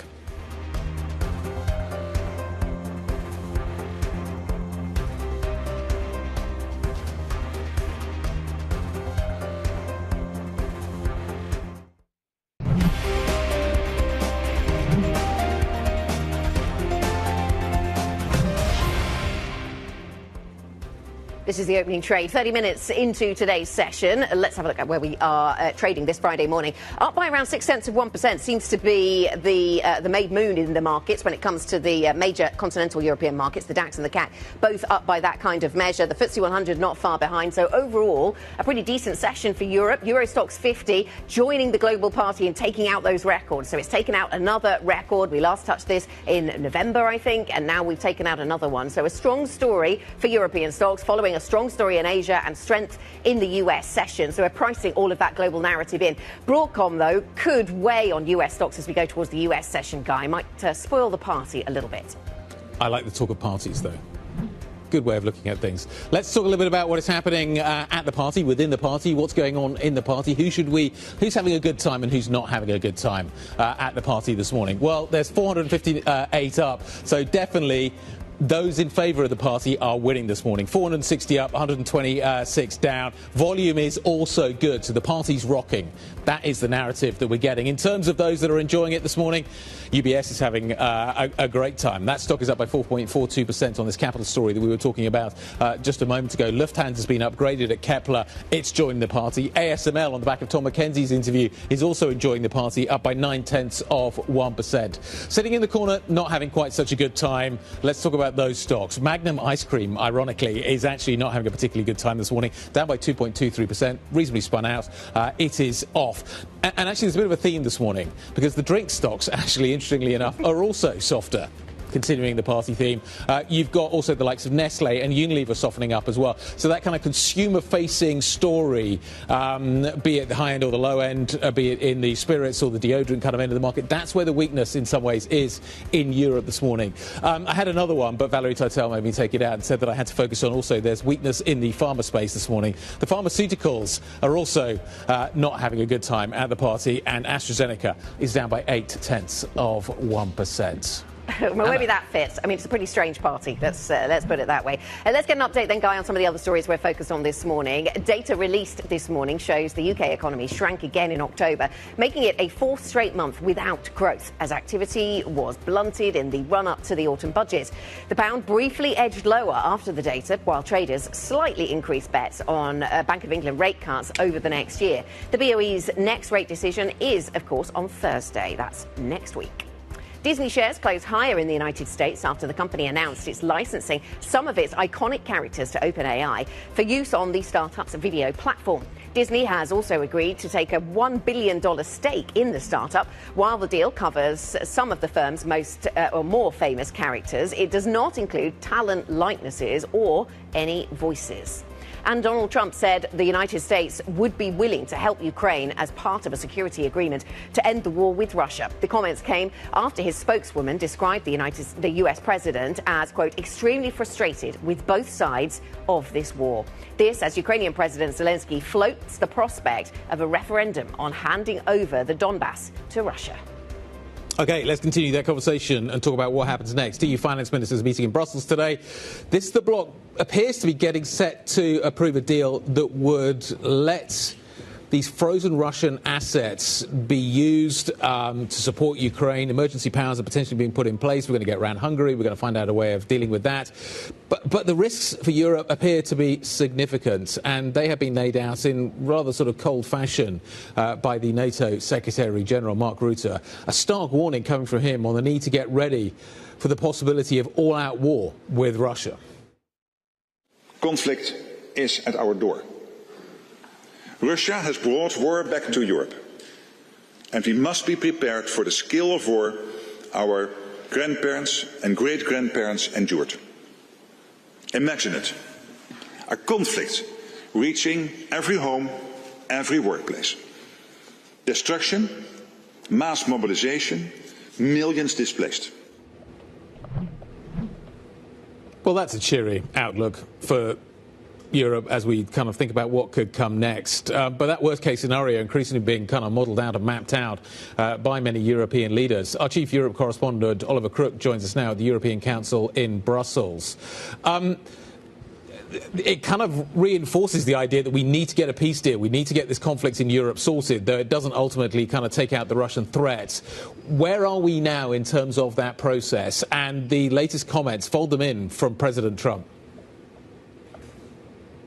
Yeah, let's deal with the American side of this first, the comments from Donald Trump. I mean, the first reflection that he's grown very impatient and he'd like to see something done immediately. He likes warp speed diplomacy. That is not something terribly new. I think there were two things that were new that we heard from Trump yesterday. First, it was the president speaking openly about security guarantees for Ukraine. We've talked a lot in the abstract about security guarantees for Ukraine. We don't know what form they would take, how much of it would be assured by the Europeans, how much of it would be assured by the United States. And this is one of the first times that we have Donald Trump openly talking about it and saying that he is willing to contribute in some manner or another to those security guarantees. We should say he did not sort of elaborate on what kind of security guarantees they would be, but it's at least an acknowledgement from the President of the United States that it's something that the U.S. is willing to do. The second thing we're looking forward to is this weekend when there is a high-level European leaders meeting about Ukraine that will involve the Ukrainian delegation. We understand that they would like the United States to participate. That being said, Trump says he will really only send a delegation to participate in those talks if he feels that they're going to be their progress is going to be made, that they're not talks for the sake of talks, meetings for the sake of meetings, which is one of the great frustrations for the president. And thinking about how we get to some kind of resolution, some kind of peace in Ukraine, Ollie, what has President Zelensky been suggesting around the Donbass? He's talking about voting on elements of handover to Russia. Talk us through the detail there. So this is a really interesting approach by President Zelensky, and I think it's rooted in the fundamental premise that has led his foreign diplomacy with the United States ever since the catastrophic meeting in the Oval Office back in February, which is basically this initial premise, that there are no bad ideas out of Washington, D.C., no matter how confrontational they appear, no matter how difficult they are for the Ukrainians to agree with. He will always work with it and try to use the momentum of those ideas in order to get it to a place that is helpful to Ukraine. We've seen that twice this week already. The first was on this question of holding elections in Ukraine. Zelensky said that basically if the United States could assure security for those elections and Europe, they could assure the situation and the conditions for safety in Ukraine for elections, he would hold elections in the next 60 to 90 days. So basically going with the American initiative, and one of the critiques that Trump has said that basically it's no longer democratic, and he's called Zelensky a dictator in the past, he sort of finds a way to abate that criticism while also bringing this vote potentially to the Ukrainian people. The second thing is bringing a referendum on whether or not to surrender territory effectively in these trade negotiations or these peace negotiations with Russia, and putting that to the Ukrainian people. That is, again, clever for two reasons. One, it takes the initiative out of Zelensky's hands. If the Ukrainian people, after they have voted, say we are willing to endure more war, that is not Zelensky sort of providing any kind of impediment to the peace process. And the second thing, of course, what it does is it puts on full display that Ukraine is a democratic nation, in very sharp contrast to its opposition to Russia. Let's talk about frozen Russian assets. Are we about to take them out of the deep freeze? So that is the sort of big question here, Guy. And I think that, there is a lot of positive momentum. There's a lot of positive noise from a number of European leaders over the last couple of days. There are still some hurdles. What we're expecting today from the Europeans here is to basically use emergency powers to circumvent Hungary and Slovakia in order to get these frozen Russian assets on ice, basically indefinitely. This would basically prevent this from being every time a unanimous vote, one of qualified majority. That's obviously contentious for a number of reasons, but that is a prerequisite to being able to use these Russian assets indefinitely, and that is basically what we expect to happen today. What then gets kicked into next week is whether or not they're actually going to seize these assets meaningfully and monetize them, and frankly, we don't have the answer to that yet. Despite all the positive rhetoric we've heard from a number of European leaders, we still have not heard from the Belgians that they are 100% satisfied with the assurances that the EU are giving right now. So that is what we're going to be watching for. That is what we're going to be listening to finance ministers as they walk in here for the rest of the day. And going into next week, I think that this is absolutely critical for Europe. This is the frozen Russian assets, and the 90 billion euros that would go to funding Ukraine is the only meaningful thing that the Europeans can contribute to this peace process. It's their only piece of leverage in these negotiations. If they fail to do so, they will be faced with the reality of European leaders talking about the importance for 4 years of supporting Ukraine and basically failing to do so on the only thing they can contribute right now. Ollie, thanks very much. Bloomberg's Oliver Crook in Brussels. Let's continue this conversation. Joining us now for more on Europe from a slightly more economic perspective, but picking up on some of these themes, is Maria de Mertzis, leader of Europe's Economy, Strategy and Finance Centre at the Conference Board. Maria, really nice to have you with us. We want to talk about the ECB a little bit. I know you've got some interesting things to say also about confidence amongst business leaders, or lack of it, so we'll get to that shortly. But we were just hearing there about these conversations on Russian assets and what Europe can do do there. Do you understand why this is such a stumbling block for Belgium? I understand fully that a lot of the assets are in Belgium, but why does it seem so difficult to craft something legally that can reassure them that they won't be on their own if there were to be some pushback from using them to secure a loan to Ukraine? It really has to do with the fact that the assets reside in Belgium. And if there were to be a legal process started from Russia, and I actually say there will be one, then there will be a legal costing involved with all of this. And of course, there will be an issue of risks for what happens to the assets themselves, who pays them back. And this is what Belgium worries about, given that it is that will be the frontline country that will have to answer that question. What Belgium is asking for is a mutualization of risk. It is asking its European partners not to have to deal with this issue alone, to have to deal with this collectively as European Union. That's all it's asking. Is very reasonable, and I think that we will find a solution to that. Yes, and there has been talk about that being fine. I've certainly heard European leaders saying that they will try and craft something. So we'll look to next week maybe to see if that comes to pass. Is there risk in this for the European banking system, and then as a link to that, the European fiscal authorities, European governments? Is there risk if Ukraine does not pay back the money, for example? There are always risks, but we are talking about 210 billion. So these are substantive amounts, but they're not catastrophic in terms of how big they are in the European Union, what they represent in terms of proportions. I think there are risks, but if you put the whole fiscal side of the European Union, meaning the governments behind it, I just don't think that will be a systemic problem either for the banks or for the fiscal authorities. It is a risk. There is nothing without risk, but it is contained if the European Union throws its collective back on it. Maria, if there was a peace deal, what would it mean for the European economy? Is it possible at this point to get a clear idea? It's quite far off, I think, but if you were to dream of what that would look like, they would have to think about ways of reconstructing Ukraine. First, safety Ukraine, who provides the safety, and then after that is reconstruction. I don't think we know what that will look like, but I would imagine the US will have a big deal, a big role to play there, and I'm hoping also that the EU will have a big role to play there, also in view of Ukraine becoming closer to the EU with the future membership of the Ukraine, if not this decade, maybe the next. Okay, let's talk more kind of near term and what is happening next within Europe. When do you think the first ECB rate hike is going to come? Are we going to see it in 2026 or is it a 2027 story? It depends on how the risks are evolving. For all intents and purposes, inflation in the euro area is now exactly where it needs to be. It wobbles a little bit on one side and the other. We saw in the last month an upside on the inflation, which was a little unexpected, but nothing to cause any hurry. And therefore, the forecasts that are also very much on the target are not raising any concerns.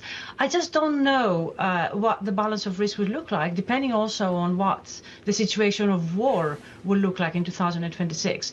The prospect of peace is very helpful, but it's not guaranteed at this moment. I think if we were to have a rate hike, it would be close at the end of 2026 and not early 2026. OK, so that's the ECB next week. Maria, you have been thinking about the climate for business in Europe, which, of course, links us into the ECB. You do regular surveys of CEOs and their confidence. And you talk about how the view from CEOs you've been talking to is that the Draghi reforms are not advancing fast enough. Now, we've heard from one CEO, one CFO this morning, who have both talked about Europe falling behind. This was ASML on chip manufacturer. This was Schneider Electric on data center rollouts. Is there any kind of momentum building to move faster on those Draghi reforms? Yes, I think unfortunately, the issue of the war has really sidetracked all of this conversation. That's very, very unfortunate. We need to make progress, parallel progress on economic reform and on security. And that is actually, I think, what is holding us back. Indeed, what we hear from the CEOs is that although their confidence has increased by comparison to 6 months ago, they're still in negative territory. And they're telling us that they feel a lot more confident about areas outside the EU than inside the EU. And that includes both the US and China, which is really unfortunate. unfortunate. They also do see that the progress made on the Bragg report lags behind, and they actually blame the countries for this. They think it is member states that need to coordinate better, and they are advanced on the reforms. So in that respect, the news that are coming are not so good in terms of how fast we are moving in improving the competitiveness agenda. And I hope that this helps concentrate the minds in Brussels and in member states in kind of making better progress in that respect. Maria, you talk to a lot of people in Brussels, you talk to a lot of people around Europe. Do you see any prospect of the UK joining a customs union with the EU? Do you see any prospect of single market access? This debate is beginning to start in the UK in earnest, it feels. And I'm wondering what you think it looks like from the other side of the fence. I think you'd have to put it low in the priority list at the moment. There's so many other issues that need to be fixed. But where I do believe there will be progress is on defence. And that, of course, has got single market aspects to it as well. But that's what we need to make progress on. Find a way of allowing the UK to participate in defence projects in Europe. That will be the first step. And once this is established and will also serve our preparedness efforts, then we can think about how to make closer ties with the US. But as you can imagine, for the moment, there's so many other issues that are crucial for the EU, and they're exactly the first priority right now. Got to bring something to the party.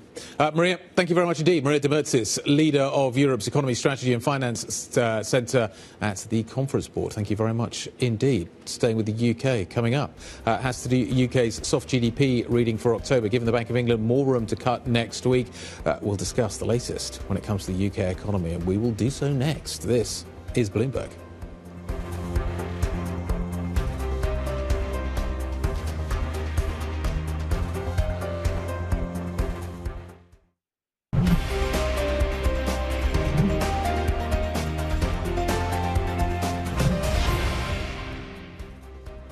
Welcome back to the opening trades. We are currently 50 minutes into a European session. If higher stocks is what you wanted for Christmas, we certainly have that today. New highs for European stocks by some measures, global stocks, US stocks. That's been the story of the past 24 hours. Maybe things get a little trickier from here with those Broadcom negative sentiments coming through from that earnings story. But let's think about next week and see what that has in store, because it's going to be busy. And so we thought it was worth getting a head start on what to look out for. Tuesday, US non-farm payrolls, UK labour data as well. UK CPI on Wednesday, Bank of England decision, ECB decision, both of those fall on Thursday, and then US CPI also on Thursday, and a BOJ decision as well. I mean, not much then, Guy. Not much happening. No, but in some ways it's good. Because there is this danger in December that nothing happens. That is dangerous. And from our point of view, that makes life very, very difficult. This might keep more people paying attention, a bit more volume in markets, perhaps. And something for us to talk about. Yes, that also helps. Which is also we useful. still have 2 hours to fill, so yes. Now, the UK economy disappointed again by contracting in October, a fourth straight month without growth. Traders have slightly increased bets on Bank of England rate cuts over the next year. For more, let's bring in our colleague Dan Hansen, Chief UK Economist for Bloomberg Economics. Dan, good morning. Happy Friday to you. And not a happy Friday when it comes to these GDP figures. And this is many months now of negative prints. What's happening? Yeah, morning. It's not a pretty picture, is it, for the UK at the moment? I mean, I think when you look at this data, particularly just the October data and actually the September data as well, there are a couple of one-offs in there. We had the closure of the Jaguar Land Rover factory. It came back online in October, but it's ramping up production. It ramped up production slowly. That permeated through the wider economy as well, which is why we had some additional weakness in October. And of course, the other thing we've had is the uncertainty about what was going to happen with the budget. And you imagine that the November data could potentially be impacted by that as well. So you've got these one-offs, but I'd also highlight a couple of sort of what I would call more longer-term structural issues that are impacting the UK, the most significant of which is around the consumer. If you look at the behaviour of the consumer in the UK, which is obviously consumers are the biggest spenders, 60% of GDP, they're very cautious. And I think that's one of the issues the UK is facing. We've got these one-offs that are impacting the data, and every month we seem to have a one-off reason to explain why GDP fell. But actually you've got these longer-term issues as well that are keeping a lid on demand. Dan, in a moment, Anna's going to ask you a question about what the Bank of England's going to do next week. I'm assuming she will. It's the kind of end of this process. We've got a load of data that we need to focus on next week. CPI looks like it's going to be one of the standout stories. It still looks sticky. Headline numbers still north of 3%. You've got core numbers that are still very elevated as well. In terms of what we should look for in those numbers, there doesn't seem to be much improvement at the moment. We still have sticky inflation in the UK. Is there any sign that that problem is going away anytime soon? I think there are a couple of things next week. So you're right on the CPI. We think, at the moment it's at 3.6. We think it'll probably come down to 3.5. Stay around that level in December for the December print as well. Moving into the first quarter, we do think you'll get close to 3%. And then actually the big moment for CPI and UK CPI, at least on a headline basis, is going to be April. Because we had in the budget this news that a lot of the policies would weigh on CPI inflation. And I think you're going to get a pretty big drop in the April data back closer, not quite to 2%, but somewhere a little bit above 2%. I think the interesting story is what's going to happen on an underlying basis. And that next, at least thinking about the data next week, look at the labour market data. Unemployment's probably going to go up again. Wage growth is going to slow, probably below 4%. And that's going to be a good news story for underlying inflation. It's just going to take a lot longer to come down, though. And I think if you're thinking about... Dan, just very briefly then, you are expecting the BOE to cut next week, right? Yes, we are. OK. We'll have the rest of that answer next week, because we have plenty of time to talk about the UK. Dan Hanson, Chief UK Economist for Bloomberg Economics. There's much more working goes into that, I'm sure. Shall we talk to Val? What are you looking at next week? The delayed November data that's going to be published, both CPI and non-farm payrolls. There's a lot of confusing details in both of these prints. They're both going to be essentially double prints. So let's start with non-farm payrolls. We aren't going to get the unemployment rate for October, so we're only going to get that one for November. But Bloomberg Economics sees that there's a risk that this could be quite elevated, near 4.6 to 4.7%, so a decent tick up. And that's around whether the furloughed workers around the government shutdown answered the survey correctly. In past shutdowns, they actually haven't, and it's led to some blip in the unemployment rate. The other thing to watch is the CPI print that we do get on Thursday. A lot of distortion could be at play here. We are going to get a few components from October, from the month of the shutdown. We're going to get the full slate from November, but Powell really talked about this at the press conference. He said, be wary of this November data. It could be distorted. I think he was more talking about CPI when it comes to this, because some of these components in CPI aren't collected every month. So you miss a month and you happen to maybe get a hot month or a cool month, it could distort the data for months to come. So keep an eye out for that. Bloomberg Economics expects October and November to show 0.3% core CPI inflation. OK, before that, we have a weekend to enjoy. I had a brief look at what's coming up this weekend on our sort of, thinking about the weekend graphic. And there's barely any sport. I mean, granted, there's a darts championship, but that involves a lot of fancy dress. It's very marginal. Yes, darts exactly. Sport. So I looked at this and thought, this does not have Guy Johnson written all over it. I don't know what on earth are you going to do all weekend, There are downhill races. There we Skiing. are. That's the answer. There you go. Find other sport. Yes, there's always sport. Of course there's sport. There's all kinds of things going on. Don't dismiss the darts. Anyway, great weekend coming up. We've got plenty to think about going into next week. Normally you'd be out Christmas shopping, but I feel you've got to gen up. Next week's going to be huge. Bank of Japan, ECB. Thank you. You're setting me homework. Oh, yes. Thank you very much. Gifts, Christmas gifts from Guy Johnson. That is it for the opening trade. The Pulse is up next. European equity markets enjoying this rebound this morning. US futures a little more mixed. This is Bloomberg.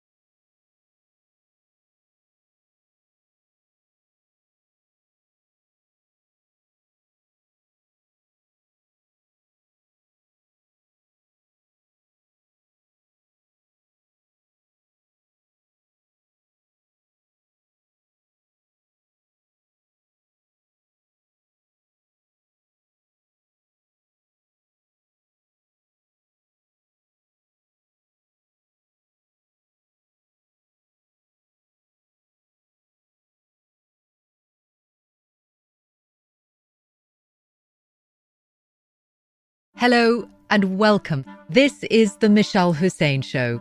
I'm Michelle Hussein.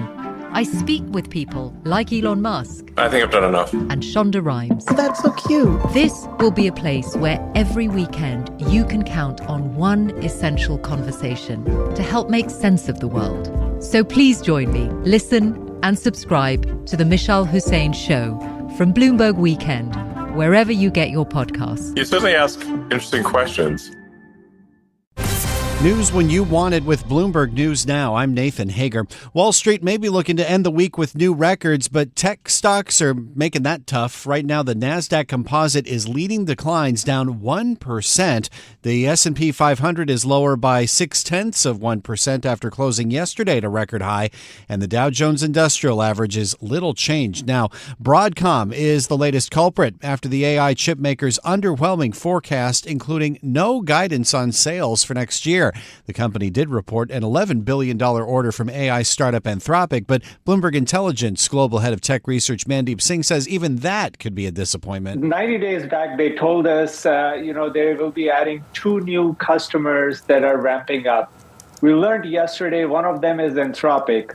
But the disappointing part was even Anthropic is using Google GPUs designed as the basis for their own chips. Mandeep Singh with Bloomberg Intelligence. Right now, Broadcom shares are lower by 10%.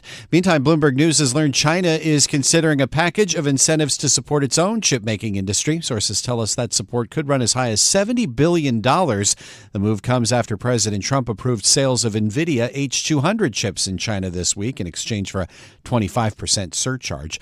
The White House may be looking to go on the offensive in cyberspace. Bloomberg News has learned the White House plans to enlist private businesses to help mount cyber attacks against foreign adversaries. Sources tell us the White House will make its intentions known in a new national cyber strategy to be released in the coming weeks. We're told the administration will provide more details once it comes out, along with an executive order that could outline private firms' roles and their legal protections. In the Middle East, Nobel Peace Laureate Narges Mohammadi has reportedly been arrested in Iran. Supporters say she was detained at a memorial for a human rights lawyer who was found dead recently under mysterious circumstances. Mohammadi won the Peace Prize in 2023 for her fight against women's oppression. Her arrest could spark new pressure from the West as Iran seeks new negotiations with the U.S. over its nuclear program. The Salvadoran migrant at the center of President Trump's immigration crackdown is still free after a scheduled check-in with ICE in Baltimore this morning. A federal judge blocked immigration authorities from re-detaining Kilmar Abrego Garcia roughly 14 hours after he walked out of a detention facility in Pennsylvania. Simon Sandoval Moschenberg is one of his attorneys in Maryland. He's walking out the door and he's heading back to Prince George's County to be with his family, with his child, with his wife who are waiting there for him. Everyone is extremely happy about this. Attorney Simon Sandoval Moschenberg spoke to a group of Abrego Garcia's supporters outside the ICE facility in Baltimore. President Trump is ramping up pressure on Venezuelan President Nicolas Maduro with this week's oil tanker seizure off the Venezuelan coast. Bloomberg's Tyler Kendall reports it could be the start of a new phase aimed at removing Maduro from power. Analysts at Bloomberg Economics say that on the high end of the escalation scale would, of course, be some sort of land strike. The understanding is if the U.S. were to do that, it would very likely target cartel infrastructure in the country, because this administration has repeatedly justified its actions by saying that this is all about going after those alleged drug traffickers and getting illicit narcotics into the U.S., trying to stem that flow. Bloomberg's Tyler Kendall in the nation's capital, and the move could put an even bigger squeeze on Venezuela's economy. The government's dollar supply tied to crude sales has already fallen 30% this year through October. Private economists tell Bloomberg News inflation in Venezuela could top 400% by year's end. Inflation concerns are why the 2 Fed officials who voted against cutting interest rates this week say they did it. Chicago Fed President Austin Goolsbee was one of those voters. He says he actually wants more cuts than many of his colleagues next year. I'm just uncomfortable with front-loading the rate cuts, assuming all of the inflation that we've seen be transitory. Chicago Fed Chief Austin Goolsbee was on CNBC this morning. We also heard from Kansas City Fed President Jeff Schmid. He released a statement saying inflation is still higher than the Fed's target while the rest of the economy looks solid. He says that's why he voted against the cut as well. Schmid doesn't vote on policy next year, but Cleveland Fed President Beth Hammack does. She says she too is wary about more cuts. When we've got challenges on both sides of our mandate, being close to neutral is probably the right place to be. I would prefer to be on a slightly more restrictive stance to help continue to put pressure on that employment side of our mandate, that inflation side of our mandate. Cleveland Fed President Beth Hammack spoke at an event in Cincinnati this morning. And that's news when you want it with Bloomberg News Now. I'm Nathan Hager. This is Bloomberg.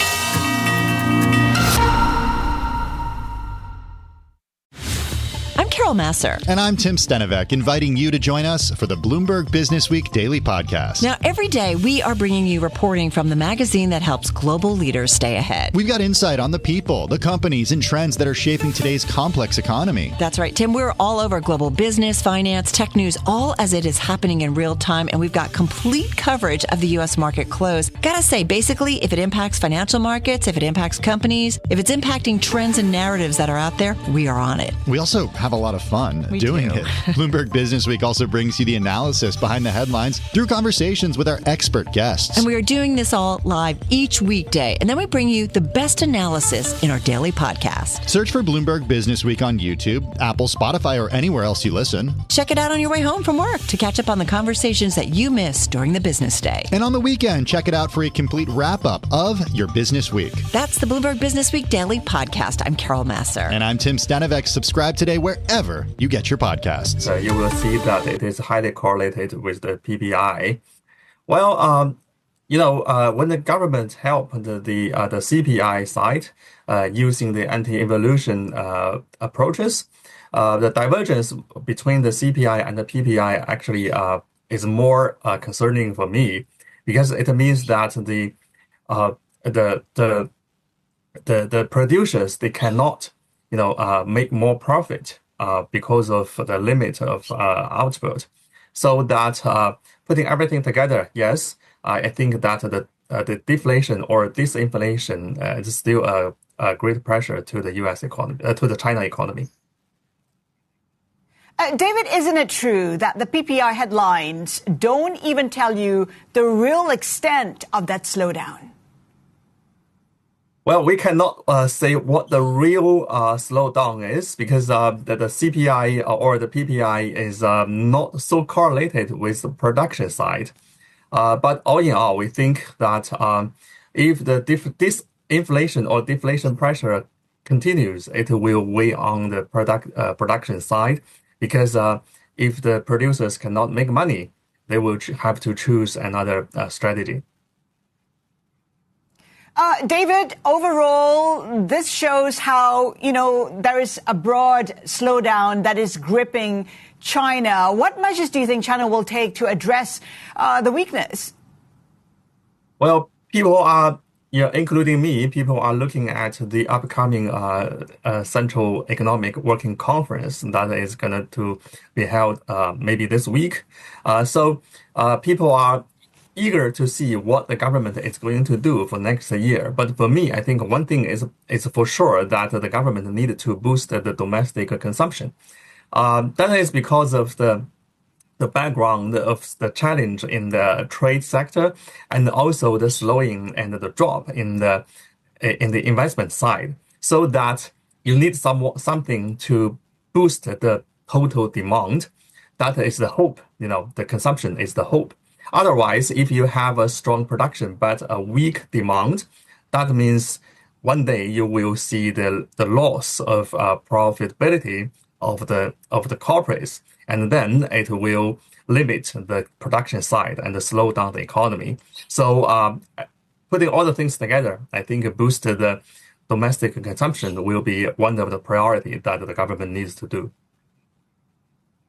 And that remains to be seen. David, thank you so much for that. Bloomberg economist David Chu there. Now, China Vanka meeting with bondholders today to discuss a proposal to delay payment on the 2 billion yuan bond note due December 15th. For more, let's bring in China credit reporter Trista Sinyilo. Trista, what is anticipated? How might this proposal look like? Yeah, so in today's meeting, bondholders will discuss 3 proposals. The first one is actually proposed by Vanke, and they are asking to delay the yuan bond payment for 12 months without any upfront cash or any installments. And there are another 2 which are offering more generous terms, asking Vanke to pay interest on time and also offer some credit enhancement. So in today's meeting, bondholders will review those proposals, and they will have until Friday to vote. What is the likelihood that Vanke will get the votes it needs? Yeah, so, any proposed change will need over 90% support from the creditors. So Vanke right now is, asking for one more push to win more support from creditors.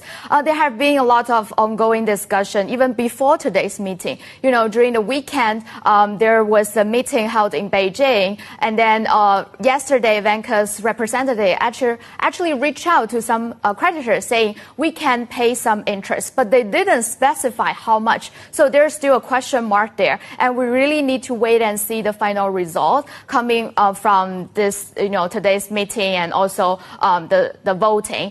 So I think overall, any discussion ongoing right now is still just buying time for Vanke. And moving forward, I think investors are largely expected that there will be a restructuring coming ahead. Well, Vanke has been given a lifeline before. What are the chances we could see that again?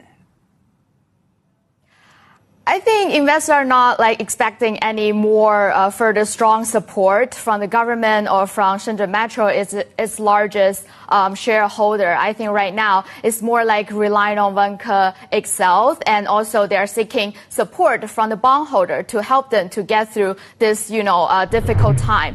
I don't think investors are thinking more big support gonna coming from the government side. So I think right now they are actually relying on the current proposal, help them to cut debt and help them to relieve the liquidity strains and to avoid the immediate default. And Trista, of course, lots of implications for the property sector as a whole. What are you hearing?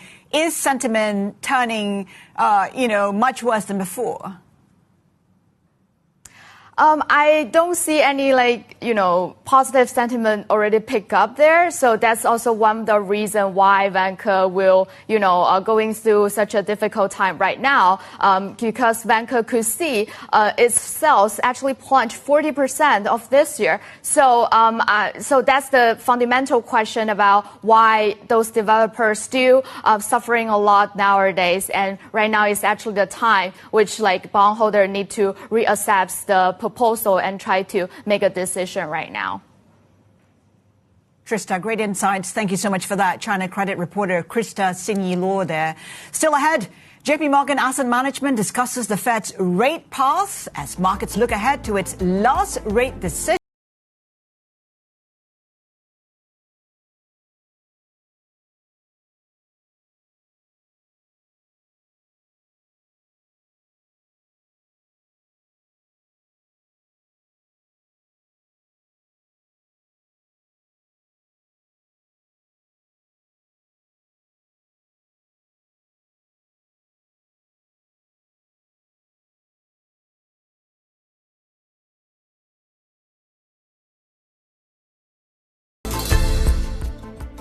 The good news is that the Fed is cutting from a place of strength.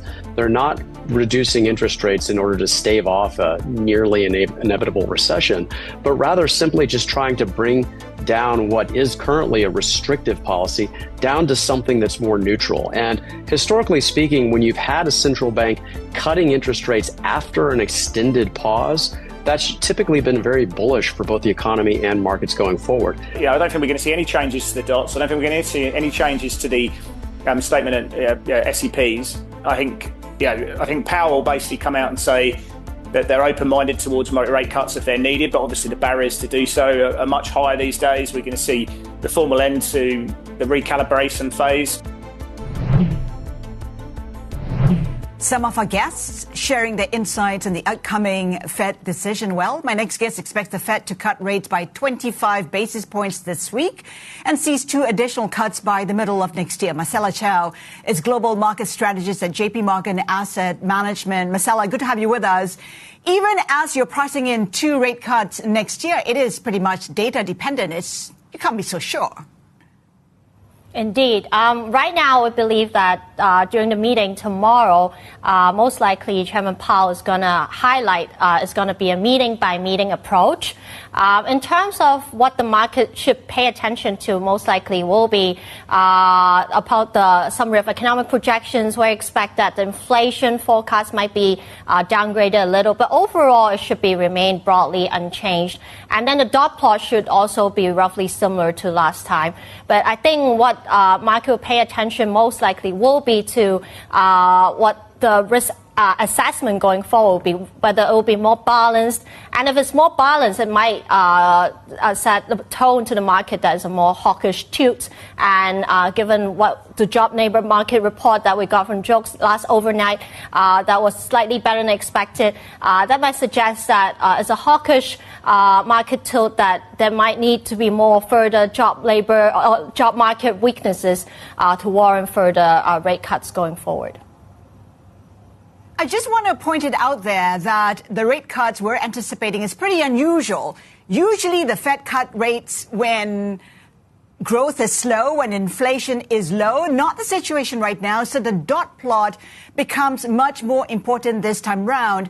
I'm just wondering, what assumptions are you making, given that we have a Fed that's pretty divided on what needs to be done in terms of the path going forward? Indeed. It's pretty divided since the previous few meetings, and so going forward it will still be the case. But it seems like right now it's a risk management move, and they are focusing more on the labor market weakness from recent few data points. And yes, overnight we got a slightly better than expected number, but still we do not expect that to change the sentiment for tonight's meeting. And also going forward, I think the labor market weakness, once after this data vacuum that we have more clarity, then like you said just now, it will still be meeting by meeting and more focusing on the labor market weakness to ensure that the growth momentum can be sustained in 2026. Where do you see Fed funds by the end of 2026? Bearing in mind, of course, Trump wants, the long end of the curve to be much, much lower from here. Right now, we're expecting 2 more after tomorrow, probably 2 more 25 basis point cuts before by middle of 2026. But it will also having to depend on, for example, because we right now expecting that 2026, the first half of the year, might be boosted by, for example, a temporary boost from tax rebates and also higher disposable income. That might actually cause an inflation to remain sticky. So that suggests that going forward, this will still depend on the data, but then it will still be an easing bias to expect the rate to reach the neutral level around 3% by mid-2026 next year. What's key right now is actually the long end of the curve. 30-year yields expected to rise to above 5% and perhaps stay above 5%. What's your take on that? Right, definitely going forward with the Fed chairman or election process still in progress, the focus will still be there, and also because of the fiscal deficit or the independence remains in question with regards to Fed. But then actually recently we see that this was mostly happening in the first or in the second or third quarter. Since we arrived to the fourth quarter, market focus was also remaining on more the dual mandate of inflation actually seems to be weaker than expected, but the labor market remains weaker than market expectation. That's why the Fed is focusing more on maintaining this dual mandate and ensuring the growth momentum to sustain, and that they're doing the cut. And going forward, we still expect that the first half of this year, they will still try to maintain this easing bias, but then the pace and the magnitude will very much depend on if we expect that the market data coming in is actually stronger than expected, they may actually do less or slower. But then if it's actually weaker than expected, they may do more, but then it's still prone to an easing tilt or easing bias. Marcella, as we look at 2026, some say perhaps we might just see a tale of two halves, a stronger first half and a weaker second. What's your take on that? And how would you deploy capital, assuming that is what we will see next year? Yes, indeed. So we do think, given the current earnings momentum and economic growth still relatively resilient, that should actually sustain for the first half of this year. Of 2026, and that will actually be constructive on equities and similar to what has happened throughout 2025. But then as the fiscal support wanes and also probably with inflation numbers remaining quite sticky and persist, the second half of this year, we actually advise investors in 2026 to move to or shift to a more balanced stock bond portfolio, and also maybe reach out and look out for alternative income generating assets. But then in terms of the global market momentum, we see that it's going to still be constructive for risk assets general, as we are still in a rate cutting cycle, and also most probably will still be led by AI, and also in US and also broadening out to Asia Pacific.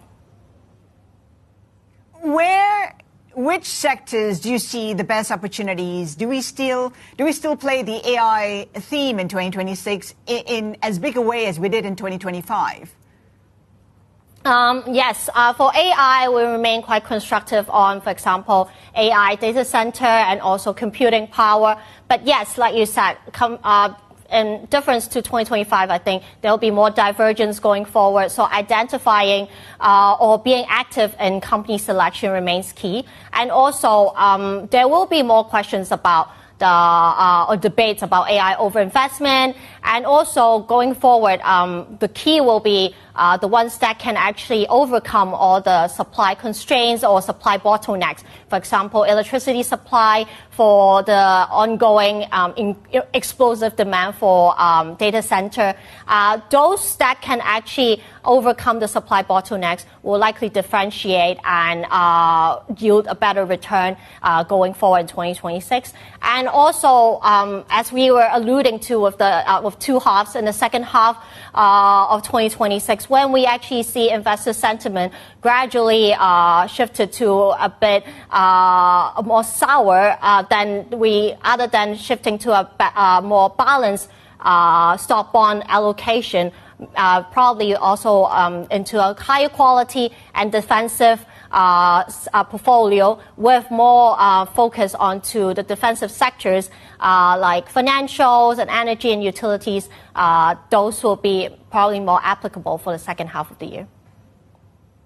Marcella, I just want to draw your attention to the allocation for AI plays. There's always this debate between the U.S. and other markets, including the likes of China as well as Korea and Japan. What distinction are you making, and what kind of allocation are you considering? Indeed. I think U.S. The U.S. AI will continue to focus on the U.S. innovation, but we see that China has actually been developing its own self-sustaining ecosystem, given its policy support and strong supply chain and also research. And so this one will, going forward in 2026, AI will probably be one of the key growth drivers within Asia, bringing in probably even more better return for hardware like Korea and in Taiwan. But then I think going forward in 2026, what investors need to identify is not just looking for the innovators, but also focusing on the enablers in, for example, in industrials and utility sectors, and also the adopters in financials or healthcare, suggesting that is a broadening out for AI industry development, even across the sectors. And in recent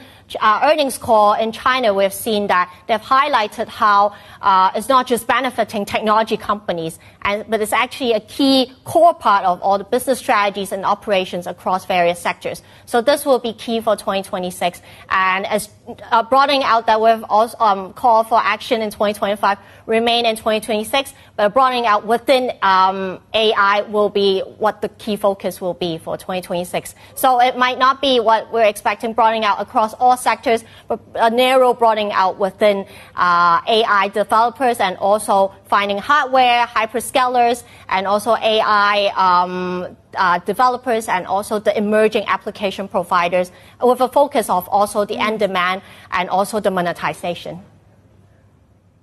We're getting a clearer picture of China's economic situation. Today, we see deflationary pressures continuing for 38 months. We have Vanka, raising concerns about the property sector. Are you assessing these risks when you talk about, investing in a market like China for 2026? Indeed. We see that the trend earnings per share growth has been trending down because of, like you said, the deteriorating GDP and also the ongoing deflationary pressures. But yes, property sector is one of the key pain points, but and one of the disappointing side where we did not actually see a lot of announcements or support related to that in the Politburo meeting. So the focus will be next on the Central Economic Work Conference, where the numeric targets will be discussed and probably be announced in next March 2026. But other than that, given how the property market recovery was more muted than expected, we actually have been searching for other growth drivers.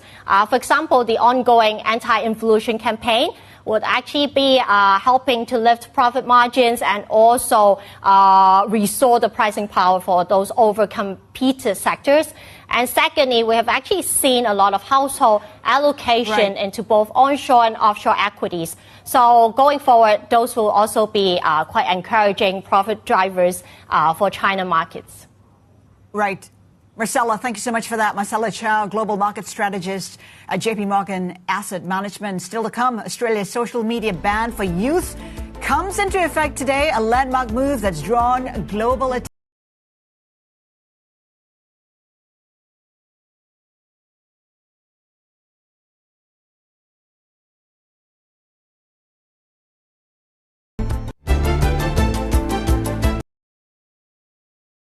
Indonesia holds 40% of the world's geothermal potential.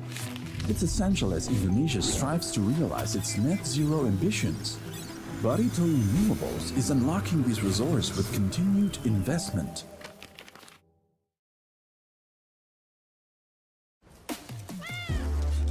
Our ultimate goal was to turn the fridge from a storage box to a smart kitchen manager that helps the users. That comes down to finding the optimal location for our camera. I am most proud of our image matching algorithm. The entire user experience has to be fast and seamless. When it worked like we expected, it was really a breakthrough.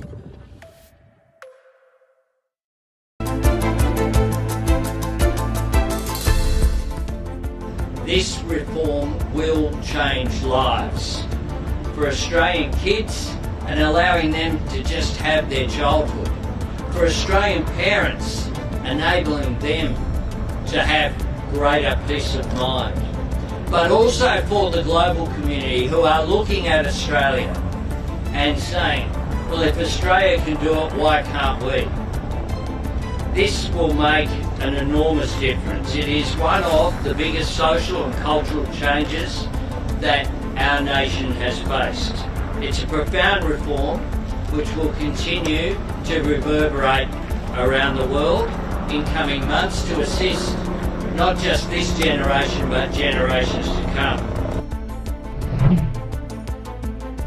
Australian Prime Minister Anthony Albanese speaking about his government's social media ban for youth.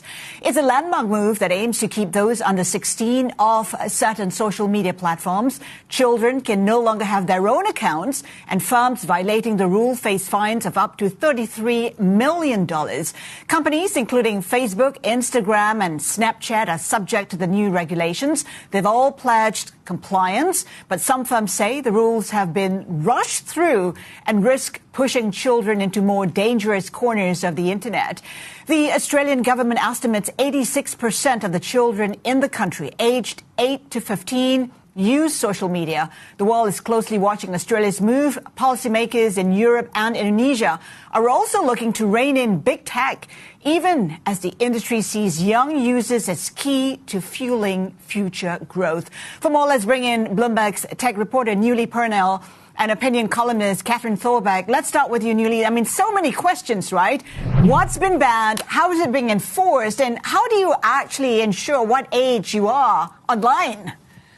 How do you verify? Right, Haslinda, right. All of those platforms you just mentioned are banned, and there's 10 in all, including some of the most popular ones among young people. So TikTok, Instagram, even some that are not thought by many people often to be social media platforms like YouTube, controversially is included. YouTube's not happy about that. The tech platforms say that they have always had strong safety mechanisms in place, but they're now rolling out new features like the ability to submit video selfies or upload ID documents. So far, not seeing a huge number of issues, but we did see, as of yesterday, some younger users taking to other platforms like TikTok and saying that they disapproved of this, and we're also seeing some adoption of some other apps that aren't included in the ban. But a really significant global move here from Australia and really putting the onus on tech firms. They're saying, you got to do a better job. We don't want our kids under 16 on your services anymore. Catherine, we know why this is being done. The question really is whether it will work. I mean, we've talked about how kids can go underground. This could be unregulated space for them, which is even worse. That's right, Haslinda. And, there was a poll that came out in a local broadcaster ahead of this ban, which said that 75% of 9 to 15-year-olds had no plans to stop using social media just because the ban took effect. And we know how tech-savvy young people are. They're always finding sort of workarounds to this. And another thing we sort of observed was that teens were sort of encouraging each other to congregate on more obscure apps. And it really raises the question of what could go wrong when swarms of underage users are going to even less regulated corners of the internet. So I think there's a lot of big question marks hanging over this at the moment. What are the biggest concerns when it comes to this legislation? What's been brought up? So I think there's some valid privacy concerns. There's also concerns that this will have a bigger impact on sort of marginalized teens, whether that's rural or indigenous youth who really rely on social media for community. But a big thing that I've been following is that the American Psychological Association actually does not recommend hardline age limits. They say that they're not effective at keeping teens safe online. And the reason for that is interesting. It's because it doesn't address sort of the underlying problems of the problems that emerge from these platforms. So they might keep some 15-year-olds safe, but then they just throw them into this sort of burning building as soon as they turn 16. So I think that there are other ways to sort of regulate big tech. But now that this, ban has come into effect, as I mentioned earlier, I'm really rooting for it. I really do think it's putting Silicon Valley on notice. It is about child protection. It's also about freedom of expression, Newly. I mean, you got to wonder, what the tech companies would do. How will they respond? What's a threat to them? Can we quantify that? Right. Well, Australia is obviously not an enormous market in terms of overall population, but there are probably, the Australian government estimates, around 1 million or more people who will be affected, young people who will be affected about this.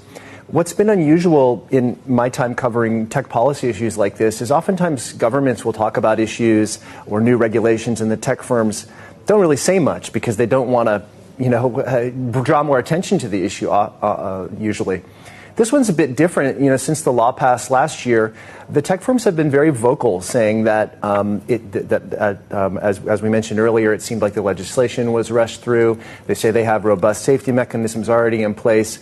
Some of the other issues that Catherine mentioned, but they've been very vocal about that and have really only begrudgingly, late in the game, said they'll comply.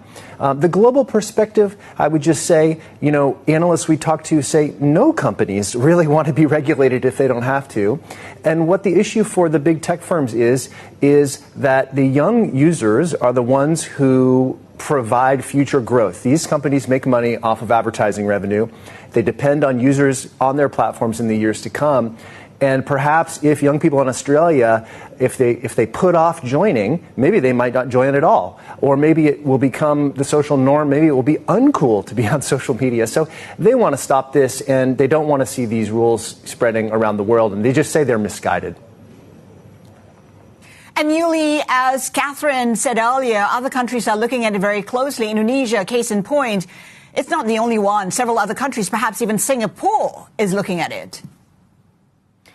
Right. In our reporting, one of the interesting things that we have brought to light is that since the law passed last year, you have an increasing number of governments saying we are taking inspiration from Australia. They're showing it can be done, and we want to follow suit. So we spoke with a senior policymaker in Denmark who said she finds what Australia is doing to be admirable.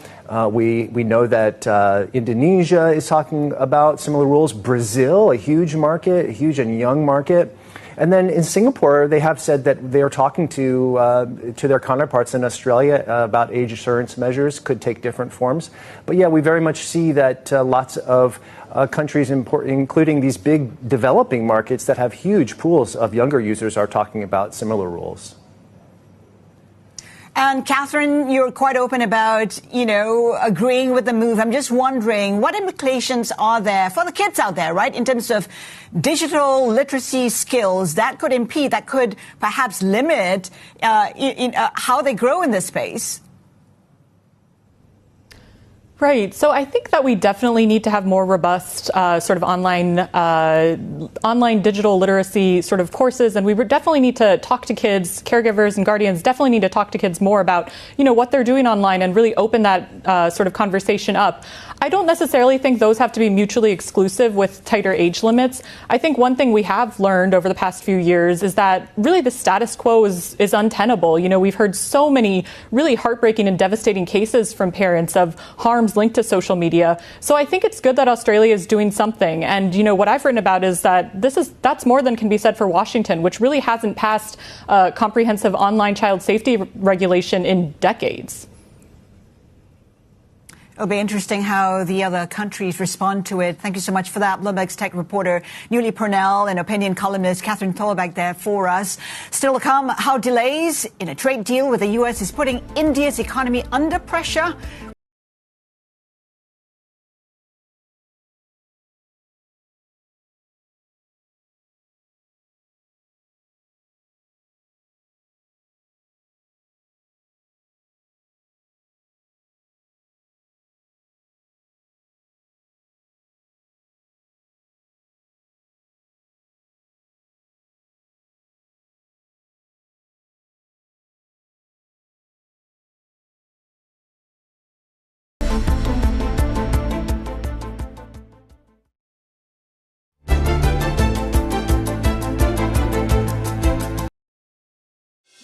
More than 1 in 4 cars sold worldwide will be electric. By 2030, that number will climb up to 40%. ASEAN has everything that the global EV industry needs. Bangkok Bank isn't just a lender. We are a connector. We are building a seamless EV supply chain, from raw materials to final assembly. สามัคคีคือพลัง Together, we are strong.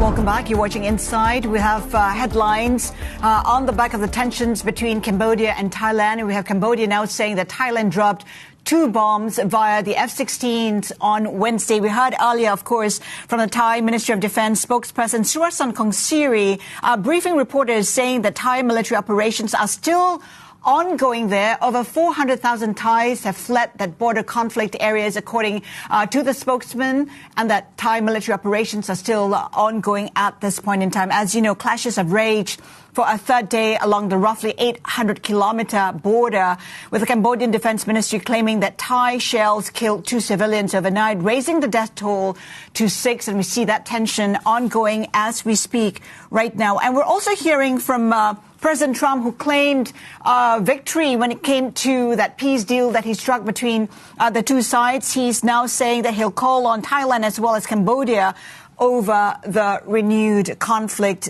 President Trump, of course, took credit for the peace deal, which was struck just several weeks ago when he was on his Asia tour. Again, we're seeing a resurgence of tensions between Thailand and Cambodia. Now, back to the markets. We're looking at Indian markets just ahead of the open. This is how it's looking as we count down to the Fed decision, which is impacting markets pretty much across Asia. We're seeing the Nifty futures currently flat, 25,916. The Sensex under pressure, down about 0.1%. The rupee, though, remains front and center, whether or not we're going to see further intervention and support from the RBI.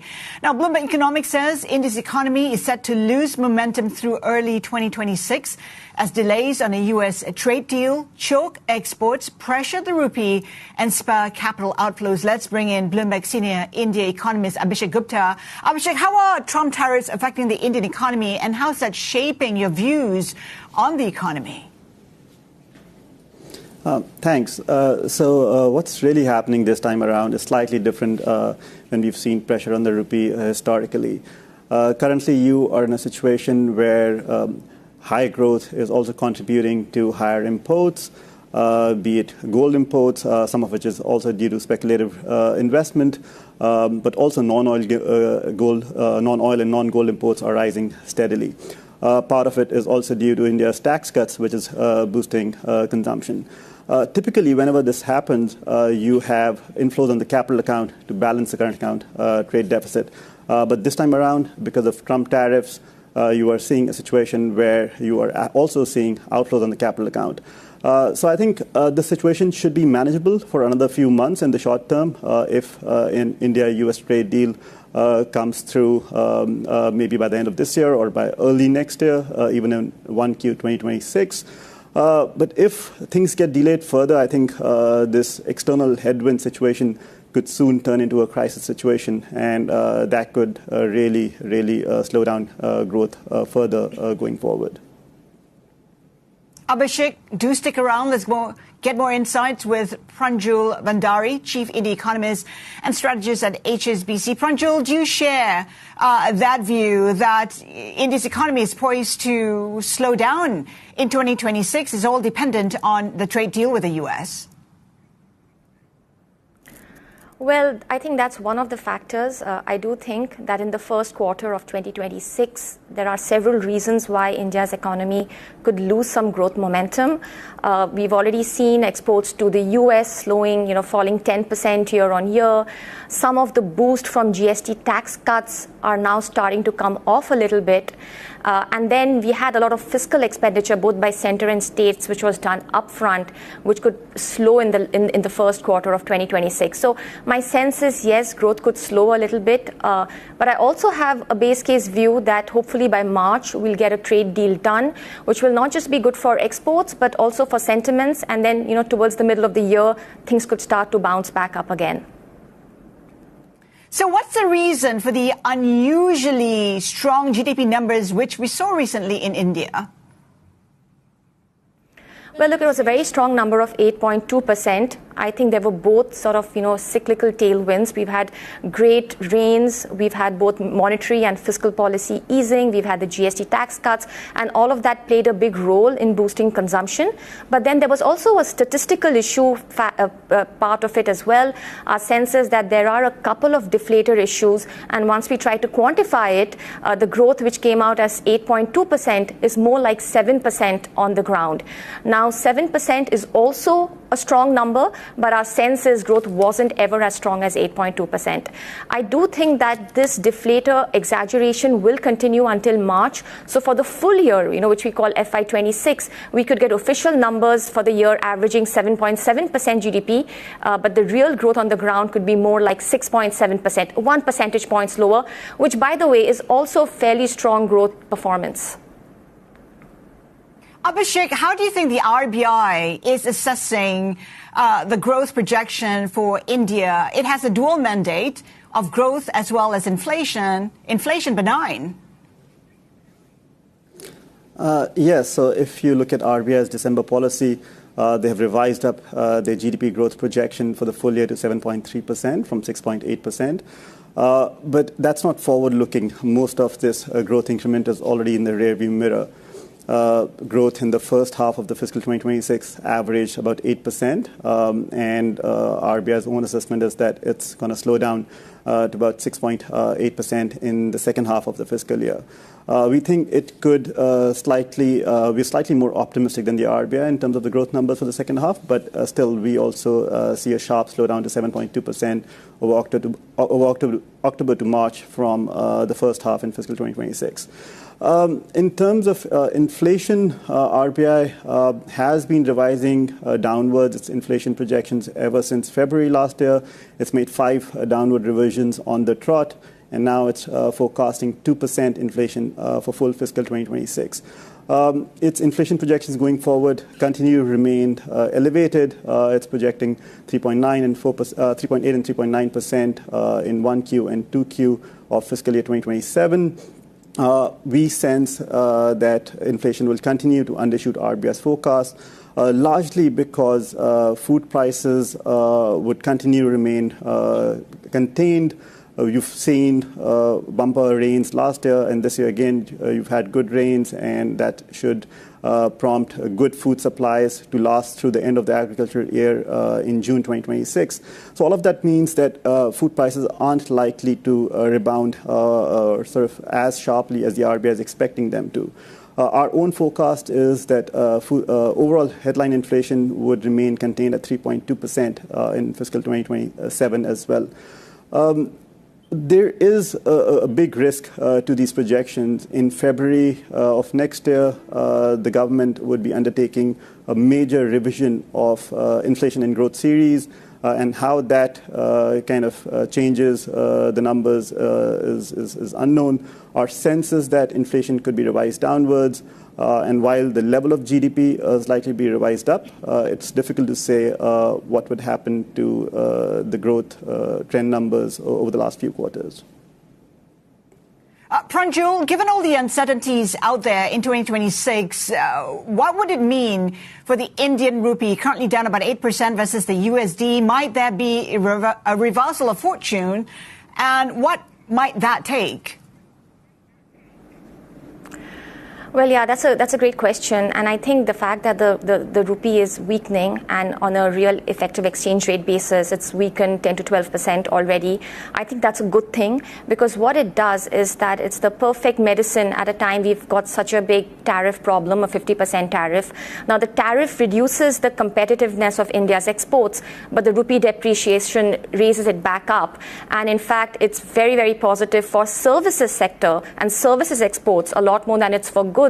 So my sense is the fact that we're allowing the currency to depreciate could over time actually increase the competitiveness of India's exports, and the exports could rise back up, the current account deficit could stabilize hopefully over time, inflows could come back if exports are good, growth is good, and my sense is that there could be some auto correction. In fact, if you actually just plot the rupee in a real effective exchange rate basis over 10 years, you'll find that it always mean reverts. Once it's weakened a lot, then there is an automatic stabilization, your exports become become competitive again, and your external balances improve, and your rupee bounces back. So the fact that we are allowing the currency to depreciate at this point of time, I think is the right strategy.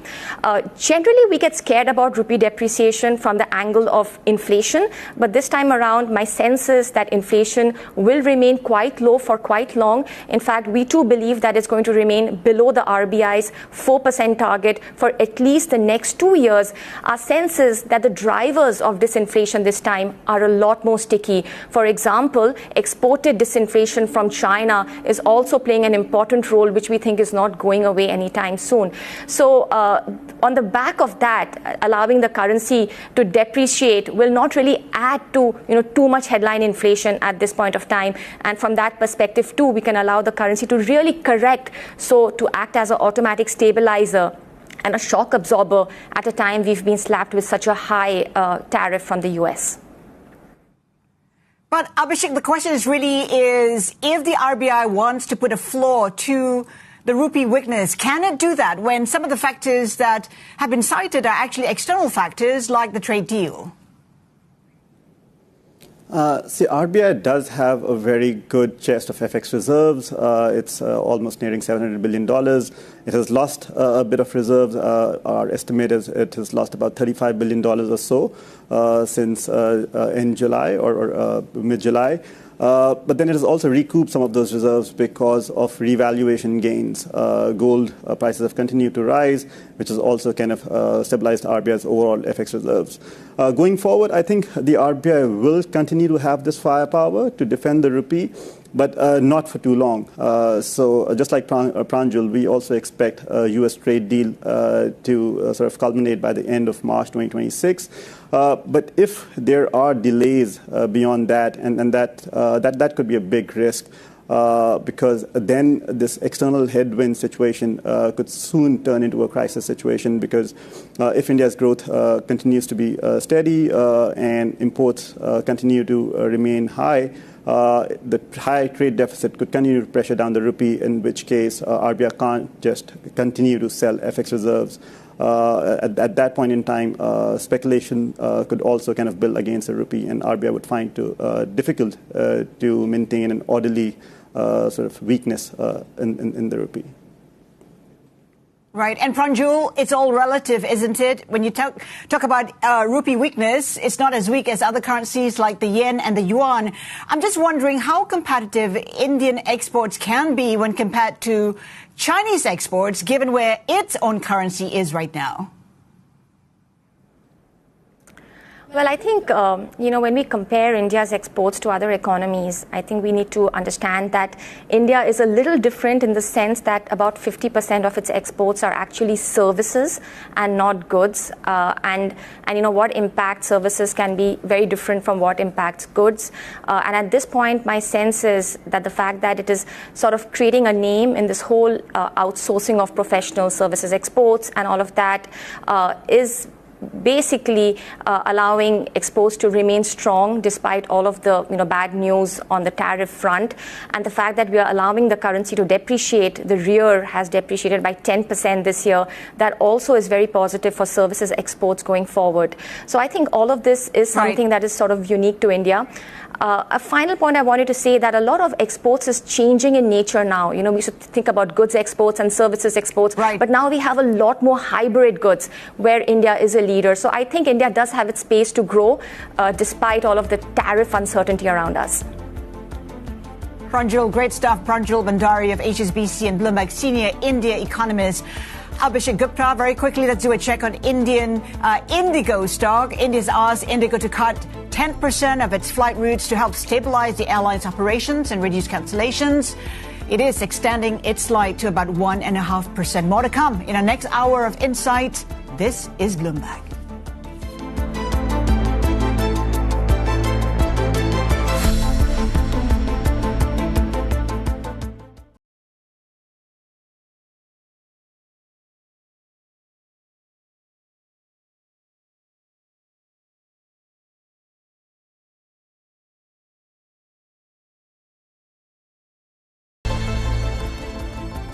Welcome back. You're watching Insight. We're tracking Indian stocks. They've been trading for 15 minutes now. They've been under pressure on the back of uncertainties to do with that trade deal with the U.S. The Sensex, though, now inching upwards, up 0.2%, a positive tone in the market, though. Keep a watch on those small cap stocks. They've sharply trailed their larger peers, dealing a big blow to retail investors who have been the backer of the stock market in India. Again, the Sensex in positive territory.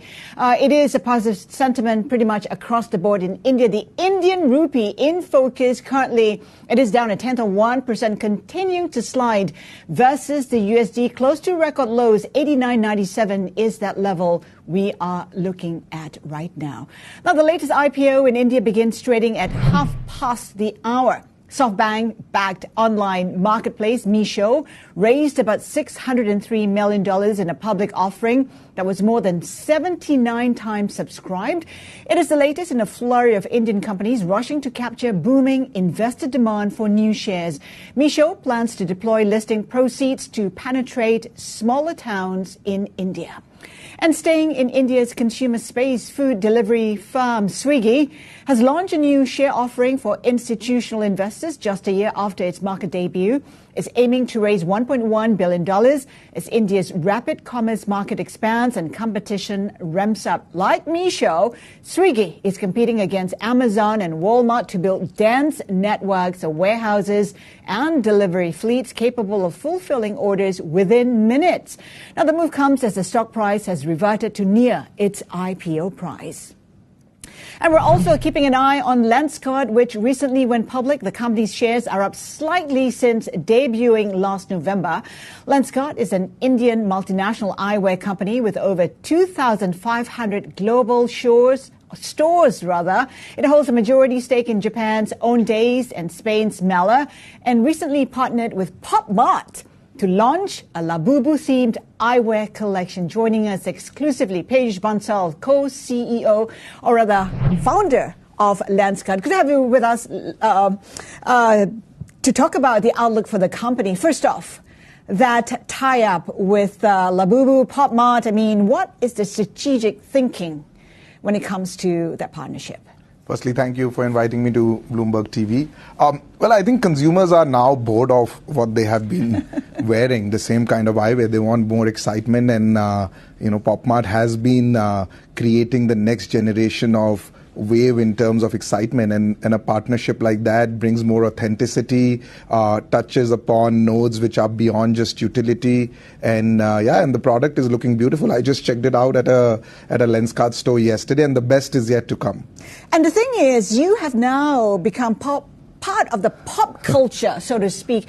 How big a market is that? I mean, what are you looking at? Who are you targeting? And what numbers are out there in terms of, projections and ambitions? See, overall, if you look at eyewear, has been a very underpenetrated category. If you just few decades back, shoes used to be like that. We used to have a black shoes and a brown shoes, and at best a running shoe. And today, I don't think both of us would know how many pairs of shoes we own right now, and when we walk into a store online or offline, we check out one more, and if we like one, we pick it up. I think eyewear will go through the same level of transition. It's just that it requires work in terms of design, innovation, and then when you hit those trigger points with customers and you make it affordable and accessible, we see similar patterns.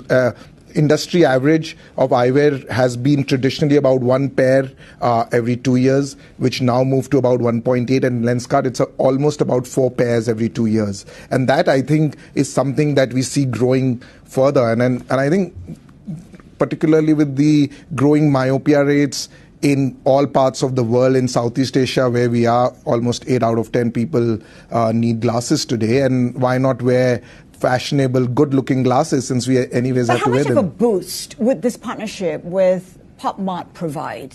See, it's difficult to give a number, but all of our growth is pegged on consumer choice right now. And, because it's a non-discretionary purchase. I mean, I wasn't planning to buy a pair of eyewear, and now I suddenly bought another pair of eyewear. So if you look at Lenskart, which has been growing, H1 grew about 25%. A large part of that growth comes from people buying more and more. So this could just be the start of further collaborations if you're talking about, setting fashion trends and so on and so forth. Well, absolutely. What are you looking at? 12, 24 months? Are we looking at more collaborations? Many more. What would make sense? So we are partners with Disney, Marvel. We have done collections from Dragon Ball to Harry Potter, third year in a row, the Batman collection, which is really popular here, Superman. We did Pokemon. We are tied up with designers in India, which is Masaba. And with PopMart, this is just one character. And we are looking forward to doing many more characters coming forward. So I would say in the next 24 months, we want to just blow it out even more and have more fun with eyewear. And people also want to have more fun with eyewear. What kind of growth are you anticipating? You have a global footprint. It's not just in India, although I think right now revenue, in terms of international revenue, it accounts for 40%. Yes. Do you see that being ramped up? See, overall, I think both markets are growing. I mean, if we look at H1, both markets are growing at roughly about 25% odd, and we see that continuing. Lenskart as a business, we are trying to build a global relevant brand. We started first in Singapore and then expanded into Japan, other parts of Southeast Asia and Middle East. And a big part of that relevance creation in the local markets comes through design and innovation. So I think it's tough to predict right now how this will pan out, but I see both markets growing north of 20% healthy. And the risk to that, perhaps, given that, perhaps people are anticipating a slowdown in the economy, that would hit consumption. See, eyewear is very underpenetrated. I mean, if you look at the number of eye tests, we did just in the first half, we did about 10.7 million eye tests. We did 9 million eye tests approximately in whole of FY24. So this has been compounding at more than 50%. And most importantly, the number that matters is almost half of these eye tests are people who never got their eye tested before. I mean, Singapore, you're very well aware, every child here gets myopic, almost large part. I mean, I was reading some stats, 83% people get myopic in Singapore by the age of 18. And, at Lenskart, we are creating the market. We are making eyewear reach people who would never get it before. In Singapore, we sell 2 kids' glasses for as low as $50. And we know eyewear has gone tech. And you've talked about how AI, AR are crucial to your growth projection. Talk to us about how you're incorporating all of that. What can be anticipated? You're wearing a high-tech glasses right now. Yes. So I think, look, it's the next computing platform. The way I see it, there was laptop, and there came the mobile, which was a very good extension. It didn't make laptops go away, but it did make a lot of things move to the laptop, like browsing and consumption. And now with this, eyewear becoming a computing platform, which I'm very positive about, a lot of stuff that we do on the mobile will move here. One of them is being payments. So one of the things we have integrated in our new eyewear, which is coming, is that you'll be able to scan QR codes. No need to pick up the phone, enter a PIN, scan, and do all of that. Photos, which is now heavily used on mobile, I think will move here today. I was just at Gardens by the Bay on Sunday with my son, and I could just look up in the sky and record the whole beautiful scene. So I think a lot of that would move. I think a lot of logging food, getting information of the context. So it is going to be a big computing platform. The other area where I think tech would be heavily involved in style, as we just spoke about. I mean, we just launched an AI platform on our app where you could just sit in front of the mobile phone and it knows your face shape, it knows the clothes you're wearing, and it could recommend this is what you should be wearing for your interview today. Right, and that I see a lot of power. And then, of course, accessibility, like we have seen in e-commerce, it has been missing in eyewear. But at Lenskart, we have been building a fully vertically integrated stack all the way from manufacturing to retail, which we have not seen in custom manufacturing categories. So what kind of investments are you putting into AI, AR, R&D within the company? And, what kind of returns are you anticipating on the back of that? See, at Lenskart, if you look at the overall thesis that the company has is investment into talent and technology. And eyewear has been deprived of that.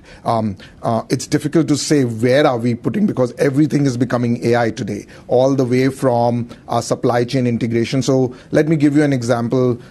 Today we do eye tests in Mumbai, but the optometrist is not sitting in Mumbai. They are sitting in Kolkata, and they're doing an an eye test in Mumbai, where optometrists are difficult to find. One of the biggest problems that Asia is facing is where we have about 35-40 opticians/optometrists for 1 million people. That's just not going to be enough. And so what we are working towards is, can we bring AI to do self-eye tests, which is already under pilot right now in a lot of locations? Can we move eye testing to mobile phone, which is a pretty powerful camera? So that's one area to bring access into the ecosystem. Second is, can we do this in a centralized way? Because doing it in a locally distributed way is not scalable. It's very, very expensive. So we today in our factory ship glasses in more than 60 cities next day. So, you place an order at 9 p.m. In Singapore, we just launched a 2-hour service for you to get products. So I think there's a lot of tech involved there. And then, in the styling angle, which, one undermines, but I think that is where,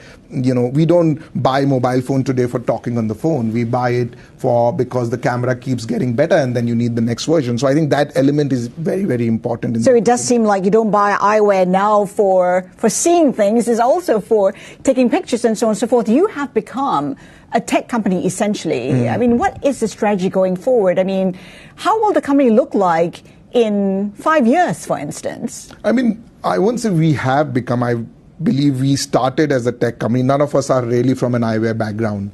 If you look at except one of the co-founders, most of us were working in the tech domain before. And we today, if you look at majority of our payroll cost, we have more than 500 engineers developing solutions from selection to choice to affordability to accessibility to now smart eyewear to the next version coming where there'll be waveguides. So in the next 5 years, I think Lenskart transforming from a eyewear company, tech-enabled eyewear company to a tech eyewear and data company. Because what you're capturing in this device right now is all going to get into the Lenskart platform, and we are building it full stack, all the way from hardware, firmware, software. So when you log your food from a B glasses, we call these B, and I say, okay, hey B, tell me, should I be eating this today? That information is traveling into the Lenskart app. That makes me understand the consumer better. If you're getting bored today, you want to chat, okay, hey B, I'm getting bored, can we chat? Just like a counselor or just like a friend, that information. And that tells us a lot more about consumers, and that builds a subscription ecosystem in the future. So you become a one-stop shop. Is that the end goal? I mean, providing all the services. And I'm also wondering right now, as you look to the future, who do you view as your competitors? Who are you competing with globally? So first question first. I think the way I look at it is that eyewear can play a very large role in transforming your quality of life. And we have seen that with many other categories, but this being right in front on your face, and the more it can do for you, and that's why our tagline is do more, be more. I mean, and our mission is transform the way people see and experience the world. So it clearly fits in what we have been trying to do. And our competition, to be honest, is people habits, right? If you look at today... No, I mean companies. Who are you competing with for market share? I mean, it is difficult to say because our approach at doing this is very different, and we are not really in any sense trying to just consolidate the market. We are creating the market. I mean, I just told you that more than 45% of the eye tests we did are people who never did eye tests. The people who are wearing glasses, many would have never worn glasses if we didn't create some of those solutions. I mean, we're delivering glasses next day, same day, and that creates demand. So I'm not able to put right now a pen on an eyewear. To be honest, we do not have, especially in this part of the world, players which have been able to organize it and push the bar on customer experience every day. What are you most excited about? What are we not seeing today that you think you will create in due time? See, one thing which we are not seeing today is just the size of the market, right? I think often people go at market numbers. I think while they are large, they're often understated. I think what we are not seeing is that there's a market creation under the carpet which is happening. Just to give you an example, we used to deliver glasses in 7 days. Became 4 days, 3 days. Now we deliver glasses next day, and now maybe even same day. Now what that is doing is it is creating a market which never existed before. And I think a lot of people are not seeing that. Second, I think just the multiplicity which we are seeing, that people are not going to wear one pair of glasses. And I think we have seen the journey from 1 to 4 every 2 years. I won't be surprised, and I'm quite confident, I would say, on the other hand, of this 4 becoming many folds more in the times to come, which I think it's difficult for us to anticipate, but we could not guess that about shoes at any point in time. And this is even more powerful from where it sits, and in a digital Zoom world where only this part of the face is visible. And third, I would say, is just the computing angle. I think this is the next computing platform. This is with camera, but very soon the next version will have waveguides, so I can look at you and I can get a little bit of snippet. I can do translations. That, I think, is going to happen faster than what people are imagining. I just have one final question. You IPO'd recently, valuing the company at about $8 billion. Do you think $8 billion reflects the kind of value you will bring in the years to come, or should you be valued higher than that? Well, as far as look, IPO is not a destination, right? It's a beginning of a journey in many ways, and it's a milestone. And we have been here for about 14 years now. I think we stay committed to building at Lenskart. Even after serving 25 million odd pairs, we only have scratched the surface. We own like 5% market share. So there's a lot for us to do. And myopia is a problem that remains under-addressed right now. Even in a market like Southeast Asia, there are no solutions that exist right now, and there's a lot more ahead of us. And I think valuations are a function of growth. That's not answering my question. So you think you should be valued higher than that? I'm not saying whether I think it's not. We are not working for a valuation just on the IPO, right? We have to work hard, and at the end of the day, it's the numbers that will speak, and the investors will value on our performance, and that's what we've been doing in the first 2 quarters of this year. Piyush, thank you so much for popping by. Piyush Bansal, co-founder and CEO at Lenskart. Still to come, Microsoft pledges to invest almost $18 billion into AI and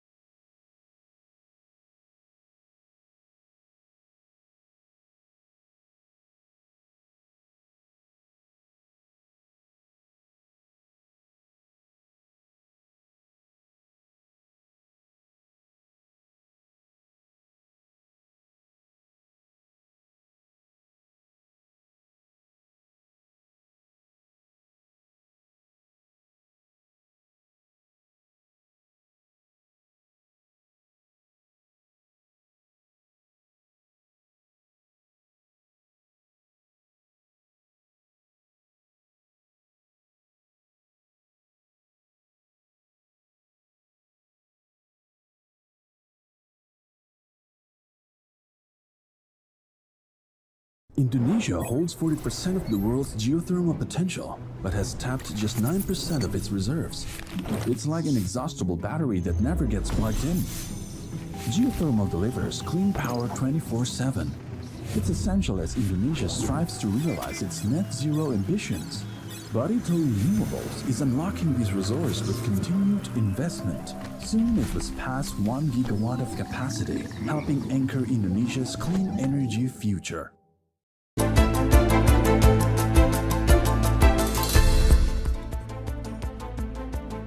Welcome back. You're watching Insight. We're keeping an eye on shares of Indian e-commerce platform Meesho as it makes its trading debut in Mumbai. The SoftBank-backed firm raised $603 million in its initial public offering that was fully subscribed on the first day of book building. Today's listing is closely watched as a gauge of investor appetite after a string of blockbuster tech IPOs. Take a look at that, 50% on the upside. For more on Meesho, let's bring in Bloomberg News' Ashutosh Joshi in Mumbai. Ashutosh, it is a test for the appetite in India's IPO. Yeah, thanks, Aslinda. Thanks for having me on the show. IPOs in India are already seeing yet another blockbuster year. Last year, India raised about $21 billion through new listings. This year, with 3 weeks to go, already this benchmark has been broken. So 2 consecutive years of records in India. A bulk of it is coming from demand from domestic investors as well as foreigners who are selling in the secondary market have participated in the primary market issuances. Technology-backed IPOs have been a big theme this year. We saw shares of urban company Lenskart doing well upon their debuts, and in the same line we are expecting strong appetite for Meesho's shares as well. All eyes on Meesho because half of the IPOs in India so far have done pretty badly. This might change sentiment somewhat. Yeah. Out of 90 odd IPOs, those listed on main board indexes, about 30% are under the water, trading below their IPO prices. But at the same time, we have seen some of IPOs such as Urban Ether Energy doing exceedingly well. Their shares have doubled on the trading debut itself and have continued to hold the gains. We can see the investor appetite for technology-backed companies, especially companies which started as a startup and then went on for debuting on exchanges. There is a special interest among investors for these companies, even though some of them might have been loss-making at the stage of listing. But investors are hopeful that these companies provide a longer growth opportunity, and some of them can also change the existing supply lines in the market and expand their presence. So there is investor interest for these names. As you said, it is a loss-making company, but the focus is on its growth potential. What kind of growth potential are we anticipating? Some of startups like Lenskart as well as Urban, we have seen their business models were able to expand rapidly backed by their technology support. These companies also have expanded their businesses quickly because they were able to source and manage their supply chains efficiently. Same is the case with Meesho, which broadly focuses on a segment that some of its larger peers may not, and hence there is traction, especially in the rural parts of India, for services or the products that are available on Meesho's. Some of the most selling items on Meesho's platforms are dresses. Those are valued at as cheap as $4. Ashutosh, thank you so much for that. Ashutosh Joshi in Mumbai. Now joining us exclusively is Pramod Kumar, India's CEO and Vice Chair of Investment Banking APAC at Barclays Bank. Pramod, good to have you with us. First off, just to get your insights on what's happening in the IPO market in India. It seems pretty hot. We have Meesho surging more than 50%. What do you make of the market sentiment in India? Look, as we've seen, we've had 2 consecutive years of very strong IPO market. Many of these companies offer very high growth. They've been held by private equity venture capital investors. They're catering to a very large market opportunity. And, domestic institutional investors and retail investors, continue to invest in these, companies because of massive growth that they offer, right? So despite, I would say, relatively weaker sentiments or interest from the global institutions, the domestic institution and retail investors continue to invest. And I do expect that sort of trend to continue as we head into 2026 as well. Is there reason to be concerned that some of these companies are actually loss-making? Shouldn't you be questioning fundamentals even as you talk about growth? No, of course you should be questioning fundamentals.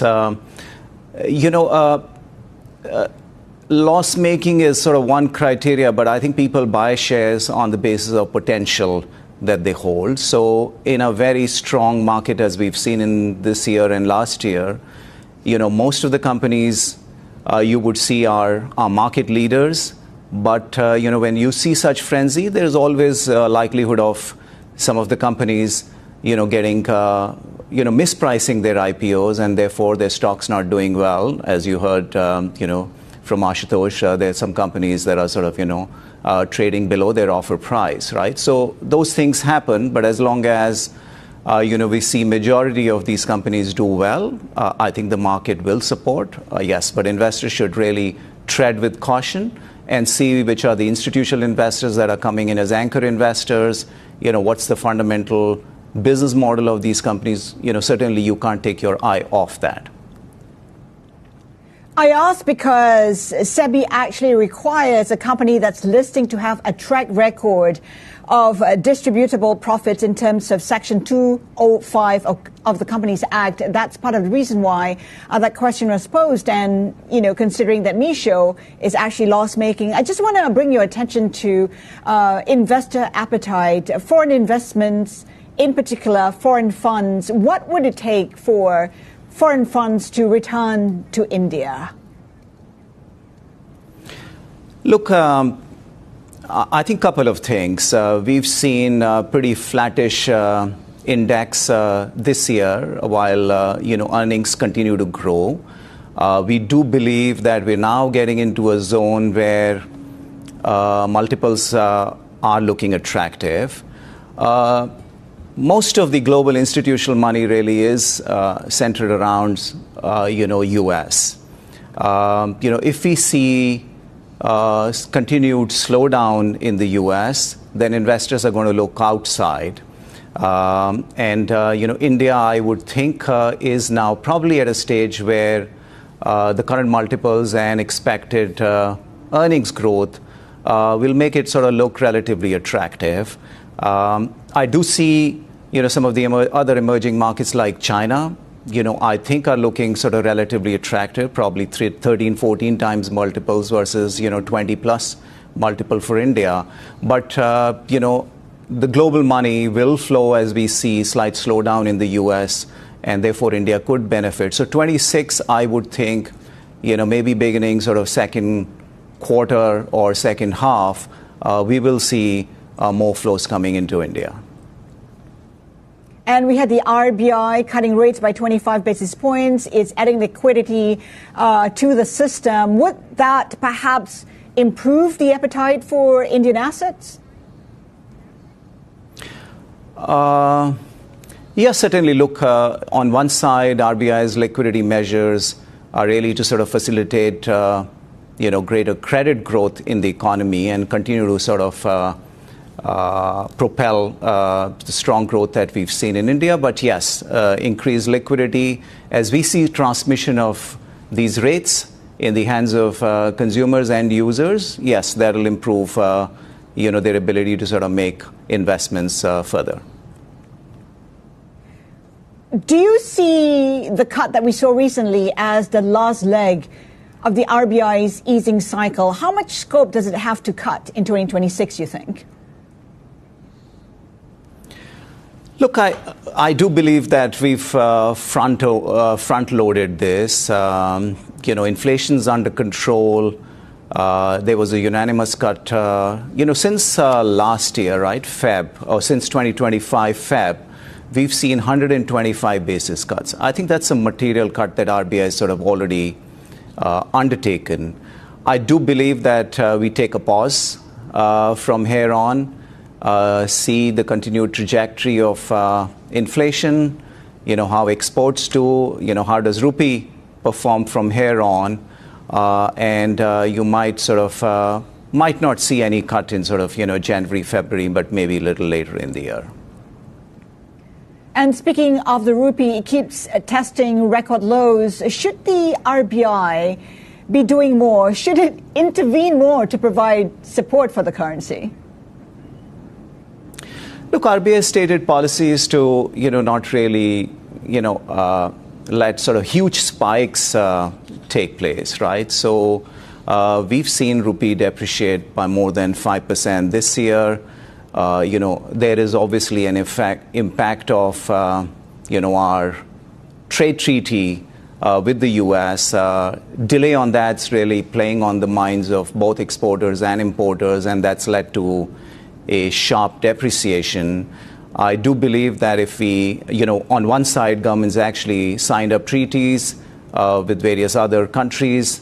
The exports are being diversified as a conscious effort. And if the treaty with the U.S. gets signed over the next few weeks, as one's sort of anticipating, I think the pressure will come off rupee. Inflation is, as I said, quite moderate. So therefore, I do believe that in the short run, I think the focus would really be on the treaty that could just kind of change the sentiments a little bit.